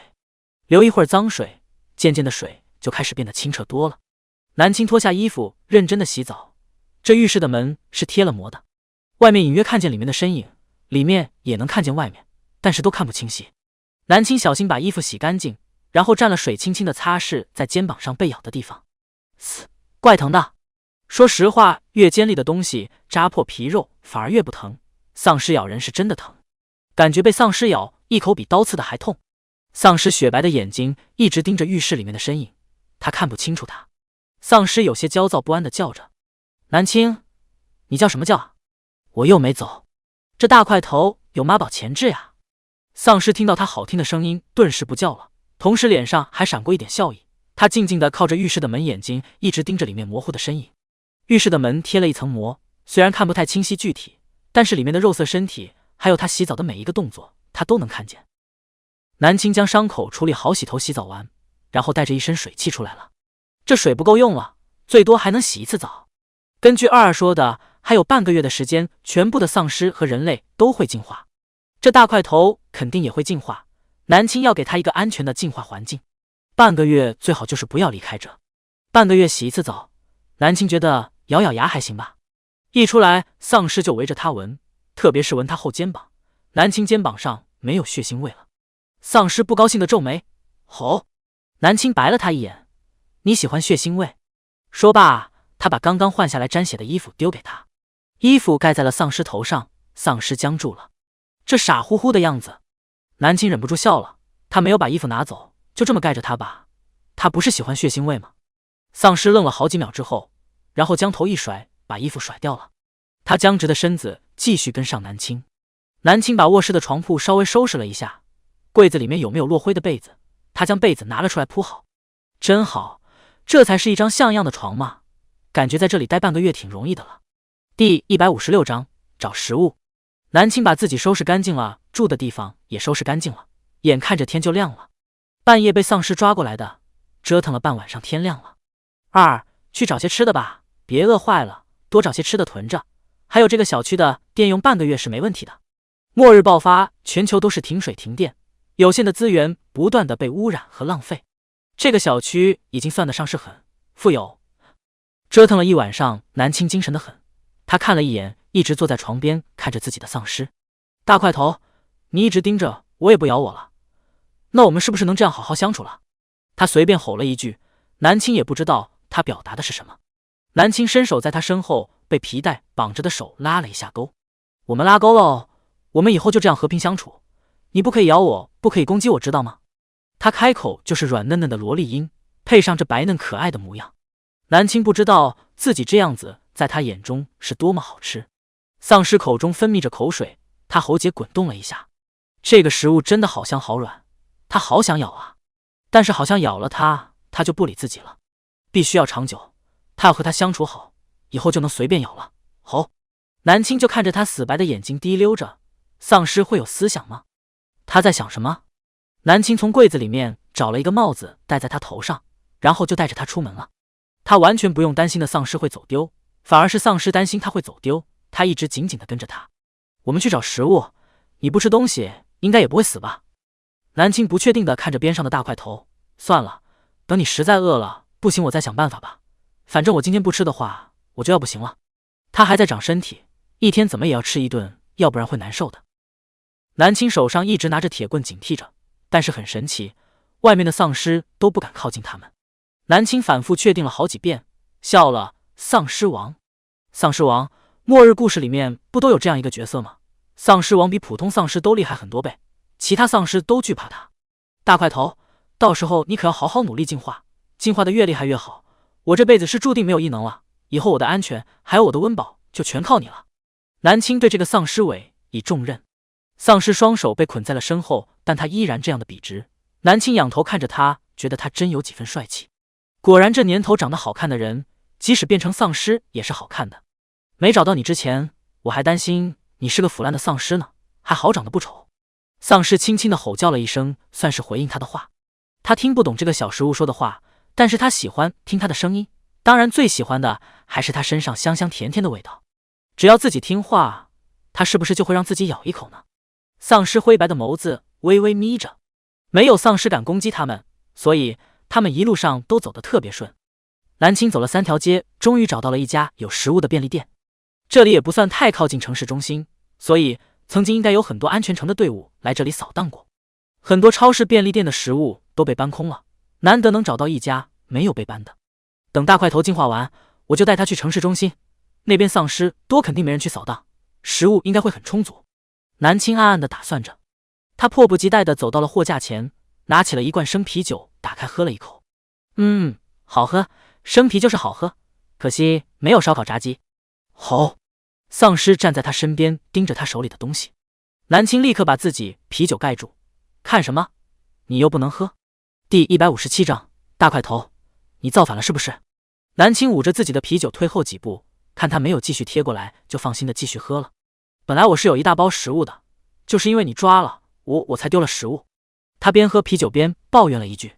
他那一包食物在末日是真的富有，他被丧尸抓走了，大概食物也被邹云离和江启带走了。带走了也好，他们短期之内就不需要费心费力的去找物资了。南青觉得这世界女主挺不错的，食物给她也挺好的。南青喝完啤酒就在店里找背包，找个大背包来装食物。哎，可惜我没有异能，要是有空间异能就好了，这样就不需要背包了。他有系统，系统有空间，但是22的空间不能带进3000世界的东西进去，连他进去都必须是灵魂体。22，半个月后丧尸进化，大块头会拥有异能吗？南青不习惯叫他的名字，叫大块头倒是挺顺口的。南佩肯定会有异能了，他是丧尸王，而且是全异能哦。他听了顿时眼睛一亮，全异能那不就有空间异能了？南青决定一定要好好训练好这个大块头来，以后找食物装啤酒就靠他了。僵直高大的丧尸紧跟着他，一双白色的眼睛看着南青把架子上的食物放进背包里。南青总共找到了2个包，所以一个包装食物，一个包装啤酒。你拿2个包干吗？这不好背啊。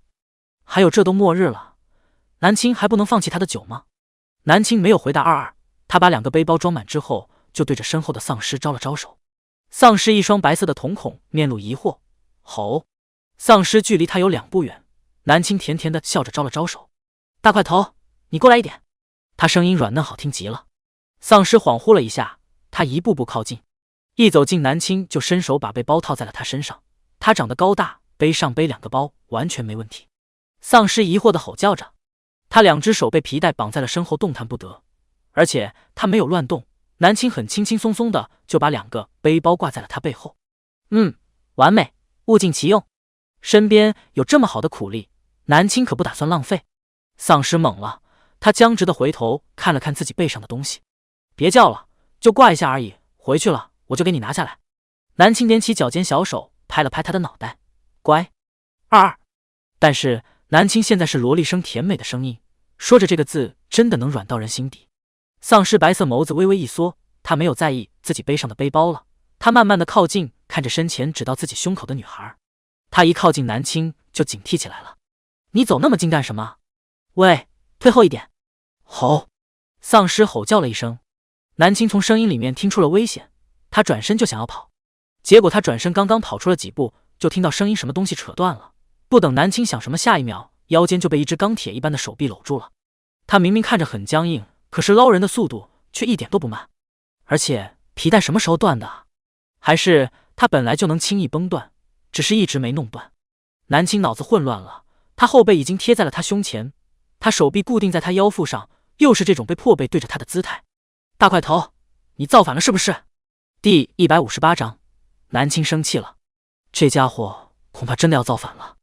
南青手和腰都被他束缚住了，他摸不透这只丧尸要干什么，他只能继续呵斥：你松开我！满满的警告。南青从内到外的散发着自己的威压，希望能震慑住他。可是丧尸丝毫没有松开手，反而下一秒南青就感觉到了肩膀上的刺痛。南青皱眉，冷汗直流。继续这样下去的话，恐怕我还没有陪他走到他的关键剧情，我就已经被他咬死了。南青吃疼，说好的这只丧尸不咬人的，这才相处24小时不到，南青就已经被他咬第2口了。南青低着头也不反抗了，他咬着牙不喊疼，一声不吭的软绵绵的被他抱着。丧尸尝到了食物的味道，特别兴奋，但是还没来得及高兴，他就发现了怀里的人的不对劲。食物怎么不动了？不发出好听的声音了？丧尸微微松开了一点力道，僵直着被弯腰低头看向南青。南青低着头，长长的头发盖住了他的脸，他感觉到丧尸的力道松了，但是他依然没有挣扎，也没有趁机挣脱。丧尸再次松了点力气，怀里的人还是不动，瞬间他白色的瞳孔一瞬间变了。丧尸2只手快速的把他转了过来，南青正对着他了。丧尸2只手臂握着南青2个胳膊，他低头查看着他，远远的看上去还以为是一个高大的男人正在哄一个小女孩呢。的确是在哄，但是丧尸的哄南青受不住。南青后肩膀上在流血，昨天晚上刚处理好的伤口现在又被咬开了。他是不是很喜欢咬他的后肩啊？怎么2次都是咬到同一个地方？丧尸小声的叫着，低着头一直想看他的脸蛋。南青却一直把头低得很低，垂头丧气的模样，头发全部盖住了脸。他急了，他腾出了一只手，轻轻地撩动他的头发。吼！食物生气了，不理自己了。这样下去，自己是不是就不能长期尝到食物的味道了？丧尸肚子非常饿，很想咬眼前的人。其实他大可以大快朵颐，一次吃个饱，但是难得遇到这么美味的食物。一顿饱后，以后怎么办？一顿饱和顿顿有美味的差别，丧尸还是分得清的。丧尸伸手抬起来女孩的下巴，总算看见小食物的脸蛋了。南青眼神淡淡的瞥了他一眼，然后就移开了。他眼神中没有生气，只有冷漠。丧尸一瞬间的松开了他手臂。南青看了一眼自己的胳膊，然后就伸手整理自己的衣服，慢慢的整理自己的头发。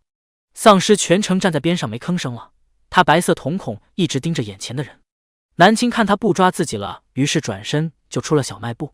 街上游走的丧尸看见女孩出来了，瞬间眼睛都亮了，正准备攻击的时候，就看见了女孩背后站着的那个高大的身影。这些丧尸们顿时像泄了气一样，只能把眼神收回去了。南青慢悠悠地走在前面，丧尸背上背着2个背包跟在他身后，他眸子转悠着脚步，走得有些小心翼翼。第159章冷战。南青单手抡着自己的铁棍，慢悠悠地走着，他全程都没有回头理身后的丧尸。丧尸紧紧地跟着他，长得高大，背上即使背着2个背包也不会太突兀。他不理他了。二看得哭笑不得，清冷的小声音说道：看来南佩还是有点意识的，以后他咬你你就晾着他。虽然南佩听不懂南青说话，而且还会咬人，但是现在看起来他还是挺在乎南青的态度的，不理他他就急了。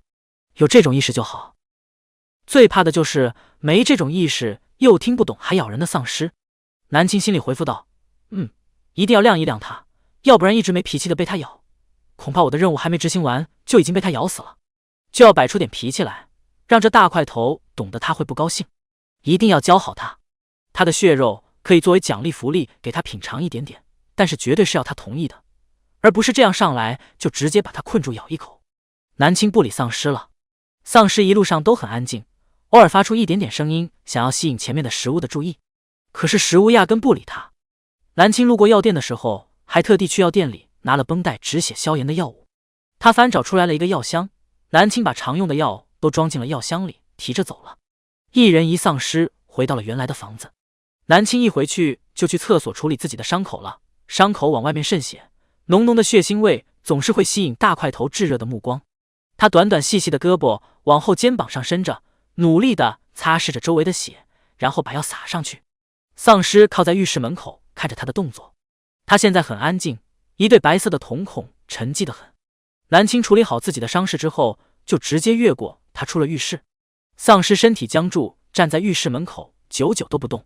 二翘着二郎腿，啧啧，他不心疼男配，反正世界男配不死，他们的任务就完成了。就这样，一人一丧尸开启了冷战。这次带回来的食物很多，蓝青连续吃了1个星期。肉松饼、肉松面、包肉罐头、饼干，还有矿泉水、啤酒。蓝青每天的生活都过得很滋润，这是多少末日的人都羡慕的生活啊！1个星期过去了，蓝青看食物吃的差不多了，准备继续出门寻找。他从床上起来，准备出门，就遇到了站在门口拦路的丧尸。蓝青照常想要绕开他，结果丧尸灵活地挡住了他的路。蓝青连续试了好几次，他都连续拦路。你想要干什么？又牙痒痒了，想要咬我是不是？软嫩带着一丝冷漠的声音响起。女孩抬头直视着他，丧尸瞳孔动了，吼！他有些高兴，因为食物理他了。蓝青不废话，伸手直接推开他，丧尸后背重重地撞在了门上，发出响声，死重。要不是蓝青天生力气，大可能还推不动他。丧尸后背撞在门上的同时，他嘴巴也闭上了。食物的这个举动充分地告诉他，小食物还在生气。蓝青提着背包出门了，丧尸反应过来，赶紧跟上。他赶上去，伸手就抢过了蓝青手里的2个空背包。他有些僵硬滑稽的把背包背在自己的背上，然后眼睛亮腾腾的看着他，这一副我这样做对不对？求表扬的样子。你要背就背着吧，蓝青淡淡说道。丧尸有些着急，他左右看了几眼，然后快速去屋子里拿出了一根很粗的麻绳。就在蓝青纳闷他要干什么的时候，丧尸已经走到他面前，并且将麻绳塞入了他手中。丧尸给了蓝青麻绳之后，就双手递了过去。吼吼！第160章遇到其他幸存者。丧尸见他拿着麻绳并没有动，他轻轻的吼叫着，然后双手递过去，蹭着他白嫩的小手。他似乎在催促他。催促他干什么呢？蓝青低头看了一眼手里的麻绳，再看着焦急的丧尸，突然明白了。你要我捆着你吗？蓝青冷笑，软嫩的声音冷淡极了。皮带都捆不住你，麻绳还能捆得住你？多此一举，到时候你想咬我，还不是会崩开？他虽然听不懂食物在说什么，但是通过食物好听的声音的调子，能大概猜测出意思。小食物还在生气，他不绑着自己了。上次他不是喜欢绑着他的吗？小食物肯定还在生气他崩断绳子的事情。丧尸灰白的手握着南青的小手，要求他捆自己。南青把绳子一丢，不捆，捆了也没什么用的。最后某女孩咬牙切齿地拿起麻绳，一圈一圈地捆着丧尸的手腕，用力地打了个死结。南青是真的下了狠手，他手腕都勒出一圈凹陷来了。丧尸已经死了，对于身体毫无痛感，他看着自己被绑住的手腕，特别高兴。好，丧尸乖乖让开。南青抡着自己的铁棍出门了，丧尸屁颠屁颠地跟在身后。他们步行去了上次那个小卖部，但是很意外，上次那个小卖部居然被人搬空了。食物都被搬空了，但是啤酒、饮料这些还在。南青拿了一瓶架子上的啤酒，打开喝了一口。他查看了一下小卖部里面的情况，看来有幸存者来过这附近了。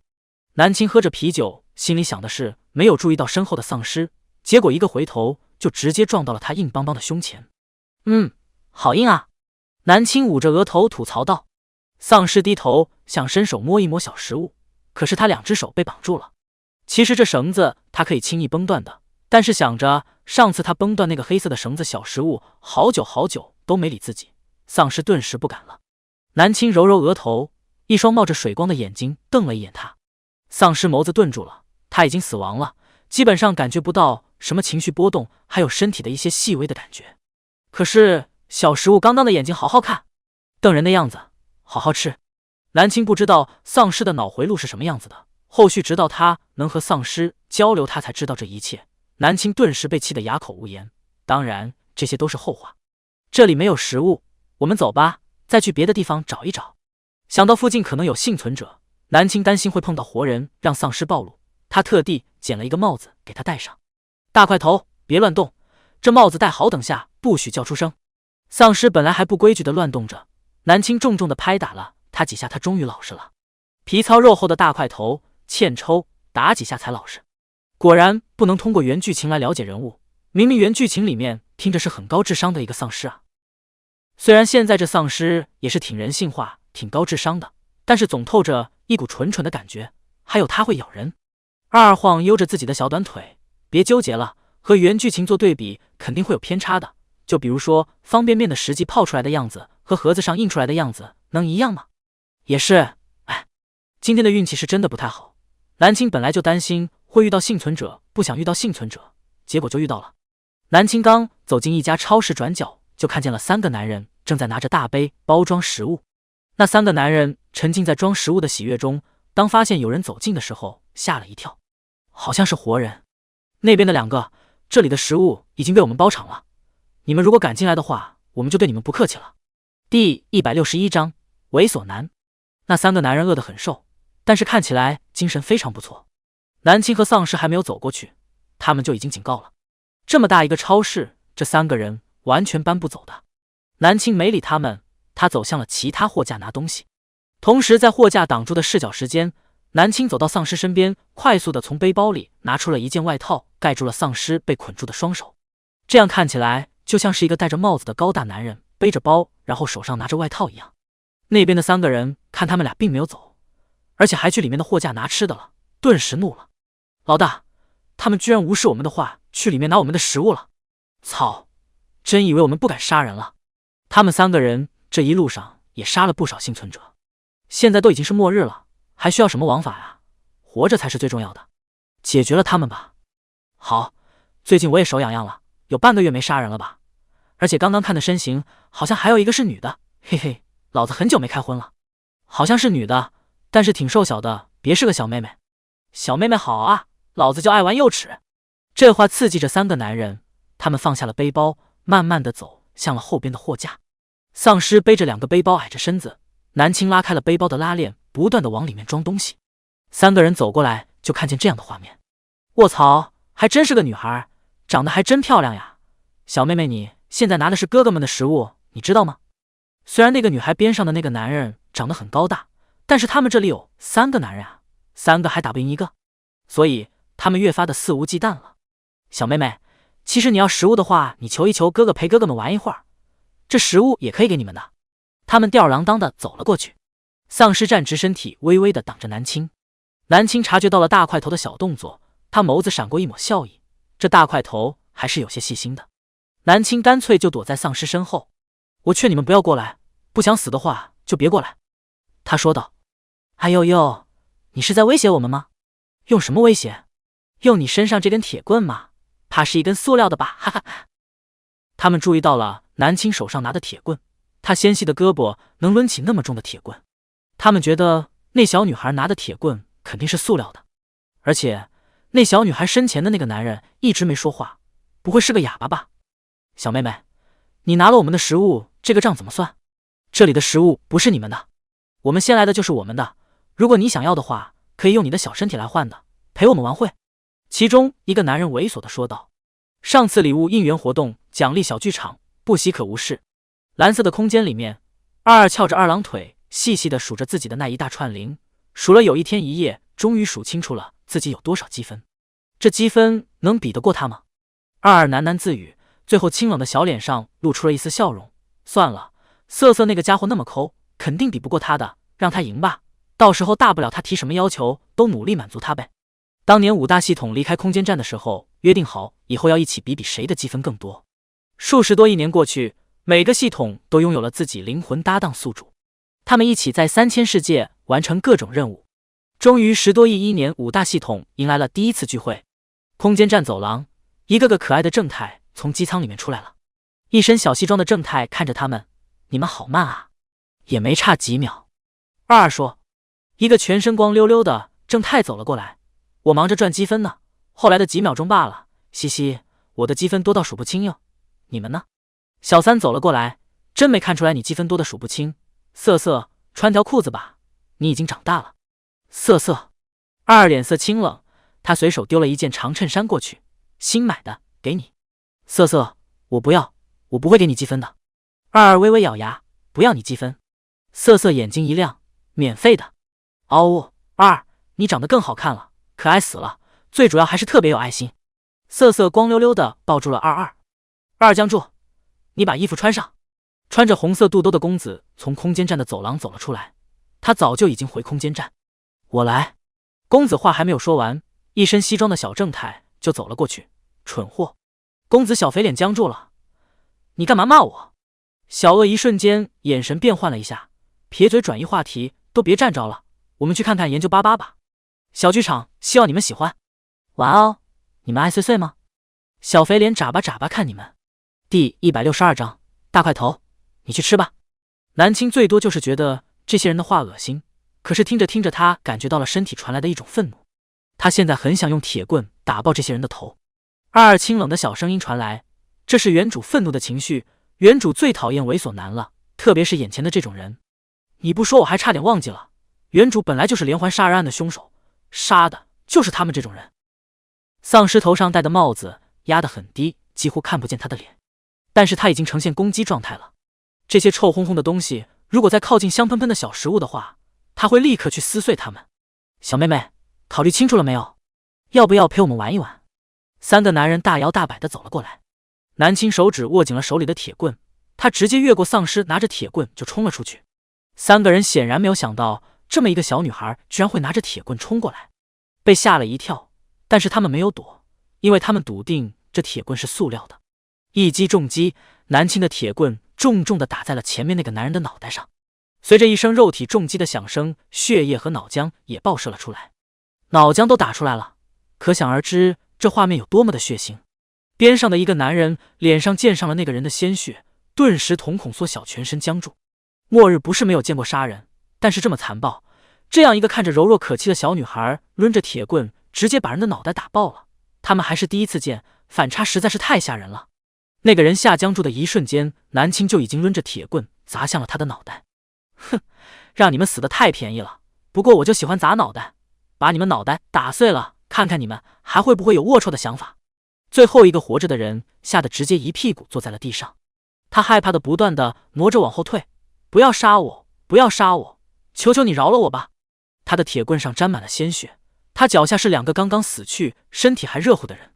南青冷漠的看一下那个求饶的人，本来我可以不杀你们的，但是刚刚你们说出来的话太恶心了，我要让你们永远闭嘴。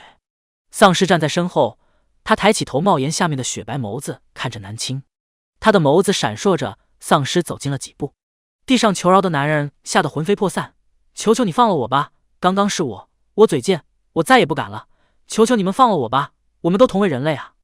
同为人类？同为人类我就不能杀你了吗？那我让不是人类的东西来杀你吧。南青轻轻的笑着，他软嫩幼齿的脸笑得让人不寒而栗。你这话是什么意思啊？那个男人害怕极了。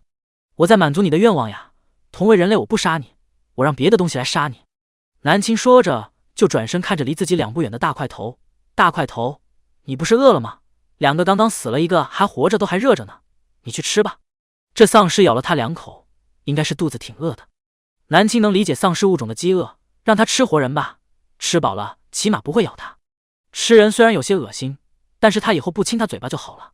地上的人听了这话，快速看向了那个戴着帽子不说话的男人，因为是坐在地上，所以他很轻易的就发现了那个戴着帽子的男人下巴是青灰色的。第163章，他不咬别人，只咬他。打死也想不到跟在那个小女孩身边的男人居然是丧尸。你居然饲养丧尸，我要举报你。那个男人原本想说一些威胁的话，但是看着眼前的丧尸，他吓得连说话的力气都没有了。他腿软的不断往后爬，不要杀我，求你们了，我还不想死，我不想死。南青淡淡说道，大块头，吃了他。在南青看过的末日小说还有末日电影里面，丧尸见到活人都是扑上去的，可是眼前的大块头看着地上的活人动都没动一下。他好奇的抬头，你不吃吗？丧尸轻轻的吼叫了一声，也不知道他吼的是什么意思。去吃吧，吃了它你就不会饿了。南青实在不想看见大块头吃人的样子，所以他边说着就边把眼神转向了别处。而丧尸此刻却沉浸在高兴中，因为小食物现在理他了。丧尸向左边迈了一步，挡在了南青眼前。他喜欢小食物看着他，叫你去吃东西，不是围着我转。他无奈地说道。地上的男人看他们俩没有理自己，他慢悠悠地爬起来，找准时机准备跑路。那个男人快速起身，对着门口就准备跑去，但是他刚刚起身才跑出一步，瞬间一个沉重的铁棍就迅速砸在了他脑袋上。一声闷响，鲜血溅在了货架上，那个人重重地倒在了地上。拿着铁棍的女孩眼神冷漠，哼，这种人就不应该活在世上。这个身体从骨子里面就讨厌这些猥亵女孩的男人。3个人都死了，脑袋都砸碎了，死得透透的。南青朝四周看了看，随便找了点布料擦拭着铁棍上的血。丧尸一直安安静静地跟在他身边，刚刚南青杀了3个人，他眼皮子都没有眨一下。南青擦拭着铁棍，看着地上还热乎乎的尸体，大块头，你真的不吃这些人吗？小食物对他说话了。南青观察着这只丧尸，然后看着地上的尸体，突然他好像明白了什么。他不咬别人，只咬他。虽然现在只遇见了这3个外人，但是南青刚刚是真的没看见他有咬人或者吃人的欲望。可是他和他待在一起的时候，每次他眼睛一亮，南青就仿佛看见了他腾起的食欲。二二看着屏幕上的画面，短短的手指敲着自己的腿儿，还真有这个可能，他可能真的只咬你一个人。南青扫了一眼地上的尸体，骄横道：“你爱吃不吃吧，反正他是不会让他咬了。”现在知道这只丧尸对他的血肉图谋不轨，南青提起12分精神来防备他。吼吼吼！丧尸连续叫了好几声，一人一丧尸之间有代沟，都互相听不懂，但他们相处的画面还是很和谐的。丧尸身上背着2个包，手被绑着，他跟着指到自己胸口的女孩，他不断地挑选着架子上的东西，合适的就全部塞入丧尸身上的包里。一个背包装食物，一个背包装水和啤酒，超级完美。砰砰！突然超市的外面响起了的枪声，而且还有丧尸的吼叫声，好像有人往这边来了。南青听到声音，立刻躲在架子后面，丧尸也很聪明的跟着他躲着。听着外面的枪声，南青很紧张。世界女主邹云离也在 A 市，而且在寻找变异丧尸，他们有枪，不知道外面的人是不是邹云离和那个江启，千万不能和他们遇到，要不然让邹云离发现了男配的存在，肯定会想方设法把男配带回去基地做实验了。南青眼神快速的扫着超市，他正好看见了超市的后门。大块头，跟上！他小声的说道。南青提着自己的铁棍，猫着身子，快速向后门而去。丧尸虽然听不懂他的话，但是他走到哪里，他就会跟到哪里。他们快速的从后门离开了。而此时，超市的门也被人推开，江启将门打开之后喊道：“姐，这里面没有丧尸，快进来！”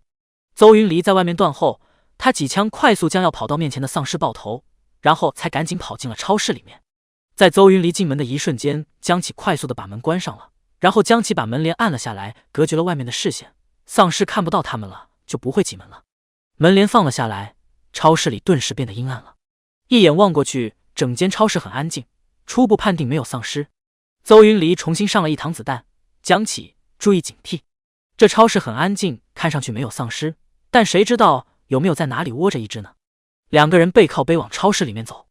江启眼神扫过架子的时候，眼睛亮了。姐，这里有好多食物啊，全部都是食物，这个地方没有被人洗劫过。这么多食物，他们可以发坐标给总部了。他们俩的任务是来抓变异丧尸，同时安全城还有其他的队伍是专门寻找食物的。偶尔他们2个发现了食物，也会给安全城的总部发坐标。末日食物和清水特别紧缺，能找到这种中型超市满满都是食物的，算是特别幸运，特别宝贵了。邹云离点头，等下就发坐标去。现，他话说的一半就顿住了。邹云离眸子锁定在了地上的3具新鲜尸体上，他惊讶的神色从眼神里流露了出来。江启也看见了尸体，吓了一跳，他们好像才刚死没多久，因为他们身上的血都还在流动，明显死的时间不是很长。他们都是同一种死法，脑袋被什么重物砸了，整个脑袋都破了，鲜血还在往外流。这个手法，邹云离慢慢的蹲下身，细细的查看着尸体，是那个连环杀人案的凶手，那个人还活着。他震惊的语气藏不住，江启纳闷：“姐，你认识杀这些人的凶手？”“不认识，也认识。”邹云离说道：“末日之前我是警察，我刚刚接手了一个连环杀人案的案子，可惜我还没有动手抓这个凶手，末日就来了。那个连环杀人案很多疑点，甚至都不知道犯罪嫌疑人是男是女，身高多少，年龄多大。但是那个凶手杀人有个共同点，就是用重物将受害者脑袋砸碎，一击毙命。”第164章擦肩而过。所以说，姐是怀疑这3个人就是你要抓的那个连环杀人案的凶手谋害的。邹云离眼含深意地看着3具尸体，8九不离10了。邹云离快速起身，眼神扫视着超市，去追那个人一定还没走多久，他肯定是从后门走的。这3个人才死没多久，凶手一定还没有离开这栋大楼。虽然现在是末日了，但是也不能阻止他抓凶手，这是他距离凶手最近的一次。邹云离心里想着，他拿着枪便向着后门冲去了。江启一时半刻没反应过来，只能赶紧跟上。2个人从后门进入一个杂货间，杂货间边上是楼梯。江启看着上下的楼梯，不知道凶手是上楼了还是下楼离开了。外面的丧尸还在吼叫着。邹云离看着楼梯，肯定能说道：“肯定是上楼了，下楼离开这里是不太可能。外面都是丧尸，他不要命了吗？”说罢，他拿着枪就快速上楼。江启看了一眼出去的楼梯道：“仔细想想，邹姐说的有道理。是个人类的话，都不会选择在丧尸包围的情况下出这栋大楼的。那个凶手肯定是上楼了。然而有时候有些事情是超乎常理的。南青会害怕外面丧尸群？”就这样，女主和凶手擦肩而过。南青和大块头早就已经出了大楼了，有大块头在，南青完全不用害怕外面的丧尸。南青不确定开枪的人是不是女主，他不敢冒险查看来人是谁，所以干脆就快速带着丧尸离开了。南青这个嫩乎的身体，一双小短腿，走起路来不是太快，倒是身边的丧尸虽然身体僵硬，但是那一双大长腿一步能抵上他几步了。他跑了很长一段路，都开始喘气了。丧尸步步紧跟，他面无表情，一双白色的眸子滴溜转着。南青停下步子，丧尸也停下。跑得应该够远了。不管开枪的人是谁，反正现在已经跑远了，安全了。南青有些口渴了，他招呼丧尸：“大块头，蹲下来点。”他长得实在太高了，背着背包他都拉不到拉链。丧尸能看得懂他的手势，他僵硬的身体微微地弯了下来。南青走到他身侧，扶着他的肩膀，一手拉开了拉链。他从饮料背包里面挑选出了一小罐菠萝啤，打开菠萝啤，喝了一口，南青感觉自己又活过来了。边喝着小饮料，一路上慢悠悠的回去。一路上以他为范围内的10米之外，全部都是丧尸。一路上都是丧尸的吼叫声，还有丧尸的目光。这要是其他人面对这样的场面，肯定能吓到尿出来。某只高大丧尸不乐意了，他从其他丧尸的吼叫声中听出一些意思，他们想吃了小食物。随着高大丧尸的一声巨吼，其他的丧尸瞬间齐压压的后退了。刚刚还距离10米的，随着他的一声吼叫，那些丧尸瞬间退离了整个街道。街道上干干净净，那些丧尸全部藏在了小巷子里面。由于丧尸太多了，他们在巷子里面你挤我，我挤你。干得好！南青也不喜欢一路丧尸围观，丧尸群离开了，顿时街道都宽敞了。第165章给他擦洗。走了好几条街，终于回到了原本的小区。南青走出了一身汗，全身黏黏哒哒的，他一回去就迫不及待的洗澡了。他实在受不了黏糊的感觉，这栋楼的水只能洗一次澡了，那就洗掉去吧。下次想洗澡的时候就去别的地方找水呗，反正他要干净。南青洗了一个冷水澡，冻得直打哆嗦。现在已经入秋了，傍晚的时候温度还是挺低的，水还剩下一点点。南青出去给自己套上了一件外套之后，就把绑着的丧尸拉了进来。丧尸低声的吼叫着，他任由南青拉着他进了浴室。你也洗个澡，虽然这水不多，但是擦个身体还是可以的。南青帮他把手上的绳子解开了，绳子解开了，丧尸手还是合在一起的。他一双白色的瞳孔紧张地看着他，手分开啊，绳子已经解开了，你这手怎么还不分开啊？丧尸有些紧张的把双手蹭到他面前去。小食物为什么解开绳子了？他不喜欢绑着他了吗？你这是还要我绑你的意思吗？不绑着你了，只要你不咬我，我就不绑着你。你现在把手分开，赶紧给自己擦擦身体吧，你身上好脏啊，哪天如果你臭了的话，就别靠近我了。他娇憨地说道。小食物的声音好好听啊，好希望小食物每天都对着自己发出声音。别瞎叫嚷了，洗澡，听见了没？你会自己洗澡吗？别告诉我你不会哈。南青有些郁闷，所有的丧尸都是脏兮兮的，大块头已经算是干净的了。丧尸会洗澡吗？二二冰冷的小声音传来。你见过哪只丧尸会洗澡的？答案显然易见了，丧尸不会洗澡。南青脸色快崩溃了，不会要自己给他洗吧？要不让他继续脏着？你除了要拯救男配，改变男配被做实验而死的命运，还要让男配感觉到世间的真情，让他不孤独终老。二二这是在疯狂提醒南青，要让男配不孤独终老哦。你乐意看着这么脏的男配吗？南青叹息，一咬牙，行，我给你洗。他伸着细细白皙的手去扒他身上的衣服，还好丧尸没有乱动。南青很轻易的就把他身上的衣服扒下来了。他拿着毛巾沾着水擦拭着他身上的皮肤，擦上半身的时候还好，下面南青面色阴沉沉的，太奇怪了这种感觉。还有他的那个东西，好恐怖。丧尸没有乱动，也没有乱吼叫，仿佛南青怎么动他都不会反抗。丧尸微微的眯着眼睛，吼，小食物的手在他身上摸过，好舒服。他身体虽然僵硬，但是他能很清晰的感受到小食物手触碰的感觉。南青快速的给他把身体擦洗干净，然后从柜子里面找了一套衣服给他穿上。这屋子应该是一对夫妻住过的，男人女人的衣服都有。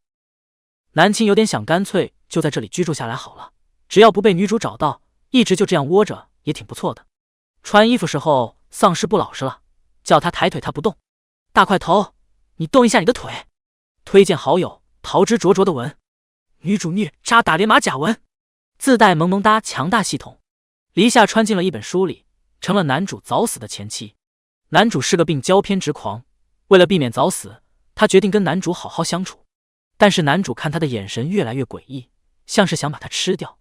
可戳本张张平区，他的头像直达。书名：重生逆袭，全能千金 A 爆了。嘻嘻，3章完毕。碎碎想要礼物，想要你们送月饼给碎碎，中秋节都忘记求月饼了，星星眼。第166章，二二包皮。他不抬腿，南青给他穿裤子的时候老费劲了，稚嫩的脸都被气红了。南青一直低着头弯着腰想让他抬腿一下，他一直不敢抬头，就怕一不小心对上什么奇怪的东西。蓝色空间里面的小系统翘着二郎腿闷笑，光屏上出现的画面隐私是会打马赛克的。二二觉得这样尴尬的南青很鲜活。刚刚相遇的时候，二二记得南青是病死的，那时候他整个魂魄死气沉沉，只有健康身体才能让他眼中有点光芒。二二摇晃着小腿，要不你揪一下他大腿的肉试一试？南青揪他一把。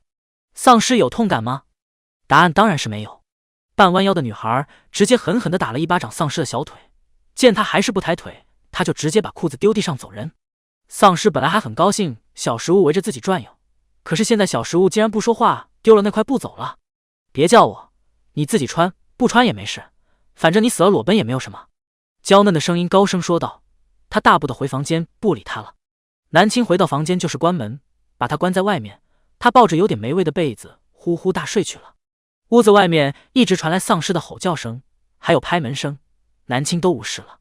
他不怕这家伙吵，因为他直接灵魂去二二空间里面玩了。只要他想进空间，就冥想一下，二二同意了他就能进来。二二没说话，但是他灵魂却进来了，看来是二二心里默许的。进来空间，看着软乎可爱的穿着小衬衫的小正太南青，整个人心情都好了。他在椅子上坐下。二二，这大块头什么时候能和我交流？二二，升级几次后就能了？南青注意到了重点词汇升级几次。小正太翘着二郎腿淡淡说道，半个月后一次大雨是人类和丧尸的第一次升级，丧尸会变得行动速度很快，部分丧尸拥有异能，部分人类拥有异能。那他什么时候第二次升级？不知道。南青和二二大眼瞪小眼。二二眨巴了一下眼睛，小嘴起唇，我真的不知道，原剧情没说这么具体。南青眸子盯着二二的小脸蛋，然后伸手就是一记偷袭。他手指戳在了二二软乎的小脸蛋上，舒服，怎么会有这么好的皮肤呢？刚刚还清冷淡定的二二瞬间炸毛了，别动我脸蛋，这是假皮。你喜欢摸它，我可以剥下来给你，但是我穿上的时候你别乱戳我脸，我不是小孩子。带了不下几百宿主穿梭3000世界做任务，二二活了不知道多久，他不喜欢被人当小孩对待，特别还是被戳脸。南青赶紧顺毛，我手贱，我手贱。二二别生气了，你这假皮太好看了，我没忍住。你喜欢我剥下来给你？这就不用了。南青难以想象二二当场剥皮是什么样子，感觉很血腥。等南青从二二空间里面出来，后天已经黑了。外面的丧尸很安静，南青听不到外面一点声音。这里是丧尸的大本营，南青完全不担心他出去不回来什么的，最多就是担心他遇到世界女主。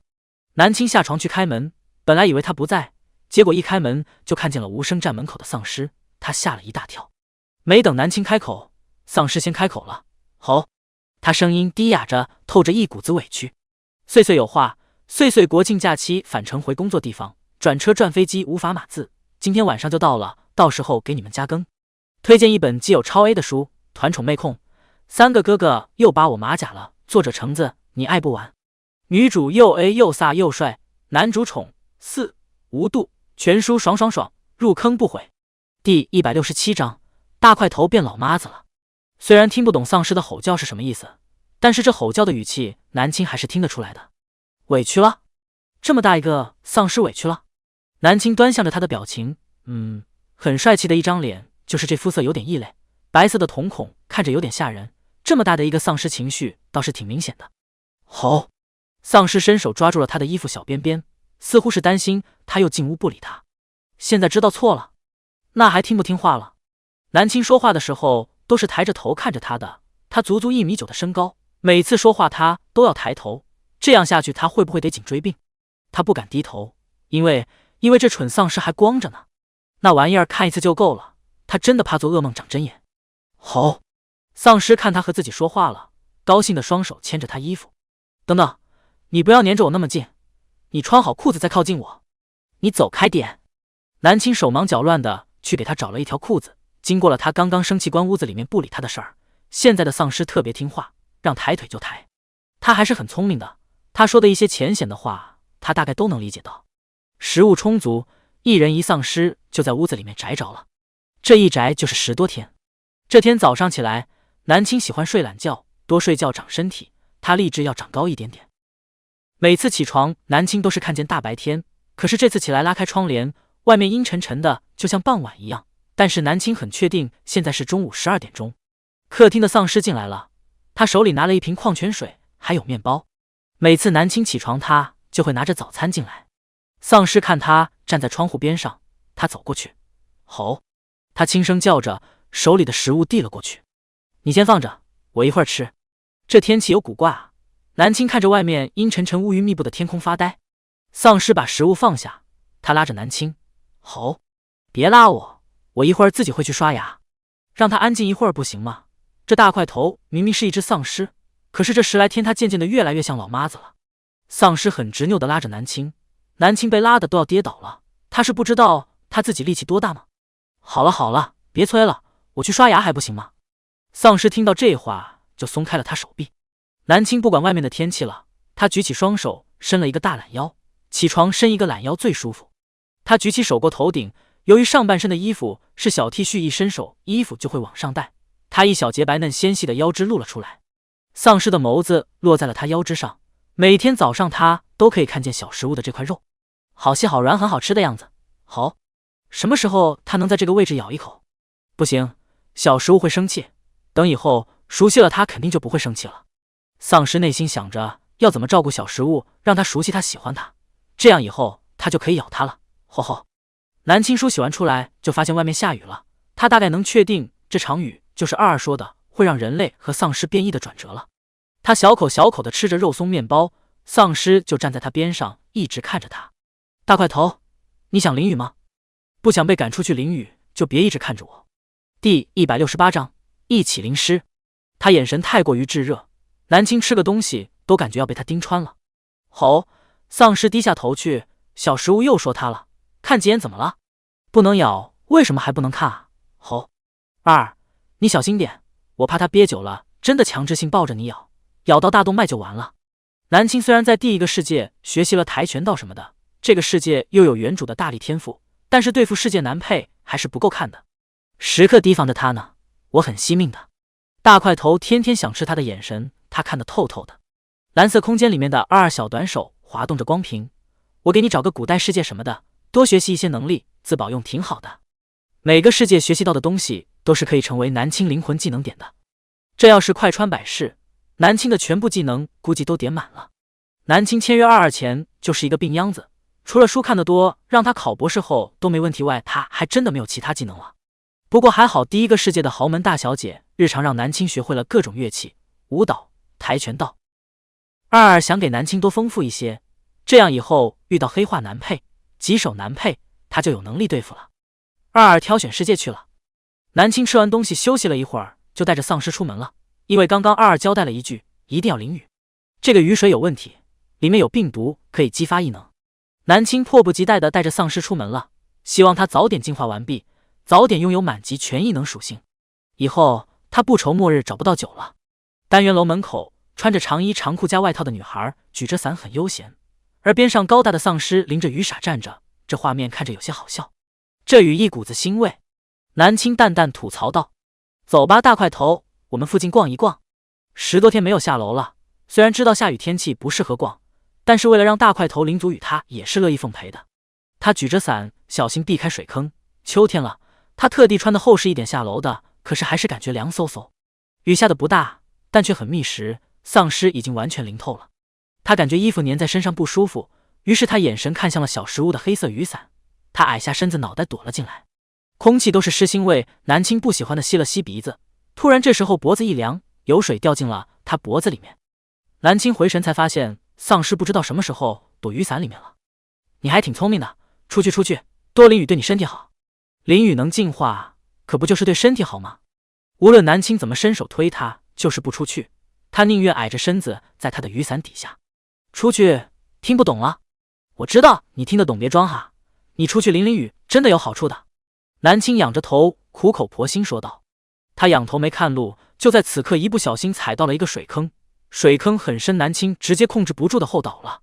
他快速扑了过去垫背，最终南青压在了他身上。雨伞掉了，丧尸躺在水坑里面，南青摔在他身上也没有落的好处，因为他全身硬邦邦的，摔他身上和摔地上区别不大。这时候雨突然下大了，南青的衣服很快就被雨淋湿了。如果说刚刚是凉飕飕，那么现在就是透心凉。丧尸紧张地扶着他手臂，吼！他眼神快速地看着他，似乎在查看他有没有受伤。碎碎有话说：凌晨了，祝宝贝们好梦，晚安哟！碎碎爱你们。推荐好友夏米尔新书。男主角不是一般传统大总裁，而是酷酷的飞行员，家里有几百架飞机要继承的那种。女主也是酷帅的飞机员，开飞机贼厉害的那种。剧情励志欢乐，全程高能撒糖，入坑不亏。书名他穿成了沈机长的黑月光。这位大大在评论区哦，大家可以点他头像查看书籍。第169章背他回去。南青全身都弄湿了，瞬间心情低落谷底。这都是什么事呀？丧尸还躺在地上扶着他。南青低头看了他一眼，不用叫了，我没有摔伤。不过你这身体硬邦邦的垫在底下也没效果呀，下次遇到这种情况你应该拉住我，而不是垫背。当然希望以后不要发生这种情况，他以后走路绝对看路。南青从丧尸身上爬了起来，刚起身就鼻子痒打了一个大大的喷嚏，紧接着又忍不住打了好几个喷嚏。深秋了，全身被冰冷的雨水浇透，顿时透心凉。这丧尸雨也淋得差不多了，能现在回去吗？22不知道，原剧情可不会介绍的那么详细，淋雨淋时长是多久他也不知道。以防万一，南青还是湿着衣服带着丧尸继续逛。丧尸紧张地看着他，他两只手虚放在他身侧，似乎做好了随时南青摔倒他就扶起的准备。你不用这样，我又不是才学走路的小孩，怎么可能会一直摔倒呢？南青哭笑不得，因为丧尸这个虚扶着的样子让他想起了小孩刚刚学走路的时候，大人也是这样，手放在两边，随时做好扶人的准备。即使南青说了，丧尸还是没有把手收回去。南青也就没管他了，反正他自己不嫌弃这样抬着手累。南青捡起雨伞，打着伞继续往前走，虽然身上已经湿透了，但是南青还是打着伞。丧尸一直紧跟在身边，两只手虚扶着。南青眼睛看了一眼身侧青灰色的大手，大块头，你好傻啊！很傻，但是他心里却有一丝暖暖的。这样的男配他喜欢。空间里面的22听着南青的心声，他为他高兴。只要南青喜欢男配，那么拯救男配不孤独终老这个任务就能完成的心甘情愿，而不是强迫性去完成这个任务。雨下得特别密，即使打着伞，南青也是冻得打哆嗦，全身湿透了，还在雨中散步，他冷啊。丧尸脑袋微微的歪了一下，小食物怎么在一直动啊？南青控制不住的打哆嗦发抖，最后牙齿也开始抖起来了。感觉应该差不多了，我们回去吧，再不回去它就要凉了。南青带着丧尸返回，丧尸也认得这是回去的路。丧尸伸手抓住了南青肩膀，微微的用力，南青被他的按压下停止了发抖。丧尸露出喜悦的神色，小食物终于不一直动了。你摁着我干什么？南青仰头问道。好冷啊！南青感觉自己要冻生病了，回去还有好大一段路呢。大块头，你蹲下来一点。蹲下来懂不懂？丧尸愣了好几秒，然后听懂了，他慢慢的蹲下身，南青趁机一把跳上他背上，走吧，背我回去。虽然他身体也是冷冰冰的，但是南青觉得贴着一个东西有安全感。大块头是个大长腿，南青要走半小时的路，他10分钟之内就能回去。在他跳上他背上的时候，丧尸整个人都僵住了，但是双手还是很配合的拖住了南青的屁屁。大块头，我们回去。南青趴在他背上说道。吼！丧尸眸色闪动着，然后大步的向着小区的方向而去。第170章，他发烧了，拥有异能。他走得很快，略微有点颠簸，这颠簸还摇得挺舒服的。南青逐渐昏昏沉沉的趴在他背上，身体越来越困。就在南青即将要睡过去的时候，他意识到不对劲。二，我感觉我发烧了。是的，你现在发烧了。二冰冷的声音里带着一丝丝严肃。南青生病了，这世界男配肯定不知道找药，不知道照顾人，恐怕这次他要受罪了。就在二心里想着的时候，南青就已经沉睡过去了。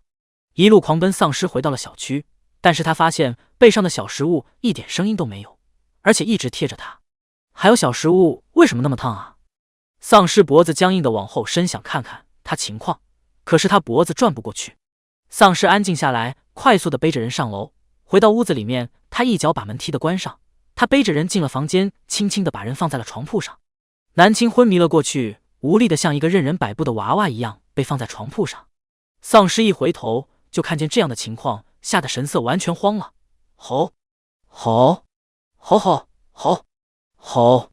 他除了吼叫，其他的什么都不会说。他渴望小食物能醒来，能和自己说话，这样他就知道他为什么会变成这样了。丧尸摸着他身上湿乎乎的衣服，他也不知道自己怎么想的，手已经快速的拿着被子裹住他了。这时候手比脑子动得还快，用被子裹住了小食物，他就不知道怎么做下一步了。丧尸不安的在房间里面走来走去，他灵机一动，赶紧去客厅包里面拿了一罐酒。他见过南青是怎么开酒的，他手指有些僵硬，慢慢的将酒打开，然后轻轻的放在他鼻尖。南青脑袋昏昏沉沉，手指都动弹不得，头痛欲裂的感受。他闻到了鼻尖传来的酒香，他难受的哼着，除了身体难受，还有就是他被诱惑的难受。丧尸扶起来，他轻轻的喂了一点酒水进去。南青品尝着嘴巴里面的味道，得到了莫大的满足。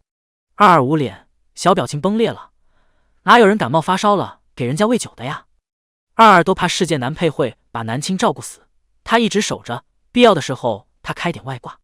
不过还好后面丧尸没有做什么其他的事情了，只焦急又安静的坐在旁边一直等着。南青身上的衣服是湿的，拿棉被包着也不会暖和，他发烧的温度越来越高。二本来想开点外挂的，好不容易遇到一个称心如意的宿主，可不能就这么死了。但是结果他发现南青这个节奏不对劲啊，这好像是人类要被激发异能的前奏啊。南青虽然身体很难受，但是脑子好歹有一丝丝清醒，他尝试着集中精力和二交流。我怀疑我可能有异能。我也觉得。二，我有把握我不会死的，挺过去就好了。南青不怕这一点难受，他曾经接受化疗的时候可比这个还难受多了。窗户边上的窗帘还开着，今天外面一直乌云密布，下着大雨，白天的屋子里面也是阴沉沉的。丧尸寸步不离的守在床边，他额头开始冒汗，他感觉自己身体不对劲儿，他觉得有什么力量在爆发，再难受也要忍，他要守着小食物。就这样他们经历了3天3夜，丧尸每到一定的时间就会喂南青喝水，喂他吃罐装的八宝粥。丧尸很难受的时候就会去窗边吼2句。阴雨绵绵，到处都是丧尸群体吼叫声，这次的吼叫声和以往的吼叫声都不同，但是每次他吼叫了一句，四周都会很安静几个小时，似乎那些吼叫的丧尸群都害怕他的声音。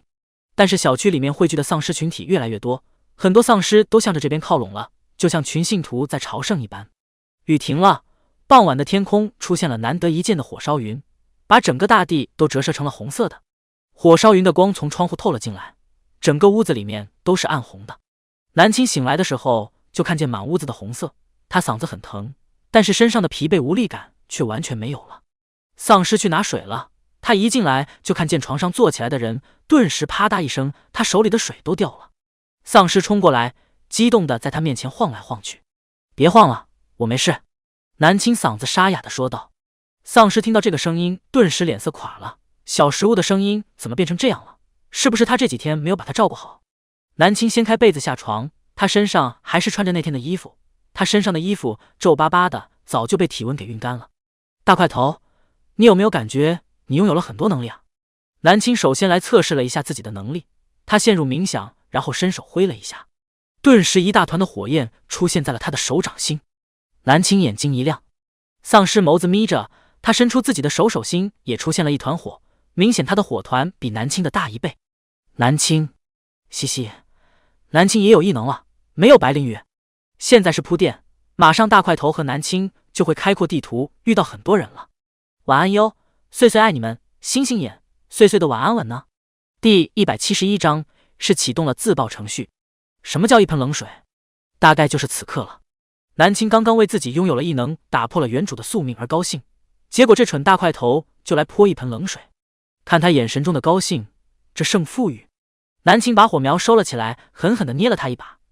你一个大 boss， 好意思和我比？他就是一个小炮灰。丧尸虽然只是男配，但是也是丧尸中的大 boss， 他和他比个什么劲儿？这大概就是男人的胜负欲吧。丧尸继续把自己的火苗放得更大了。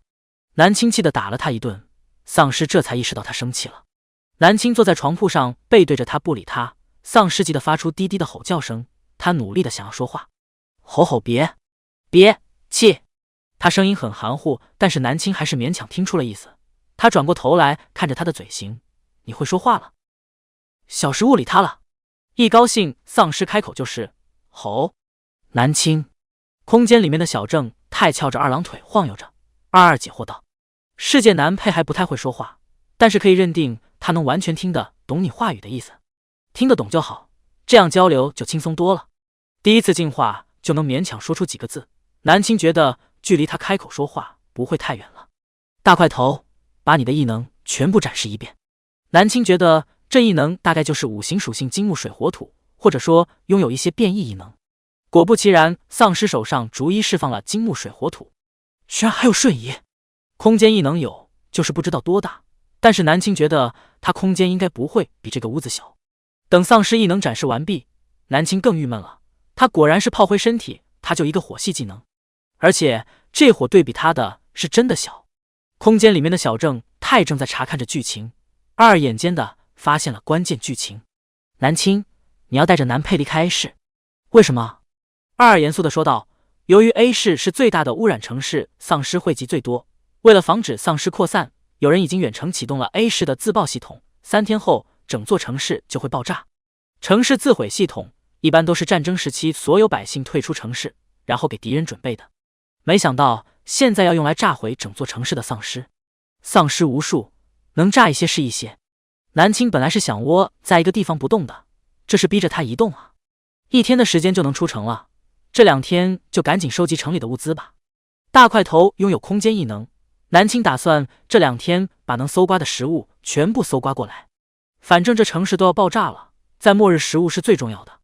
南青带着丧尸争分夺秒的出门去寻找食物，附近的便利店全部被他们扫空。大块头的空间似乎是无限的，怎么放都没有满。自从他可以听得懂他说话开始，日常交流方便了很多，而且他真的非常听话，听话到南青都觉得不可思议。他这么对他好听，他的是图什么？南青拿了几瓶气泡酒递给丧尸，让他放进空间里面。过去抬头的时候，南青注意到了他的眼神，他在看他脖子。好吧，南青知道他图什么，图他的血肉身子。超市外有2辆改装的车子经过，车子一踩油门，顿时风沙吹起。这边有食物，老大，那个超市食物好多啊。超市的门是玻璃的，一眼就能看见里面的货架是满的。男人下命令道，迅速进去打包食物。上头有命令，今天下午6点钟一定要撤离这座城市，晚上10点这座城市就会自爆了。他们是安全城派出来的收集物资的队伍，为什么派他们来 A 市呢？因为他们是 A 市土生土长的人，对这里大街小巷很熟悉，更好寻找物资。自己熟悉的城市马上就要毁灭了，这种难受像蚂蚁一样咬着心脏。走之前，他们要带走多一些的物资。安全城那么多的人，还等着他们的食物呢。超市的门坏了，打开的时候会发出吱呀的声音，声音有些刺耳。队长开口，注意警惕。从前几天下雨之后，不仅我们拥有了异能，丧尸也进化了，一定要更加的小心谨慎。队长身后的3个人立刻警惕了起来。大块头，有人来了，把你的帽子戴起来。现在他身体已经不僵硬了，他的肤色也由青灰色变成了冷白色，看上去就是一个长相比较白的人类罢了，除了那双眼睛。所以南青给他准备了帽子，戴着帽子不让别人看到他的眼睛，就能完美的伪装成人类。但遇到其他人的时候，把帽子戴上就好了。南青想带着丧尸走人，可是这超市就只有门口一个出口，于是他们还是被发现了。4个身上有些脏兮兮的男人拿着枪对着他们。队长开口，货架后面的2个人出来。南青和丧尸走了出来。队长张鹏看他们俩身上都挺干净，而且背着一个扁扁的背包，这一看就是来找食物的幸存者。你们是哪个安全城的？张鹏把枪放下了。南青故作有些害怕，我和我哥哥一直住在这里，并没有去安全城。住在这里？下午6点多你们必须离开这座城市，为了消灭丧尸，这座城市今天晚上10点就会自爆了。张鹏不确定这兄妹俩有没有接到安全城发出来的通讯。现在整个大陆很多地方已经恢复了卫星信号，安全上会不断的发出一些通知给幸存者们。谢谢，我们已经知道了这事情，我们会离开的。你们跟着我们一起走吧，人多的话更好出城，就你们2个我怕你们出不去。A 市丧尸多到密密麻麻，张鹏看着兄妹2个独自上路的话，很有可能出城困难。张鹏一直看着那个戴着帽子的高大的男人，忍不住问道，你哥哥怎么不说话？我哥哥是哑巴。推荐好友书，叶景贤的书快穿，反派弟弟又可爱了，机智乖巧的弟弟为什么会变成病娇大佬？而九慈小姐姐是宠着呢，还是揍一顿呢？这位大大在评论区哦，喜欢可以戳他。第172章，我们出不了城了。张鹏打量着这个高大的男人，这个男人从身材上看上去一看就是练家子，可惜是哑巴。A 市已经不能继续待下去了，你们跟着我们的队伍出城吧，末日散落在外面不安全。你们有没有考虑去安全城？他们虽然只是出来寻找物资的，但是如果遇到幸存者，他们也是会尽量帮助的。末日危机是全人类的危机，他们更应该互帮互助起来。女孩想了一下摇头，我和哥哥想去 C 市找亲人，目前不想去安全城。末日还能惦记着找亲人，那么应该是很重要的人了。张鹏没有继续说什么了。老大，有丧尸群过来了。一个在门口看守的队员急忙说道。现在的丧尸已经不是曾经的那种丧尸了，他们现在的行动速度很快，大批丧尸群来袭，他们慢了一点点就很难出去了。张鹏喊道，别打包了，快走，物资很宝贵，但是命才是最宝贵的。2个打包物资的队员提着2大包东西就快速的出超市上车。你们兄妹跟紧我们就好，快都上车。2辆车，每辆车的座位都有4个，而车子后面全部都是他们找到的物资。南青本来是不想跟着他们的，可是混乱中张鹏迟迟不上车，一直在掩护着他和大块头，他在等他们上车。这情况让南青愣了1秒，然后他伸手拉住丧尸的手，拉着他上车了。张鹏最后上车的。大块头已经进化的除了眼睛其他都和人一样了，只要小心一些不会被认出来的。有机会给他找一对美瞳试一试，看能不能盖住眼睛的问题。他们这个车子开车的队员是一个瘦子，他眼睛很明亮，开车技术特别好，一路上面对扑过来的丧尸车子都灵巧的避开了。张鹏回头看着后座的2个人，你们抓紧头顶上方的把手，小心别磕到头了。谢谢。南青回复了他一个甜甜的笑容。这个队长虽然一副硬汉相，看着有点吓人，但是行为上蛮细心的。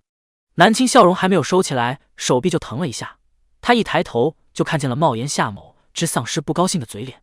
他用唇语问道，你戳我干什么？丧尸咬紧嘴巴不发出声音，可是那双白色的眸子却一直悠悠地盯着他。南青无奈，他不知道他怎么突然生气了。生气说他是哑巴？好像也不是，如果是的话，肯定说的时候他就戳人了，不是等到现在戳他。A 是丧尸多可不是胡乱说的，这是真的丧尸多，周围全部都是丧尸的吼叫声，密密麻麻的东西在后面追着。开车的时候还要注意边上的小巷子，随时都可能会冲出丧尸跳车上。他们的车是特殊改装过的，丧尸要靠近车顶还是有些困难的。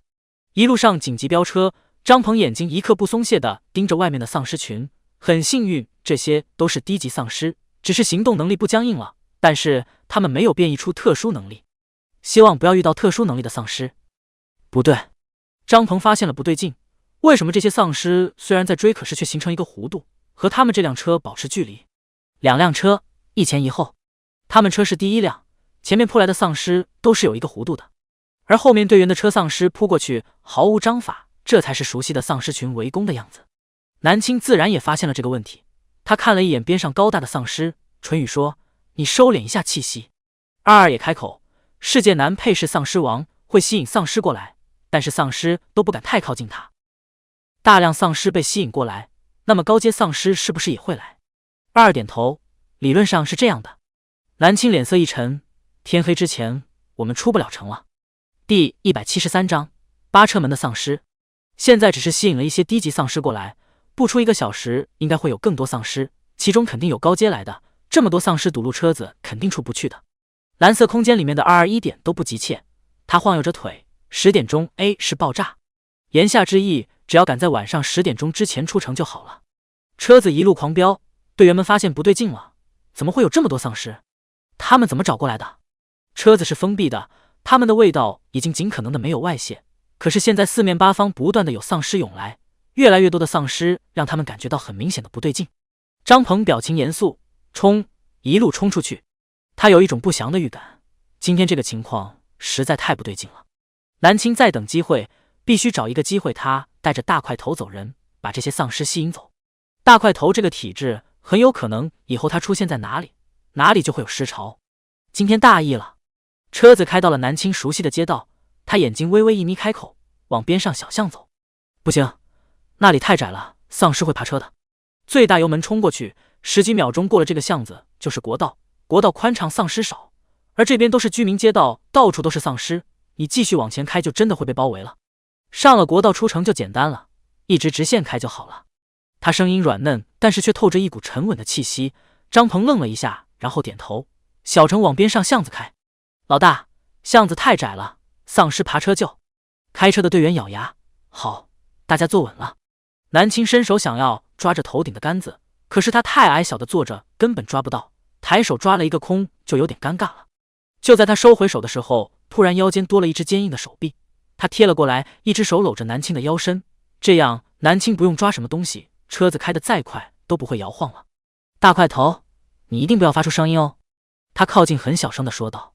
他呼吸贴着他脸颊，丧尸白色的眸子转动了一下头，低下轻轻蹭了一下他脸颊。南青瞳孔一缩，眼神控诉：“你干什么？”他嘴角勾起，似乎挺开心的。巷子里面丧尸只有几个，但是冲过去还是难免会直接撞他们身上，发出巨大的响声。有的丧尸看车过来了，居然扑车头。一个丧尸很灵活地跳上了车头上，一颗腐烂的脑袋直对着玻璃，黑色的血污光是看着就让人很恶心。吼！他还在叫。张鹏道：“继续开。”开出小巷，在大路上甩下他去。车上趴着一只丧尸，也不影响开车。队员踩紧油门继续冲。那只丧尸趴在车头上，努力的往里面看，同时还吼叫着。可是突然他眼睛对上了车内后座戴着帽子的男人的眼神，丧尸直接僵住了手，也忘记扒着车头了。他瞬间掉落了下去，然后被车轮碾压而过。什么情况？这丧尸居然自己没有扒稳。队员无情嘲笑了。进化的丧尸都很灵活，刚刚那只丧尸居然没有扒稳，这也太差劲了。张鹏也觉得不对劲，但是来不及多想了。车子一路冲，终于冲出了巷子，宽阔的国道出现在了眼前。国道上丧尸零零散散，太适合飙车了。南青抚在他耳边：“大块头，你试一试释放威压气息，命令那些丧尸不要过来。”第174章，不是吧？真的有人火球这么小？这些丧尸就是他吸引过来的，既然能吸引他们，那么应该也能震慑他们。南青贴近他小声道：“你试一试无声的命令那些丧尸离开，试一试，成功了最好，如果实在控制不住这些丧尸群，那么他以后就带着大块头避开幸存者。路上的丧尸不多，他微微的抬头看向窗外的丧尸，无形释放自己的威压。就在一瞬间，马路上散乱的丧尸突然快速的走开了，他们全部走到了路边，顿时马路上干干净净。张鹏一瞬间的脸色变了，什么情况？队长，他们怎么突然离开了？不会是……警惕，可能有高级丧尸来了。张鹏高声道，同时他心里有些慌张。他和队员都觉醒了异能，但是高级丧尸也有异能。南青哭笑不得，是有高级丧尸就在车子里面呢。顺着这条国道走，7点钟应该就能出 A 市了，到了外面就分开走。老大，前面路上有一个人。开车的队员开口道。只见宽大的国道上远处站着一个很瘦的人，那个人直直的站着，有些奇怪。车子越来越近，那个人也不躲，也没有招手之类的。这个人怎么站路中间？他是要搭车吗？队长，我们要不要停下来啊？张鹏没有说话，他正在认真的看那个人，因为太远了看不见人脸，他也不确定要不要停下来。南青起身看了一眼，立刻道：是丧尸。张鹏回头：你确定？确定，而且很有可能是高级丧尸。他笃定。张鹏莫名的感觉这个小妹妹很不一般，还有他哥哥也是。他哥哥虽然很安静，但是身上的气息让人无法忽视，强者的气息。高级丧尸？小妹妹，这话可不能开玩笑，这看上去好像就是一个人，如果是丧尸应该扑过来了。南青很确定这是高级丧尸，而他没有扑过来是因为鸡蛋车里的大块头。没有开玩笑，叔叔，我是异能者，我能感受到他是丧尸。开车的队员也想说他也是异能者，但是他感受不到对面的是人还是丧尸。张鹏听到小姑娘说她是异能者，也没有太过惊讶，这小妹妹从一开始就给人一种不平凡的感觉。小程警惕，冲过去。说完，他又拿起了通讯器对话身后车辆的队员，前面有一只高级丧尸，警惕准备好随时作战。张鹏自己也做好了攻击的准备。他们4个人分别都是金木水火的属性异能，这几天没少使用异能攻击丧尸，目前作战能力经验也还过得去。车辆距离那个人越来越近，果不其然是丧尸。那只丧尸是一个瘦瘦高高的成年男人，而且脸颊都已经腐烂了。丧尸看清车里面的活人，顿时兴奋地吼叫了起来。他快速地冲了过来。张鹏隔空使用了火异能，一团团火球出现在了车前，对着冲来的丧尸发射出去。高级丧尸的移动速度非常快，而且火球太小了，他轻而易举地躲开了。张鹏脸色大变，这只丧尸比他们这几天遇到的有异能的丧尸更加高级。南青眼睛是亮了，从张鹏使用火系异能开始，他就露出了偷乐的小表情。不是吧，不是吧，这火球这么小？他以为自己的已经够小了，没想到命运还是对他友好的。二猝不及防哽住了，他咳嗽一声开口：嗨嗨，其实这个队长已经算是很厉害的了。南青呀，其实你不和南佩比较的话也非常厉害。今日2章，碎碎昨天过生日玩嗨了捂脸，滚去继续码字，亲一口大宝贝们。晚安哦，你们早点睡觉。第175章，这个小妹妹好凶残。这个我知道，我比上不足，比下有余。南青心里还是很清楚的，但是那天他刚刚因为自己有异能而高兴，结果就被大块头打击了一把，那心情简直无法言喻。嗨嗨，但果然高兴是建立在别人的痛苦之上的。南青看见张鹏发出的小火球，总是心里莫名的有一种舒适感。那高级丧尸越来越近了，张鹏的火系技能根本没办法阻止他。其他的几个队员也相应的发出了异能，但是他们的异能明显都是初级的。金属异能不好施展，木系藤蔓拦不住丧尸，水系异能伤害不了他，唯一有伤害值的火球，但是发的太小太慢了。这几个异能者在幸存者中或许是优秀的，因为他们有了异能，但是面对高级速度快的丧尸，他们完全不够看。只见那只高级丧尸快速的弹跳而起，直接越过了车顶高度，他们看不到他了。车子重重的震了一下，有重物落在了车顶上。不好，丧尸在车顶上，走 Z 字形把它甩下来。车子快速的漂移，南青紧紧的贴着身后冰冷硬邦邦的丧尸，他手臂搂着他的腰身，稳稳当当的坐在车里。队长，甩不下他来啊！无论怎么甩，上面的丧尸就像粘在了车顶上一样，怎么都甩不下来。南青听到车顶一声声破坏声的巨响，他在8天窗，我们必须下车，他迟早也会进来的。出去了就是硬碰硬了。张鹏说：硬碰硬吧，他移动速度很快，但是很明显没有攻击异能，可能只是速度或者说是力量提升上的高级丧尸。蓝青分析道：明明对方只是一个女孩，她比他们任何人都要年龄小，可是不知道为什么听她说话有种莫名的信任感和安抚感。等着他进来，还不如出去几个人一起硬碰硬。张鹏喊道：下车！那只丧尸还在车顶上使劲想进来，突然车门打开，他们快速的冲了出来。趁着丧尸没有反应过来，张鹏一个火球就丢了过去，一个队员凭空抛出了木系的藤蔓，给火球填得更旺了。丧尸被火球丢中，直接被打落了下来，火球烧着他的血肉，一股难闻的味道传来。蓝青被臭味熏得皱眉，大块头的眼神全部在蓝青身上，当发现他轻轻蹙眉，就知道他是被熏着了。他抬头冷漠地看着那满地打滚的散发着恶臭的丧尸。那高级丧尸打滚了几下，身上的火终于熄灭了。他愤怒地起身，准备继续攻击，可是起身到一半他就僵住了。高级丧尸僵住了，甚至慢慢地开始发抖。张鹏发现了他的不对劲，这丧尸怎么了？他在恐惧。张鹏顺着丧尸眼睛对着的方向看过去，结果就看见了戴着帽子的男人。就在此刻，突然一个娇小的身影冲了出去。蓝青手里拿着一根长长的铁棍，快速跑向高级丧尸，一铁棍敲在他脑门上，闷响过后，高级丧尸的脑门被砸扁了。边上的队员目瞪口呆，这个小妹妹好凶残！凶残男青在线敲扁丧尸脑门，晚安哦，碎碎爱你们，超爱你们。第176章，他好强！一铁棍下去，丧尸的脑袋顿时就扁了，这瘪下去的弧度，可见男青用的力气有多大。天哪，小妹妹也太凶残了！张鹏也被惊着了，但是他更疑惑的是，这女孩的铁棍从哪里拿出来的？这兄妹两个好像就背了包裹，没有拿铁棍吧？而且这么长的铁棍身上也扛不住啊！他的铁棍足足有2米长，这就有几10斤重。张鹏眼睛快速地打量了一下站在边上高大戴着帽子无声的男人，他笃定这兄妹两个谁身上有空间异能。有空间异能，那可是人才啊！就在几天前，一场充满血腥味的雨浪让人类拥有了异能，全国各地凡是能通讯的都已经把消息传回了安全城。经过安全城的研究，人类拥有的异能杂七杂八，其中就有空间异能。而空间异能是分配到寻找食物的队伍里面最好，这样他们就不需要用车辆来装食物了，有空间异能简洁方便。不知道这兄妹两个愿不愿意来安全城？现在安全城就缺这种拥有能力的人。就在张鹏思量的几秒钟，南青已经抡着铁棍将丧尸的4肢都打断了。这是一个速度型的丧尸，但是他的速度居然比不上这个女孩的速度。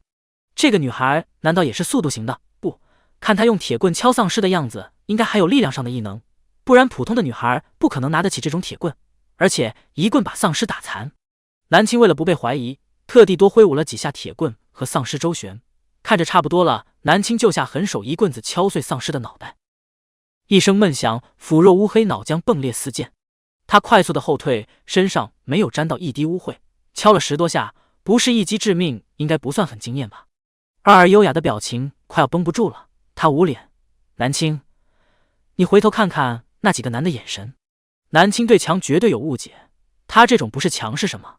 末日大家都很弱的，除了世界男女主和反派配角，普通人都很弱的。蓝青回头就看见了那些人目瞪口呆的表情，连队长张鹏也是用惊讶的眼神看着他。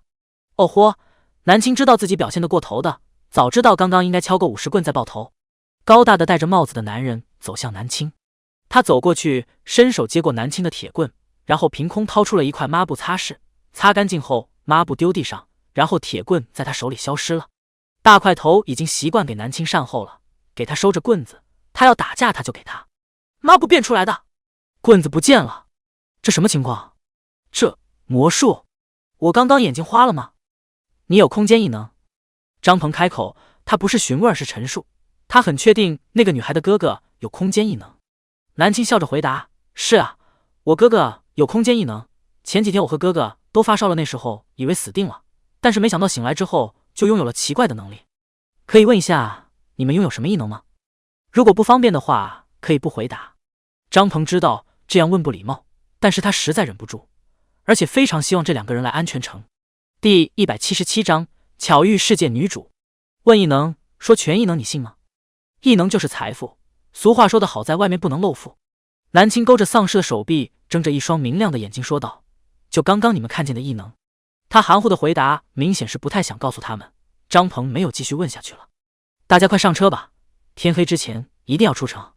我和哥哥就不和你们一起走了，我们要去 C 市，前面路口就是去 C 市的高速，路上宽阔，丧尸少，我们就在这里分开吧。他带着大块头，不适合跟着人类一起走。张鹏挽留，你们一定要去 C 市吗？前不久传来消息 ，C 市已经全部沦陷了，你们要找的人或许已经离开 C 市了，或者已经永远的留在了 C 市。那是我们的亲人，无论是什么情况，我们都要去的。张鹏看出了他眼中的决然，于是点头。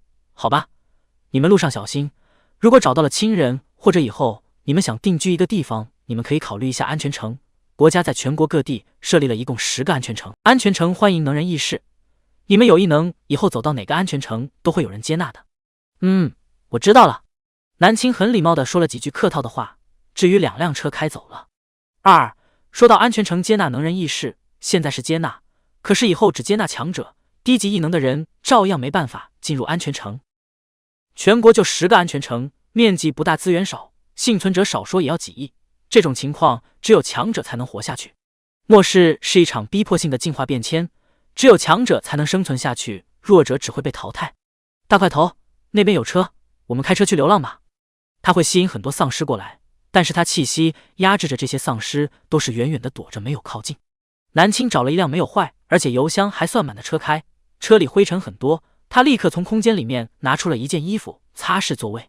因为南青的武器是铁棍，每次战斗完都要擦干净，所以丧尸的空间里面除了食物和水，就是很多衣服，全部都是服装店搜罗的。这些衣服可以穿，也可以当抹布。大块头，你说我们去哪里比较好呢？本来是准备待在 A 市，可是 A 市被人类启动了城市自爆，我们最好找一个丧尸多没有活人的城市。刚刚听那个队长说 C 市沦陷了，不如就真的去 C 市吧。打定了主意，南青立刻开车上路了。反正不着急，所以南青一路上开车开得很慢。天黑了，眼看着要10点钟了，刚刚好他们也离开了 A 市的爆炸波及范围。晚上10点钟，一声巨响，巨大的火光把天照得如同白昼，接连好几次爆炸声，一朵蘑菇云升上了天空。曾经全国的1线城市，繁荣的 A 市就这么在火光下成为了历史。大块头轻轻地叫唤了一声，南青侧头看着他，你是 A 市的人吧？大块头，你以后如果强大了，可以重新建立一座新时代的 A 市。好。他的声音不怎么好听，但是发音还算标准了。南青继续开车，远远的就看见了一辆车停在了路中间，而且车边上好像还有人，是一男一女。姐，虽然车没油了，有点倒霉，但是还好我们赶在爆炸前出了 A 市。江启摸摸脑袋说道，车没油了，这就是找车的时候不看油表的结果。卡在高速上面，路上空空荡荡的，一辆车都看不见，他们难道只能步行了吗？江启回头眼睛亮了，姐，有车来了。第178章，大块头吃醋。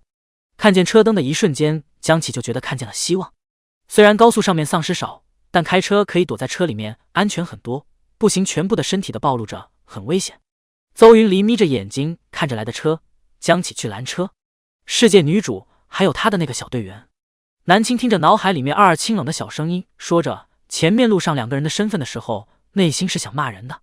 这是一波刚刚平一波，事情又起来了，怎么就这妖巧合的遇到了世界女主？南青想掉头走人，可是已经来不及了。江启快速的跑了过来拦车，南青要是掉头肯定会撞死他的。江启按着车头，朋友，我们是安全城的外派队员，我们的车子坏了，你能不能带我们一段路？车灯很亮堂，江启被照得眼睛眯着，看不清车里面到底是谁。南青脸色冷漠，现在倒车压他可以吗？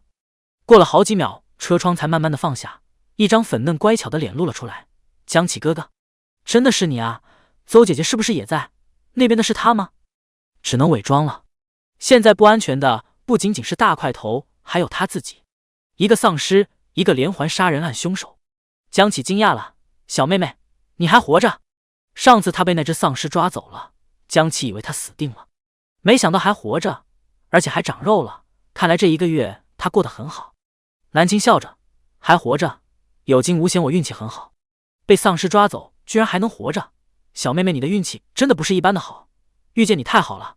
我和姐的车坏了正发愁呢。你是一个人，还他是谁？冷不丁一抬头，突然发现副驾驶上还坐着一个高大的男人，江启被吓了一跳。记得上次遇见南青妹子的时候，她是一个人，这个男人是谁？江启警惕起来了，小妹妹长得这么好看，这个男人跟着她是不是图谋不轨？南青不要害怕，我和你邹姐姐会保护你的。江启突如其来的一句话让南青懵了，他在说什么？又没有人欺负他，保护个什么？邹云离看江启和车里人有说有笑，就感觉可能是认识的人。他走了过来，当看见南青的时候也意外了。意外惊讶过后，邹云离说道：活着就好，抱歉南青你的物资被我们用了。没事，那种情况多数结果都是不好的，物资你们用了就好，没有浪费。南青很理解。邹云离，我们的车坏了，可以搭坐你们的车吗？邹云离注意到了副驾驶一直没有很安静的男人，他身形高大，身上的气息想让人忽视都难。直觉告诉邹云离，这个男人很强。你们上车吧。都这样了，南青也拒绝不了。大概明天早上就能到一处小城市，到时候快速和世界女主分道扬镳。江启和邹云离把东西放在了后备箱，快速上车了。江启，小妹妹，要不我来开车吧，你休息一会儿。其实江启也不是绅士，主要是他看南青开车没安全感。南青妹子好小一只，幼齿，她真的会开车吗？安全吗？南青要是知道江启在想什么，分分钟抡起铁棍给他爆头。不用，我来开吧。江启哥哥，你应该也开车一路出城累了，好好休息。真乖巧贴心，江启内心感动了。南青手臂被戳了一下，抬头就看见大块头幽怨的眼神。怎么，你也要我叫你哥哥？南青小声问道，稚嫩的脸上带着狡猾的意味。这大块头越来越人性化了。推荐好友下造东韩的古言团重马甲文。马甲无数的软糖穿越到了5岁半小萌娃的身上，从此过上了被哥哥各种护短，满世界大佬都抢着做他爹爹的奇妙生活。男主腹黑傲娇，女主软糯小可爱，1v1超甜宠。书名：团宠5岁半，我被暴君宠上天。感兴趣的可以戳书评区头像就可以看哦。第179章，南青，你小心一点他。一路上南青开车很稳，大块头是不需要休息的，他一直安静的坐着，看似他是一直看着前面的，但是其实帽檐下的眼神一直都是看着他的。南青早就习惯他无时无刻看着自己的眼神了，一路上稳妥的开车。后座的2个人闭着眼睛在浅眠，他们今天为了逃出位是一路上战斗了好几次，还好他们在前几天的大雨后获得了异能，不然的话就2个普通人对付一大群变异的丧尸，根本别想活着走出城市。邹云离虽然很累，可是就是睡不着，即使知道现在安全了，他还是无法进入睡眠。在末日，谁都相信不了，什么环境都不能说是绝对的安全。邹云离微微眯着眼睛看着前面开车的瘦小的女孩，这个叫南青小女孩居然能在丧尸口中逃生，是副驾驶位子上的那个男人救了她吗？邹云离总觉得副驾驶位子上的那个人很奇怪，不是因为那个人全程没有开口说话，而是气场说不出的怪异。但是可以确定是那个人很强大。南青小妹妹应该是被他救了的，所以他们一直同行。邹云离不知道真相不是那个男人救了南青，而是本来抓走南青的人就是他。邹姐姐还没有睡着吗？开车的南青透过后视镜看见了醒着在发呆的邹云离。这可是世界女主，一个很冷静很聪明的女人，她刚刚在想什么呢？南青出声打断了她的思绪。邹云离疲惫的神色闪过，开口：睡不着。邹姐姐这样可不行呀，在末日很少能有安全的环境休息，现在难得的休息时间不要浪费了。邹姐姐是不相信我们，所以不敢休息吗？邹云离没有说话，沉默已经表达了他的回复。他的确不相信南青和那个男人。这个小妹妹心思很敏感，哈哈哈，不相信也能理解。不过邹姐姐，你和江启哥哥身上并没有我可以图的东西，所以没必要打你们主意。我又不是杀人狂魔，随便害人。邹姐姐抓紧时间休息吧，明天早上我们就分开吧。我和哥哥要去其他地方，可能不能和你们同行了。到现在还能在末日生存的人就没有纯良之人。南青表现出了一丝丝的黑暗，反而让人觉得他的话更可信。邹云离自然也知道自己和江启没有什么东西可以让别人图的。邹云离看了一眼副驾驶座位上一动不动，不知道似乎睡着了的男人，他淡淡问道：他是你哥哥？一直保护我的哥哥。这话回复得很明了了，不是亲哥哥，但是他一直保护着南青。邹云离也看出来了，南青比初次见面的时候长肉了不少，看来这个男人对南青很好。不过邹云离不免有点往坏处想，一个男人保护着一个女孩，不担心这个女孩会成为累赘，一直带在身边。这个女孩还格外的美丽诱人，虽然身子板小了一些，但是一看就是小尤物。南青，你小心一些她。第180章，捡到一个女人。说话了小半会儿，那个男人都没有动一下，而且邹云离也感觉不到他的呼吸声，那个男人应该是睡着了。睡着了，邹云离才敢提醒南青。南青听了这句话，直接愣住了。他边开车边抬头看着后视镜里面的邹云离。邹云离注意到了他脸上的愣神和疑惑，他头疼，小妹妹不是很精明的吗？怎么这个就听不懂了？也是，听得懂就不会一直跟着这个男人。邹云离严肃地说道：“小心一点他，男人无缘无故的对一个女人好，或许是有着某些龌龊的目的的。末日了，什么黑心的人都有，人心隔肚皮不能妄断，但是也绝对不能掉以轻心。”南青反应过来的，刚刚没有反应过来，真的不是他笨，实在是想不到世界女主会跟他说这种话。看来女主也就是看着表面冷漠，内心还是一个热心肠的，热心肠所以才会提醒他这些事情。南青看了一眼边上一动不动的大块头，脑海里面二优雅的玩着自己的手指，清冷的声音说道：“世界女主说男配对你暗怀图谋不轨的心思，可是为什么我觉得她说反了呢？不是我们对男配图谋不轨吗？故意寻找男配，拯救男配，最后攻略男配和他白头偕老。”南青听了二的话都是郁闷了。二，是你对男配图谋不轨，我只是为了任务，而你是任务发布者。二没有绷住自己优雅的表情，小郑太可爱的脸上露出疑惑，似乎在想南青的话的逻辑，越想越觉得好像真的是这么回事。南青通过后视镜对上邹云离的眼神，南青露出了今晚最真心的一个笑容：“邹姐姐，你说的我都明白，我会注意安全的。”她的声音无论怎么说话都很稚嫩，这样的声音最容易让人放松警惕性，特别是南青长得也非常好看，好看中又带着一丝丝的幼小感，这种好看让人移不开眼睛，又不会觉得有攻击性。邹云离愣神了几秒钟，然后收回了自己的眼神，磕上：“你休息一会儿，下半夜换我来开车吧。”“不用，白天是哥哥开车的，我睡了一个白天不困。邹姐姐看着很疲惫，今天肯定出城遇到了不少障碍吧？你好好休息吧。”南青才不会让女主来开车呢，不能让她靠近大块头，最好少让她看见大块头的各种动作。世界女主本来就是为安全城寻找变异丧尸的，她见过的丧尸太多了，丧尸的特性特点她都一清二楚。南青担心她会发现什么异常，本来以为一晚上可以这样安静的开车下去，没想到他们遇到了一个受伤的人类。一个20多岁、身上衣服破破烂烂的女人拦住了他们的车。如果车上只有她和大块头，南青肯定开车就走人，可惜车上有女主和她跟班。江启开门下车，看着面前衣衫褴褛的女人：“你这是只有你一个人吗？你的同伴呢？”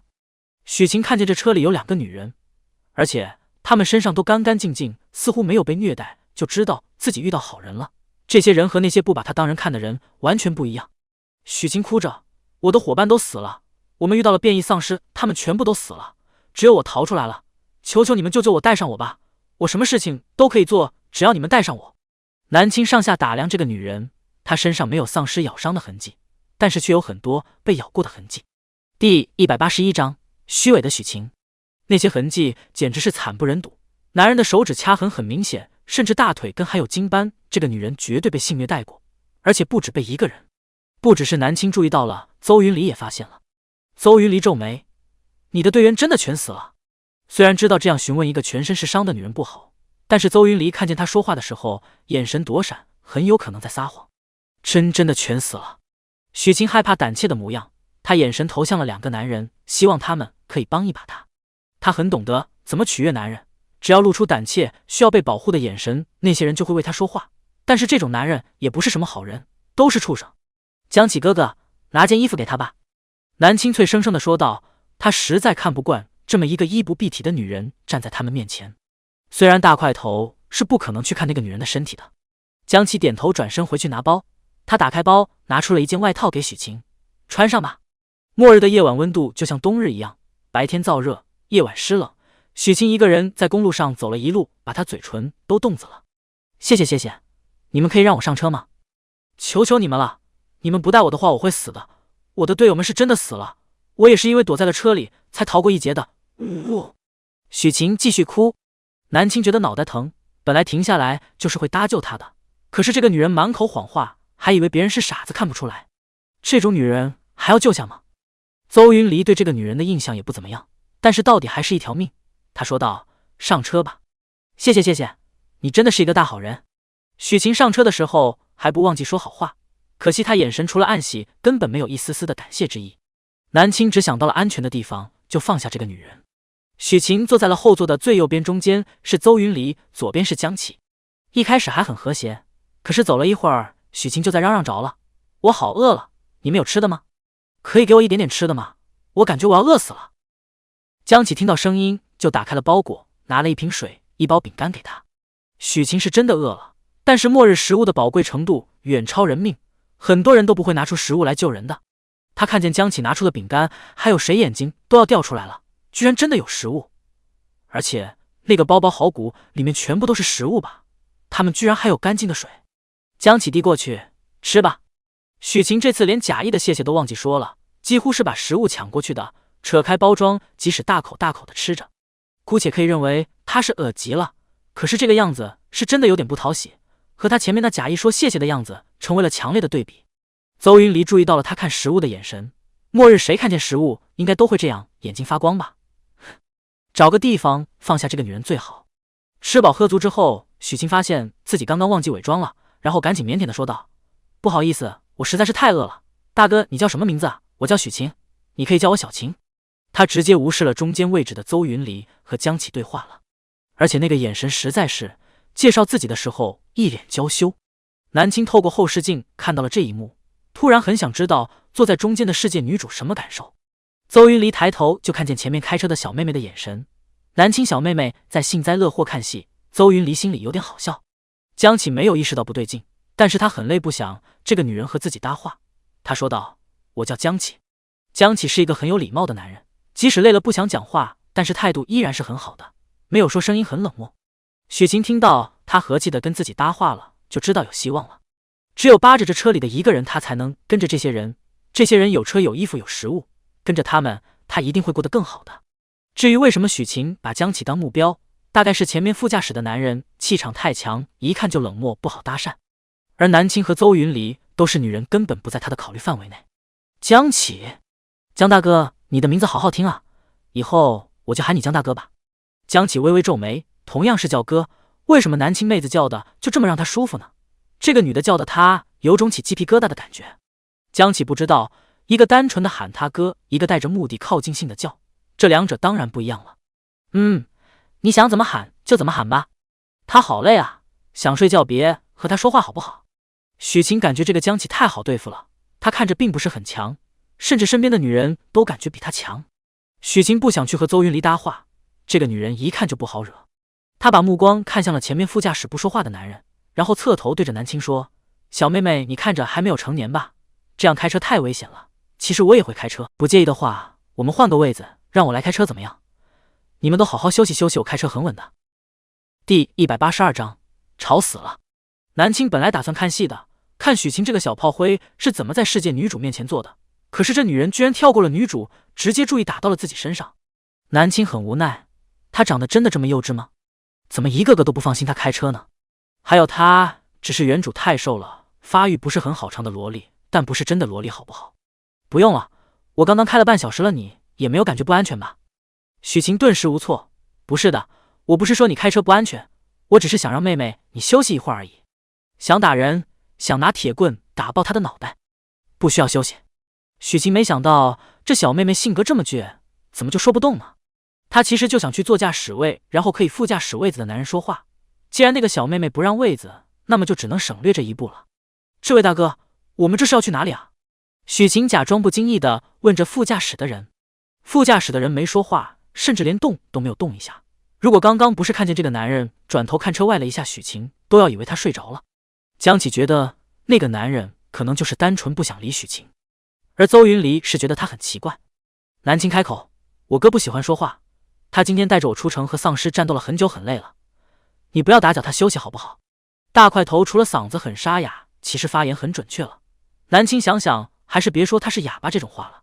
大块头眼睛动了一下，小食物没有说他是哑巴，那么是不是接下来他可以在别人面前说话了？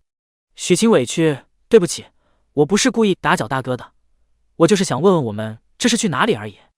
你闭嘴！南青不给他面子的说道。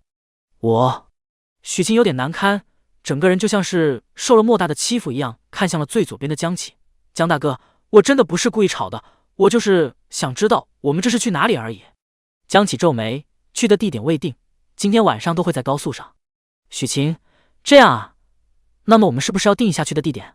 他转身对着前面的人问道：大哥，你想要去哪里啊？你打搅我哥哥休息了，别和他搭话。南青声音拔高，显示了他的不高兴。大块头动了，他伸手摸了摸南青的脑袋，声音很沙哑：不气，我不会理他的。其他人都是第一次听到这个男人的声音，第一反应就是声音不好听，应该是嗓子受伤过吧。南青被顺毛着，他要的就是这个效果，不给点反应，你真以为自己一直叽叽喳喳的很吸引人了？许晴现在可以说是尴尬难堪到了极点。邹云离开口了：大家都很累了，有什么话白天说。南青对着后视镜笑着：邹姐姐，他再多说一个字，你就开门把他踢下去，吵死了。邹云离配合的淡淡笑着说：好。许晴睁大了眼睛，不可置信。江启松口气道：总算安静了。许晴更难堪了：岁岁今天4更了，你们爱岁岁吗？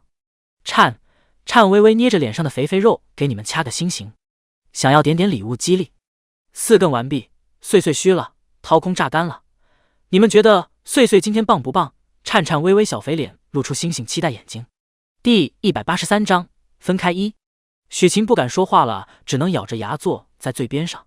末日以来，他见过很多人，什么形形色色的人都见过，无论是想要他身体的男人，还是虚情假意想要把他杀了的女人，全部都是畜生，没有一个可以相信的。有些人是坏在表面，有些人是坏在背地里。但是这群人许晴只觉得厌恶，这2个男人难道就不会对他的身体心动吗？肯定是装的，因为有这2个女人在，所以他们就装。还有这2个女人，一大一小，一唱一和，他们是害怕他抢走关注以后，他们日子不好过吗？许晴低着头，虽然不说话，但是他身上的那股紫气实在没办法让人忽视，他根本不知道掩饰自己的情绪。南青边开车边透过后视镜扫了一眼，愚蠢的女人，他那眼神还能再明显一点吗？二优雅的打了个哈欠，小心一点，这个女的。末日的黑暗激发了人心最扭曲的想法，她已经疯了。这个女的明显思维都已经不正常了，她已经疯了，现在的所作所为都是求生的欲望，她想活着。说她可怜是真的可怜，但也是真的恶心。就她让她上车，却是这个德行，到地方就把她丢下车。南青淡淡的说道。二小短腿翘着2郎腿点头，带着男配远离一点世界女主。看女主和男配待在一起，总觉得下一秒男配就会被发现，然后会走上原剧情结局。有我在，就永远不会走上原剧情的。南青轻笑着说道。明明是很狂傲的一句话，可是被南青说出来，二听着却觉得格外的舒服，而且觉得很有可信度。你加油吧。二手指滑动的光屏研究着剧情。下半夜车里很安静，南青没有把车开得很快，一路只求稳稳当当的让大家好好休息。渐渐的天开始破晓了，黑压压的天空慢慢的变成了灰色，看来要天亮了。南京开了一晚上的车，整张小脸的看起来有些疲惫，精神头也不是很好。前段时间他都是和大块头窝在小区里面，每天吃了睡，睡了吃，偶尔外出寻找食物，一直休息得很好。现在熬了一整个大夜之后，整个人就能明显的感觉到疲惫。果然是长身体的年龄，经不得累。丧尸也发现了他神色不是很好，他伸手摸了一下他软软的脸蛋，休息一会儿吧。他的声音实在是太沙哑了，就像风从破布里面刮过来一样的破风声，这声音一点都不好听。后座的人被他的声音吵醒，邹云离轻轻睁开眼睛看了一下四周，天快要亮了。南青，换我来开车吧。不用继续开了，我们就干脆在这路边休息吧，休息1-2个小时，等天大亮我们就分开。南青把车子熄火了，将安全带解开，伸了一个懒腰。分开？就在这里分开吗？邹云离没有想到南青居然这么着急的想和他们分开。他和这个男人要去哪里？确定这个男人不会对他有什么意图吗？邹云离还是比较担忧，南青一个女孩子跟着这个男人身边会不会有危险？南青，你要不要跟我们去安全城？那边有住所有食物，还有很多幸存者。虽然生活住所的条件没有末日前好，但是却是一个充满生机、没有危险的城市。邹云离希望自己说出来的东西可以吸引他，让他和自己一起去安全城。碎碎脸红，1张，还有3张陆陆续续来。今天这一波更新的比较晚，但绝对会写够4张。昨天答应宝宝们的，建议大家天亮看哦，别熬夜。第184章，分开2。2清冷的声音说道：“世界女主好像挺喜欢你的，她说话字里行间都在故意吸引你去安全城。要是让她知道你是连环杀人案的凶手，恐怕就不是这么温柔的邀请你去安全城了，而是直接拿镣铐把你抓起来带回安全城。”南青揉了揉自己血红的眼睛，回头：“邹姐姐，我知道你舍不得我，担心我的安危，但是我只想和哥哥在一起。我哥哥要去其他地方，以后有机会再来安全城找你吧。”拒绝的意思已经很明显了。邹云离只能微微叹了一口气：“好，来安全城的话就来 B 街找我，去 B 街说我的名字都有人认识的。”南青很乖的点头，就这个乖巧听话的小模样，完全和杀人凶手联系不起来。丧尸悄悄地松口气，他很担心这个女人会把小食物拐走。安全城那里有很多人类嘛，小食物是不是也想去那个地方？以后他会去那个地方的，对不对？抛弃他，然后去安全城，绝对不能让小食物去安全城。丧尸一瞬间眼底闪过一抹怒气，还有占有欲。小食物是他一个师的，必须永远跟着他。丧尸突然伸出手拉住了南青的手腕，他有些用力，南青几乎是一瞬间脸就白了。他赶紧转过头来：“哥哥，怎么了？”他手腕的腕骨的仿佛要被捏碎了，很疼很疼。可是南青还是保持着平稳的语气说话。丧尸抬头：“我们下车透透气吧。”“好啊，走吧。”丧尸松开手，快速下车。他走到了另一边，伸手直接抱南青下来了。抱下来后，他手也是牵着南青手腕的。一高一矮2个人往边上的高速绿化带走去了。邹云离眼神追逐着他们俩的背影，总觉得刚刚他们俩的互动有些怪怪的。江琪打着哈欠：“姐，我们是现在离开还是休息一会儿？”虽然昨天晚上在车里休息了1天，但是江琪还是感觉很疲惫。昨天为了出城使用了大量的异能，完全透支了体力。不等邹云离说话，许晴就憋不住了。许晴紧张地看着他们：“你们是要分开2路走吗？他们2个要去哪里啊？你们2个是去安全城吗？你们可以带我去安全城吗？”刚刚听到边上这个女人和前面那个开车的女孩说安全城的时候，许晴内心就在呐喊。安全城，许晴梦寐以求的地方。她一路受了多少委屈，受了多少人的折磨，就是为了让这些人带自己去安全城。她一个女人是没办法到达安全城的，没有食物，没有战斗力，许晴只能依附其他人。可是那些人根本就不去安全城，他们都骗她。他们都是败类，霸占了一小块区域，自立为主，搜索食物，欺压弱小，还对她。许晴好不容易才逃出来的，她就希望能安全的到达安全城。安全城在许晴心里就是天堂圣地。邹云离听着右边的刺耳声音，他有些不想带这个女人去安全城，这一路上带着她绝对不会安稳的。但是邹云离曾经是警校毕业的，他心中唯一的观念就是为人民服务，绝对不能有私心，即使是末日也不能见死不救。邹云离皱眉冷漠地说道：“我和江启要去安全城，你想我们带你去的话，那么一路上就要听话，别惹什么幺蛾子。”第185章，抓伤我的事儿怎么赔？南青被丧尸拉着走出了很远的地方，南青确定自己的声音不会被车里的人听见，这才痛呼出声：“嘶，你干什么？别抓了，我的手腕好疼。”南青边倒吸气，边想把自己的手抽出来。丧尸心里还在想着小食物是他一个师的，他要把他带走，不能被别人拐走了。内心一直在想，卓然听到他的声音，赶紧低头：“怎么了？”南青用力把自己手抽了出来，果不其然，自己的手腕肿了，红彤彤的，肿得非常吓人，明天肯定会黑子。怎么了？你没有眼睛吗？刚刚突然用力抓我的手腕干什么？你不给出一点合理的解释，我今天就不跟你说话了。他举着自己的手凶巴巴的控诉，不仅仅不跟这只大块头说话，他还要拿铁棍把他手腕敲断。他怎么就这么不受控制呢？刚刚突然抓的那一下，一瞬间的疼痛，要不是南青掩饰住了，可能就被世界女主看出端倪了。南青不知道丧尸脑袋里到底在想什么，刚刚应该没有什么事情是会让他生气的。他脸色慌了，沙哑难听的声音快速说道：“小食物，你不要生气，我刚刚真的不知道用的力气那么大，我以后不会了。你叫我什么？”他也是最近才学会说话，而且开口的次数很少，丧尸还是喜欢开口就吼。所以南青基本上没听到他称呼他，刚刚他听到了什么？小食物。南青感觉自己的心态要控制不住的裂开了，空间里面的小系统也傻了。二没憋住，噗，他把你当食物。哈哈哈，嘿嘿，没事，早就预料到了吗？因为他咬你。二，你收敛一下你的笑声，你但凡憋住点笑声，我心情就会好一些。南青无奈极了，怎么看不出来自己的系统还有点看热闹不嫌事大的性子呢？丧尸没有意识到自己的话让他生气，他还说道：小食物，软嫩甜甜的小食物。小食物，你不要不说话啊，你为什么瞪着我？我刚刚不是故意抓你手腕的，很疼是不是？我给你吹一吹。大块头，把我的铁棍给我。他铁棍在他空间里面。丧尸这下听懂了，他直起修长的身子，迈着长腿后退了2步，刚毅的俊脸有些局促。小食物，对不起，把铁棍给我。我真的不是故意要抓你的，我以后一定控制好我自己的力气。我刚刚只是听到那个女人邀请你去安全城，我害怕你会跟着她去了，所以我才控制不住抓了你手腕。这大概是目前来说丧尸说话最多的一次了。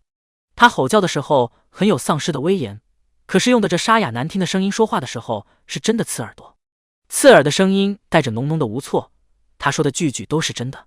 南青听到这解释倒是有点小小的惊讶，然后皱着眉头摇晃着自己受伤的手腕，就为了这点事情抓伤我？大块头，我有说过我会去安全城吗？这一路上我都是拒绝去安全城的，既然拒绝了，那么我就一定不会去，对于这点你可以自信一点。丧尸漆黑的眸子落在他身上微微的闪烁。好了，事情的原委解决了，可这手上的伤口没解决，抓伤我的事情怎么办？南青挑眉，一副要勒索他的样子。第186章，小食物，你好香啊！抓伤我手腕的事情怎么办？南青挑眉，他一定要让他记住这件事情，这样以后就不会发生误伤他的事情了。必须要好好教一教，让他有记性。这次抓的是手腕，没有控制好力气，那下次要是抓的是脖子呢？他不就凉了？必须好好调教这一点。南青眼神更凶更冷了一点，还好我的手没断，要不然我就把你的手敲断赔偿。话落，丧尸就动了起来，他手上凭空出现了2瓶啤酒，一个是水果啤，一个是生啤酒。他拿着啤酒，眼睛亮晶晶的看着他。南青，二五脸，你收敛一下你的喜好吧。蓝佩是一只丧尸，都能看出来你喜欢喝酒，并且知道用这个来讨好你，这喜好是多么的明显呀！不是挺好的吗？干嘛要收敛？就当给自己任务之余谋福利了。南青淡笑。南青双手抱在胸前，抬头看着眼前的丧尸，娇气的声音说道：这些本来就是我的东西，拿我的东西来讨好我，真的合适吗？你先喝着，喝了心情会好，也不会那么疼。丧尸特别认真的说道：到了下一个地方，我会给你找很多很多这种东西给你的。他眼神炙热沙哑的声音认真的保证着。还别说，就这么朴实无华的一句话，偏偏就戳中了南青的软肋。一辈子都给我找酒。丧尸眸子微压，只要小食物一辈子跟着他，他当然是一辈子给他找酒。可是如果小食物敢离开，他会把他绑在身上，他如果要跑，他会吃了他，让他永远都不会离开了。二眼神扫了一下光屏上的那条线，南青，注意点事件男配的情绪，男配在某些因素下会黑化哦。前面遇到的男配个别多多少少都有黑化，但是基本上都维持在一个水平线上。可是这个男配刚刚的黑化线突然往上跳了好几个幅度，这个信息让二不得不告诉南青提醒一下。南青水灵的眼睛扫了一眼丧尸，把他叫做小食物，而且听到别人邀请他去安全城就生气，这性子的确容易黑化。大块头，我要喝你右手边的那罐。丧尸立刻把左手上的果啤酒放进了空间里面，他轻轻地打开了生啤酒，递过去给南青，喝吧。大块头，我手腕疼。南青一只手拿着啤酒喝着，另一只受伤的手可怜兮兮地举到他面前，他眼神控诉。丧尸眸子闪过后悔和懊恼，我现在就去给你找药。说完，丧尸蹲下，绅士一男亲上他的背。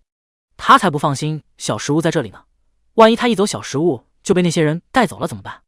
南青看他这一连贯的行为也不生气了，行了起来吧，这点疼还是可以忍的，今天能遇到药店就去拿药，遇不到就算了，其实就这样过几天他也会自己好的。这附近没有丧尸，除了一点早晨的凉风，仅有他们两个说话的声音，倒是挺安逸的。邹云离和江启收拾好了东西。江启，姐，真的不过去和南青妹妹说一声吗？不用说。邹云离不想过去说告别的话，而且他有预感以后他们还会见面的。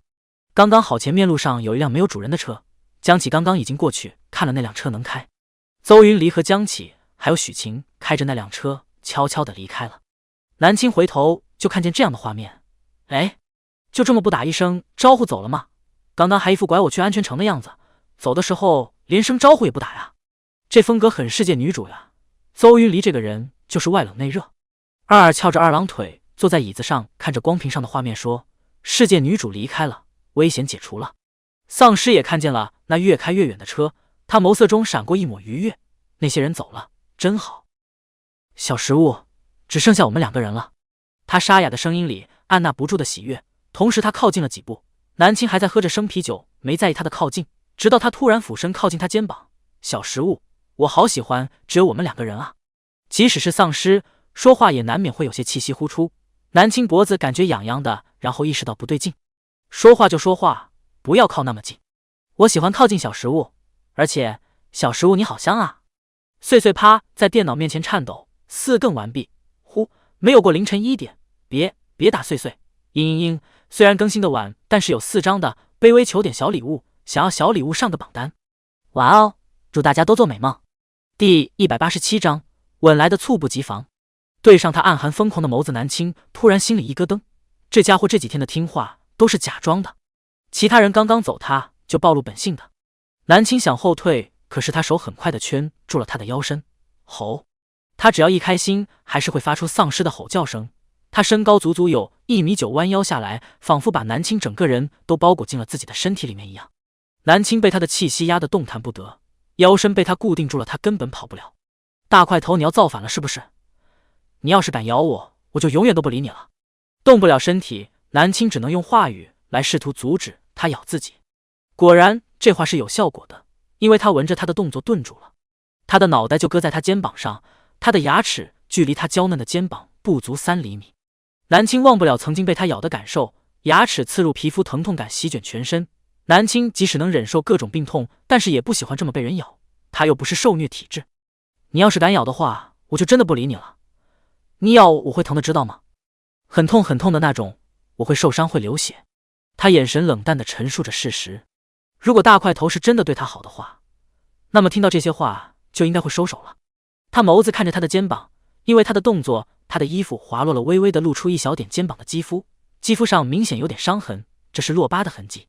上次他咬得很重，他肩膀出血了，简单的处理过，他一直没有喊过疼，后来也没有说他什么，所以他就忘记了他会疼这一点。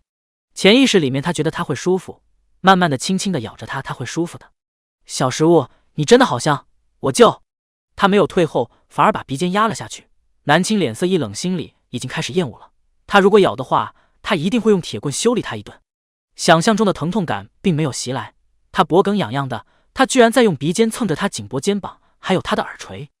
你干什么？南青伸手推了推他。小食物，你好香好香。他真的好想咬一口小食物啊，但是咬了小食物会生气，可是又难得有这样的机会亲近小食物，不咬那么就让他闻一闻吧。为什么他那么香？这种香味从他身上每一个地方散发出来，香味就像是一双无形的手一样，一直拉扯着他的目光，撩拨着他的獠牙，吸引着他犯罪。他没有咬人，南青倒是松口气，并且心情也没有那么糟糕了。他是丧尸，总会有口腹之欲的。我看时间满足他，他可以给他咬，但是必须是他愿意，绝对不能偷袭强迫触犯他的底线。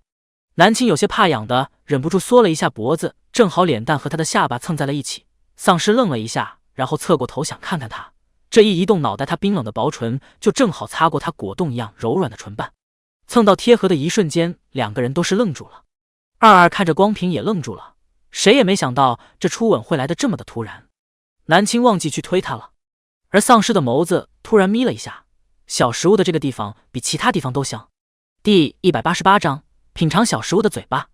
小食物的那个地方比其他地方还香，软软的透着一股奶甜味，这股感觉让丧尸忍不住的想要摄取更多的香味。心里是怎么想的，他这是怎么做的？他抱住南青，将自己的薄唇压得更深了一些，可是紧紧的贴着，似乎根本摄取不到那股香味，只感觉香香软软的东西就在嘴边，可是却吃不着。贴着没用，必须咬吗？可是他如果咬了的话，小食物就会疼，疼了小食物就会生气。丧尸顿时眸子里面闪过一抹慌乱焦急，突然他灵机一动，南青还处在自己初吻被夺走的惊讶中，而且他觉得丧尸也不懂什么，不就是贴了一下，南青还能忍受。就在南青准备将身前的丧尸推开的时候，突然他瞳孔猛然增大，这家伙居然舔他，还伸进来了！哎呦喂，不能看啊！二耳边嚷嚷着边用手一挥，光屏就按了。南青感受到有东西滑进自己嘴巴里，立刻用力推他胸膛。大块头！南青把他推离了一点距离，然后快速说道：大块头，你的脑袋是不是不想要了？你知道你自己在干什么吗？舔小食物。丧尸一本正经的回答，其实他是有点心虚的。小食物又生气了，为什么生气啊？他没有咬他啊，舔也会疼吗？丧尸有些懊恼，自己懂得太少了。他曾经也是人类，明白很多东西，但是从心跳停止的时候，从身体变冷的时候，他的意识就模糊了。很多事物他都不懂且没办法去理解，这大概就是他和人类的区别了。小食物，刚刚我舔你也会疼吗？丧尸想知道确切的答案，如果会疼的话，他以后就不会这么做了。南青气的脸有些涨红，可以看出来他和他根本不在一个频道上。不疼，但是我不喜欢你这样，你没有经过我的允许就亲我，刚刚那个行为叫亲吗？丧尸脑袋里面很混乱，南青看他一脸疑惑样子，就是一肚子郁闷。他嘴唇一直都是冷色的，现在上面还沾有一点口水，不知道是他自己的还是他的。没有我的允许你不许上车，我要睡觉了，不许吵我。他转身就迈着小细腿上车了。昨天晚上开了一晚上的夜车，南青感受到自己的身体非常的疲惫。作为一个爱惜身体的良好青年，南青当然不会选择现在就继续上路了，他要好好的休息一下。南青收拾了一下车后座，然后将车的所有玻璃窗全部打开，保持车里通风。大块头，给我一张毯子。丧尸站在车外面，透过车窗看着里面的女孩，他立刻从空间里面拿出了一张大大的白色绒毛毯。南青将绒毛毯盖在身上，闭上眼睛好好休息。他身材娇小，车后座刚刚好能睡下他，甚至翻身都不会掉下来。身体实在太疲惫了，闭上眼睛，没有一会儿，南青就睡着了。在这末日，没有人敢真正的睡着，可是南青就不一样了，他有大块头这么一个丧尸王在身边保护，完全不用担心潜在的危险，他完全可以放肆的放松的睡觉。丧尸站在车外，透过车窗白色的眸子一直盯着车里的女孩。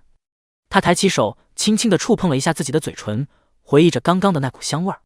虽然惹小食物生气了，但是他品尝到了味道，不亏。丧尸将手放下，嘴角微微勾起。第189章，我才是队长。刘岩，你磨磨唧唧的干什么呢？今天你都盯着通讯仪看了一天了。张平涛一起床就看见刘岩拿着通讯仪在看。他们从安全城出来寻找食物，每个人都配备了一个通讯仪，可以接收安全城发出来的信息。全国一共有10座安全城，他们是南方最大的安全城的外派寻找物资小队。刘岩抬头，昨天晚上10点钟是爆炸毁灭了。切，这消息有什么好念叨的？全国的幸存者都知道，昨天晚上 A 是启动了自爆系统啊，里面那么多丧尸，当然要爆掉，防止丧尸弥漫。张平涛伸手摸了一根烟出来，叼在嘴上。刘岩厌恶地看着这个男人。前段时间丧尸突然进化了，经过了几轮生死逃亡，整个队伍里面就只剩下自己和张平涛了。刘岩看着悠闲抽烟的男人，队长还在 A 市。张平涛抽烟的动作顿住了，眼神中闪过一抹厌恶。队长，程度好他妈都死了1个月了，你还惦记着他啊？现在队伍的队长是我，当初我们可是亲眼看着程度好被丧尸撕咬了的，他就算没有被吃干净，那么肯定也中了丧尸病毒，肯定成为了 A 市丧尸群中的一员，说不定昨天晚上他就已经彻底的死在了废墟里面。张平涛想到程度好被炸弹炸死，就忍不住的兴奋和高兴。末日前当兵的时候，程度好压他一头，最后他退伍了，程度好却留下来有了官衔。末日后，他和程度好来到了同一个安全城，并且成为了安全城的搜查物资小队队员。张平涛没觉得自己哪里不好的，结果程度好还是压他一头当了队长。刘岩看不惯张平涛那副小人得志的样子。刘岩也是在安全城认识程队长的。程队长这个人话不多，但是很强，很有责任心。每次有危险都是他断后，他冷静思考，带着大家突破重围的。刘岩看了一眼车里的物资，物资已经装满了车了，我们的任务也完成了，等回去安全城，我们俩就解散了吧。解散？你说错了，不是解散，是你退出。我的队伍是不会解散的，我是队长，到时候自然有人会跟着我出来做任务的。张平涛就想体验一把带着一群小弟出来做任务的感觉，从早到晚听着别人一口一口的喊他队长河头，这个留言和程度好一样惹人讨厌。张平涛看了一眼车后堆得满满的物资，其实他大可以一个人回去邀功的，为什么还要把功劳分给留言？留言，休息一下，我们晚上出发吧。他们现在在高速上面，周围的丧尸并不是很多，而且那些游走的都是一些没有进化的低级丧尸，他们只要将车窗关紧，那么就不会有其他丧尸闻到味道过来的。蓝青睡到下午就醒来了，醒来的时候天还没有黑，透过车窗还能看见天边的晚霞，睡得饱饱的，是时候出发了。蓝青伸了一个懒腰，爬回了驾驶位。小食物，你醒了。车外传来丧尸的声音，他一整天一直站在车外。蓝青睡醒了，看他一直站在车外，心里的气儿也消了。他打开车门，上车吧，我们上路了。丧尸眸色一喜，好。第190章，他打开了新世界大门。蓝青开车的时候稍微有点嫌弃这辆车，这辆车的座椅调节坏了，座位不能调前调后，这对于一个腿不够长的人来说很痛苦，所以他开车的时候如果想要靠背，那么腿就伸不直，很难踩到离合，所以他开车的时候全程都是直对腰身，没有办法靠背的。大块头，你看着一点啊，我便跟你说，限你3天之内学会怎么开车，就是让我们坐着的这个东西动起来。这个我知道。他俊美的容颜上带着一丝无奈的笑意，小食物好像把他当傻子了。南青是能懒则懒，他不喜欢开车，连续几个小时用脚踩着离合，感觉前脚掌都要肿了，所以他接下来很用心的教他开车。一路上除了车子发动的声音，其他就是他软软嫩嫩认真解说着如何开车的声音。丧尸听得格外认真，但是听着听着，那双白灰的眸子就不自觉地落在了他粉色柔软的嘴唇上。昨天尝过那个地方的香味之后，他脑海里对那种感觉就挥之不去了。小食物白天睡觉的时候，他趴在车窗边看着他，他差点就忍不住想要开门进车里，然后将自己的嘴巴贴在他那个位置上，有机会还想再尝一次。不，那香香软软的味道尝100次都嫌少。大块头，我讲了半天，你听明白了吗？有点不太懂。哪里不懂？南青突然觉得头疼，他要不还是别教了自己累一点，自己开车吧。他忍不住咬了一下下嘴唇，不说话了，目光只是在前面。他嘴唇一动，他就看见了他口中粉粉嫩嫩的舌头。他认识那个小东西，他的触感味道是软嫩奶甜的。南青不知道，身边看上去老老实实很听话的丧尸，早已经在不知不觉间打开了新世界的大门。最致命的探索，大概就是不懂又懂。大块头，你能不能用手扶一下我的背？我好想靠着东西啊。南青本来是郁闷的说话，但是因为这只身体的声音实在是太娇气了，郁闷的声音生生的像是在撒娇一样。丧尸将自己结实有力的左手伸了过去，轻轻的扶着他的背。他力气很大，他背骨声的小，他靠在他手臂上刚刚好。南青顿时感觉舒服多了。丧尸本身就不会累，力气又大，就这么一直抬着手扶着他，完全没有压力。前面好像有东西。他眼睛视力非常好，他看到了远处有一辆车一直在摇晃，而且有东西在车顶趴着。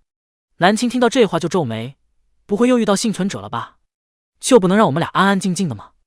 丧尸，要不我们掉头走人？可以。南青才不想遇见其他幸存者，他开始开车掉头。可是远处的车正在加速飞奔的向他们开来，远处的车开得很快，而且车顶居然有一只高级丧尸在爬着。他们的车一直在摇晃，随时都有翻车的可能。滴滴滴，那辆车疯狂地按着喇叭，似乎在向他们求救。南青被吵得皱眉，好想一棍子把他们全部敲死。凌晨2点多了，碎碎眼睛红彤彤，打个哈欠都冒眼泪花了。哦，晚安，超爱你们哦，啵，超级响的大啵，求个小礼物，支持一下勤奋起来的碎碎吧。第191章，太丑了，别看。车子在剧烈的摇晃着。张平涛听到车顶那变异丧尸的嘶吼声，吓得顿时神色全乱了。谁能想象一觉醒来，车顶上趴了一只变异丧尸的惊吓？由于车子摇晃得太厉害了，流言无法使用异能对付车顶的丧尸。张平涛看到前面有辆车，便疯狂地按喇叭，那边有人，我们会有救的，我们会有救的，喂，救救我们，我们不想死啊！张平涛踩着油门向着那边的车飞奔去。由于惯性，流言没站稳，直接往后一倒，脑袋磕到了车。他吃疼地喊道：张平涛，你开这么快是想撞人家吗？闭嘴，有其他人我们就有救了。最好这只丧尸去缠他们，别缠我们。我不想被丧尸吃掉，我不想死。张平涛飞快地开着车，同时想要把车顶的丧尸甩下来。大块头看着飞奔而来的东西，顿时脸色一沉。小食物，他们想撞我们。看出来了。南青面色一冷，他踩紧油门，直接当场原地来了个漂移掉方向，然后毫不犹豫地踩油门走人。才走出去没多远，车顶突然重重地往下陷了一下。南青立刻踩刹车，将车停了下来，而车上的重物由于惯性直接往前摔在了地上。一只变异丧尸摔在了地上，这只丧尸已经没有人的样子了，更像是一只猛兽，整整有2米多高，脑袋很小，四肢异常的粗壮。南青看了1秒钟，突然一只手就捂住了他的眼睛。你干什么？太丑了，别看。他觉得那个东西长得又丑又吓人，可千万别吓坏了小食物。大块头丝毫没有意识到自己把南青想象的太脆弱了，他会害怕，只要铁棍在手，怕不是下一秒他就把人家爆头了。变异丧尸被甩下车顶之后，恼怒的吼叫着，他的叫声特别响，仿佛能刺穿人的耳膜。南青不舒服地皱了一下眉头。副驾驶位的男人脸色逐渐寒冷，他靠近南青耳边说道：小食物闭上眼睛，乖乖坐在车里，我一会儿就回来。说完，南青就感觉附在自己眼睛上的手不见了，身旁的丧尸也不见了，而另外一个身影快速地移动着，吊打那只变异丧尸。他使用了精神系异能，直接逼着变异丧尸步步后退，然后是变异丧尸居然开始自己攻击自己了。大块头步步逼近那只变异丧尸，而那只变异丧尸在地上扭动着四肢，不断地抽打着他自己。22将光屏上的画面扩大。蓝佩跟这只丧尸有仇吗？南青有仇，刚刚结的仇。他安稳地坐在车里，看着这场单方面吊打的战斗，这大概就是有人保护的感受吧，不需要他亲自动手。而身后那辆车惊魂未定的2个人也下车了。张平涛原本是想快速开车跑人的，但是发现前面那个高大的男人好厉害啊！那么高级的变异丧尸在他面前居然发疯一般的直打自己，这个男人好强。张平涛想要结交一下这种强者，如果能把这种强者带回安全城和强者成为朋友，那么他自己的地位自然也会上升。由于张平涛乱开车，刘岩头上撞了好几个包。刘岩跟着张平涛过去，张平涛有些害怕，不太敢靠近。他惊叹，那个人是有什么异能吗？他怎么控制丧尸自己打自己的？刘岩也惊讶了，同时他盯着那个男人的背影说道，感觉他好像有点眼熟。张平涛听了这话，好笑的说道，眼熟？你是想说你认识那位强者？刘岩，看不出来你居然喜欢装逼啊。刘岩不理张平涛，他走上前几步，他好像成对。张平涛听了这话，身体一僵，他也不得不认真的直视着那个男人的背影。第192章，青青，我把那个丑东西杀了。不知道是不是因为刘岩的话，他也开始觉得那个男人的背影越看越像程度好。不可能的，他都被丧尸咬死了，我们亲眼看着他被咬的，那么多丧尸他肯定整个人都被吃了，怎么可能还活着？张平涛自己都没发现自己说的话不够坚定，这话仿佛在安慰自己，又仿佛在寻求别人的同声。刘岩，我感觉那就是队长。哼，张平涛，你是害怕遇到队长吗？当初队长去拦着那些丧尸的，张平涛却在紧要关头开着车跑了，把队长留在了原地。当时周围的丧尸那么多，一个个饥肠辘辘地扑向队长。这样的情况下，最好的结果或许就是感染成为丧尸，而最差的结果就是被吃的一点都不剩。刘岩以为成队被吃了，但是那个男人的背影实在是太像了。变异丧尸发出最后的吼叫声之后，就躺在地上一动不动了。大块头用精神力控制他自己扭打自己，最后直接用精神力捏爆了他脑袋里面的晶核，变异丧尸彻底死了。不知道人类有没有发现丧尸脑袋里有晶核这种东西，反正他在刚刚发现自己可以通过晶核来控制丧尸，那些丧尸只要看见他，脑袋里面的晶核就会暗淡沉浮。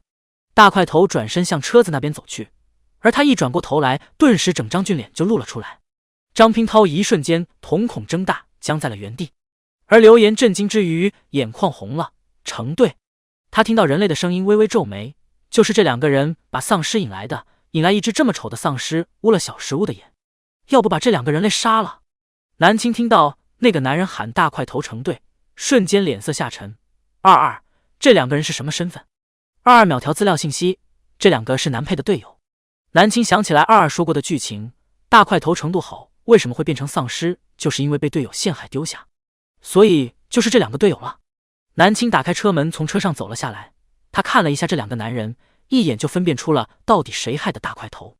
这两个男人，一个眼中充满了震惊、害怕和算计，而另一个是震惊和激动喜悦。刘岩赶紧上前几步，程队，真的是你呀，程队，我以为你被丧尸。刘岩高兴的有些语无伦次。要知道，当初他这条命就是程队救的，是程队救了他，带他去安全城的。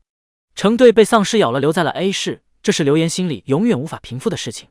现在看见他好生生的站在面前，刘岩激动极了。大块头微微拧眉，他不认识这眼前的两个人类，难道是自己曾经是人类的时候和他们很熟？成为丧尸之后，几乎生命的记忆就重启了，他曾经的事迹没有丝毫印象。他脑海里唯一的记忆就是小食物。他扫了一眼这两个人类，然后就走向了南青身边。青青，我把那个丑东西杀了。青青，这个称呼可比小食物好听多了。南青心情愉悦，很棒，哥哥最棒了。他有点泛白的眸子露出喜悦的神色。他的眼睛已经进化了，灰白的丧尸眼变成了有些泛白的眸子，如果不靠得很近时，发现不了区别的。第193章，看着小食物胡说八道。刘岩发现了奇怪之处，程队怎么无视了他们？难道面前这个人不是程队吗？但是这个样貌、这个身高、这个身形，刘岩觉得自己绝对不会认错人的。刚当他走过去的一瞬间，张平涛感觉自己的血液都要冻住了，那种紧张的感觉仿佛心脏都爆裂了。可是结果却是程度好根本没有理他们俩，就仿佛不认识他们一样。张平涛大胆地想到了一个可能，失忆了。程度好失忆了。这个猜想让张平涛大喜，虽然还不能完全确定，但是刚刚的情形表现来说很有可能。张平涛主动走了过去，程度好。大块头完全不理这两个人，他们好吵啊，要不杀了算了。当着小食物的面杀人好吗？杀丑陋的东西他毫无压力，可小食物是人类，当着他的面杀人类会不会吓到他？就在丧尸思考的时候，张平涛基本上确定面前的人失忆了，他紧张的情绪退去，然后刻意表演的说道：程度好，程度好，你不认识我了吗？我是张平涛，是你的朋。丧尸皱眉，你很吵。程度好，你的嗓子怎么了？刘岩也意识到队长可能失忆了。队长，我是刘岩啊，你还有印象吗？我不认识你们，识相的话就赶紧走。丧尸不想有人打搅他和小食物的相处。南青伸手压了一下他的手背，然后用甜嫩的声音开口道：不好意思啊，哥哥脾气不是很好，他之前受了重伤，失去了很多记忆。你们以前认识哥哥吗？南青可不想把这两个人赶走了。这两个人中有一个是真心关心大块头的，还有一个人就是当初害了大块头的人。怎么可以这么轻易的把他赶走了呢？遇见了仇人，当然是要报复回去啊。南青心里已经为那个叫张平涛的人准备了好几种死法。刘岩不知道这个女孩是怎么遇见队长的，他说道：您好，哥哥是我们小队的队长，他叫程度好，但是上次任务发生了一点意外，他现在完全不记得以前的事情了吗？完全不记得，当初我捡到受伤的哥哥，醒来之后他什么事情都记不得了。你们真的是哥哥的队员吗？南青带着怀疑的神色问道。当然是了。刘岩立刻翻出了一块怀表打开，这是我们小队的合照，队长就站在最中间。当初小队出任务去寻找物资，在这末日之中危险重重，每一天都有可能有队员牺牲，所以他们出发的时候照了一张合照，镶在了怀表里面，每个人都佩戴着。南青看了一眼，还真的看见了大块头在那照片里面，他站在照片的最中间。程度好是队伍里面长得最高最英俊的那一个，就算不站在最中间，他依然是最显眼的。没有变成丧尸前的程度好皮肤是小麦色的，看起来很有男人味，十足的安全感。南青看了一下身边的丧尸，他现在的肤色变成了冷白色，硬汉变得有些柔和了，还是那么好看。南青假装惊讶，真的是哥哥耶？刘岩看这个小姑娘很单纯，没有什么心思，顿时放松了警惕。他把怀表收了回去，当初出了点事故，我们以为队长牺牲了，现在看到队长还活着就好。张平涛有点插不上话。张平涛感觉程度好有点奇怪，末日大家都是饿得面黄肌瘦，程度好怎么还变得白了？而且还这么美滋滋的，身边带着一个幼齿好看的小妞。那小妞叫他哥哥，怕不是晚上也是哥哥哥哥的叫吧？程度好真会享受。不过失忆了就好，失忆了什么关系都能重塑。虽然张平涛不甘心程度好变成了强者，张冰涛笑着把自己的怀表也拿出来打开来，队长果然吉人有天相，那样的情况下还能活下来，而且还变得如此的强，队长是拥有了什么异能吗？他想掏大块头的异能数据。丧尸就看着小食物在这里胡说八道，他很配合的演戏。他开口，精神系异能是全异能，但他不说。这个叫张冰涛的给他感觉非常不好，感觉不是什么好人类。第194章，把张冰涛手掐脱臼。于是二人行的路途又变成了多人行。不过让他庆幸的就是张冰涛和刘岩是开自己的车，他和小食物一个车，2辆车都快没油了，必须赶紧找到最近的加油站。刘岩用通讯器搜了一下地图，30公里外有一个加油站，希望那个加油站有油，如果没有的话，他们的车子就动不了了。在末世，没有车等于少了一层防护。启动车子，一口气开到了30公里外，这是一个中型加油站，还好这里还有油。张冰涛习惯性的像队长一样发号指令，我们在这里休息一会儿，吃点东西。刘岩还是习惯听程队的指挥，但是程队现在失忆了，而且并不爱和他们说话。程队一整天都黏着那个小女孩，看那个女孩的眼神也是温柔至极。刘岩觉得程队可能是恋爱了。南青肚子也饿了，他下车透透气，找到一块干净的石头，坐在上面休息。丧尸拿着背包遮挡着手，手伸进背包里，下一秒就拿出了一罐生啤酒，还有一包烧烤味的薯片递给他。南青早上吃了正餐，他中午喜欢吃零食，丧尸已经完全记住了他的喜好了。张冰涛和刘岩正啃着过期面包，张冰涛看见他手里拿着的啤酒薯片的时候，眼睛都亮了。程哥，你们收刮食物居然收刮啤酒和薯片，这东西又不能顶饱，而且又重又占位置了。张冰涛实在不能理解。张冰涛为了套近乎，特别喊他程哥。刘岩也觉得收薯片和啤酒有点奇怪，但是没说什么。丧尸不理张冰涛，他扯开薯片的包装袋，烧烤味的没有过期，尝一尝好不好吃。南青就着他手上拿薯片吃，薄薄的薯片咬一口咔嚓脆，烧烤味的特别的香。张冰涛嘴巴里面咀嚼着过期的面包，那面包都有些变味了，他很久很久没有闻过很香的味道了。现在一阵阵烧烤味的薯片的香味传来，张冰涛口中不断分泌的唾沫，越吃越觉得自己手里的面包简直难以下肚。这么好的薯片给一个女人吃，女人都是下贱的附属品，对她这么好干什么？张冰涛走过去，程哥，这薯片味道闻起来好香啊，让我也尝一口吧。说着他就自然而然地伸手过去拿薯片，但是张冰涛的手还没有碰到薯片的袋子，就被一只大手用力抓住了。丧尸眼神微微眯着，这是我的东西。张冰涛疼得脸色一白，然后陪笑道，程哥失忆了，怎么变得这么小气了？我们可是好兄弟啊，以前有什么吃的都是大家一起分着的，程哥你这样就让我太寒心了。流言，这张冰涛就是欺负程队失忆了。不过失忆后的程队好像不像以前那么老好人了，程队变得有些恐怖，因为下一秒就听见张冰涛就惨叫连连，痛痛痛，程度好你放手。丧尸用力捏着张冰涛的手腕，然后咔嚓一声，骨头响了。丧尸松开手，张冰涛的手腕无力的直接掉了下去，他手腕脱臼了。张冰涛抱着手惨痛的叫着，程度好，你下这么重的手干什么？不就是几片薯片吗？这个女人能吃，作为你的队员我就吃不得了。第195章，抓到丧尸王。他早就没有曾经人类时候的记忆了，他以前是不是老好人啊？所以这个臭烘烘的人类才这么肆无忌惮的从他手里抢东西。抢什么不好，偏偏要抢小食物的吃的。丧尸越想越觉得这个人碍眼，杀了吧。这两个人类打搅他和小食物共处了。张冰涛还在嚷嚷着，谁也没想到下一秒他就直接被丧尸掐住了脖子，他瞬间说不出话了，嘴巴里面发出咔咔的声音，眼睛一直翻白眼，仿佛快要窒息死了。南青拿着薯片吃着，欣赏着他杀人。刘岩也很讨厌张冰涛，但是到底张冰涛是条人命。刘岩局促的快速说道，队长，程队你别生气，先把手松开吧，不然张冰涛真的会被你掐死。张冰涛脸色涨成了紫色。虽然现在是末世，世界一片混乱，但是杀人了被安全城知道了，安全城会有通缉令的。虽然这个通缉令出了，可能也抓不到凶手，但是有劣迹的人是别想进入安全城的，永远只能在外面流浪，不能进安全城避难。丧尸不但不知道这些，他也不在乎这些。他手指掐紧，他很烦，他声音很沙哑很难听。一瞬间刘岩感觉到了陌生感，这真的是程队吗？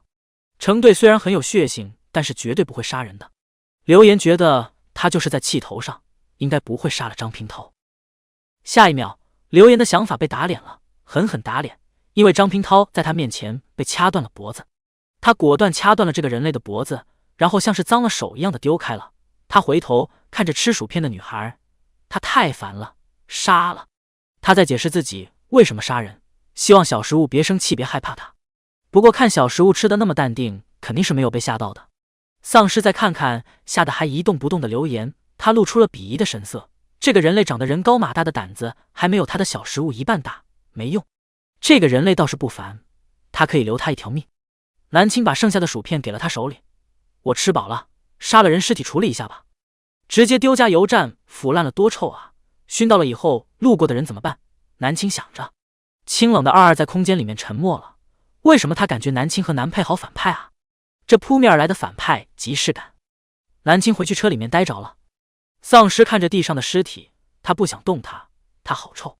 丧尸从背包里面拿出了一瓶水洗手，边洗手他边说：“刘岩。”突然被叫到名字，刘岩回神了，他眼神有点害怕的看着身前高大的男人。程队，把他拖走处理一下。刘岩僵硬的点头，然后慢吞吞的精神紧绷的开始处理尸体。丧尸看他吓成这个样子，只要不惹我就不会杀人。我不知道曾经我在你心目中是什么样子，但是不要用以前的印象来权衡现在的我。处理好这个尸体你就离开吧，回你们口中的安全城去。刘岩许久之后才找回自己的声音，问道：程队，你不去安全城吗？他是丧尸，去什么安全城？而且小食物似乎也不喜欢去安全城。虽然不知道为什么小食物不喜欢去安全城，但是他很喜欢现在这样安安稳稳的和小食物一起待着，等小食物高兴了，他还可以趁机小小的尝一尝它的味道。刘岩，队长是不是担心杀了人不能进安全城？这件事情只有我和那个小妹妹知道，我们不说的话就没有人知道。队长，你还是可以去安全城的。虽然他觉得程队杀人不好，可是刘岩还是不忍心看见他成为亡命之徒。丧尸和刘岩完全不在一个频道上，他指挥着他把尸体处理了。刘岩绝对没发现自己被奴役了，在他心里一直觉得队长指挥什么，作为队员就是要服从命令。这时候远处传来了车子的声音，有车子快速的向着这边来了。南青睁开眼睛看了一眼，远处有车子奔向这边，而且风沙很大。二二忍不住开口，这车子好像有点眼熟。南青，世界女主的车。二二看着光屏无奈一笑，果然主线很难避开，总是遇见女主。刘岩和丧尸也发现了有车子过来，不仅仅有车子过来，车子后面还有大批的丧尸。这是丧尸潮吗？江启开着车，副驾驶位置，邹云离正咬着纱布给自己包扎手臂，他的右手手臂被丧尸咬了一大块肉，还好他有异能，并且天生对丧尸病毒免疫。这不是他第一次被丧尸咬了，但是绝对是最严重的一次。这次的伤口深可见骨头。啊！我害怕，邹姐姐能不能把这个丧尸丢了？呜！许晴坐在后座，除了她后座还有一位乘客。一只腐烂严重红色眼睛的丧尸被五花大绑的捆着，他对着许晴张着嘴巴，许晴吓得大哭，仿佛下一秒就要昏迷了。邹云离看向后座冷漠说道：这是安全城的研究丧尸，丢了你都不可能丢了他。他好不容易抓到的丧尸王，怎么可能丢了？为什么说是丧尸王呢？身后大批的丧尸追逐着他们。江启满头大汗，姐，前面加油站好像有人。第196章，这该死的缘分，真的是哪里都能遇见世界女主。二，女主好像惹什么麻烦了，怎么吸引过来了这么多丧尸？南青无奈脸，先走人再说。南青招手，大块头快点过来。他几乎是瞬移到达南青身边的。大块头，好多丧尸来了，等下记得收敛一下，你的气息别暴露了。不收敛的话，那些丧尸惧怕他根本不敢靠近，不靠近是好事，但是女主肯定会发现端倪的。刘岩行动更慢，他看到大批丧尸追着那辆陌生人的车来的时候，就心里咯噔了一下。这是丧尸潮吗？刘岩快速上了自己的车，他开着车来到南青车边上。程队，有丧尸潮，我们快跑吧，再不跑的话，等下被包围了就很难出去了。他沙哑的声音开口：你先走。刘岩这时候也不磨蹭，程队有强大的异能，肯定不会有危险，他不能扭扭捏捏，到时候拖了程队后腿。看着刘岩听从命令的启动车子了，南青就喜欢这么果断的人，一点都不扭捏。青青，我来开车吧。他已经学会开车了，自然不用小食物那么累了。两个人交换了一下位置，丧尸启动车子，飞快的漂移掉头走人。后面的车子加大马力追上。江启喊道：“前面的兄弟对不住啊，等下如果遇到岔路口，你们就走左边，我们会走右边带走丧尸群的。他们抓了丧尸王，带来了这么多丧尸群，遇到这些人，算是连累了这些人。到了岔路口，江启和邹云离会走右边，把丧尸吸引走，不连累别人。”江启的这辆车昨天改装了一下，改装后开起来更快，很快就几乎和南青的车齐平了。身后的丧尸被甩开了一点点，但是他们进化后行动速度非常快，丧尸根本不会累，想要在短时间内彻底甩掉他们很难。江启边开车边好奇地看向边上的车子，结果一眼就看见了驾驶位眼熟的男人。“你好眼熟啊，兄弟。不对啊，那边上是南青妹妹不？”“南青，早知道应该找一个贴了窗户膜的车了。”邹云离听到江启喊的话，也探头看过去，这车真是他们的车。刚刚他低头在处理伤口，根本没有发现，还真的又遇到南青了。江启笑了，这该死的缘分啊，太有缘了吧。南青妹妹，我是江启，你邹姐姐也在车里呢。身后一大群丧尸追着，他们疯狂的飙车，这江启居然还有心情隔空喊话。南青一头黑线，真的好想装死，假装不认识他们，或者是假装听不见。江启看那个男人认真的在开车，南青妹子也不知道有没有听见他们说话。身后的丧尸吼叫声一直都在，都追了3个小时了，这丧尸还不累？邹云离打开了地图，皱眉了。这附近几百公里都是直线，没有岔路口。这里是高速路，一条直线，而且边上还有高速围栏。身后的丧尸紧紧地咬着他们追，这时候下车肯定是死路一条，一直开下去，要么就是丧尸累了，要么就是他们的车没有油了，或者更倒霉就是他们前方有障碍，不得不停下。无论会发生什么可能，目前形势来看很不利。这边南青也查了地图，他是不慌了，毕竟身边有一只丧尸王在，有他在，遇到丧尸群零危险好不？邹云离关闭了地图，希望我们不要遇到障碍，就不相信这群丧尸不会累。后座被五花大绑的丧尸在吼叫着，声音极其恐怖，他全身都散发着恶臭。许晴忍不住的干呕，眼泪都出来了。他还晕车，可是他不敢喊江启开慢点，后面那么多丧尸，慢一点他们就全部完蛋了。许晴要崩溃了，邹姐姐，我们把这只丧尸丢了吧，这样下去我们都会死的。边上车子是南青小妹妹吧，我们死了没事，不能又连累到他们，这可是好几条人命。邹云离一道呵斥。许晴被吓得立刻噤声了，身边一阵阵让人作呕的恶臭味，让他觉得这些人肯定是疯了。安全城是变态吗？安全城不是应该提防丧尸入侵吗？为什么还要找人出去抓丧尸回去？这简直就是引狼入室。说不定丧尸病毒也是那些高官们搞出来的。他们有钱有势的人可以在安全城安安稳稳的生活着，可是他这个最底层呢？末日来临，他就没有过一天的好日子，甚至有一段时间他活的都不如一条狗。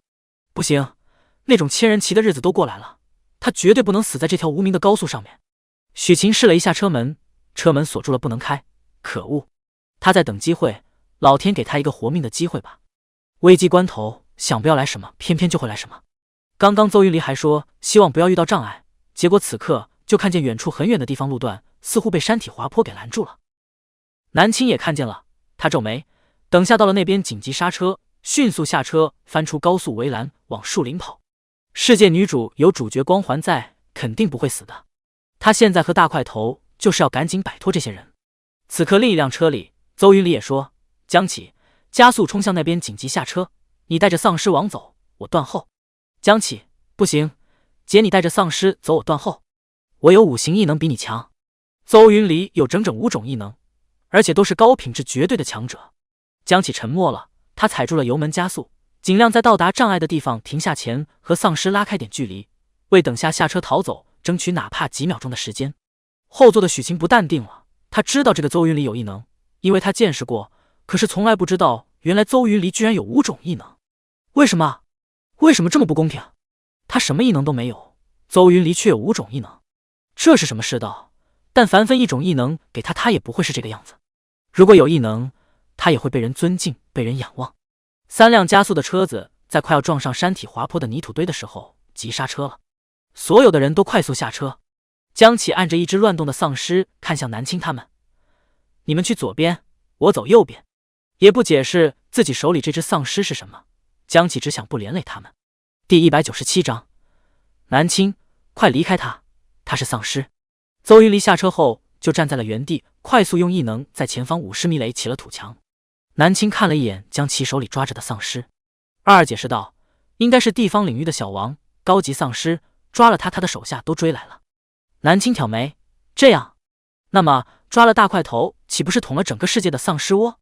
空间里面的小孩点着光屏，一目十行看了一下，清冷的声音回答：“是的，所以南佩被抓了做实验那段时间，安全城遭受了10多次的丧尸潮攻击，全靠世界男女主力挽狂澜，一次又一次的守护安全城。这也是体现主角们逼格的剧情。全世界的丧尸那么多，那么多的丧尸聚集攻击安全城，男女主2个人就护住了城池，这是真的很装逼。高速的围栏太高了，南青要跨过去也可以，但是……大块头，抱我过去。能优雅轻松快速的过围栏，为什么要不雅的自己翻呢？男人1.9米的身高不是盖的，他公主抱着南青就跟抱小孩子一样，快速的过了围栏一路跑。可是身边的丧尸实在太多了，邹云离的土墙几乎是几秒钟就被攻破了。丧尸群不仅仅是跟着他们的头头，他们也是会咬人的。此刻闻到了人类的味道，看见了人类都一个个不管不顾了。刘岩跟着南青他们，数十个丧尸翻越围栏追上了他们。刘岩拿起了长刀子，就跟丧尸打起来了。大块头快速改成了单手抱小孩一样的抱着南青，南青的小屁股坐在他的臂弯里面，他的另一只手释放火系异能攻击袭击上来的丧尸。邹云离脸色一变，不好，这些丧尸全部失控了。他们不会只顾着追丧尸王，他们最喜欢的还是人类的血肉的味道。江启拉着丧尸翻越了围栏，就准备走人。他的任务就是带着丧尸王回安全城，这样才对得起一路上牺牲的队员们。还没有走一步，他衣服就被人扯住了。许晴隔着围栏拉着他的衣服：“等一下我过不去。”江启，你不要拉我，自己爬过来就好了。太高了，我爬不过去，你帮帮我，你帮一下我好不好？身后有邹云离拦着丧尸，一时半会不会有丧尸过来？可是许晴真的好害怕，他现在只想跟着一个人。虽然江启带着丧尸王很危险，但是跟着他比跟着邹云离好。许晴一直抓着江启的衣服，江启根本扯不出自己的衣角。他怒了：“许晴，你松手！信不信我把你手剁了？当初就不应该救下这个女人，这个女人就是一个大麻烦。现在姐正在争分夺秒的给她争取带着丧尸王逃走的时间，这个女人居然还在这里拖着她。”江启直接拿出了刀子，划破了许晴的手。许晴手被一道血痕疼得她赶紧松手了。江启拖着五花大绑的丧尸头也不回的赶紧走了。许晴心疼着抓着自己的手，眼神狠毒的看着前面的江启。只要今天不死，他一定会报仇的。邹云离已经快要拦不住丧尸，很多丧尸已经脱离了他的攻击范围，四散去追南青他们了。许晴看了一眼身后的状况，赶紧伸手爬上高速的围栏。突然这时候一只丧尸抓住了他的脚。啊！松开，快松开，救命啊！冰冷的手抓着他的脚，许晴尖叫哭泣的魂魄都快吓得飞了。可是此刻根本就没有人帮，许晴能用力的踹，把那只手踹掉了，然后赶紧翻过围栏。他顾不得脚腕上的疼痛，跌跌撞撞的就往树林子里面走。他要追上江启，他没有异能不能一个人走，一个人死得更快。许晴脑袋还算清晰。这边南青几乎不用战斗，他坐在大块头的臂弯里面。大块头手轻轻一挥几个火球，就立刻把靠近的丧尸烧成了灰烬。刘岩吃力的跟丧尸搏斗着，偶尔使用上异能，但是他异能实在太低端了，连续好几下才能打死一只丧尸，而且使用异能很快就会身体疲惫。刘岩疲惫的看下轻松应对丧尸的程度好，程队好强大。程队上次对付那只变异丧尸应该用的是精神异能，而现在用的却是火系异能。程队到底拥有多少种异能？刘岩靠近南青他们，他一个人站得太远了，四面八方都是丧尸，实在太难对付了。程队，丧尸太多了怎么办？刘岩喊道。大块头认真的对付丧尸，并没有回复他。南青在他耳边说道：“火烧这些丧尸的味道实在太难闻了，随便打几下我们就走，等这里没人了，我们再回来开这辆车。还是要装一装样子的，起码要让邹云离觉得他们对付丧尸很吃力，是好不容易才脱困的。如果太容易脱困的话，又不去救世界女主，就显得他们有点不厚道。”大块头假装有些吃力，然后说：“刘岩，往边上树林走，杀出一条路来。”刘岩配合着释放异能。其实就在这时候，大多数丧尸都向着他们这边来了。南青皱眉：“大块头，释放一点威压，让他们不要过来。吼叫的声音还有战斗的声音十分大，刘岩根本听不到他们两个人的对话。他控制着自己的气息，稍微的释放一点点气息，那些丧尸就不敢过来了。邹云离也感觉到了丧尸的一瞬间没有那么前仆后拥了，虽然只是一瞬间的松懈，但是他还是察觉到了。难道丧尸疲惫了？邹云离打斗的时候无意识地看向了高速外的几个人。南青小小的一只被那个男人保护，而那个男人轻轻松松地释放几个异能就杀到一片丧尸。那个男人很强，而且身上有一股诡异的力量一样，那些丧尸似乎不太敢靠近那个男人。他有精神异能吗？邹云离没有告诉过别人，其实他也有精神系异能，而且能远程窥探人。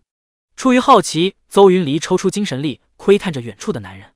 大块头感受到一股力量之后，一瞬间抬头，他眸子闪过白眸光，几秒钟后就消失了。偏偏就是那几秒钟，邹云离看得一清二楚，他震惊了那双眼睛。片刻后，邹云离大喊：“南青，快离开他！他是丧尸！”第198章又要他。听到这一声话，南青都惊讶了，什么情况？南青被丧尸抱着，他看着近在咫尺的脸庞，这怎么看都是一个人类的脸啊，和身边那些攻击人的丧尸完全不一样。邹云离是怎么看出来的？大概就是世界女主的光环。主角的光环果然高，既然被认出来了，那就不用在这里耗了。南青直接伸手搂住了丧尸的脖子，大块头，我们走。刘岩听到邹云离这句话之后完全懵了，他边和丧尸战斗边看着身边的男人。队长是丧尸，他早就想离开这里了，现在南青发话了，他脸上露出喜悦的表情。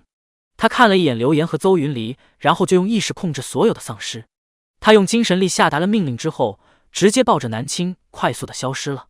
他行动速度不是一般的快，邹云离和刘岩根本看不清他的身影，他就消失了。那些丧尸根本不拦着他和南青，丧尸开始疯狂的阻拦刘岩和邹云离。但是明显那些丧尸没有攻击他们的要害，甚至没有咬他们，就像是得到了什么命令一样，只是简单的拦着他们。邹云离脑子里面乱糟糟，那个男人居然是丧尸，他为什么长得和人类一模一样？如果不是刚刚一瞬间他真的发现不了他居然是丧尸。他非常的强大，这才是丧尸王吧。一瞬间邹云离觉得那个男人才是他苦寻的丧尸王，只要抓住他肯定能研究出拯救世界的药剂。而南青刚刚搂着丧尸脖子的那个画面，邹云离看得一清二楚。南青从一开始就知道那个男人是丧尸。邹云离突然恍然大悟，当初抓走南青的丧尸就是刚刚那只吧。刘岩靠近邹云离，这位小姐，我们现在怎么办啊？虽然这些丧尸没有疯狂的攻击，但是不知道他们会维持多久这样的状态。邹云离咬牙，跟着我上车。两个人突破丧尸的重围，快速的上车，车子是改装过的，碾压起丧尸来毫不费劲。邹云离踩紧油门，快速的突围了。开在无人的高速路上，邹云离和刘岩都陷入了沉默。最后还是刘岩打破了这阵沉默。你好，我叫刘岩，是 B 座安全城派出来寻找物资的队员。刚刚那个是我前队长，你为什么说他是丧尸？刘岩还是不敢相信，即使看见了成队刚刚抱着南青从丧尸身边走过那些丧尸，也不攻击他们，也不敢相信。邹云离握紧了方向盘，我看见了他的眼睛，那是丧尸的眼睛，虽然只是几秒钟就转换人了，但是邹云离确定自己没有看错。刘岩沉默了。邹云离开口，我是 A 座安全城派出来调查丧尸病毒，抓取变异丧尸回基地研究的人。安全城不断的派遣队伍出来，有的队伍是出来寻找物资，有的队伍是出来寻找幸存者，还有的就是来调查丧尸病毒的。虽然出来的工作性质不一样，但他们都是安全城的人。你的队员单独带的那只丧尸走了，会不会有危险？刘岩有点担心，邹云离也担心着江启的情况。现在大家都走散了，最主要是那只丧尸王，他长相和人类一样，太狡猾了。邹云离踩紧油门，快速的行驶着。刘岩，我们这是要去哪里？回安全城。这车的油足够，开到天黑应该就能回安全城了。这是一次重大发现，必须回安全城调遣人员一起抓丧尸王。希望江启那边别出事。邹云离带回来的消息让所有安全城的人又是振奋又是警惕。一个安全城得到了消息，整个世界所有的安全城都得陆陆续续的知道了这个消息。知道丧尸王的存在，很多人都是恐惧的。天哪，丧尸居然能长得和人类一模一样，还会说话有意识，这样我们怎么提防啊？万一他混入了安全城怎么办？完蛋了，丧尸进化的太快了，而我们人类，整个安全城有异能的人才只有几百人，成千上万的普通人，难道我们人类真的要走向灭亡了吗？知道了丧尸王的存在，安全城的人全部都笼罩在了阴霾之下。而统领安全层的领导人发话了，丧尸王的出现是我们的转机，这个丧尸王身上肯定有不一样的病毒毒株，只要抓住丧尸王，我们就能研发出疫苗，结束这一场末日危机。结束末日危机是所有人的心愿。当领导人说出这句话的时候，所有的人都露出了向往的神色。我们人类也有很多人拥有了异能，只要我们团结起来，一定可以抓住他的。只要抓住了丧尸王，我们人类就掌握住了命运。研发出来的疫苗，所有的幸存者都能注射，这样我们再也不用惧怕丧尸病毒了。说不定我们还能研发出更加强大的疫苗，不仅能让幸存者不惧怕丧尸病毒，还能让变成丧尸的亲人们重新变回人类。领导人员最喜欢的话就是画大饼，当然这种时候不能称之为画大饼，这叫振奋民心。古往今来，大战之前，领导人都会对着自己的将士大放言辞，鼓舞军心。所有的安全城都团结起来，整个世界的地图被瓜分为许多块，每一个安全城都负责一块区域的搜查。一旦发现丧尸王的行踪，就立刻把消息告诉所有人。荒郊野外一处废弃的烂尾楼里，一个双人帐篷搭在了烂尾楼的楼顶。帐篷崭新，帐篷里面垫着厚厚的被子，穿着长裙的南青坐在被窝里。丧尸出去了。南青披散的长发有些睡眼朦胧，他才刚刚睡醒。南青秀气地打了一个哈欠之后，拿出了幸存者的通信仪，看着上面的消息。这个通讯仪本来是用来看地图的，没想到这几天却接收到了很多安全城发给幸存者的信息。信息大概内容就是安全城正在搜寻丧尸王，散落在各地的幸存者们如果知道什么信息都可以告诉他们。现在你和南佩被整个世界通缉了。空间里面的小郑太一脸冷漠，他静静看着南青在这样的情况下怎么保护南佩。南青，只要不对上世界主角，大块头和我完全能逃脱。其他的人他们不放在眼里，但是主角光环在他们两个小配角肯定是打不赢的。二二翘着二郎腿，他好奇问道：你有什么计策吗？有，我要见世界女主。送死！二二伸手滑动光屏，无情地说道：南佩如果死了，你就会被我抹杀。二，你可爱一点好不好？小孩扬了一下下巴，冰冷的声音道：我是正经的系统。南青哭笑不得，当你说出这句话的时候就已经不正经了。南青听到楼下有人上楼的声音，一听这脚步声他就知道是谁了。大块头，你下次能不能等我醒来再出去啊？南青抱怨地说道。他一觉醒来就看见自己一个人在被窝里，他不见了，这很没有安全感的。一起相处久了，南青有些黏丧尸，一觉醒来看不到他，南青心里怪不舒服的，同时又担心他在外面会不会遇到主角。身形修长的男人走到了帐篷边蹲下，他拿出了一瓶红酒，别生气了，下次我一定等你醒来再出去。他发现空间里面的酒已经没了，他那么喜欢喝酒，如果今天喝不上的话，肯定会心情不好的。所以他一大早上就出去了，希望能赶在他醒来之前找到酒并且回来。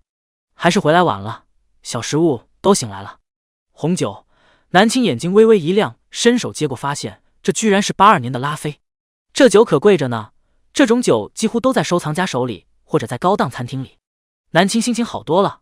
大块头，你找到多少瓶这种酒？他也不是很懂，说道：这种的大概有10来瓶，还有其他种类。都是红酒，全部加起来大概有500多瓶。他声音沙哑很难听，但是听久了却觉得越来越有安全感。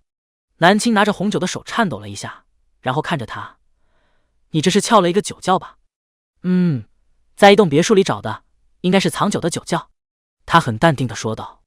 而南青高兴的嘴巴都快合不拢了，这应该是哪位土豪的酒窖被大块头掏空了，以后不愁酒喝了，而且都是极品的好酒。大块头，你坐我边上。南青挪了一下屁股，把被窝让出来一边。他坐下之后，南青立刻把自己的脑袋靠在他的肩膀上。大块头，现在整个世界都在抓我们俩。丧尸眸子微微一闪，我知道，他们知道你是丧尸了，想抓你回去做实验。我现在和你也是一条绳上的蚂蚱。他侧头，轻轻害怕吗？我当然是不害怕了，而且你不觉得很刺激吗？亡命天涯。他软嫩的声音说这句话的时候，透着一丝疯狂。丧尸听到他的话，悄悄地松了一口气。小食物不害怕就好。他当然很清楚，全世界都在抓他，他连累了小食物，可是他不后悔带着小食物。就算是死，小食物也只能和他死在一起，他不要和小食物分开。小食物应该也是愿意的吧，愿意永远跟着他。南青完全不知道身边的丧尸在想什么，他靠着他肩膀说：“大块头，我想去见一下邹云离。”话刚刚说完，立刻南青就被男人抱在了冰冷的怀里。他沙哑的声音凑在他耳边：“你见他干什么？小食物跟着他不好吗？为什么要去找那个人类女人？难道小食物想要回归人类的生活，想要站在人类那一边，不愿意跟着他吗？”南青被抱得有点疼，你放开一点，你硌着我了。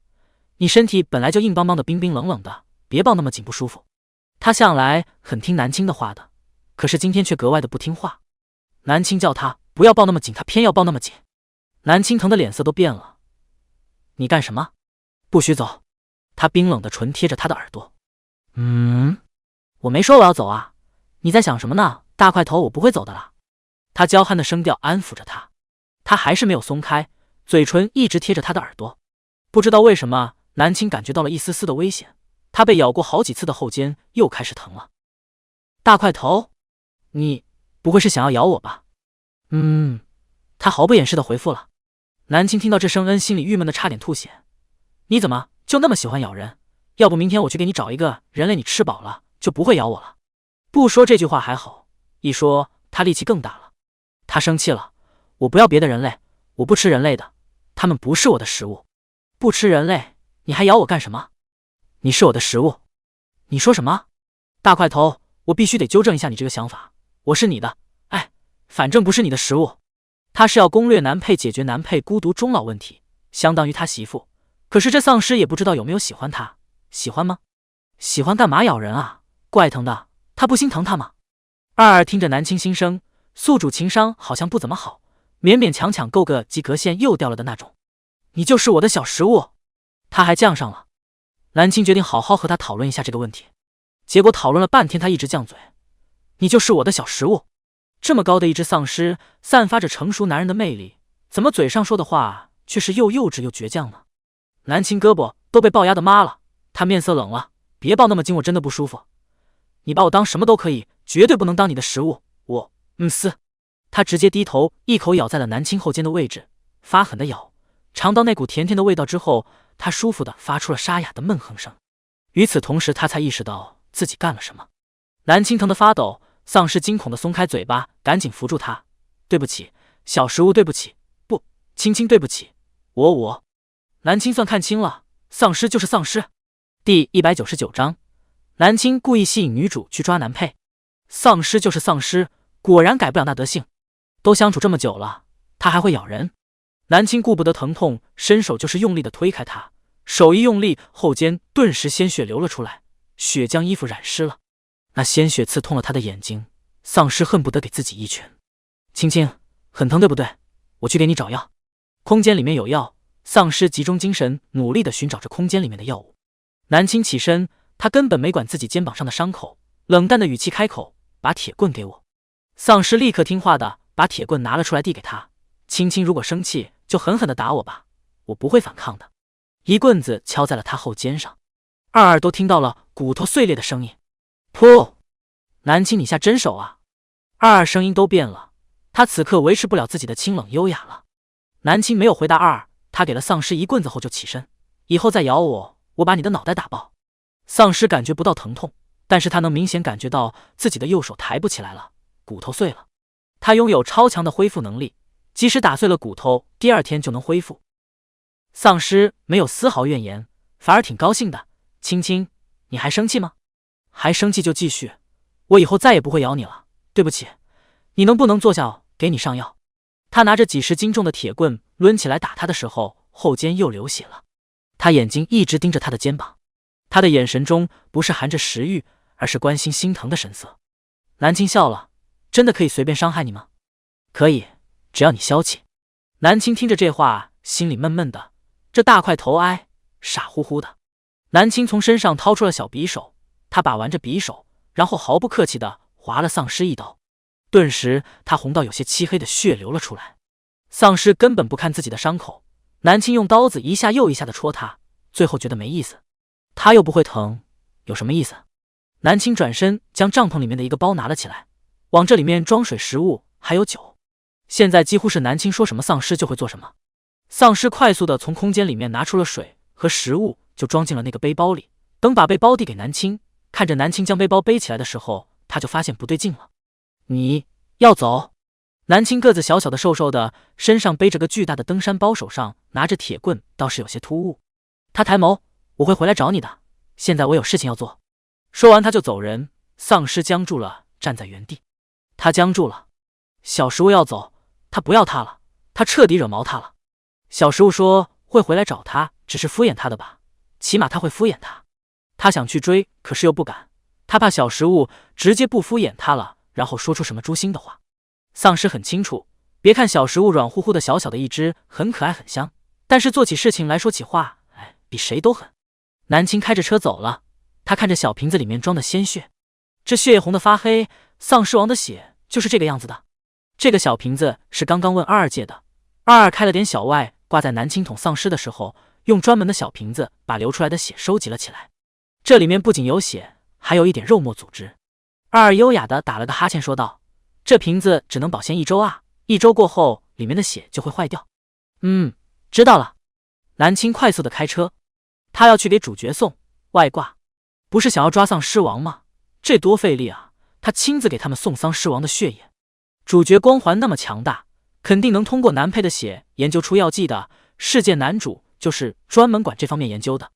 二二说道，让大块头落单一段时间，我不在他就没有弱点。二二有地图，上面可以显示世界主角的位置。现在这个世界的男主还在安全城，而女主就在附近的一座城市。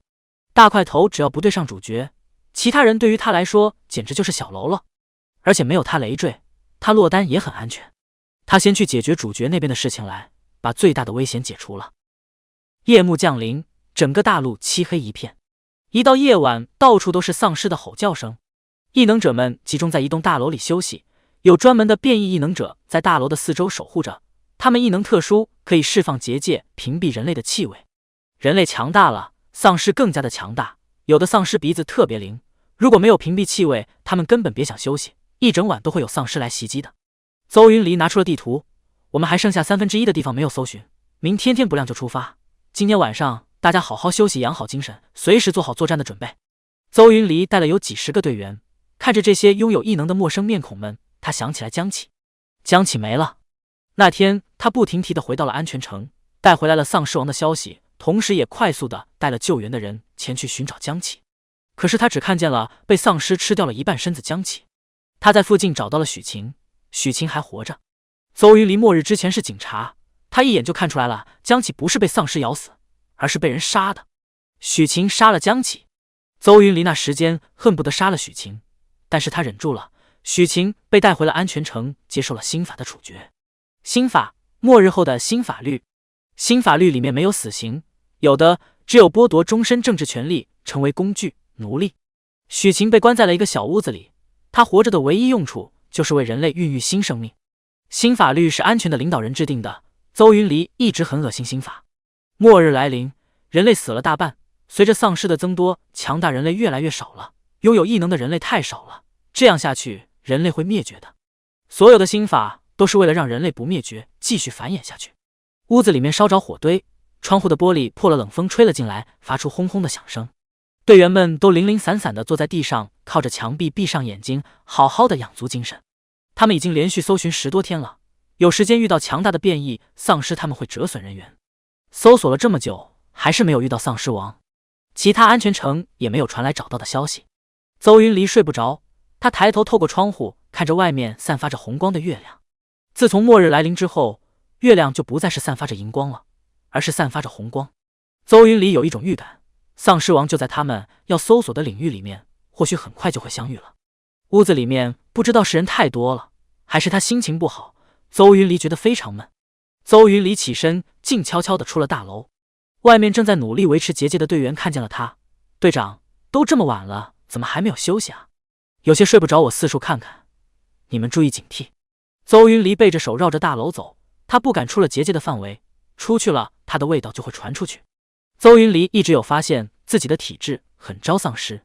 绕到大楼后，这边没有人，他在一块石头上坐下，吹着冷风。突然有谁踩到了枯树枝，发出清脆的声音。邹云离快速回头，谁？只见草丛里一个人站了起来，一个背着包的女孩看着他笑着。邹云离震惊了，他快速的警惕，南青，他在哪里？他跟着你吗？在邹云离认为南青会在这里，那么丧尸肯定也是跟着他的。他警惕的查看四周，但是却发现好像并没有谁了，只有南青和他。南青慢慢的走近了，那些异能释放出来的结界只是隔绝气味，并不能隔绝人进来。南青轻而易举的就走到了邹云离身前几米的位置。邹姐姐，不用这么警惕，也不用这么害怕，只有我一个人来的。听着他软嫩的声音喊着自己姐姐，邹云离冷然的脸还是放松了一些，说道：南青，你来这里干什么？你知不知道你那天跟着那只丧尸走了，你等同于背叛了人类。邹姐姐，不要给我扣那么大的帽子嘛，大块头对我很好，保护我，给我吃的，让我不挨饿受冻，我愿意跟着他，我只是单纯的跟着他，根本没有什么背叛人类一说。南青丝毫不气恼，说话软软无奈的，他整个人看起来人畜无害。但是邹云离还是警惕着眼神，扫了一眼他手里的粗大的铁棍。邹云离吸了一口气说道：好，我知道你只是单纯的跟着他，可是他是丧尸，你是人类，你们不是同一个物种，丧尸终归是丧尸，总有一天他肯定会伤害你的。邹云离虽然震惊南青会跟着一只丧尸，那只丧尸还不伤害南青，但是他对南青的感觉还是很好的，他对南青严厉恶意不起来。邹云离希望南青能回归人类的正常生活，南青不要跟着他好不好？我可以带你去安全城，那里没有危险，也能吃饱穿暖，你跟着一只丧尸实在太危险了。二二看着这画面忍不住道，世界女主就仿佛是三儿一样在撬你。南青本来装着软软的样子看着邹云离，这一秒差点被二二的话搅得乱了演技。南青摇头了，我不会去安全城，我讨厌人类。邹云离疑惑了，为什么？因为他们很恶心，他们乱摸他，强暴他，他们暴力打他，掐他，不把他当人看，他活得就像一只死狗一样。那是原主的母亲，原主整个童年看见的都是这种画面，原主曾经砸死的每一个男人都是有强暴过姑娘的人。南青声音冷了下来，眼神迷茫，似乎在回忆什么。上一秒还单纯的女孩，这一秒突然变了一个人一样。邹云离意识到了什么，南青是不是经历过什么黑暗，还是看见了什么黑暗，造成他宁愿跟着一只丧尸，也不愿意去安全城和人类生活。末日爆发后，很多人类逐渐没有了人性，邹云离这半年来也看见了很多黑暗的事情，太多黑暗的事情发生了。南青应该也是看见了那些，或者说遭受了那些。邹云离微微心疼，安全城的人都是好人，坏人早就被处置了，你跟着我回去好不好？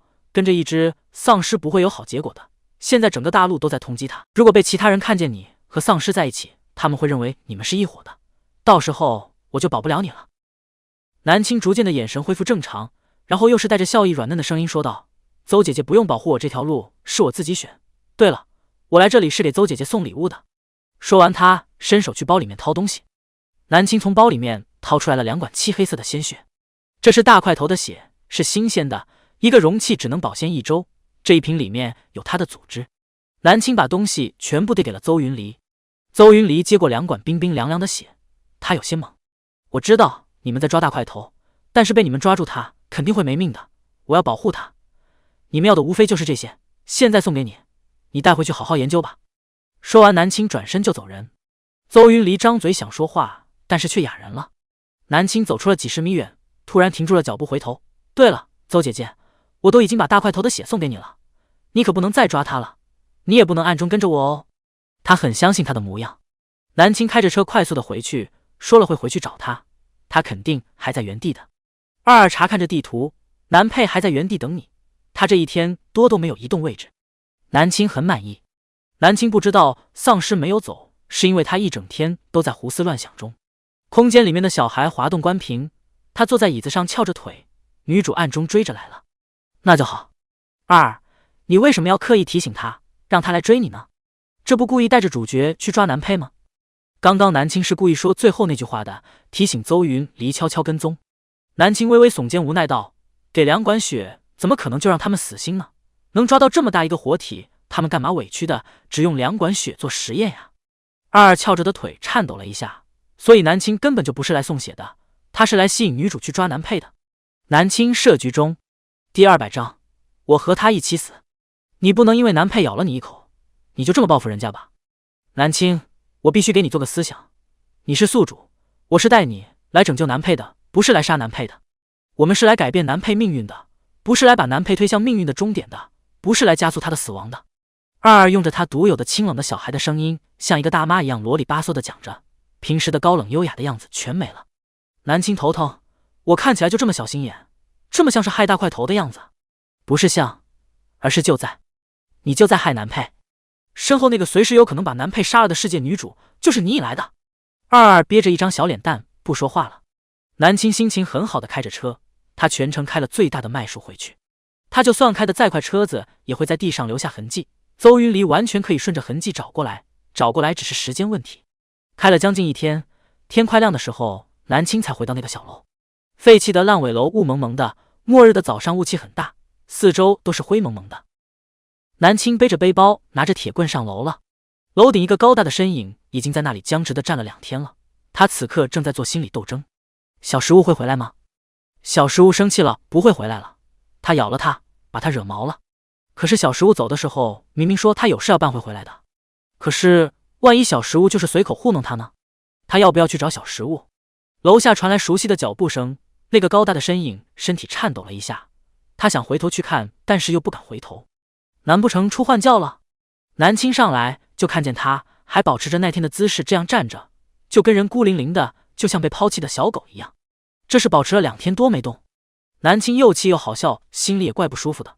他开口：大块头，你傻站在那里干什么？我回来了不过来吗？小食物的声音。南青皱眉，这是耳朵聋了吗？我才出去2天你就出毛病了。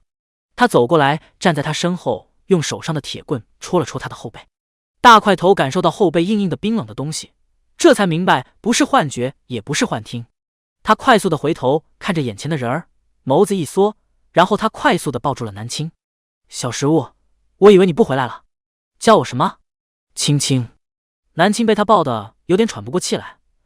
你松开一点，我喘不过气来了。我那天不是说了会回来吗？你这2天都在想什么呢？你不会一直站在这里没动过吧？没动。他松了一点力道，但是头颅还是埋在南青肩颈的位置，闷闷的沙哑难听的声音回答他：你傻不傻啊？南青真的哭笑不得，他以后还是对他好一点吧。他是丧尸脑子转不过弯来，自己就别跟他计较了。南青任由他抱着，然后他凑到他耳边：大块头，想不想永远和我在一起，而且不被别人打搅，不会有人通缉我们。他巴不得小食物天天和自己待在一起，永远不要有人打搅。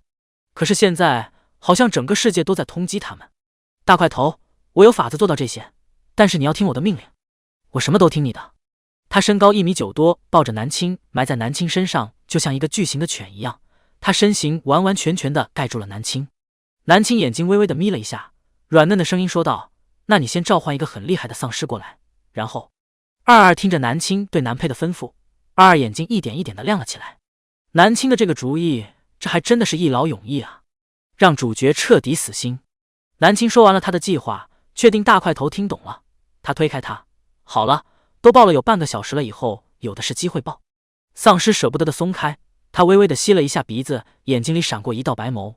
他说道：青青出去了一趟，好像又变得更香了，你再咬一个试试。南青拿起了自己的铁棍。丧尸快速的后退了一点，他沙哑的嗓音道：只是说你香，没说咬你。你哪次夸我香，不都是想咬我？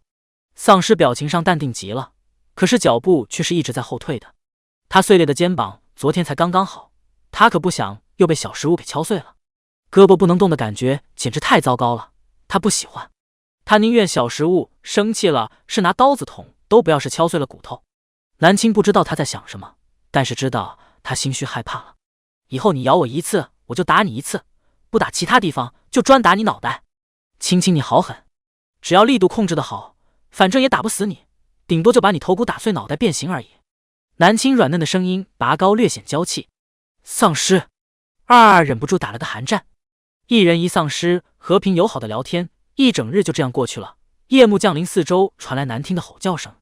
每到晚上都有这种声音，恐怖吓人又吵。一般南青要睡觉了，他就会大大的吼叫一声，让周围的丧尸不要叫。但是今天南青没有让丧尸去吼，因为他今天晚上不准备睡觉，安静的等着。终于等来了车轮的声音，而且是很多辆车的声音。邹云离来了，很快听到了车子开门的声音，车子关门的声音，还有就是许多脚步声。很多人从烂尾楼的四面八方开始包围了。邹云离带着几个异能强大的队员上楼。邹云离小声的吩咐道：“丧尸王就在上面，等下一切听我的命令，不要轻举妄动。”丧尸王身边还有一个女孩，她是活人，你们不能伤害到了她。那些队员并没有很惊讶，因为传来的消息里面就有丧尸王身边带着一个女孩，而那个女孩是人类还是丧尸就不得而知了。邹队长似乎一口笃定那个女孩是人类。邹云离看清了那些队员眼中的疑惑，他没有解释。当初带回丧尸王存在的消息的人就是他，他当然清楚丧尸王身边的女孩是人类了。邹云离放轻脚步上楼，他们已经全方位的包围了整个烂尾楼，丧尸王插翅也难飞，今天一定要把他抓住。邹云离知道自己这样做非常不厚道。南青送来了丧尸王的血液样本，但是他还是跟踪南青过来了。丧尸王是人类的头号敌人，要抓他不仅仅是因为要研究病毒，还有清除敌人。俗话说得好，擒贼先擒王。南青，对不起。他等下唯一能做的就是让队员不要攻击南青。就在要接近楼顶的时候，突然底下的队员传来惨叫声。啊！有变异丧尸！队长，有好多丧尸过来了。刚刚明明还很安静的烂尾楼，不知道从哪里跑出来了许许多多密密麻麻的丧尸。守在四周的队员陆陆续续传来惨叫声，而有的队员开始疯狂的用技能攻击那些丧尸，所有的包围还有攻击节奏全部被打乱了。楼上的人肯定被惊动了。邹云离顾不得其他，立刻对身边的两个队员说道：“冲上去抓住丧尸王，不要恋战，赶紧走。”几人快速冲上楼顶，面就看见了一个穿着黑色衣裳的成年男人。看见他的一个瞬间，几个队员都愣住了。邹云离喊道：“别傻着，他就是丧尸王。末日以来，他们见到的丧尸都是肤色苍白，甚至身体腐烂的，从来没有见过这样的丧尸，这简直太像活人了。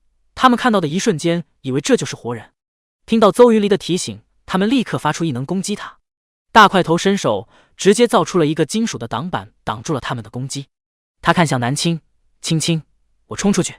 他们的东西都已经全部收进空间里面去。南青手握一根铁棍，跟着大块头。他全属性的异能完全施展，金属的挡板隔绝攻击，大团火球攻击的两个队员，甚至用木系藤蔓直接将人捆住焚烧。他的攻击又快又稳又准，每一次异能释放都没有间隙，更换异能属性攻击的时候毫无卡顿。那几个人类队员哪里见过这样的强大的异能丧尸，还没有1分钟就被大块头攻击的溃不成军。唯一能打的只有邹云离。邹云离吃力地释放着技能，他随着每一次技能释放，额头上的汗水就越来越多。全属性异能，邹姐姐果然强大。邹云离听到了女孩的声音，邹云离咬牙道：“南青，你是不是忘记了你是人类？快站过我这边来！”南青无视他的话，并且反问道：“邹姐姐，我那么信任你，并且还给你送来丧尸王血液，你为什么要跟踪我们？”邹云离知道自己理亏，但是他还是咬牙坚持自己的观念：“我的任务就是抓丧尸王。邹姐姐，你辜负了我的信任。”就在此时，大块头一根藤蔓袭向邹云离，藤蔓重重地打在了邹云离的后背，发出一声闷响。嗨嗨！邹云离闷哼一声，口中泌出鲜血。南青牵住他，我们走。他们越过受伤的邹云离下楼了。楼下人类正在和一大群散乱的丧尸战斗着。很奇怪，那些丧尸看见丧尸王居然没有停下手，而且居然还去攻击丧尸王了。丧尸王不应该是丧尸的王吗？他们居然攻击自己的王！大块头，这些丧尸是那只变异丧尸带来的。别害怕，站在我身后，我会带着你离开的。他说完就冲出去杀血路，密密麻麻都是丧尸包围着烂尾楼，想要杀出一条血路不容易。因为丧尸王的出现，那些丧尸变得更加躁动了。而人群中有一只高大的变异的已经没有人形的像怪物一样的丧尸，他快速的挪动着来到了大块头身前。你好臭啊！他沙哑嫌弃的话惹怒了那只变异丧尸，那高大的怪物一样的丧尸疯狂的攻击着他。因为没有大块头的保护，无数的丧尸袭击南青，南青手持着几十斤的铁棍，一棍一个爆头。一声声的闷响，铁棍敲在丧尸的脑袋上，直接爆头。卧槽！那个女的好彪悍啊！我的天啊！嗨，这时候就别看别人了，保命要紧。他们已经顾不得抓什么丧尸王了，现在保命要紧。今天晚上这是倒了什么大霉啊？怎么会有这么多丧尸过来？而且为什么丧尸还会攻击丧尸啊？那只怪物一样的变异丧尸攻击着丧尸王，两个都是丧尸啊，为什么互相攻击？邹云里捂着胸口下楼，就看见这样的情况，同时看见了一铁棍一个爆头的南青。邹云离看见南青杀丧尸的画面，不知道为什么他脑海里闪过了在警局看见的那一张张受害者尸体照片，每一个男人的脑袋都被重物打烂了，而且都是从左边打的。法医的鉴定结果是很粗的铁棒或者说是棒球棒打碎了脑袋才死的，一击毙命必须拥有很大的力气。因为法医的这一个鉴定，警察锁定的凶手会是力气大的成年男子。可是有没有人想过，凶手也有可能是未成年的女生？有的人或许天生力气就那么大，比如说南青，他单手就能拿起10几斤重的铁棍，挥动自如，一棍子就能将丧尸的脑袋打得稀碎。那么他一棍子打死一个成年男人也不成问题吧？邹云里眼睛红了，他释放着异能，杀死眼前的几个丧尸，然后慢慢的接近南青。南青，末日之前你杀了人对不对？南青杀着丧尸，就听到了不远处邹云离的声音。哦豁，暴露了呀！南青笑得很甜，邹姐姐，现在应该管的是怎么活命，而不是管这些闲事哦。这不是闲事。南青，你回答我，末日之前你是不是杀了人？你们警察就是这么询问嫌疑人的吗？这问得出结果吗？问不出来的吧。不过看我们俩关系这么好，我就不对你撒谎了，我的确杀了人，而且杀了好几个呢。南青如同人间魔鬼一样，最甜的声音说着最残忍的事实。邹云离杀着丧尸，眼睛都血红了。杀人你很骄傲是不是？我会抓你回去的。今晚我们先逃出去再说。南青无所谓的说道。邹云离抬头看向被怪物袭击的丧尸王，那只丧尸在袭击他，丧尸之间也有等级之争吧？如果丧尸王死了，你就没有庇护了。那么我和他一起死。南青说道。大块头不是什么丧尸王，那只变异丧尸也很强，他们正在争王者的位置，如果大块头输了，我们都要死在这。第201章，谁是丧尸王？看在我们以前的相处还算平稳的份上，大块头是不会伤害你们的，但是如果大块头输了，我们全部的人都要死在这里。南青一手抡着铁棍砸丧尸，口中胡诌着，满口胡诌，开始了局，也开始射了。邹云离听了这话，眼神瞥向那边对战的2只丧尸。那个男人如果不是他知道他是丧尸，估计远远的看上去就以为是一个异能者。而和他对战的那只变异丧尸已经没有人的样子了，那只丧尸身高足足有3米，长得奇形怪状，身上还有触手，黏黏糊糊的身上发出腐烂的臭味，那臭味完全盖过了其他丧尸身上发出来的臭味。邹云离还是第一次见到这样的变异丧尸，曾经在基地也见到过一个没有人样的丧尸，好像不是人感染病毒变成了，而是动物。可是这个丧尸他胸前有一个人类脑袋，有眼睛还在动，这证明他原本的确是一个人。变异丧尸疯狂地用触手攻击着那个男人，2个人看上去势均力敌，但是邹云离发现了，还是变异丧尸占了上风。那个男人只能一味的躲，使出来的攻击根本伤害不了那个变异丧尸。邹云离惊住了，因为刚刚他对战丧尸王的时候能明显感觉到他的强大，可是现在丧尸王居然没办法伤害到那只变异丧尸，那只变异丧尸的多强啊！2只高级丧尸在互相争夺地位，这些密密麻麻的丧尸全部都是变异丧尸招来的。邹云离心凉了半截，今天恐怕是凶多吉少了。不说能不能抓住高级丧尸，首先他们能不能跑出去都不知道。南青将四周的丧尸清理完毕，继续往前走，可是丧尸实在是太多了，他实在没办法突围。南青笑着喊道：邹姐姐，恐怕今天晚上我们所有人都要死在这里了。邹云离咬牙，他最不喜欢听到的就是这种丧气话。我们不会死的，你也不会死，我一定要把你抓回安全城去就地正法。邹姐姐，你怎么就对抓我这么执着呢？邹云离道：你是我末日之前接手的最后一个案子。原来如此啊！丧尸发出吼叫声，将他们的声音淹没了。丧尸们似乎再不高兴，这2个人类把他们当什么了？当着他们的面居然还聊起天来了。啊，我的手，队长救我！一个男人的手指直接被丧尸一口咬了下来，他疼得大喊，完全忘记了施展异能。因为没有异能阻断丧尸，瞬间好几个丧尸趴在了他身上，大口大口地咬着他的肉。他倒在了地上，身上全部都是丧尸在啃咬着他。他无助又绝望地伸着手，对，救我，我不想死。邹云离听着他的惨叫声，眼睛都杀红了，但是他根本没办法接近那边。随着队员的一阵阵惨叫声，他们人一个一个的在减少，而且因为丧尸太多了，一旦被丧尸咬中扑在了地上，那么等待他们的结局就是被啃得一干二净。如果遇到一两只丧尸，或许就是被吃掉一条胳膊，然后感染丧尸病毒，重新站起来成为丧尸。可是这么多丧尸，结局就是尸骨无存。知道是队员们的求救声刺激了邹云离，还是其他的？此时邹云离眼睛血红，突然暴走：“畜生！我杀了你们！”南青差点被邹云离攻击过来的火球击中，南青快速的闪开。不愧是世界女主啊，暴走瞬间力量强大了几倍。南青边吐槽着边游刃有余的攻击着丧尸。邹云离全暴走了，根本注意不到南青，南青也不用故意的装很吃力了。其实这些丧尸根本不会伤害到南青的，不仅仅是南青厉害，还有大块头早就下令了。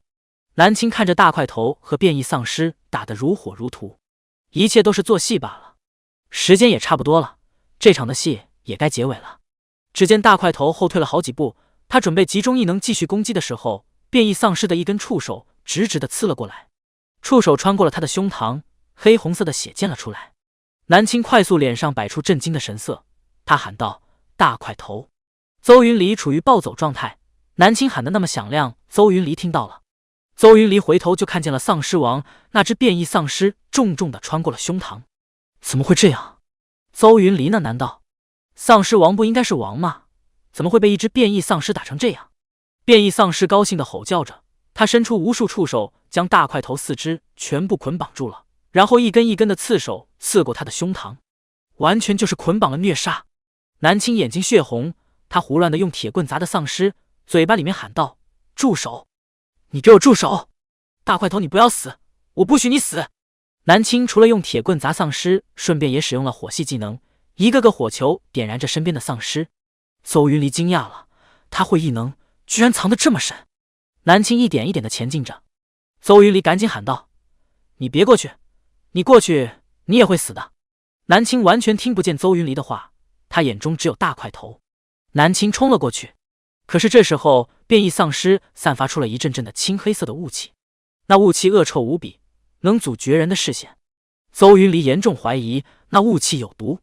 邹云离想要阻止南青过去那边，可是已经来不及，南青已经走进了雾气的范围内，只能闻到雾气中传来浓浓的血腥味，还有丧尸的吼叫声。几个队员靠近邹云离：“队长，我们已经死伤好多个队员了，我们先撤吧。”“对啊，我们撤退吧，那么多丧尸，我们抓不住丧尸王的，而且那两只丧尸那么厉害，谁知道哪个是王啊？安全城的消息有误啊，谁说那个男人就是丧尸王的？人外有人，山外有山，丧尸之外也有更厉害的丧尸。”几个队员都在努力的劝着邹云离，他们几乎都受伤了，而且都已经精疲力尽了，再继续耗下去只有死的份。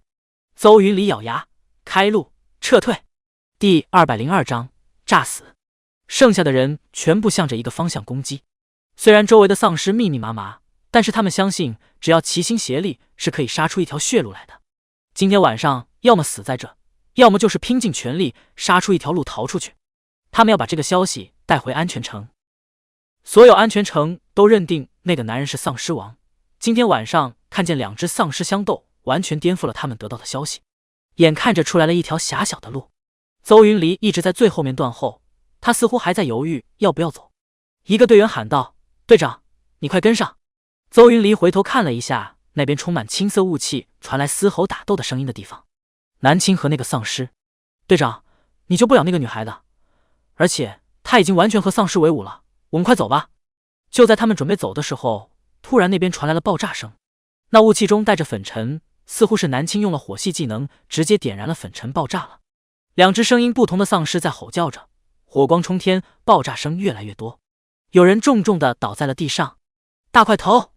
女孩凄厉的声音喊道：“我要杀了你！”似乎是那个男人死了，那个女孩在跟变异丧尸拼命。邹云离已经跟着队员逃出了密密麻麻的丧尸的包围圈。等他们回头看去，看到了中间爆炸的地方一地的血沫，那个男人还有南青全部没有声息地躺在了地上，身上都是泥土，似乎身体都残缺了。邹云离眸子顿住了，他们死了。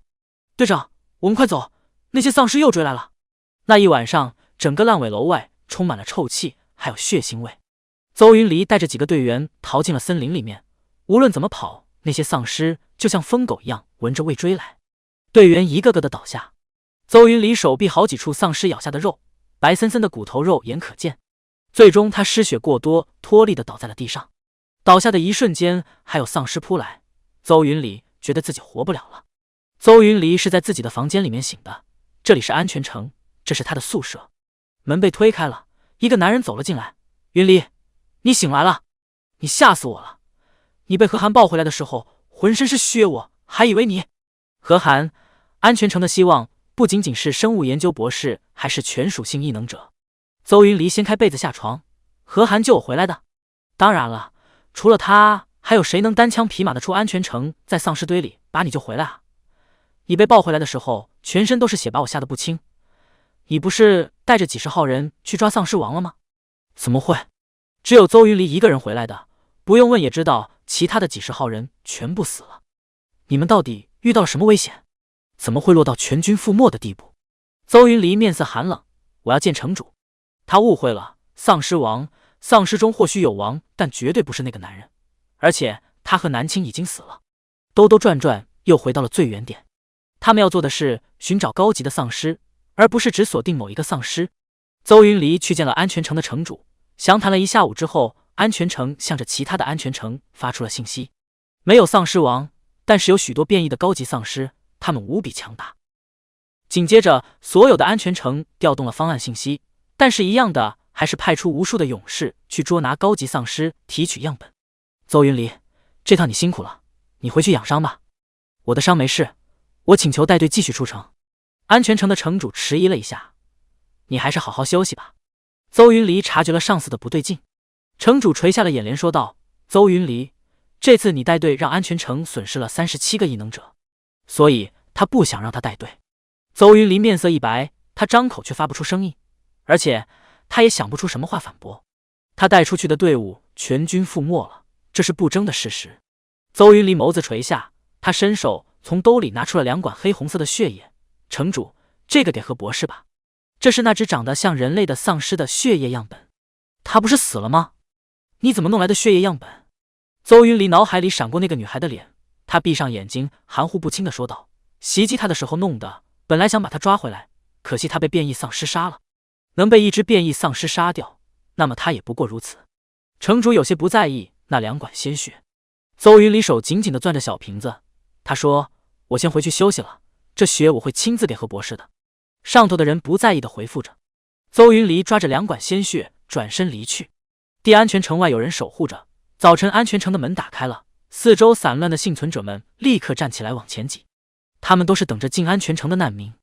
此时一个管理人员走了出来说道：想进安全城必须要交出相应的食物，安全城的住户数量有限，不是谁都能进的，要进安全层就必须为人类做出一些贡献，以及异能是优先进，异能者可带一名普通人进入。管理人员话一说完，有些拥有异能的人立刻昂首挺胸地往前走，而有些人紧张地捂住了自己的食物，生怕别人抢走了。他们在队伍里默默地排队。可是有的人听完这些话之后，直接面色苍白。没人说过进安全城需要上交食物啊，安全城不是人类避难的地方吗？我们都是人类啊，为什么不让我们进？一块面包够进吗？你看到墙上贴的字，一个人进去要10包面包5瓶水，我上哪里找这么多食物去啊？他们都饿得要死了，撑着最后一口气来到了这里，根本交不出食物了。长长的队伍里有一个身高1.9米高大健硕的男人，而他臂弯里面正坐着一个面容精致的女孩。南青被他抱着，视线更高，程度好，估计我们要排1个小时的队了。他们假装平民，准备上交食物进去。有异能的人到那边是要展示异能的，目前还没有仪器检测异能，他们2个人完全能装普通人，只要不说就没人知道他们有。南青打着哈欠，这座安全城没有人认识我们，我们进去之后就好好的生活。安全城外到处都是队伍在抓捕高级丧尸，对于他们来说，最安全的地方反而是安全城。炸死！来安全城生活，多么妙啊！2. 世界男主拿到了男配的鲜血，很快就能研究出药剂，按照时间线，还有半年末日就能结束了。南青，那么就等它结束。地安全城距离世界女主男主远着呢，谁能想到死在自己面前的人居然还活着呢？大块头又进化了，他现在有体温有心跳，于是一人一丧尸就这么成功混入了安全城内。明天就结束这个世界了，对这个世界收个尾，然后来点番外。这个故事的世界女主因为故事角度的问题，或许看起来有点讨厌，但是其实人还是好的，大家随自己喜好，讨厌她喜欢她都可。晚安哟，碎碎爱你们，求个礼物打滚滚。第203章，我养你。有句话说得好，最危险的地方就是最安全的地方。来安全城生活挺好的。南青和程度好被安排住在了一个平民的巷子里。安全城有规定，每天所有的人只能去领一次食物，每天发放的食物很少，但是却不会把人饿死，所以放眼看过去，安全城很多人都饿得面黄肌瘦，而那些没有饿瘦的，一看就是异能士。末日中食物很宝贵，所有的食物都先紧着有能力的人了。异能者要不断的出去寻找食物，还有做一些上面派的秘密任务，以及肩负着保护安全城的责任，所以他们能吃饱。而没有能力的普通人，他们就负责扫大街或者做苦力建设安全城的房屋。稍微心细有文化一些的平民就会跟着管理人员一起去培育蔬菜幼苗。南青和程度好被分配到培育蔬菜幼苗的队伍里面，每天就是出门种菜，翻翻土浇浇水，日子也算过得清闲。时间一点一点的过去，逐渐的一个又一个的好消息传来了。听说 AA 安全城已经培育出疫苗了，这样不仅异能者不害怕丧尸病毒，我们这些没有异能的人也能对丧尸病毒免疫了。可是那么多人，什么时候我们才能注射上疫苗？很难注射上吧，首先生产量就是一个问题。只要我们努力活着，总有一天会等到疫苗的。没过多久，又传来了好消息，疫苗研制很成功，确定成功了，并且样本送往了世界各地的安全城，所有安全城都加紧生产疫苗。地安全城不是很发达，但是也不落后，城内有专门生产药物的机器，疫苗样本到了就可以批量生产了。2. 末日要结束了，主角们已经研究出了疫苗，那么就不会杀男配了，拯救男配命运的任务完成了。南青和程度好刚刚从大棚回来，他们手牵着手在街道上走着。安全城全部都是用泥土堆的房子，曾经的高楼大厦钢铁城市不复存在，看着这些土墙，一瞬间仿佛回到了几十年前。大块头，等末日结束了，你要干什么？现在的所有信息都透露着末日就要结束了。程度好还是第一次思考这个问题，末日结束了，他要干什么？不知道。末日结束了，很快人类文明就会恢复，很快这里又会重新立起高楼大厦，所有的人又开始工作赚钱了。南青无奈的摇头，对未来没有规划可不行。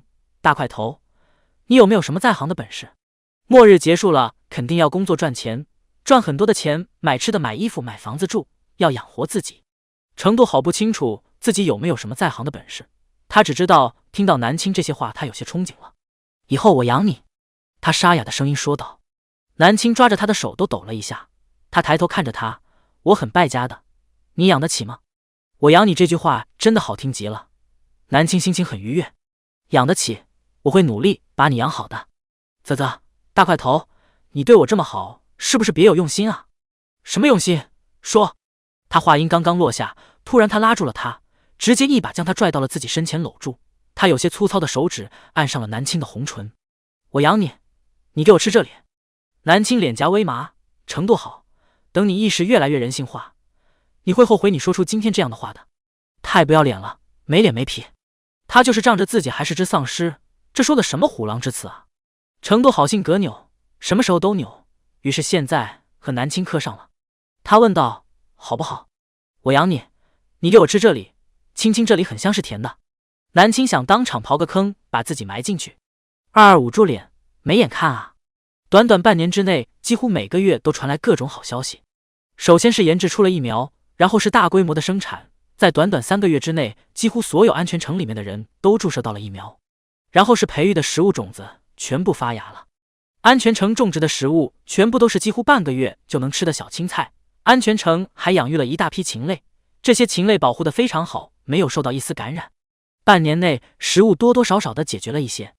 而让所有人最高兴的事情是，他们研制出了特效药，专门制服丧尸的特效药。丧尸碰到药水就会失去行动能力，倒在地上，10多天后就会变成一抔黄土。一系列的好消息。半年后，所有安全城的统领者宣布末日结束倒计时。现在我们人类已经掌握住了上风，末日倒计时开始了。我们会不断的派出异能者去消灭世界各地的丧尸，直到最后一只丧尸倒下，末日才算结束。广播里传来统领者的声音，所有在街上走动的人们都热泪盈眶。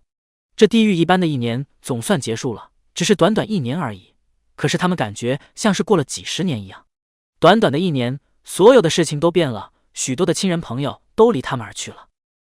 唯一庆幸的是自己还活着，自己躲过了这灾难，以后会越来越好的。大块头，我们总算不用种菜了。南青吐槽道，本来以为捡了一个轻松的活，可是每天对着土对着种子也很累啊。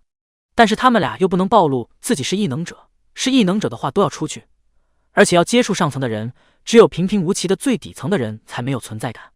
历经2年，地球上的丧尸越来越少了，所有的安全城都已经从土墙城堡成为了高楼大厦的城市。而这一天，所有的高楼大厦之上的屏幕都在播放着一段画面，屏幕上正在直播着异能者击杀世界上最后一只丧尸的画面。随着一声巨响，最后一只丧尸倒在了地上。看到这样的画面，街道上的人们都发出了欢呼声。末日结束了。奶茶店里，一个穿着白色毛绒卫衣的女孩喝了一口奶茶，她抬头瞥向窗外那巨大的屏幕上播放的画面，轻轻地扯了一下嘴角。最后一只丧尸？不，你们永远也找不到最后一只丧尸的。身侧的手机响了一下，他拿起手机看了一下信息。大块头，老婆，我下班了，我过来接你，你在哪里？南青笑着回复，中央路，我最爱那家奶茶店。南青快速地将奶茶喝完，大块头也快到附近了吧？他起身准备出去。而这时候，南青眼角瞥见了在前台点奶茶的一个女人。南青眼睛眯了一下，他将卫衣的帽子戴了起来，手揣着口袋出了奶茶店。邹云里买了一杯柠檬水，店里楼上还有位置吗？没有位置的话，他就打包。收银员看了一下四周，然后说道：那边靠窗有个位置，刚刚好那个女孩走了，你要坐那里吗？我去收拾一下。好，就坐那里。中央路口，一辆车停在了路口，一个穿着西装面容俊朗的男人好像正在等着谁。直到他看见了南青，立刻大步上前，亲亲。第204章世界5，很丽男配老公想离婚。南青进入新世界，脑子有点晕眩，还没有睁开眼睛，就听见二清冷的小声音说道：新的世界你和男配已经结婚了，只要保持你们2个不离婚，他就不会孤独终老了。南青感觉自己躺在柔软的东西上，应该是躺在床上。他睁开眼睛，入眼就是昏暗的装修特别豪华的房间，窗帘拉紧，外面透不进光来，整个房间显得很昏暗。南青伸手摸到了床头柜上的遥控器，摁了一下，窗帘自动慢慢的打开，光线照亮了整个豪华的卧室。北欧设计风格的卧室，地上全部贴着毛茸茸的地毯，超大的床，真皮沙发，一看就是有钱人家。南青眨了一下眼睛，使自己清醒了一点。二，你刚刚说什么来着？空间里面的小孩翘着二郎腿晃悠着，他身前浮现着一块光屏。二看着光屏上的信息说道：这个世界的任务依然是拯救男配，改变男配被世界男主搞到破产跳楼的结局，还有现在你和男配已经结婚了，但是在剧情里面你们后续会离婚，你要努力保持这段婚姻，不能让男配孤寡。南青皱眉，结婚了？前几个任务都是他努力和男配结婚，现在这个世界一上来就结婚了。二，听好了剧情，我只讲一遍。你这个身体叫南陵，是京都南家独女，3年前南家生意下滑，需要紧急联姻挽救，于是你嫁给了男配裴玉。裴玉是裴家最年轻的掌权人，为人很立阴痞，短短几年就将家里的内乱平定，掌权裴家。南青，这样说来，男配裴玉是叶有成，有才有权，又有一个豪门千金媳妇，他这人生挺圆满的呀，怎么最后就做到了破产跳楼离婚的地步？听二介绍，感觉裴玉就是一个铁血手腕的大总裁，人生很得意啊，除了娶的媳妇不是真爱，但是南陵也应该是个大美人吧。南青看不到自己的脸，但是光从自己的身材还有这双手就能看出保养的非常好，这身材简直就是人间尤物。二声音微微扬起，你想对了，男配现在有钱有权，但是唯一的人生瑕疵就是娶了一个不爱的女人。3年前南家败落，需要联姻，但是谁能看得上一个在走下坡路的家族呢？所以南陵用了一点手段爬上了裴玉的床，当时还邀请了很多记者，所以两人就结婚了。二没有明说，但是南青已经完完全全听懂了。裴玉要钱有钱，要权有权，但是却被算计着娶了一个不爱的女人。二值得一说的是，算计那晚南配裴玉和原主南陵什么事都没发生，就是南陵自己脱了衣服躺在边上而已。南青，二好了，接下来我要说重点。南配一点都不喜欢你这个妻子，但是在人前还是会配合假装模范夫妻，背后两个人相看两相厌。而偏偏不巧的是，你是世界男主的白月光。3年前你和世界男主正在交往热恋，但是南家突然出事，世界男主当时还不是自己家族的掌权人，这没办法拯救南家，所以你当天就和世界男主分手了，第2天就爬了南配的床。南青，二世界男主虽然恨你，但是心里还喜欢着你，你是他的白月光，于是世界男主就找了一个替身包养着，这个替身是娱乐圈里的小花，他背影和你很像。南青表情有点麻木，好狗血啊。南青，二你别告诉我这个替身就是世界女主。答对了。二优雅的打了个哈欠，继续讲解，这么狗血的故事，所以又遵循了一个狗血的点，那就是所有优秀的男人都喜欢世界女主，所以后面的剧情就是男配喜欢上了世界女主，并且男配是一个很力霸道的人，他喜欢一个人就明目张胆的抢，这可把世界男主给惹怒了，于是两个人就对上了。最后当然是拥有主角光环的主角打败了配角呗，所以男配最后被搞得破产了，他是一个自尊心很强的人，最后受不住打击跳楼了。南青哭笑不得，娶了男主的白月光，这边还要抢男主的心爱，他不被主角打谁被打？二有点狗血，有点复杂，你听懂了吗？听懂了。南青伸了一个懒腰说道，我很清晰自己的任务了，就是看住我那个讨厌我的老公别出轨喜欢别人，还有死都不要跟他离婚。二软嫩的脸蛋上浮现淡淡的笑容，就是这样。南青摸到了手机看了一下，居然下午3点多了。原主晚上干什么去了？这都直接睡到下午了。二滑动光屏查询剧情，说原主昨天晚上遇到了世界男主，并且看见了世界男主搂着替身进了电梯，于是哭了一晚上，天亮才睡过去的。所以原主还喜欢世界男主。二听到心声回复，南青，原主喜欢我可不喜欢，现在我就好好守着我的老公。南青穿着吊带的睡衣，起床的时候吊带滑落，完美的直角肩圆滑的肩头露了出来。他起身准备去洗漱，原主哭了一晚上，他现在都能感觉到眼睛疼。而这时候房间的门突然推开了，一个穿着深蓝色家居服戴着眼镜的男人走了进来。裴玉一直在书房处理事情，现在是过来主卧的衣帽间拿衣服，他晚上有应酬。裴玉抬眸看见眼睛红肿的女人，忍不住冷笑了一声，他就那么让你念念不忘了？第205章在酒吧叫公主，他就这么让你念念不忘了？这冷不丁突然被人冷嘲一句，南青下床的动作迟缓了一些。如果不是裴玉语气是嘲讽的，连个眼神都没有在他身上停留，单听这句话真的有点怪怪的。南青没有理会他，他现在身上黏黏糊糊的，眼睛也疼，他先去厕所洗把脸吧。要让裴玉不喜欢上世界女主，避开被世界男主对上的命运，那么他就要使尽浑身解数来攻略裴玉。南青不用看自己脸色也知道自己很颓废，而且他这么颓废还是因为别的男人，就算裴玉不爱他，但是他也是一个男人，一个有自尊心的男人，谁会喜欢看见自己的妻子因为别的男人颓废不堪？南青径直去了浴室，他要把自己倒腾好来，慢慢的勾引攻略裴玉。一到浴室，南青就被自己的脸吸引了，这太好看了吧，简直就是狐狸精好不好？听到22形容原主是世界男主的白月光，南青自动想象的是柔弱清纯美人，散发着一股紫白莲花味道的那种。可是现在一看，不，这不是白莲花长相，这是黑莲花长相。原主这张脸太美了，张扬美丽，光看这张脸就知道什么是名媛，气质满满的那种。她脸上的张扬，眉间还散发着一股娇贵的气息，妥妥的贵气小祖宗长相。22插嘴道，或许以前原主是小祖宗，家里宠，前男友世界男主宠，可是现在他就是一个花瓶金丝雀，家族需要他扒着裴玉，这样两家才会有生意来往。裴玉不爱他，但是为了面子还是娶了，原主就是一个纽扣圈养的小雀罢了。好像地位是真的有点尴尬，南青默默地打着洗面奶的泡泡洗脸，这脸虽然有些憔悴颓废，但是皮肤还是很好的，无斑无痘，白嫩嫩的。洗完脸，南青就熟练地拿起了护肤品，一点点地给自己抹上。等整理好出来的时候，裴玉已经不在房间里面了。男配有应酬，应该是换好衣服走了。总裁肯定是忙碌的，隔三差五就是会议和应酬。南青换了一身保守一点的宽松的衣服下楼了。阿姨看见他，立刻问好：“夫人好，饭已经做好了，夫人要现在吃吗？”“现在吃。”南青也感觉到肚子在抗议了。原主从昨天下午看见男女主在一起进了电梯，伤心的回来之后就什么都没吃，现在胃都开始有些不舒服了。南青只需要坐在餐厅等着就好，阿姨会把饭菜全部端上来。别墅很大很安静，裴玉偶尔会回来住，但是大多数时间都是在工作，然后睡在公司附近的酒店。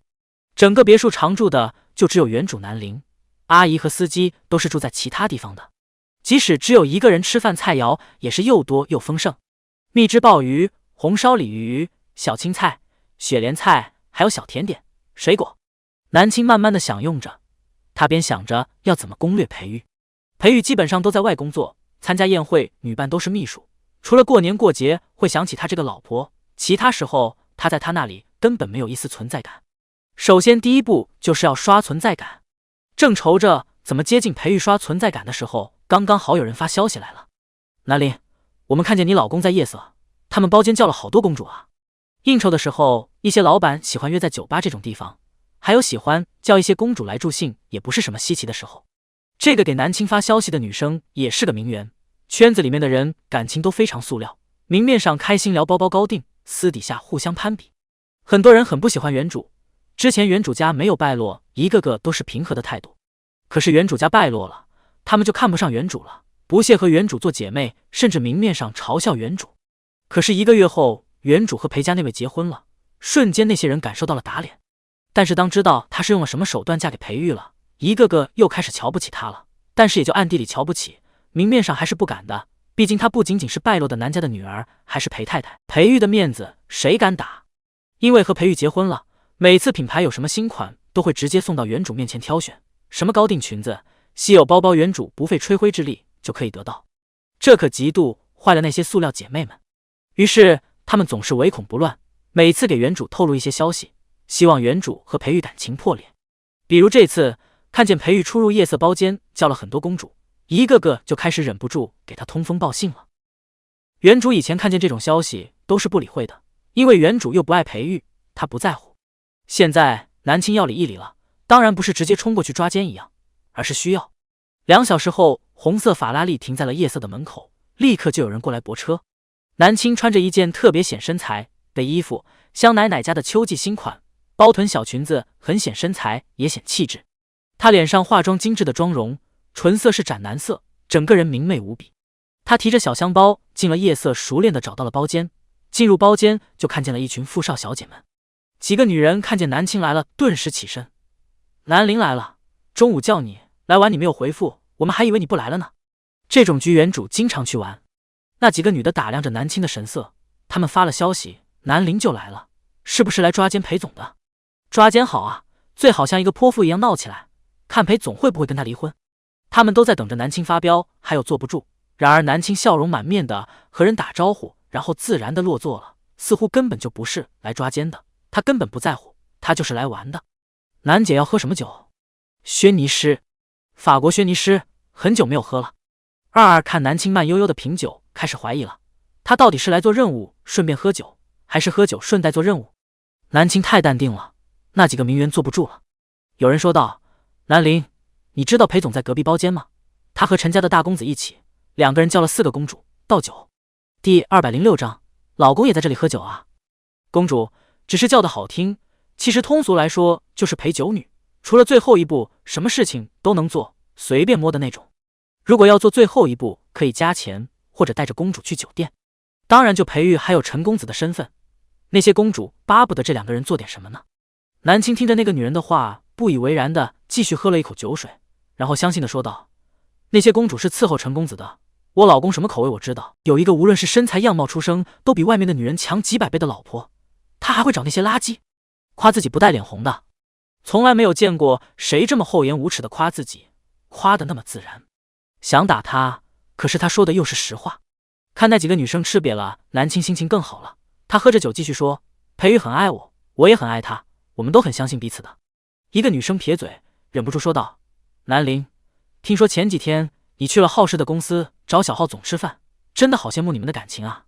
从来没有见过分手后的情侣还能继续当知己好友。”二二提醒：小浩总，浩云深，世界男主，原主甩了的前男友。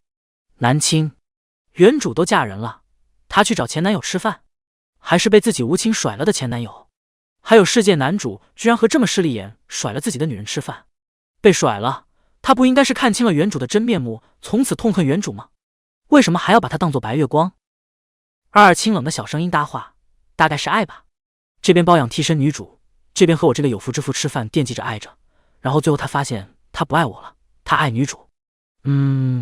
是这样的。”记不得这是南青第几次吐槽原剧情狗血了。二二咳嗽了一下：“狗血是狗血，但是刺激啊，剧情复杂，有看点啊。”二二，裴玉现在有没有见过世界女主？这才是目前的重点。现在剧情到哪一步了？裴玉见过女主没有？有好感不？喜欢女主了吗？如果裴玉喜欢女主了，他就不要了。哪一天用枕头闷死裴玉，然后继承他的1000亿财产喝酒算了。你收敛一点，我听得到心声。二二绷不住自己的优雅清冷了，这什么宿主？他居然想闷死男配继承财产喝酒。二二深呼吸了好几下，才忍住批斗他。二二没好气地说道：“现在男配还不认识女主，因为你的关系，男配和男主生意上都没有往来，事情还早着呢，什么事情都还没发生。现在顶多就是男配和男主有点不对付，如果不是有必要的话，他们几乎不会出现在一个场合，生意上也没有什么往来。”南青，哦，明白了。二二，你别光顾着喝酒啊，你不是要在男配面前刷存在感吗？隔着一堵墙，你们不见面，怎么刷存在感？那你觉得我应该怎么刷存在感？南青挑眉：“去隔壁敲门去见他啊，然后抓奸吗？”对啊，直接拉满存在感。二二觉得可行。南青哭笑不得：“二二呀，他说存在感是有了，但是好感绝对是负数，瞬间打入18层地狱。原本就是互相讨厌，这要是闹一出的话，打搅了裴玉谈生意，落了他的面子，那么绝对以后别想让他喜欢上自己。”二二沉默了。好吧，是他欠缺考虑了。那你打算怎么样？别告诉我今天晚上你就是来喝酒的。先喝酒。南青美滋滋的喝了一口酒。二二特别嫌弃，他小脸蛋上都写着“我嫌弃你”这几个字，可惜南青看不见。南青一直在和边上的名媛聊着新款的包包，然后说着下个月要去看秀。女孩子聊天无非就聊的这些，那边的富少们几乎都在聊名表名车，喝着酒聊着天气氛还算可以。见一点一点的过去，二二也不催南青了，他觉得他就是出来喝酒的，算了，有酒在场，不指望他做任务了。从下午玩到了晚上，大家都喝醉了。南青看了一下时间，拿起包起身：“时间不早了，我先回去，下次出来玩的时候给我发消息。”南林，你这么早就回去啊？这走的也太早了。南青笑着：“我要回去给我老公做饭。”做饭？南家千金居然会做饭，谁信啊？有人脑子里一闪而过，难不成他终于坐不住要去隔壁捉奸了？可是捉奸哪有等那么久的？他在这里坐着喝酒聊天，足足玩了7、8个小时了，而且隔壁的人说不定早就走了。其他人都醉醺醺的，又累懒的去想那么多了。他们都在附近开好了酒店，等下叫人来接就行。南青打过招呼之后，拿着包起身就出去了。出了包间，瞬间舒服多了。聊天里面虽然很透气，但是那么多酒放在一起，还是有酒气弥漫着，有些闷。喜欢喝酒的人不一定很喜欢在满是酒气的屋子。南青面色红润，身上带着淡淡的酒香，他有些喝醉了。南青看了一下边上的包间，然后抬步去卫生间了。刚刚来到卫生间，就看见了火辣的场面。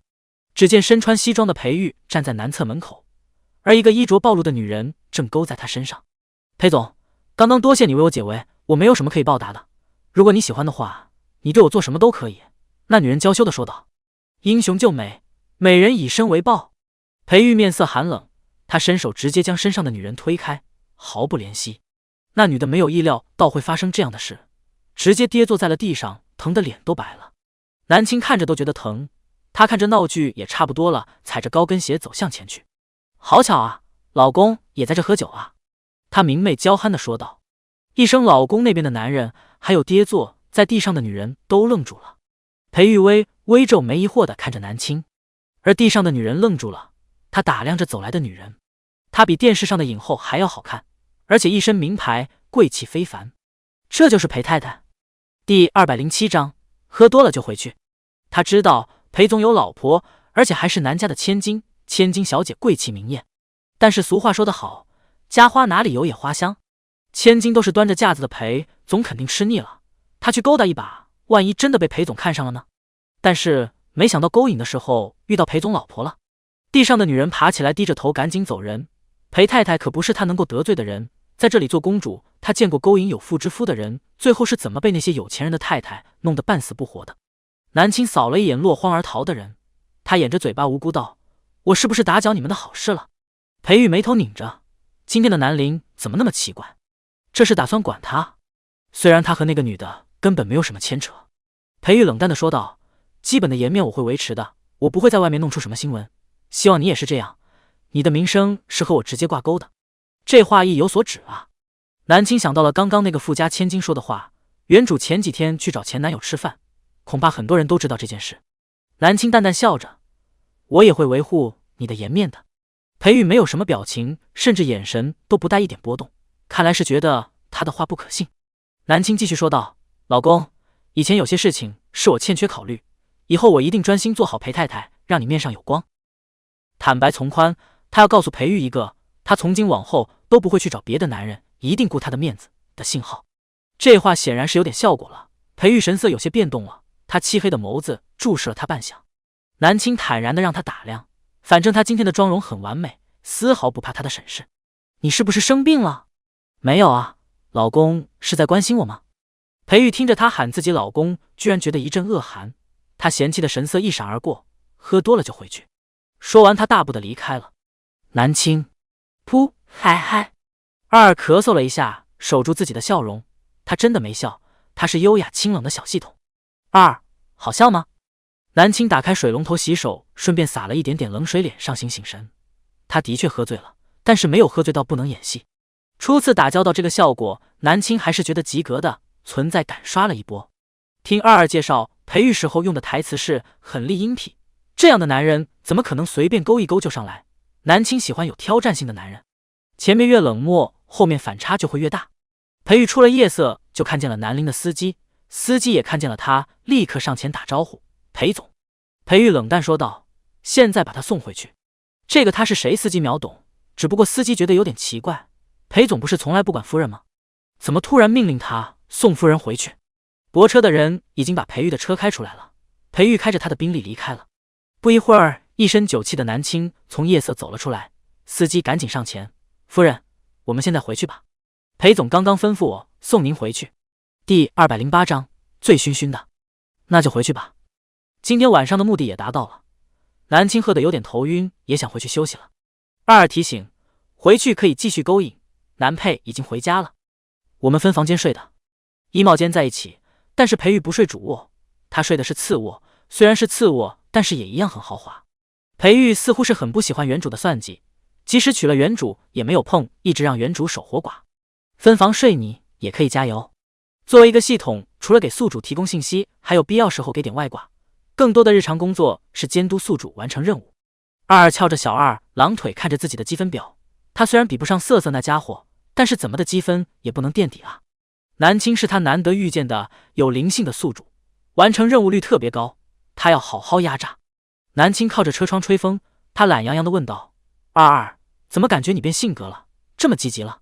没有变性格，这才是正常上班状态的系统，这才是正常系统上班的样子。但是他比较任性，觉得宿主给他感觉舒适他就搭理，如果遇上性格让他不喜欢的他都懒得理，坐等宿主任务失败赶紧抹杀，就是这么的任性无情。他有任性的资本，他不是普通的小系统，他是空间顶级系统。二，你还是不要正常营业了，你这样不优雅不贵气，有点像老婆子。二不想理这个女人。回到四海天域的住宅，别墅灯火通明。南青踩着高跟鞋进来，发出的声音有些刺耳。他弯腰换鞋进了屋子。这么大的房子，平时都只有原主一个人在，空气都觉得窒息啊。当然，这是原主的感受，南青倒觉得很好，安静得很，他很喜欢。别墅的楼梯是旋转楼梯，上楼到一半，南青抬头就看见了从书房走出来的男人。裴玉早就换好了家居服，深蓝色的家居服衬托的他气质冷耀，他身形修长，身材如同世界名模一般。南青根本不遮掩自己打量的眼神，她纯粹就是欣赏自己的老公。裴玉被他的眼神看得不舒服，他想让他移开眼神，于是刻意找了个理由撇眉说道，一身醉醺醺的，南陵，这就是你说的会维护我的颜面？南青知道自己身上有酒味，但是只是淡淡的酒香味，根本不难闻。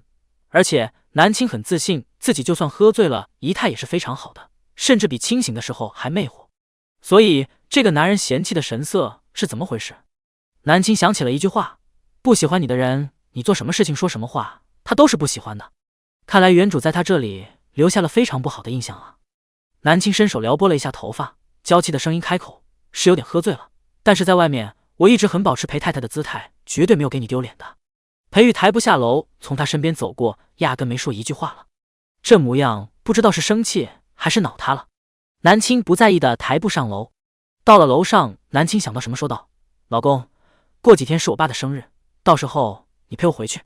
这声老公叫的让裴玉总觉得他不对劲。南陵什么时候变性格了？是因为西城那个合作他没有直接给南家选择了竞标，所以南家的人让他来讨好自己，心思倒是很多，胃口那么大，也不怕自己吃不下。裴玉眸色暗淡，说，那天你先过去，开场前我会来的。第209章高定裙子。裴玉眸色暗淡，说，那天你先过去，开场前我会来的。老丈人生日他肯定是要去的，毕竟为了不闹出什么不好的新闻影响裴氏的股票，他和南陵表面夫妻样子还是要做的。没记错，那天他有个跨国会议，会议结束过后再去可以。背后传来南陵的声音，还是温柔中透着娇气的声音，但是声调似乎有些下降，听着好像是失落了。裴玉快速的晃走了这个想法，南陵失落不失落不关他的事儿，既然3年前那天晚上爬床了，就要做好一辈子别想和他是正常夫妻的准备。裴玉临时有事又走了。南青回到房间，立刻活蹦乱跳，他迫不及待的去洗了一个澡，还别说这种高级浴缸泡澡就是舒服，按摩很到位，他差点就在浴室睡着了。洗完澡，南青就拿着原主的那些定制款的护肤品给自己涂涂抹抹。这个世界上千万不要相信谁天生丽质，天生就是完美无瑕的好皮肤，所有的好皮肤都是养出来的，都是钱养出来的。护肤完后，南青扑向了大床，美美的睡觉了。睡觉前他还说，二，给我多安排一些富家女豪门富太太的身份吧，我喜欢，又享受又不累，而且最主要是天下无论是什么酒我都能喝到。你想得很美，下次我直接给你安排乞丐，让你什么都喝不到。二气急败坏面前保持优雅。回应二的是南青的呼吸声。二想了又想，其实安排乞丐也威胁不到南青吧。南青虽然爱喝酒，但是最爱的还是健康。他那么喜欢喝酒，但是每次都喝到刚刚好，从来不会酗酒让自己伤身了。任务就算用苦肉计也是掐得死死的，特别珍惜自己的小命儿。夫人，所有新款的礼服都在这里了，您看看哪些留下。身穿职业装的柜姐站在客厅，热情的专门为一个人服务着，这个人就是裴夫人南陵。南青穿着居家的小裙子，即使嫁人了依然是少女感十足。她神色慵懒地窝在沙发上，眼睛扫过那一排礼服。原主父亲的生日宴会，作为女儿她要出席，现在就是在挑选宴席上要用的礼服。大牌最新款全部在这里了，整个 Z 国这个牌子所有的新款都在这里。南青扫了一眼，最终道，那件星空裙留下。高定星空裙目前只在秀场上出现过一次，国内还没有人穿过它，这次连同普通新款一起送过来了。柜姐微微的乍舌，有钱人的眼光是真的好，她还没有介绍这裙子的来历，人家一眼就识货了。夫人，除了这件其他的您看看有没有喜欢的？全留吧。南青又转头对佣人说道，这件放好，我过几天宴会穿，其他的全部挂衣帽间。全部留了。柜姐高兴疯了，全年业绩都在这里了。可是其他的名媛们不开心了，不就是占着自己老公是裴玉吗？ S9 的高定每次都第一家送他那里，新款全要了，我们要什么？那些裙子又不是没有了，别生气了，过几天专柜就上了。可是那条星空裙没有了，你觉得就算南陵不要那条星空裙，他也能留到你手里？第210章，他喝酒的样子很好看。南陵，晚上来夜色玩吗？群里有人艾特南青，南青看了一眼，回复道：“不了，我有点累，晚上你们玩吧。我们裴太太每天除了喝茶浇花，没什么事情可做啊，怎么会累呢？”有一个人阴阳怪气的发言。谁不知道南陵就是一个花瓶，一个联姻的工具，而且当初强行联姻闹出那种事情嫁给裴玉，裴玉根本不爱她，她就是一个摆着的大花瓶，一个闲人罢了。南青发了一个害羞的表情，然后快速写了一行字发出去：“你们这些没有结婚的人是不会懂得已婚的人的累的，我腰疼不想去玩，祝你们玩得开心。”群里一瞬间鸦雀无声了，然后过了好几秒才陆陆续续有人发言：“南陵，你真幸福，裴总可真爱你。哎，要是我能嫁一个这么好的老公就好了。南陵，你好好休息吧，累着了裴总会心疼的。”南青丢开了手机，这些人不累吗？估计说那些话的时候，他们心里都快呕死了。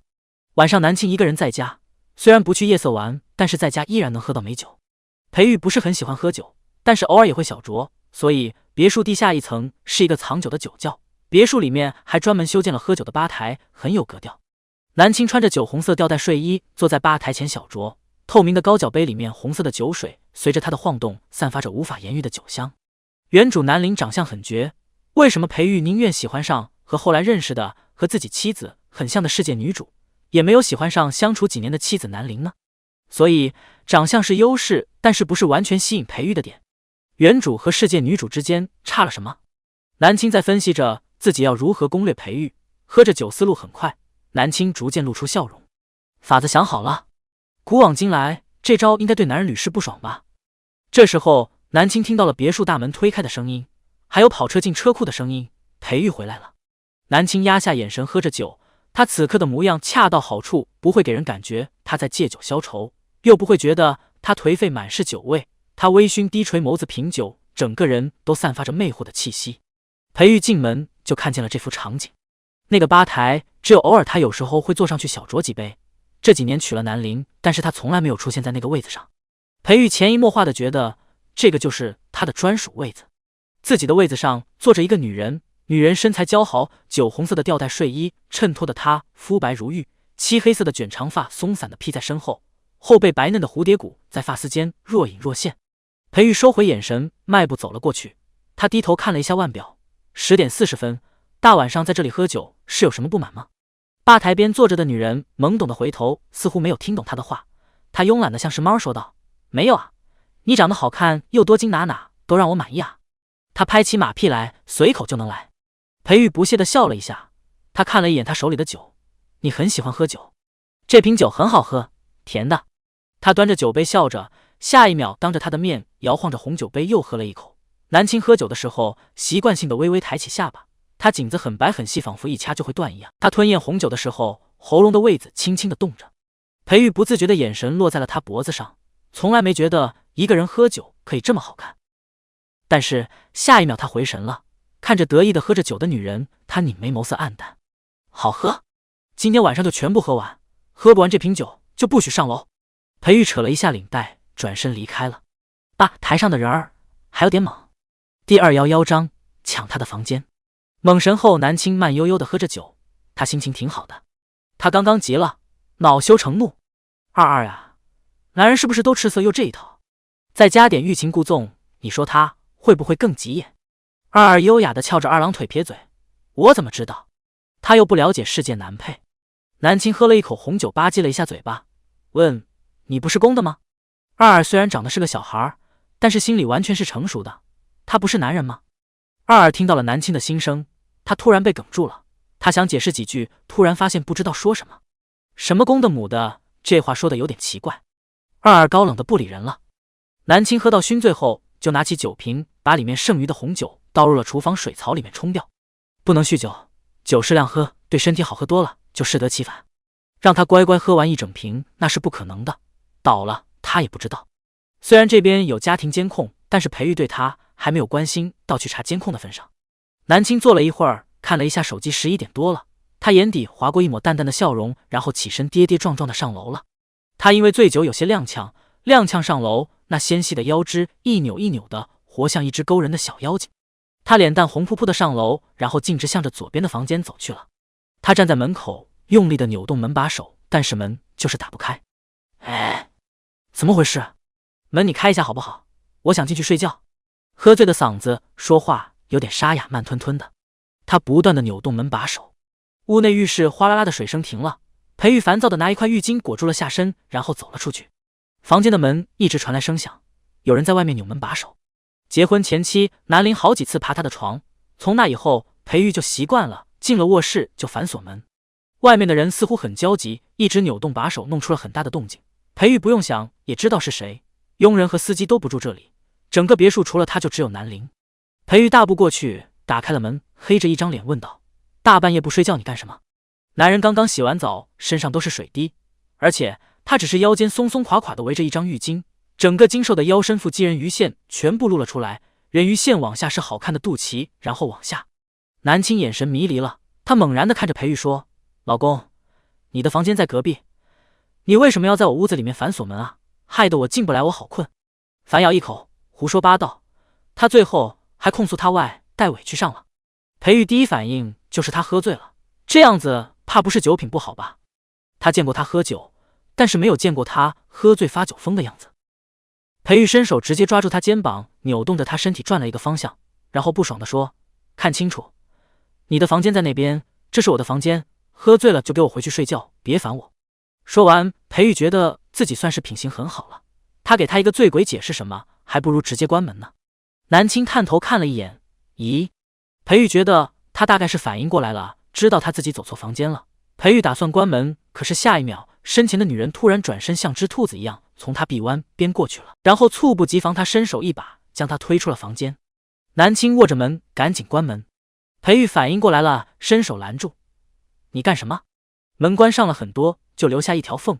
穿着红色吊带睡衣醉意的南青低着头，隔着缝隙嫌弃地看着他：“老公，你喜欢睡主卧，你说一声就好，我会和你换的。你不能这样突如其来的霸占我的房间啊！”裴玉气炸了：“你看清楚，这不是主卧，这是我的房间，这是我的房间。”裴玉在商场上什么样的人没有见过？他靠着自己的手段走到今天遇到的各种老狐狸毒蛇无数，他都能应对自如。现在他被一个女人气得内心爆粗口，他眼神阴冷了下来：“南陵，你闹够了没有？出来！”他声音冷漠中透着不耐烦，显然是生气到了顶点。本来以为这样可以吓唬到门里的女人，结果下一秒门砰的一声关上了。砰！巨响。裴玉现在穿着拖鞋，身上滴着水，腰间只有一张浴巾，站在房间门口，他就从来没有这么的窘迫过。第212章，你就算脱光了，我都不会有兴趣。裴玉眼神像是要杀人一样，他很想破门而入，可是进去看见的也只是一个醉鬼罢了。很好，有能耐了，这女人敢在他面前耍酒疯，他等着他醒来，就不信他不出这个门了。和醉鬼计较无趣，他要等他清醒了来算账。裴玉烦躁地转身离开了。他的房间被霸占了，他也不可能去睡南陵的房间。南陵的主卧虽然舒服，但是想到那被子上全部都是香水味，他就厌恶。别墅这么大，房间还是有很多的。裴玉去客卧住了一晚上，可是越想他越恼火。身为别墅的男主人，他就这么被赶去睡次卧了。如果不是知道南陵不敢惹他，他都要以为是南陵故意装醉折腾他了。黑暗中，裴玉一双眸子阴狠地眯着，他如同一条栖息的毒蛇一样，吐着信子，思考着怎么折磨进入他领域的猎物。夜很深，别墅安静得很。一到7点钟，南青就自然苏醒了。他这一觉睡得很舒服，心情通体舒畅。脑海里二清冷的声音传来：“故意赶男配出去一时爽，男配秋后算账，你就完蛋了。”你说什么？故意什么？我赶裴玉出去了？昨天晚上发生了什么？我喝的有点多，什么事情都不记得了。南青挑眉做作地说着。二努力保持优雅地翻了一个好看的小白眼。南青掀开，准备伸着懒腰下床。虽然是次卧，但是一点都不比主卧差。这床垫不知道是哪里买的，睡得真舒服。乖，以后我会经常睡你的。南青摸着床垫说道。南青整理了自己的发丝，确定头发很具有凌乱美，她整个人也懵懂睡醒，诱惑力十足后才出门。一出去，她就懵懵懂懂，如同做错事情又害怕的小鹌鹑一样低着头，打算悄咪咪地回自己房间。可是突然佣人阿姨的声音传来：“夫人，先生吩咐说您出房间后就下楼，他在餐厅等你。”显然这个阿姨一大早就奉命在这守着南青了。南青支起身子，精致的面容稍微不自然，她咳嗽了一下，娇气动人的声音有些宿醉后的沙哑不舒服。知道了，我先去换身衣服。她身上的酒红色吊带睡衣裙子，因为她睡觉不老实滚得有些褶皱了。佣人面无表情说：“先生说太太出来就下楼去见他，所以就是不给南青换衣服的准备。”南青无奈抬不下楼了，她假装有些小害怕，面前又强装镇定的模样。餐厅，身穿家居服，身材犹如世界名模的裴玉拿着财经报纸看着，桌子上摆着他的中式早餐，早餐热气腾腾的，显然是刚刚端上来的。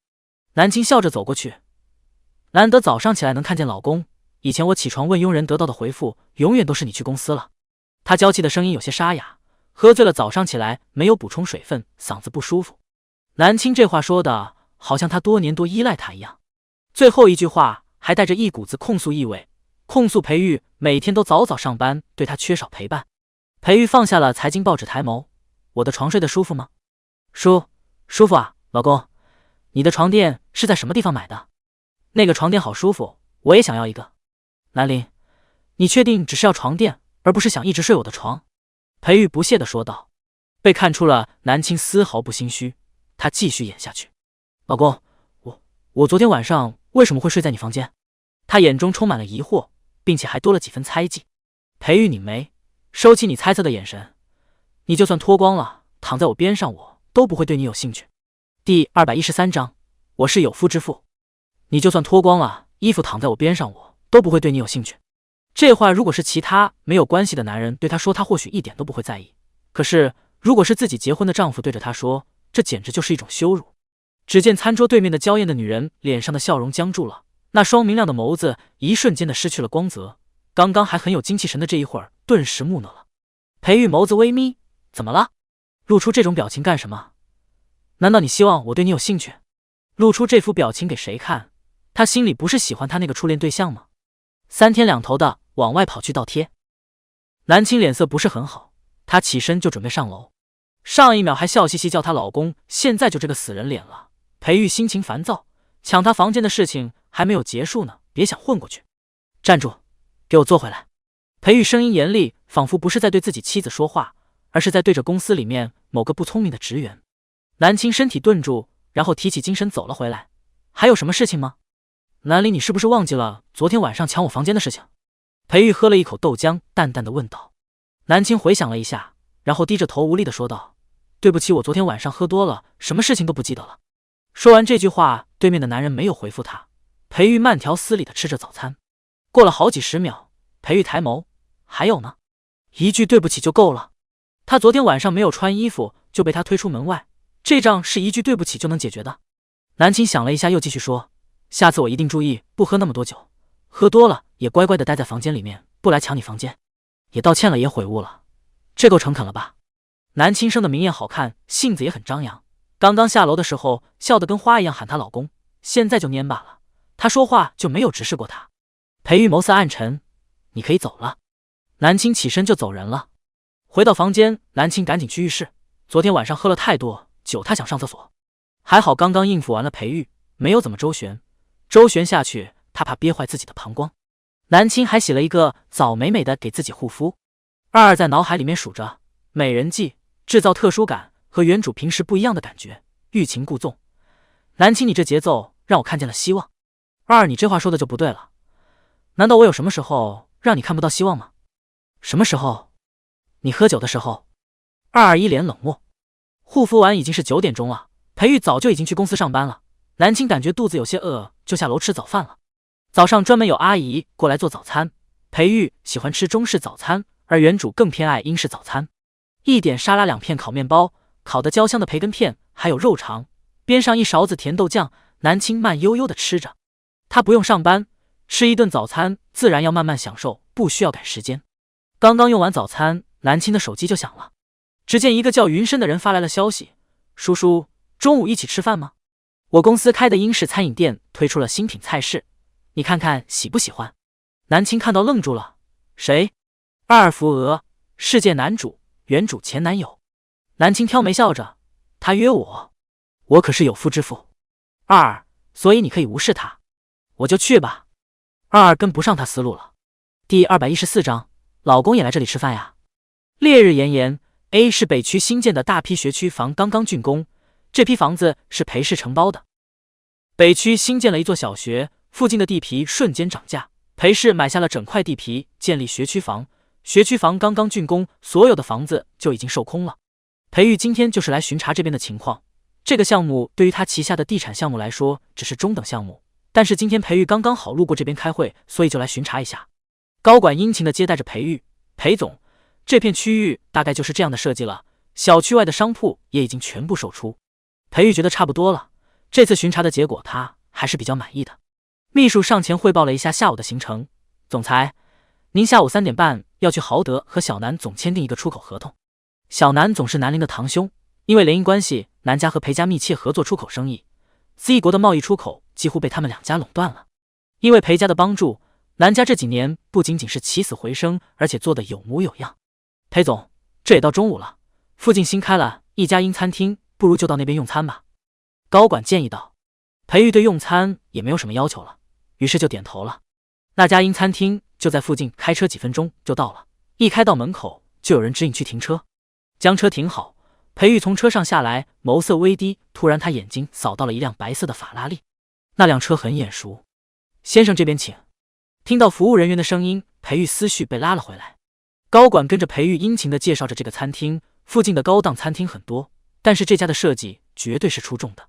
裴玉本来也没在意一个吃饭的餐厅，但是听到那人介绍这是浩家旗下的，现在浩家还是老爷子管公司，但是那浩云深也已经接管了公司的一些项目，餐饮。裴玉扫了一眼餐厅的设计，的确办得不错。裴玉的秘书听着那高管还在热情地介绍餐厅，顿时心里发毛。这人的多蠢啊，不知道浩家的小浩总是夫人的前男友吗？带着总裁来这吃饭，亏他想得出来。当然来都来了，裴玉也不至于这么小气的介意什么。我们顶楼是包间全景餐厅，先生这边请。服务员帮忙开了电梯，而这时候边上的电梯正好下来了。电梯门打开，只见一身酒红色长裙子、打扮精致娇媚的女人走了出来。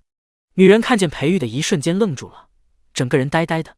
裴玉轻蹙眉看着她，秘书反应最快，夫人好。听到总裁秘书的称呼，身后跟着的一众高管才明白这个女人是谁。这就是裴夫人，南家的大小姐，果然是豪门千金，气质非凡。他们也打招呼，夫人好。南青收回呆愣的眼神，然后得体的点了一下头。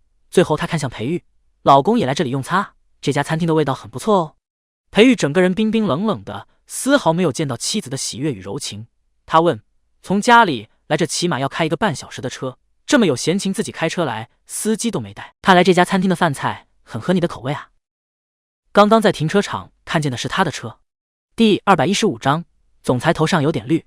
一般南陵出门都不会自己开车，他会叫上司机的，特别还是开这么远的路一，他那大小姐的性子居然自己开车来了，仅仅是来吃一顿饭吗？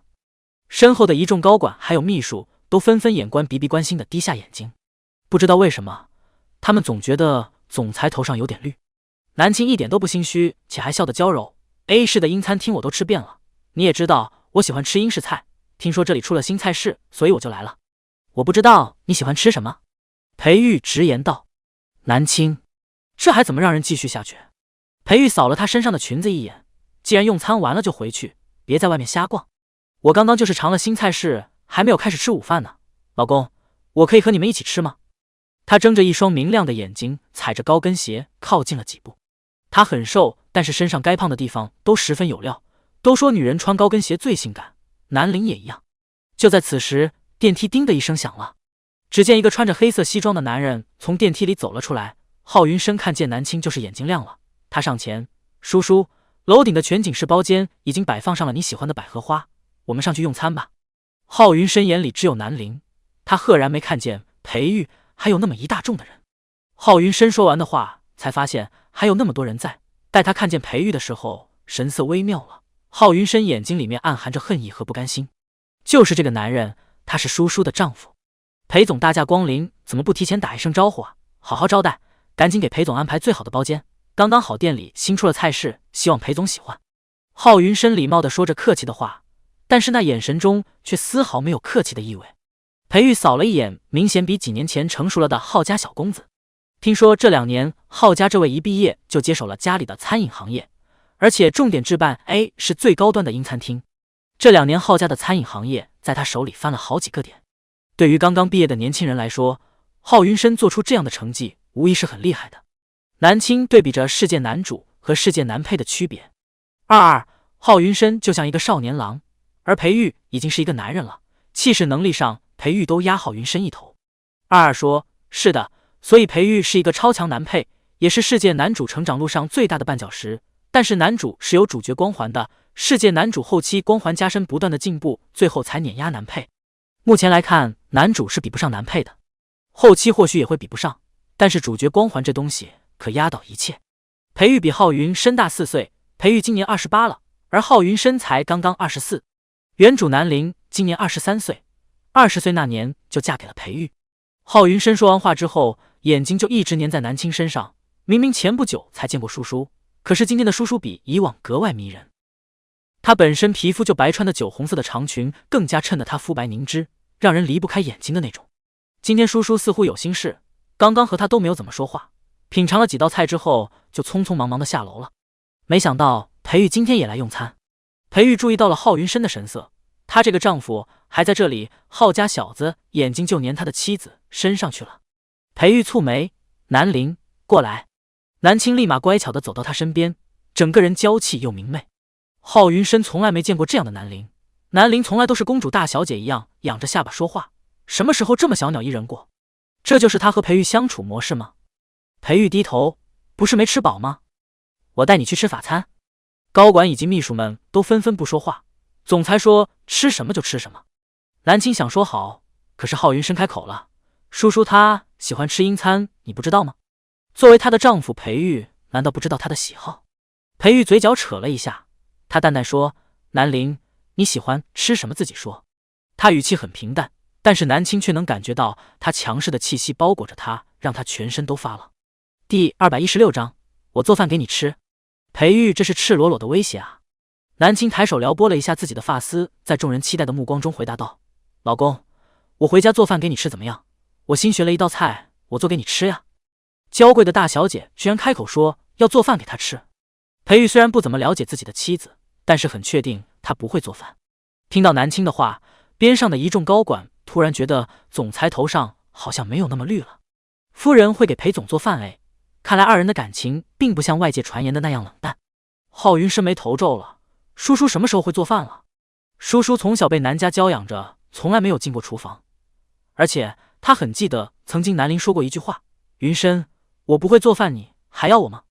我可能不能做你们男人心目中的完美妻子，我不想碰有油烟的东西。浩云深眼神扫到了裴玉，裴玉刚刚似乎笑了，是他让不愿意做饭的叔叔学会了做饭吗？裴玉不知道南陵打的什么主意，但是他下午的工作没有那么着急，回家吃饭也可以。他点头，好，那回去吃。说完他微微的伸出手，南青眼神迟疑了1秒，然后快速的粘过去，把手放在了他臂弯里面。裴玉身形修长，犹如国际超模，南青站在他身边，小鸟依人极了。这样的画面无比刺痛着浩云深的内心，这画面每一秒都在提醒着他，南陵已经嫁人了，她嫁给了裴玉，她已经是裴玉的妻子了，这辈子他和她都没有可能了。即使他现在比3年前强大了，可是他还是比不上裴玉，他不能贸然的得罪裴玉。浩云深努力的压住自己的情绪，控制自己的眼神，不要粘在南陵身上，他还不能得罪裴玉。叔叔，既然你们要回去，我就不留你们了，路上注意安全。浩云深找回了自己的声音，他淡笑着说道。南青看了他一眼，点头，然后就依赖的拉着裴玉走了。秘书以及高管们互相看了几眼，看来今天他们午饭可以随便自己去哪里解决了。停车场，司机看见了裴玉，立刻打开了车门。走近后，司机看见了南青，愣了一下，然后问候道，夫人好。南青看了一眼自己的白色法拉利，你去把我的车开回去。他今天是自己开车来的，回去不想开车。司机迟疑了，司机是只听裴玉的命令的。裴玉开口，你把夫人的车开回去。听到命令，司机接过了南青手上的车钥匙。南青嘴角抿了一下，熟悉他的人一定知道这个动作证明他不高兴了。果然裴玉身边的人表面上对原主很尊敬，但是心里根本没有把他当一回事儿。裴玉打开了驾驶室的门，司机去开南陵的车了，那么这辆车就是他开了。南青没有坐副驾驶，他直接在后座坐下了，裴玉也没有在意他坐哪里。开车回去需要1个多小时，路上很安静，裴玉开车又快又稳当。他车技很好。在原主的记忆里面，裴玉上高中的时候好像喜欢玩赛车，原主跟着自己的堂兄出去玩，就曾经看见过一群少年们开着绚丽的跑车在赛车山道上飞驰。突然，男人沉稳的声音打断了这段寂静：“南林，你什么时候会做饭了？”忍不住问出了心里的疑惑。后座的南青像一只高贵的狮子猫一样懒洋洋的，他娇贵的声音上挑说道：“你的关注点不应该是问我为什么会出现在浩云生的餐厅吗？”老公主动作死，大概就是南青这样了。第217章，不喜欢他叫老公。本来裴玉打算心平气和的和他相处，可是他偏要提起这事情。南林，你是在挑衅我吗？裴玉手指摩挲着方向盘，他透过后视镜看着后座慵懒的像只猫的人儿。没有，我只是希望你问一问为什么会出现在那个餐厅，这样让我感觉你或许在乎我。南青眼神瞥向了窗外，说话的声音也有些飘渺。刚刚还笑靥如花的他，现在仿佛迷茫了。这2天的南林很奇怪，说不出的奇怪，可是这又关他什么事儿？裴玉将视线收回，他目视着前方说：“你为什么会出现在那个餐厅？答案不重要，只要你别忘记你是裴太太就好。你和浩云生过去什么关系不重要，当年既然选择了我，你就安分一些。下午我和你堂兄要谈几个合同。”他在提醒他，裴家和南家现在在合作中，他们是联姻关系，他们的婚姻谁也不能跨出去，如果出了什么不好的新闻，2家都会受影响。裴玉，下午我能陪你去工作吗？他突然问道。裴玉想了一下，下午见的是他堂兄。谢谢老公。裴玉总觉得南林会变脸，让他捉摸不透的变脸。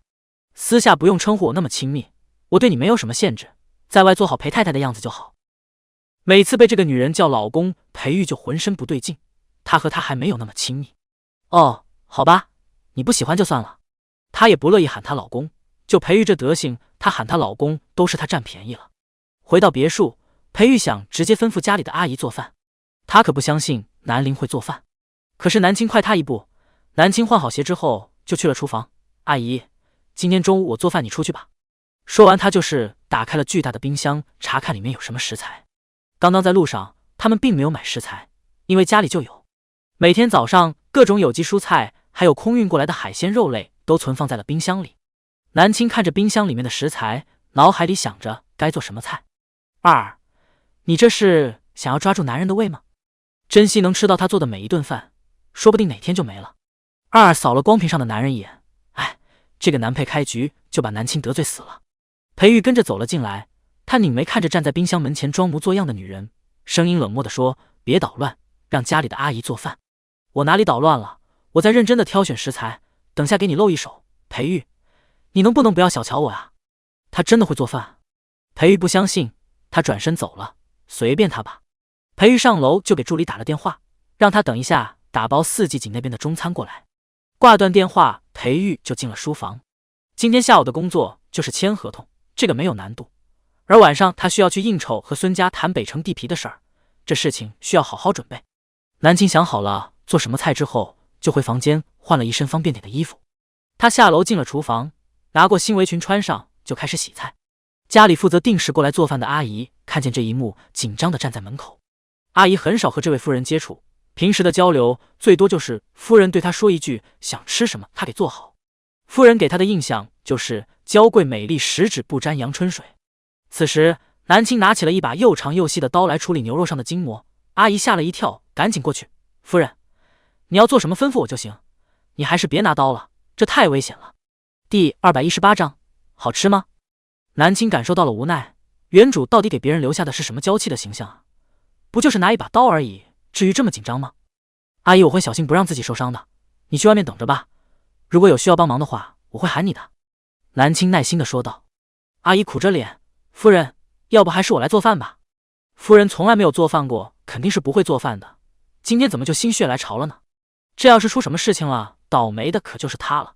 南青不喜欢一而再再而三的对人重复说话，他态度冷了下来：“阿姨，你先出去吧。”二挑眉：“我发现了，裴玉身边的人都不听你的话，无论是司机还是家里的阿姨，这些近身的人都知道裴玉和南陵感情不好，南陵只是一个花瓶联姻工具，自然而然这些人就都是表面应付南陵。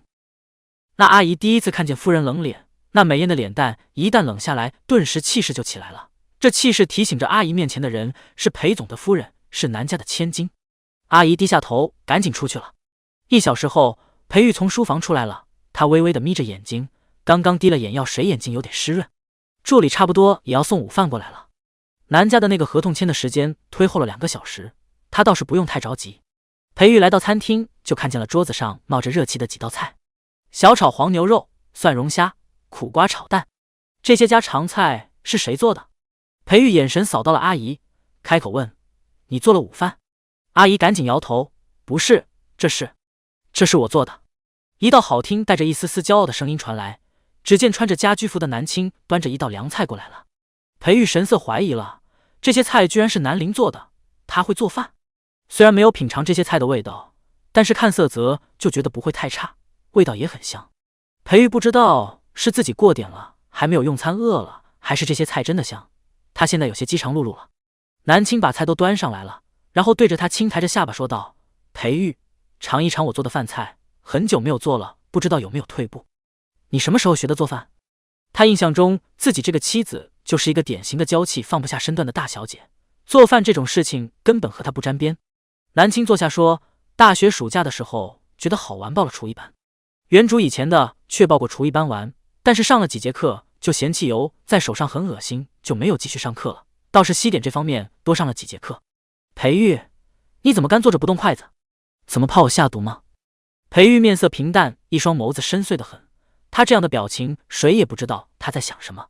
在南青的催促下，裴玉拿起了筷子，他品尝了一下苦瓜炒蛋。苦瓜要是处理不好，炒出来是很苦涩不好吃的。炒苦瓜很考验一个人的厨艺水平。苦瓜入口清香微苦，不绵不涩。裴玉吃饭的动作很好看，南青不自觉地看着他。好吃吗？第219章狗男人。南青倒是很好奇他口中会蹦出什么答案来。裴玉把苦瓜吞咽了下去，冷漠的眸子抬起说：还行，真的是还行，这水平只能说中规中矩，并没有惊艳。二，南青别生气，南佩嘴巴刁钻。二，别瞎说，我哪里生气了？二看戏，认真看戏。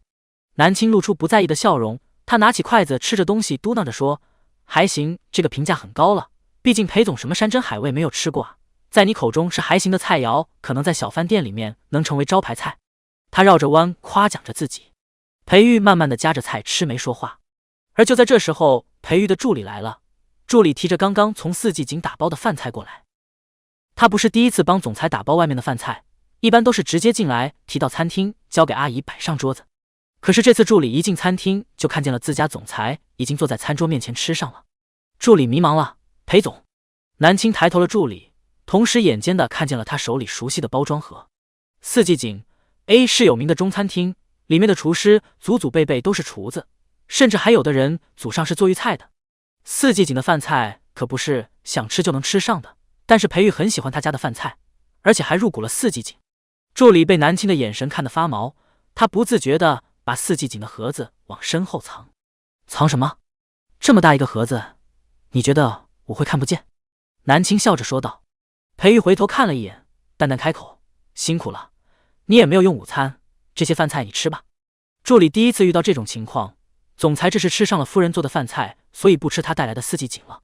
他可没有忘记刚刚在英餐厅夫人说要亲自下厨给总裁做饭，看桌子上的饭菜色相很好，夫人真是贤惠啊。可是夫人这么贤惠，为什么总裁还叫他去打包外面的饭菜？助理提着盒子走了，因为他觉得夫人看着他手里的盒子笑盈盈的有点恐怖。南青总算明白什么叫狗男人了，而这个狗男人现在还一脸淡然的吃着他做的饭菜，他就应该下点毒，把他要死了继承他的千亿家产算了。南青放下了筷子，喝了一口茶，然后直直的看着裴玉。裴玉脑子里面还在想着晚上的应酬，无奈南青的眼神太炙热了，他只能抬头问道：你看着我干什么？我做的饭菜好吃还是四季井的好吃？四季井，以后我每天给你点四季井的饭菜。裴玉皱眉，什么意思？我给你做饭，你却点了外送，你这样很不尊重我。他脸上的笑意没有了，全然是认真的神色。裴玉并不觉得自己做的有什么不对，他只是不知道他会做饭而已。而且他现在吃的不就是他做的，他又没有去吃送来的四季井，他已经很给南陵面子了。我现在吃的就是你做的，南陵，有些胡闹适可而止，我没有时间陪你玩这些小游戏。你如果觉得无聊，大可以约其他好友出国看秀买东西，我的副卡不是给你了吗？裴玉不知道南陵到底是怎么了，这几天怪里怪气的，他觉得有些头疼。第220章，夫人1星期没回家了。南青眼神冷淡了下来，面上还是淡淡的笑容。他低头吃了一口菜，慢慢的咀嚼着，直到吞下他才开口：明天下午我要去法国看秀。裴玉下意识的想回复这种事情不需要和他说，但是又忽然觉得这样回复有点不妥，他淡然的了一声。两个人安静的吃着饭菜。裴玉吃了2碗饭，看着胃口不错。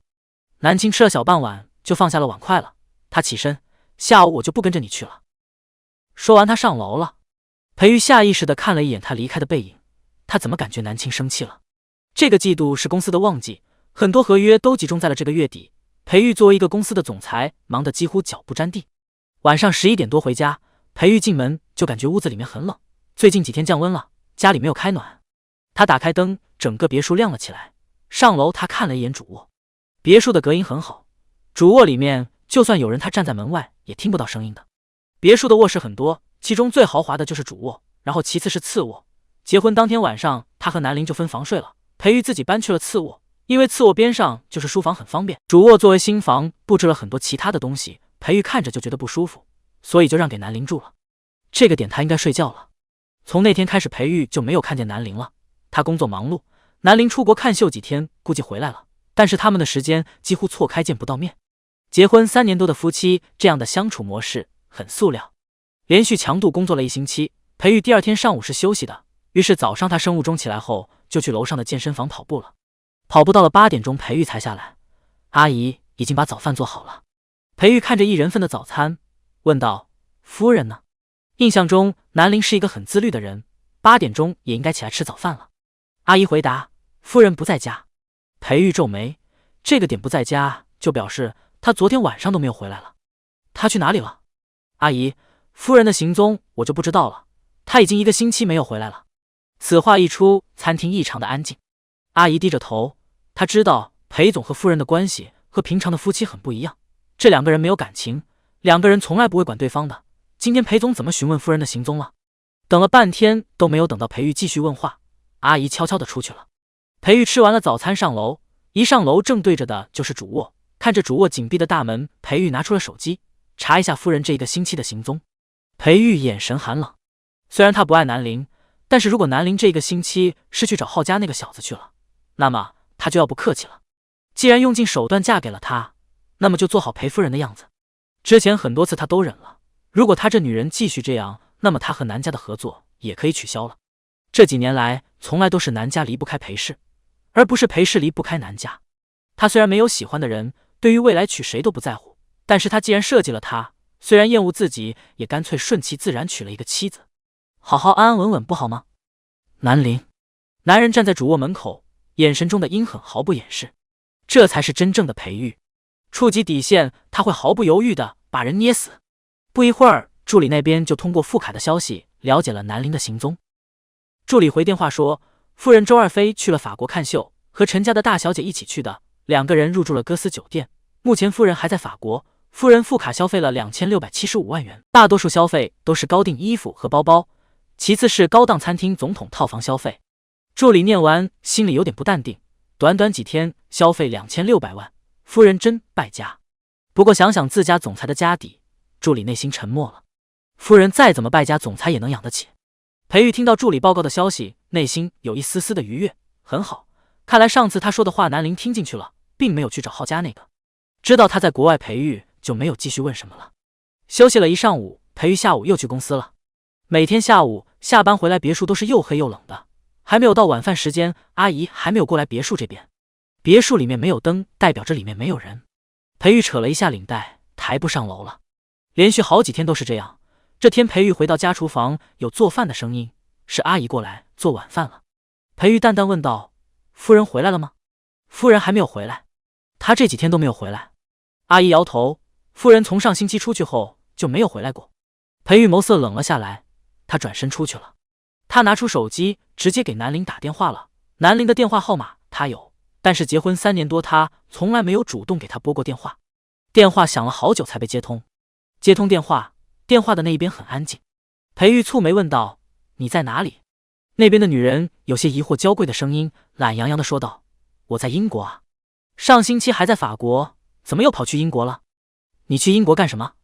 南青正在做全身 SPA 舒服着呢，他嗯哼着慵懒地说：“想吃英式菜了，这里的正宗，顺便来这里买衣服。”裴玉很少注意南陵的声音，此刻他语气懒洋洋，又带着舒适的哼唧声，让他想忽视都难。第221章，夫人1个月没回家了。电话那边迟迟没有声音，南青也没有挂断。南青全身光溜溜的盖着毯子，有人在给他的手臂做按摩和护理，全身脱毛过的肌肤格外娇嫩，随便一掐就会红。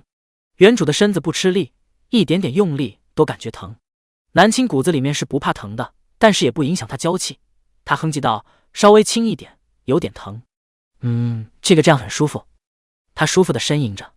终于电话那头传来了男人冷然的声音：“你在做什么？按摩，全身 SPA， 怎么了吗？”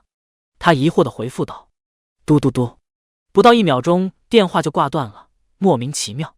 这1个月，南青过得简直不要太舒服，去法国看秀喝红酒，去英国买衣服做 SPA， 体验特色的总统套房，每天和小姐妹无忧无虑的玩乐，每天都有私人管家给他们安排行程。有钱人的生活就是这么的简单。二二从一开始的着急到最后懒得和南青讲话了。你要是没有完成任务，我就抹杀你。这是二二和南青说的最后一句话。二二以前觉得喝酒时候的南青让人绝望，让人觉得非常不靠谱。现在二二要收回这句话，他现在觉得吃喝玩乐中的南青最不靠谱，最让系统绝望。南青穿着浴袍坐在阳台上，他手里端着红酒杯，然后露出忧郁的神色。二二，我以前生病到死都没有出过病房，这些乐子都是我没有享受过的。呵呵，你要是第一个世界跟我说这句话，我会很感动的怜悯你。现在说这句话没用了，都经历了好几个世界了，南青享受的乐子可多了呢。二二精致的小脸蛋超级冷漠，丝毫不给南青面子。南青秒收起忧郁的神色，然后笑着说：“我在做任务，裴玉会主动来找我的。”什么时候找你？不超过半年，他会主动找我的。南青喝着红酒，品尝着他的醇香。粘人贤良淑德的妻子你不要，走得太久你又惦记，狗男人。助理觉得自家总裁最近这几天格外的暴躁，可能是最近的合约合作方太过分了，提的点太多了。可是以往不是没有遇到过这种胃口大的合作方，总裁都是沉稳应对，从来没有放低压。这几天助理觉得一进去总裁办公室就感觉空气都稀薄了，气氛很低压，这昭示着总裁他心情很不佳。总裁已经连续在公司住了好几天了，办公室边上就是宽大的休息室，总裁会在里面午睡，偶尔会过夜，可是从来没有像这次一样连续好几天住公司。下午6点半，天色暗了下来，总裁办公室的门打开了，助理紧张的过去。裴玉脸色冷淡，他说道：“回南城。”南城并不是城南，而是裴玉别墅小区的名字。南城的别墅寸金寸土，甚至有钱都不一定能在那里买房。以前裴玉就住在那里，结婚的时候婚房也定在了他住的别墅。回到别墅，又是空无一人的屋子，裴玉一开始觉得没什么，可是最近几天他逐渐暴躁。他拿出手机查了一下日历，1个月了还没有回来。南陵这是在赌气。女人心海底针，裴玉始终想不明白到底怎么样了，但是南陵一直没有回来，裴玉就觉得他有些奇怪。助理送裴玉到家后就准备离开，而突然裴玉叫住了他：“江安，去查一下夫人这1个月的行踪。”晚上10点多，助理发来了南青的行程。裴玉仔细的翻阅着，助理调查的很仔细，他每天干了什么，去了什么地方，入住了什么酒店，都整理得很清晰。前20多天都是在英国玩，他几乎把英国有名的地方都走遍了，而且他每次入住酒店都会叫人送酒上去。什么时候这么爱喝酒了？后来他去了澳洲，目前还在澳洲玩。裴玉看完之后，自己都没有发现他浮躁的内心渐渐的平缓了下来。第222章，夫人还不准备回家。江安助理发现裴总今天的心情似乎很不错，一早上上班不再是阴沉沉的脸色了。助理不明白总裁的心情为什么变得这么快，果然会变脸的不仅仅是女人，男人也会，男人的心情也是说变就变的。紧接着每天裴总又像以往一样认真工作，可是这好心情没有维持太久，几天后裴总心情又不佳了。刚刚好合约部门检查别人送来的合同的时候，没有发现一个巨大的漏洞，这直接让裴玉怒火暴涨，有3、4个员工被辞退了。助理觉得总裁会生气是正常，毕竟合约漏洞如果没有看见公司签约了，那么以后就是一个隐藏的危险。可是跟在裴玉身边那么多年，助理还是能分得清他生气的度的，感觉这次裴玉是憋了一肚子火。听到裴玉喊他，助理立刻过去。裴玉靠在椅子上捏了一下鼻梁，说道：“去查一下夫人的行踪。”助理压下心里的无数纳闷。总裁刚刚发火完，开口就是说查夫人的行踪。夫人和这些事情有什么关系吗？还有什么时候总裁这么关心夫人了？总裁结婚3年，感觉最近这段时间经常听到他询问夫人的行踪。南青还在澳洲，行踪很容易查到。助理把信息发给了裴玉。裴玉瞥了几眼，信息上除了有南陵这几天的行踪，后面还有私人管家给南陵制定的行程，他起码还有半个月是待在澳洲的。裴玉说不出的怒火，他不爱南陵，但是谁家妻子出去了这么久能不让人闷火的？起码他现在是闷火了。裴玉拿出了手机，滑到了南陵的电话号码。总裁办公室内一片寂静，男人坐在椅子上看着手机上的号码几秒，最终他把手机关了。就1-2个月没有回来而已，他不回来在他眼前晃不是挺好的吗？当初也是他开口让他有空就出国看秀去，他什么时候都有空，什么时候都可以出去看秀游玩。裴玉收拾了一下自己的情绪，然后很快的进入了工作状态。下班的时候，裴玉对助理说道：“江安，把我的副卡信息接通。”他虽然不爱南陵，但是怎么也是自己的合法妻子，所以在结婚当天他就给了一张副卡给南陵用。南陵也一直会用这张卡，用了多少钱裴玉从来没有管过，裴玉也没有开通副卡的信息。助理不仅仅负责工作上的事情接容，他还负责裴玉很多私事安排。当天晚上副卡的信息就接通了，裴玉的手机却一直在震动。这个点国外还是白天，裴玉拿着手机看着上面一条条消费信息，几乎每过几分钟就震动一下。他打开就能看见南陵在什么店面消费了多少钱。他把手机放边工作了，可是手机不断震动，严重影响他工作了。裴玉恼火的拿起手机，都是一些奢侈品店消费的信息，就这么1个小时，千万就出去了。裴玉平时谈的合作都是几十亿的合作，甚至1000亿项目，他对钱的概念比较大，千万在他眼中投资都不行，可是他也不是不知肉糜的，千万在小公司还有普通人眼中是很多的了。南陵的消费很高，这是裴玉的第一认知，但是他也没有觉得什么，他花钱他是乐意的。手机还在震动，最终裴玉把手机静音了。静音了大概有10分钟，裴玉又把手机声音打开了。他看了一眼，自言自语道：“不能静音，会错过重要的电话。”第223章要喝酒。这天晚上的视频会议，海外分公司的高管们似乎总听见谁的手机在震动。有些人好奇谁这么大胆敢在开会的时候开手机震动，而且一直在响，就没有听到吗？最后在裴总发表言论的时候，突然他侧头看了一眼手机，而这时候手机也是刚刚震动了一下，众人才反应过来，原来手机一直在响的是裴总。谁这个时间点一直烦裴总的？一般有什么信息应该都是发给裴总的助理吧？怎么会发到他的手机，而且还一直在响？会议结束了，谁都不会想到裴玉的手机响动并不是谁发来的消息，而是一条条银行副卡消费的信息。这一晚上就消费了2000多万。睡觉前裴玉把手机短信全部看了一遍，甚至从这些消费信息里面他可以知道南陵最喜欢的东西是什么。他买了很多香奈儿的衣服，都是新出的系列装。他还买了很多喝酒的套装杯子。买这东西干什么？如果觉得杯子好看，买几个就好了。裴玉发现他买了很多喝酒的杯子，有专门喝红酒的，有专门喝白酒的。裴玉乐此不疲地翻着他消费的每一笔账单，看看他买了什么。因为购买的东西都是高档物品，每一笔消费都很清晰，什么店面买的什么东西。手机没有震动了，那边估计也天黑了，他应该也回酒店休息了吧。裴玉放下手机关灯休息了，他今天又是看电脑开会，又是看手机，眼睛酸涩得很。就在裴玉要睡着的时候，突然手机又震动了一下，他手机放在床头柜上，震动的时候声音特别响亮。男人被吵醒了，眼含怒火的伸手把手机摸了过来，又是一笔消费，这么晚了他又买什么了？划开信息一看，点了一瓶葡萄酒。这个点他喝什么葡萄酒？裴玉不知道是被吵醒了一肚子火，还是因为其他的，他翻出南陵的电话就直接拨打了过去。澳洲圣亚大酒店总统套房内，南青穿着睡衣倒了一杯葡萄酒，闻着味道很好，喝起来一定也不错。而此时电话突然响了，南青看了一眼，眼神更加愉悦了。他不急着接电话，而是喝了一口葡萄酒，慢慢的品尝着。二清冷的小声音问道：“怎么不接啊？好不容易等到了世界难配的电话。”世界南配那边开通银行卡的信息，二儿立刻告诉了南青。南青今天也是死命的消费，这不就是吸引南配打电话过来吗？南青继续喝一口酒，要亮几秒。曾经一个美美的小娇妻，甜甜的叫她老公还给她做饭，结果她不珍惜，后果很严重的。裴玉皱着眉头，电话怎么还没有接通？他明明才叫了红酒的他还没有睡觉。不知道等了多久，电话终于通了。通了的第一秒，裴玉就忍不住直接严厉地问道：“南陵，这么晚了，你叫什么红酒？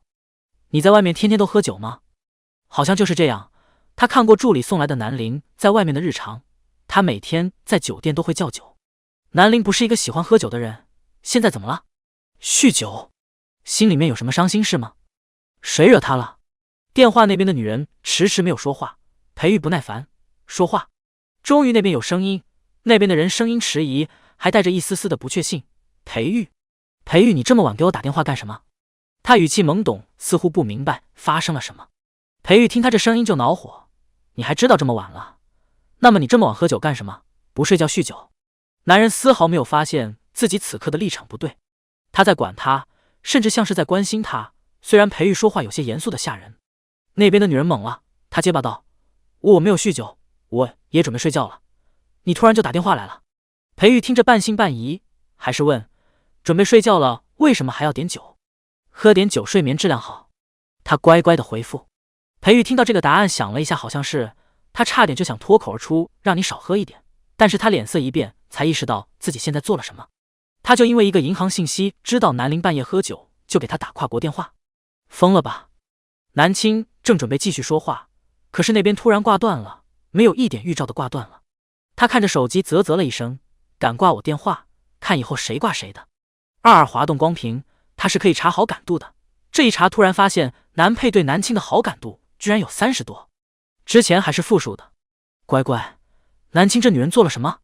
二突然发现自己真的跟不上南青的节奏了，这攻略人心的东西他果然看不懂。南青把手机丢开，喝了一杯红酒后就休息了。喝了酒果然很容易入睡，整个晚上的睡眠质量都超级好。第二天起来精神气爽。他洗漱的时候发现他皮肤似乎又更好了，白嫩无比。这边 SPA 效果很不错，他都不想回去了。裴玉已经习惯了自己的手机每天到了下午就开始各种震动，晚上办公开会的时候他也在响动。工作完睡觉前他也习惯看一下的当天的信息，看看南陵干了什么。他居然去跑马了。裴玉偶尔有空也喜欢去跑马，一般都是和他的好兄弟一起去。看完他的消费单后，裴玉就睡觉了。然后又是熟悉的声音吵醒，南陵睡前一定要喝一点小酒。这什么习惯？毛病吧？什么时候养成了这种习惯？裴玉直接给国外那边南青住的酒店打电话了，让那边的人不许给南青送酒，不许让他养成这样的习惯。南青迟迟没有等到自己的睡前小酒，一问才知道是裴玉的意思。裴玉在国内，但是这管都管到国外来了。半夜1点多钟，裴玉被电话声音吵醒了，他怒火冲天的接通电话，那边女人娇气的声音就传来了：“裴玉，我要喝酒。”第224章，他病了。裴玉被吵醒的怒火还未发，就听到对面传来的声音，他声音不带一点睡意，一副气嚷嚷的样子。看来他是到这个点都没睡觉。要什么酒？睡觉。他因为被吵醒，声音格外的沙哑。电话那头的女人沉默了一会儿，然后声音尖锐了：“裴玉，你为什么要管我？我就想喝个酒而已，隔那么远，你管我干什么？”裴玉恍然明白过来，自己似乎是真的在管南陵。管他又怎么了？他是他妻子，怎么就不能管了？他一个人在国外待了1个半月了，他再不管一管，估计他在外面都不知道养成了多少坏习惯。裴玉将台灯打开，坐起了上半身，拿着手机认真的说道：“南陵，酒隔3差5喝一次就够了，别天天喝。我喝的又不多。”裴玉皱眉，天天喝就是不行。嘟嘟嘟，电话挂了，他挂了。裴玉表情微妙，看着手里的电话，有些不敢相信，这还是他第一次被人挂电话。裴玉突然觉得有点头疼，他伸手捏了捏眉心，许久过后才掀开被子，重新躺了回去。渐渐的困意袭来，突然桌子上的手机又震动了。裴玉摸到手机，拿起一看，又是一笔消费单，他还是买酒了。他估计是下楼和酒店的工作人员说到去了才买到了酒。他就是仗着他的远在国内管不了他了是吧？总裁，澳洲那个生意已经安排分公司经理过去谈了，现在临时取消，您真的要亲自去谈那个生意吗？助理有点惊讶。澳洲那个生意虽然也挺大的，但是还没有大到需要总裁出马的地步啊。而且澳洲那边的生意现在很稳定，前几年总裁亲自管理打开了澳洲的市场，而近几年那边的事情已经完全不需要总裁出马了。裴玉手持钢笔，快速的在文件上签字，他头也不抬的说道：“尽快安排飞机，那个生意我亲自去谈。”虽然助理满肚子的疑问，但是还是立刻出去办事了。这几天裴玉在国内有好几个董事会议，所以这几天暂时不能去澳洲，助理安排了下周的飞机过去。下班过后，司机开车送裴玉回去。裴玉坐在车里刷着手机上的消费账单，坐在他身边看文件的助理忍不住侧头看了一眼裴玉。为什么觉得总裁最近很喜欢玩手机？不知道总裁在看什么，看得这么入迷。时间一天天的过去，突然这天下午，裴玉拿出手机看了几下，突然皱眉了。助理立刻走了过来。裴玉抬头说：“去查一下夫人今天都做了什么。”以往每天都有消费账单的，裴玉已经习惯了每天看自己的副卡信息账单。可是今天怎么回事？今天才收到了3条消费信息，这有些反常啊。时隔几日，助理又听到了总裁口中说“夫人”这2个字，总觉得总裁似乎变了，似乎很在意，很关心夫人。接下来果然验证了，助理立刻查到了南青这天做的事情。助理说：“总裁，夫人早起吃了早餐，刚刚出门就觉得不舒服，今天一天都在酒店休息。她病了。”裴玉没想到会是这样的情况，夫人没有叫医生，只是说不舒服，需要休息。裴玉脸色冷了下来，他不叫医生就没有其他人给他叫医生吗？酒店派去照顾他的私人管家怎么安排后续的？一般入住总统套房的客人都是有分配私人管家的，随叫随到，24小时照顾。第225章，裴总连夜飞机出国。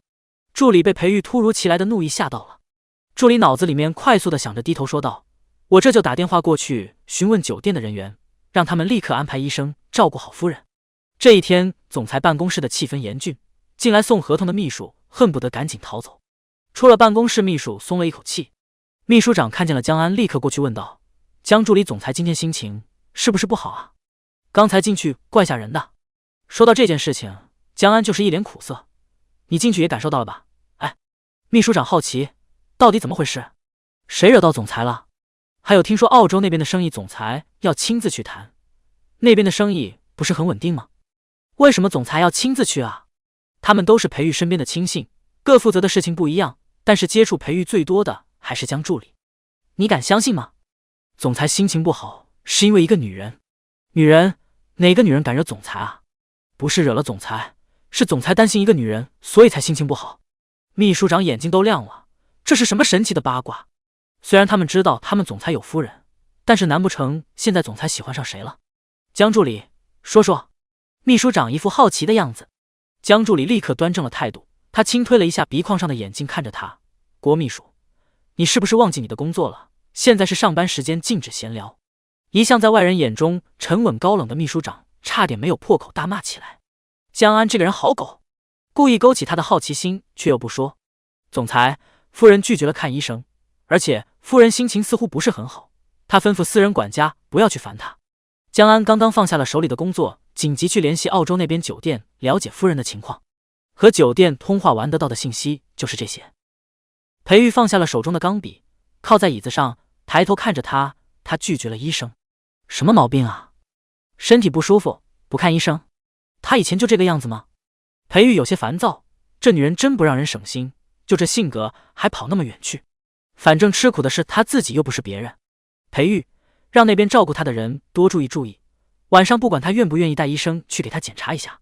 他自己不知道关心自己，那些照顾他的人也不敢不听他的，但是他作为她的丈夫，还是要尽责一点的。虽然没有爱，但到底是夫妻。江安点头把他的话记下了，正准备离开的时候，裴玉又开口了：“裴玉，江安，把董事会全部集中在明天开完，明天晚上的飞机去澳洲，所有的会议都排到明天。”江安虽然心中有疑问，但是也立刻去安排了。除了重大的项目要召开董事会，还有就是半年期限总结的董事会，今年已经过去一半了。这周要召开的董事会就是对于公司这半年季度的总结。会议上要准备很多资料，因为裴玉的一句提前召开会议，公司里面的股东们还有他们的随行秘书们全部都忙碌起来了。裴玉说：“会议提前开，那就必须提前开，谁都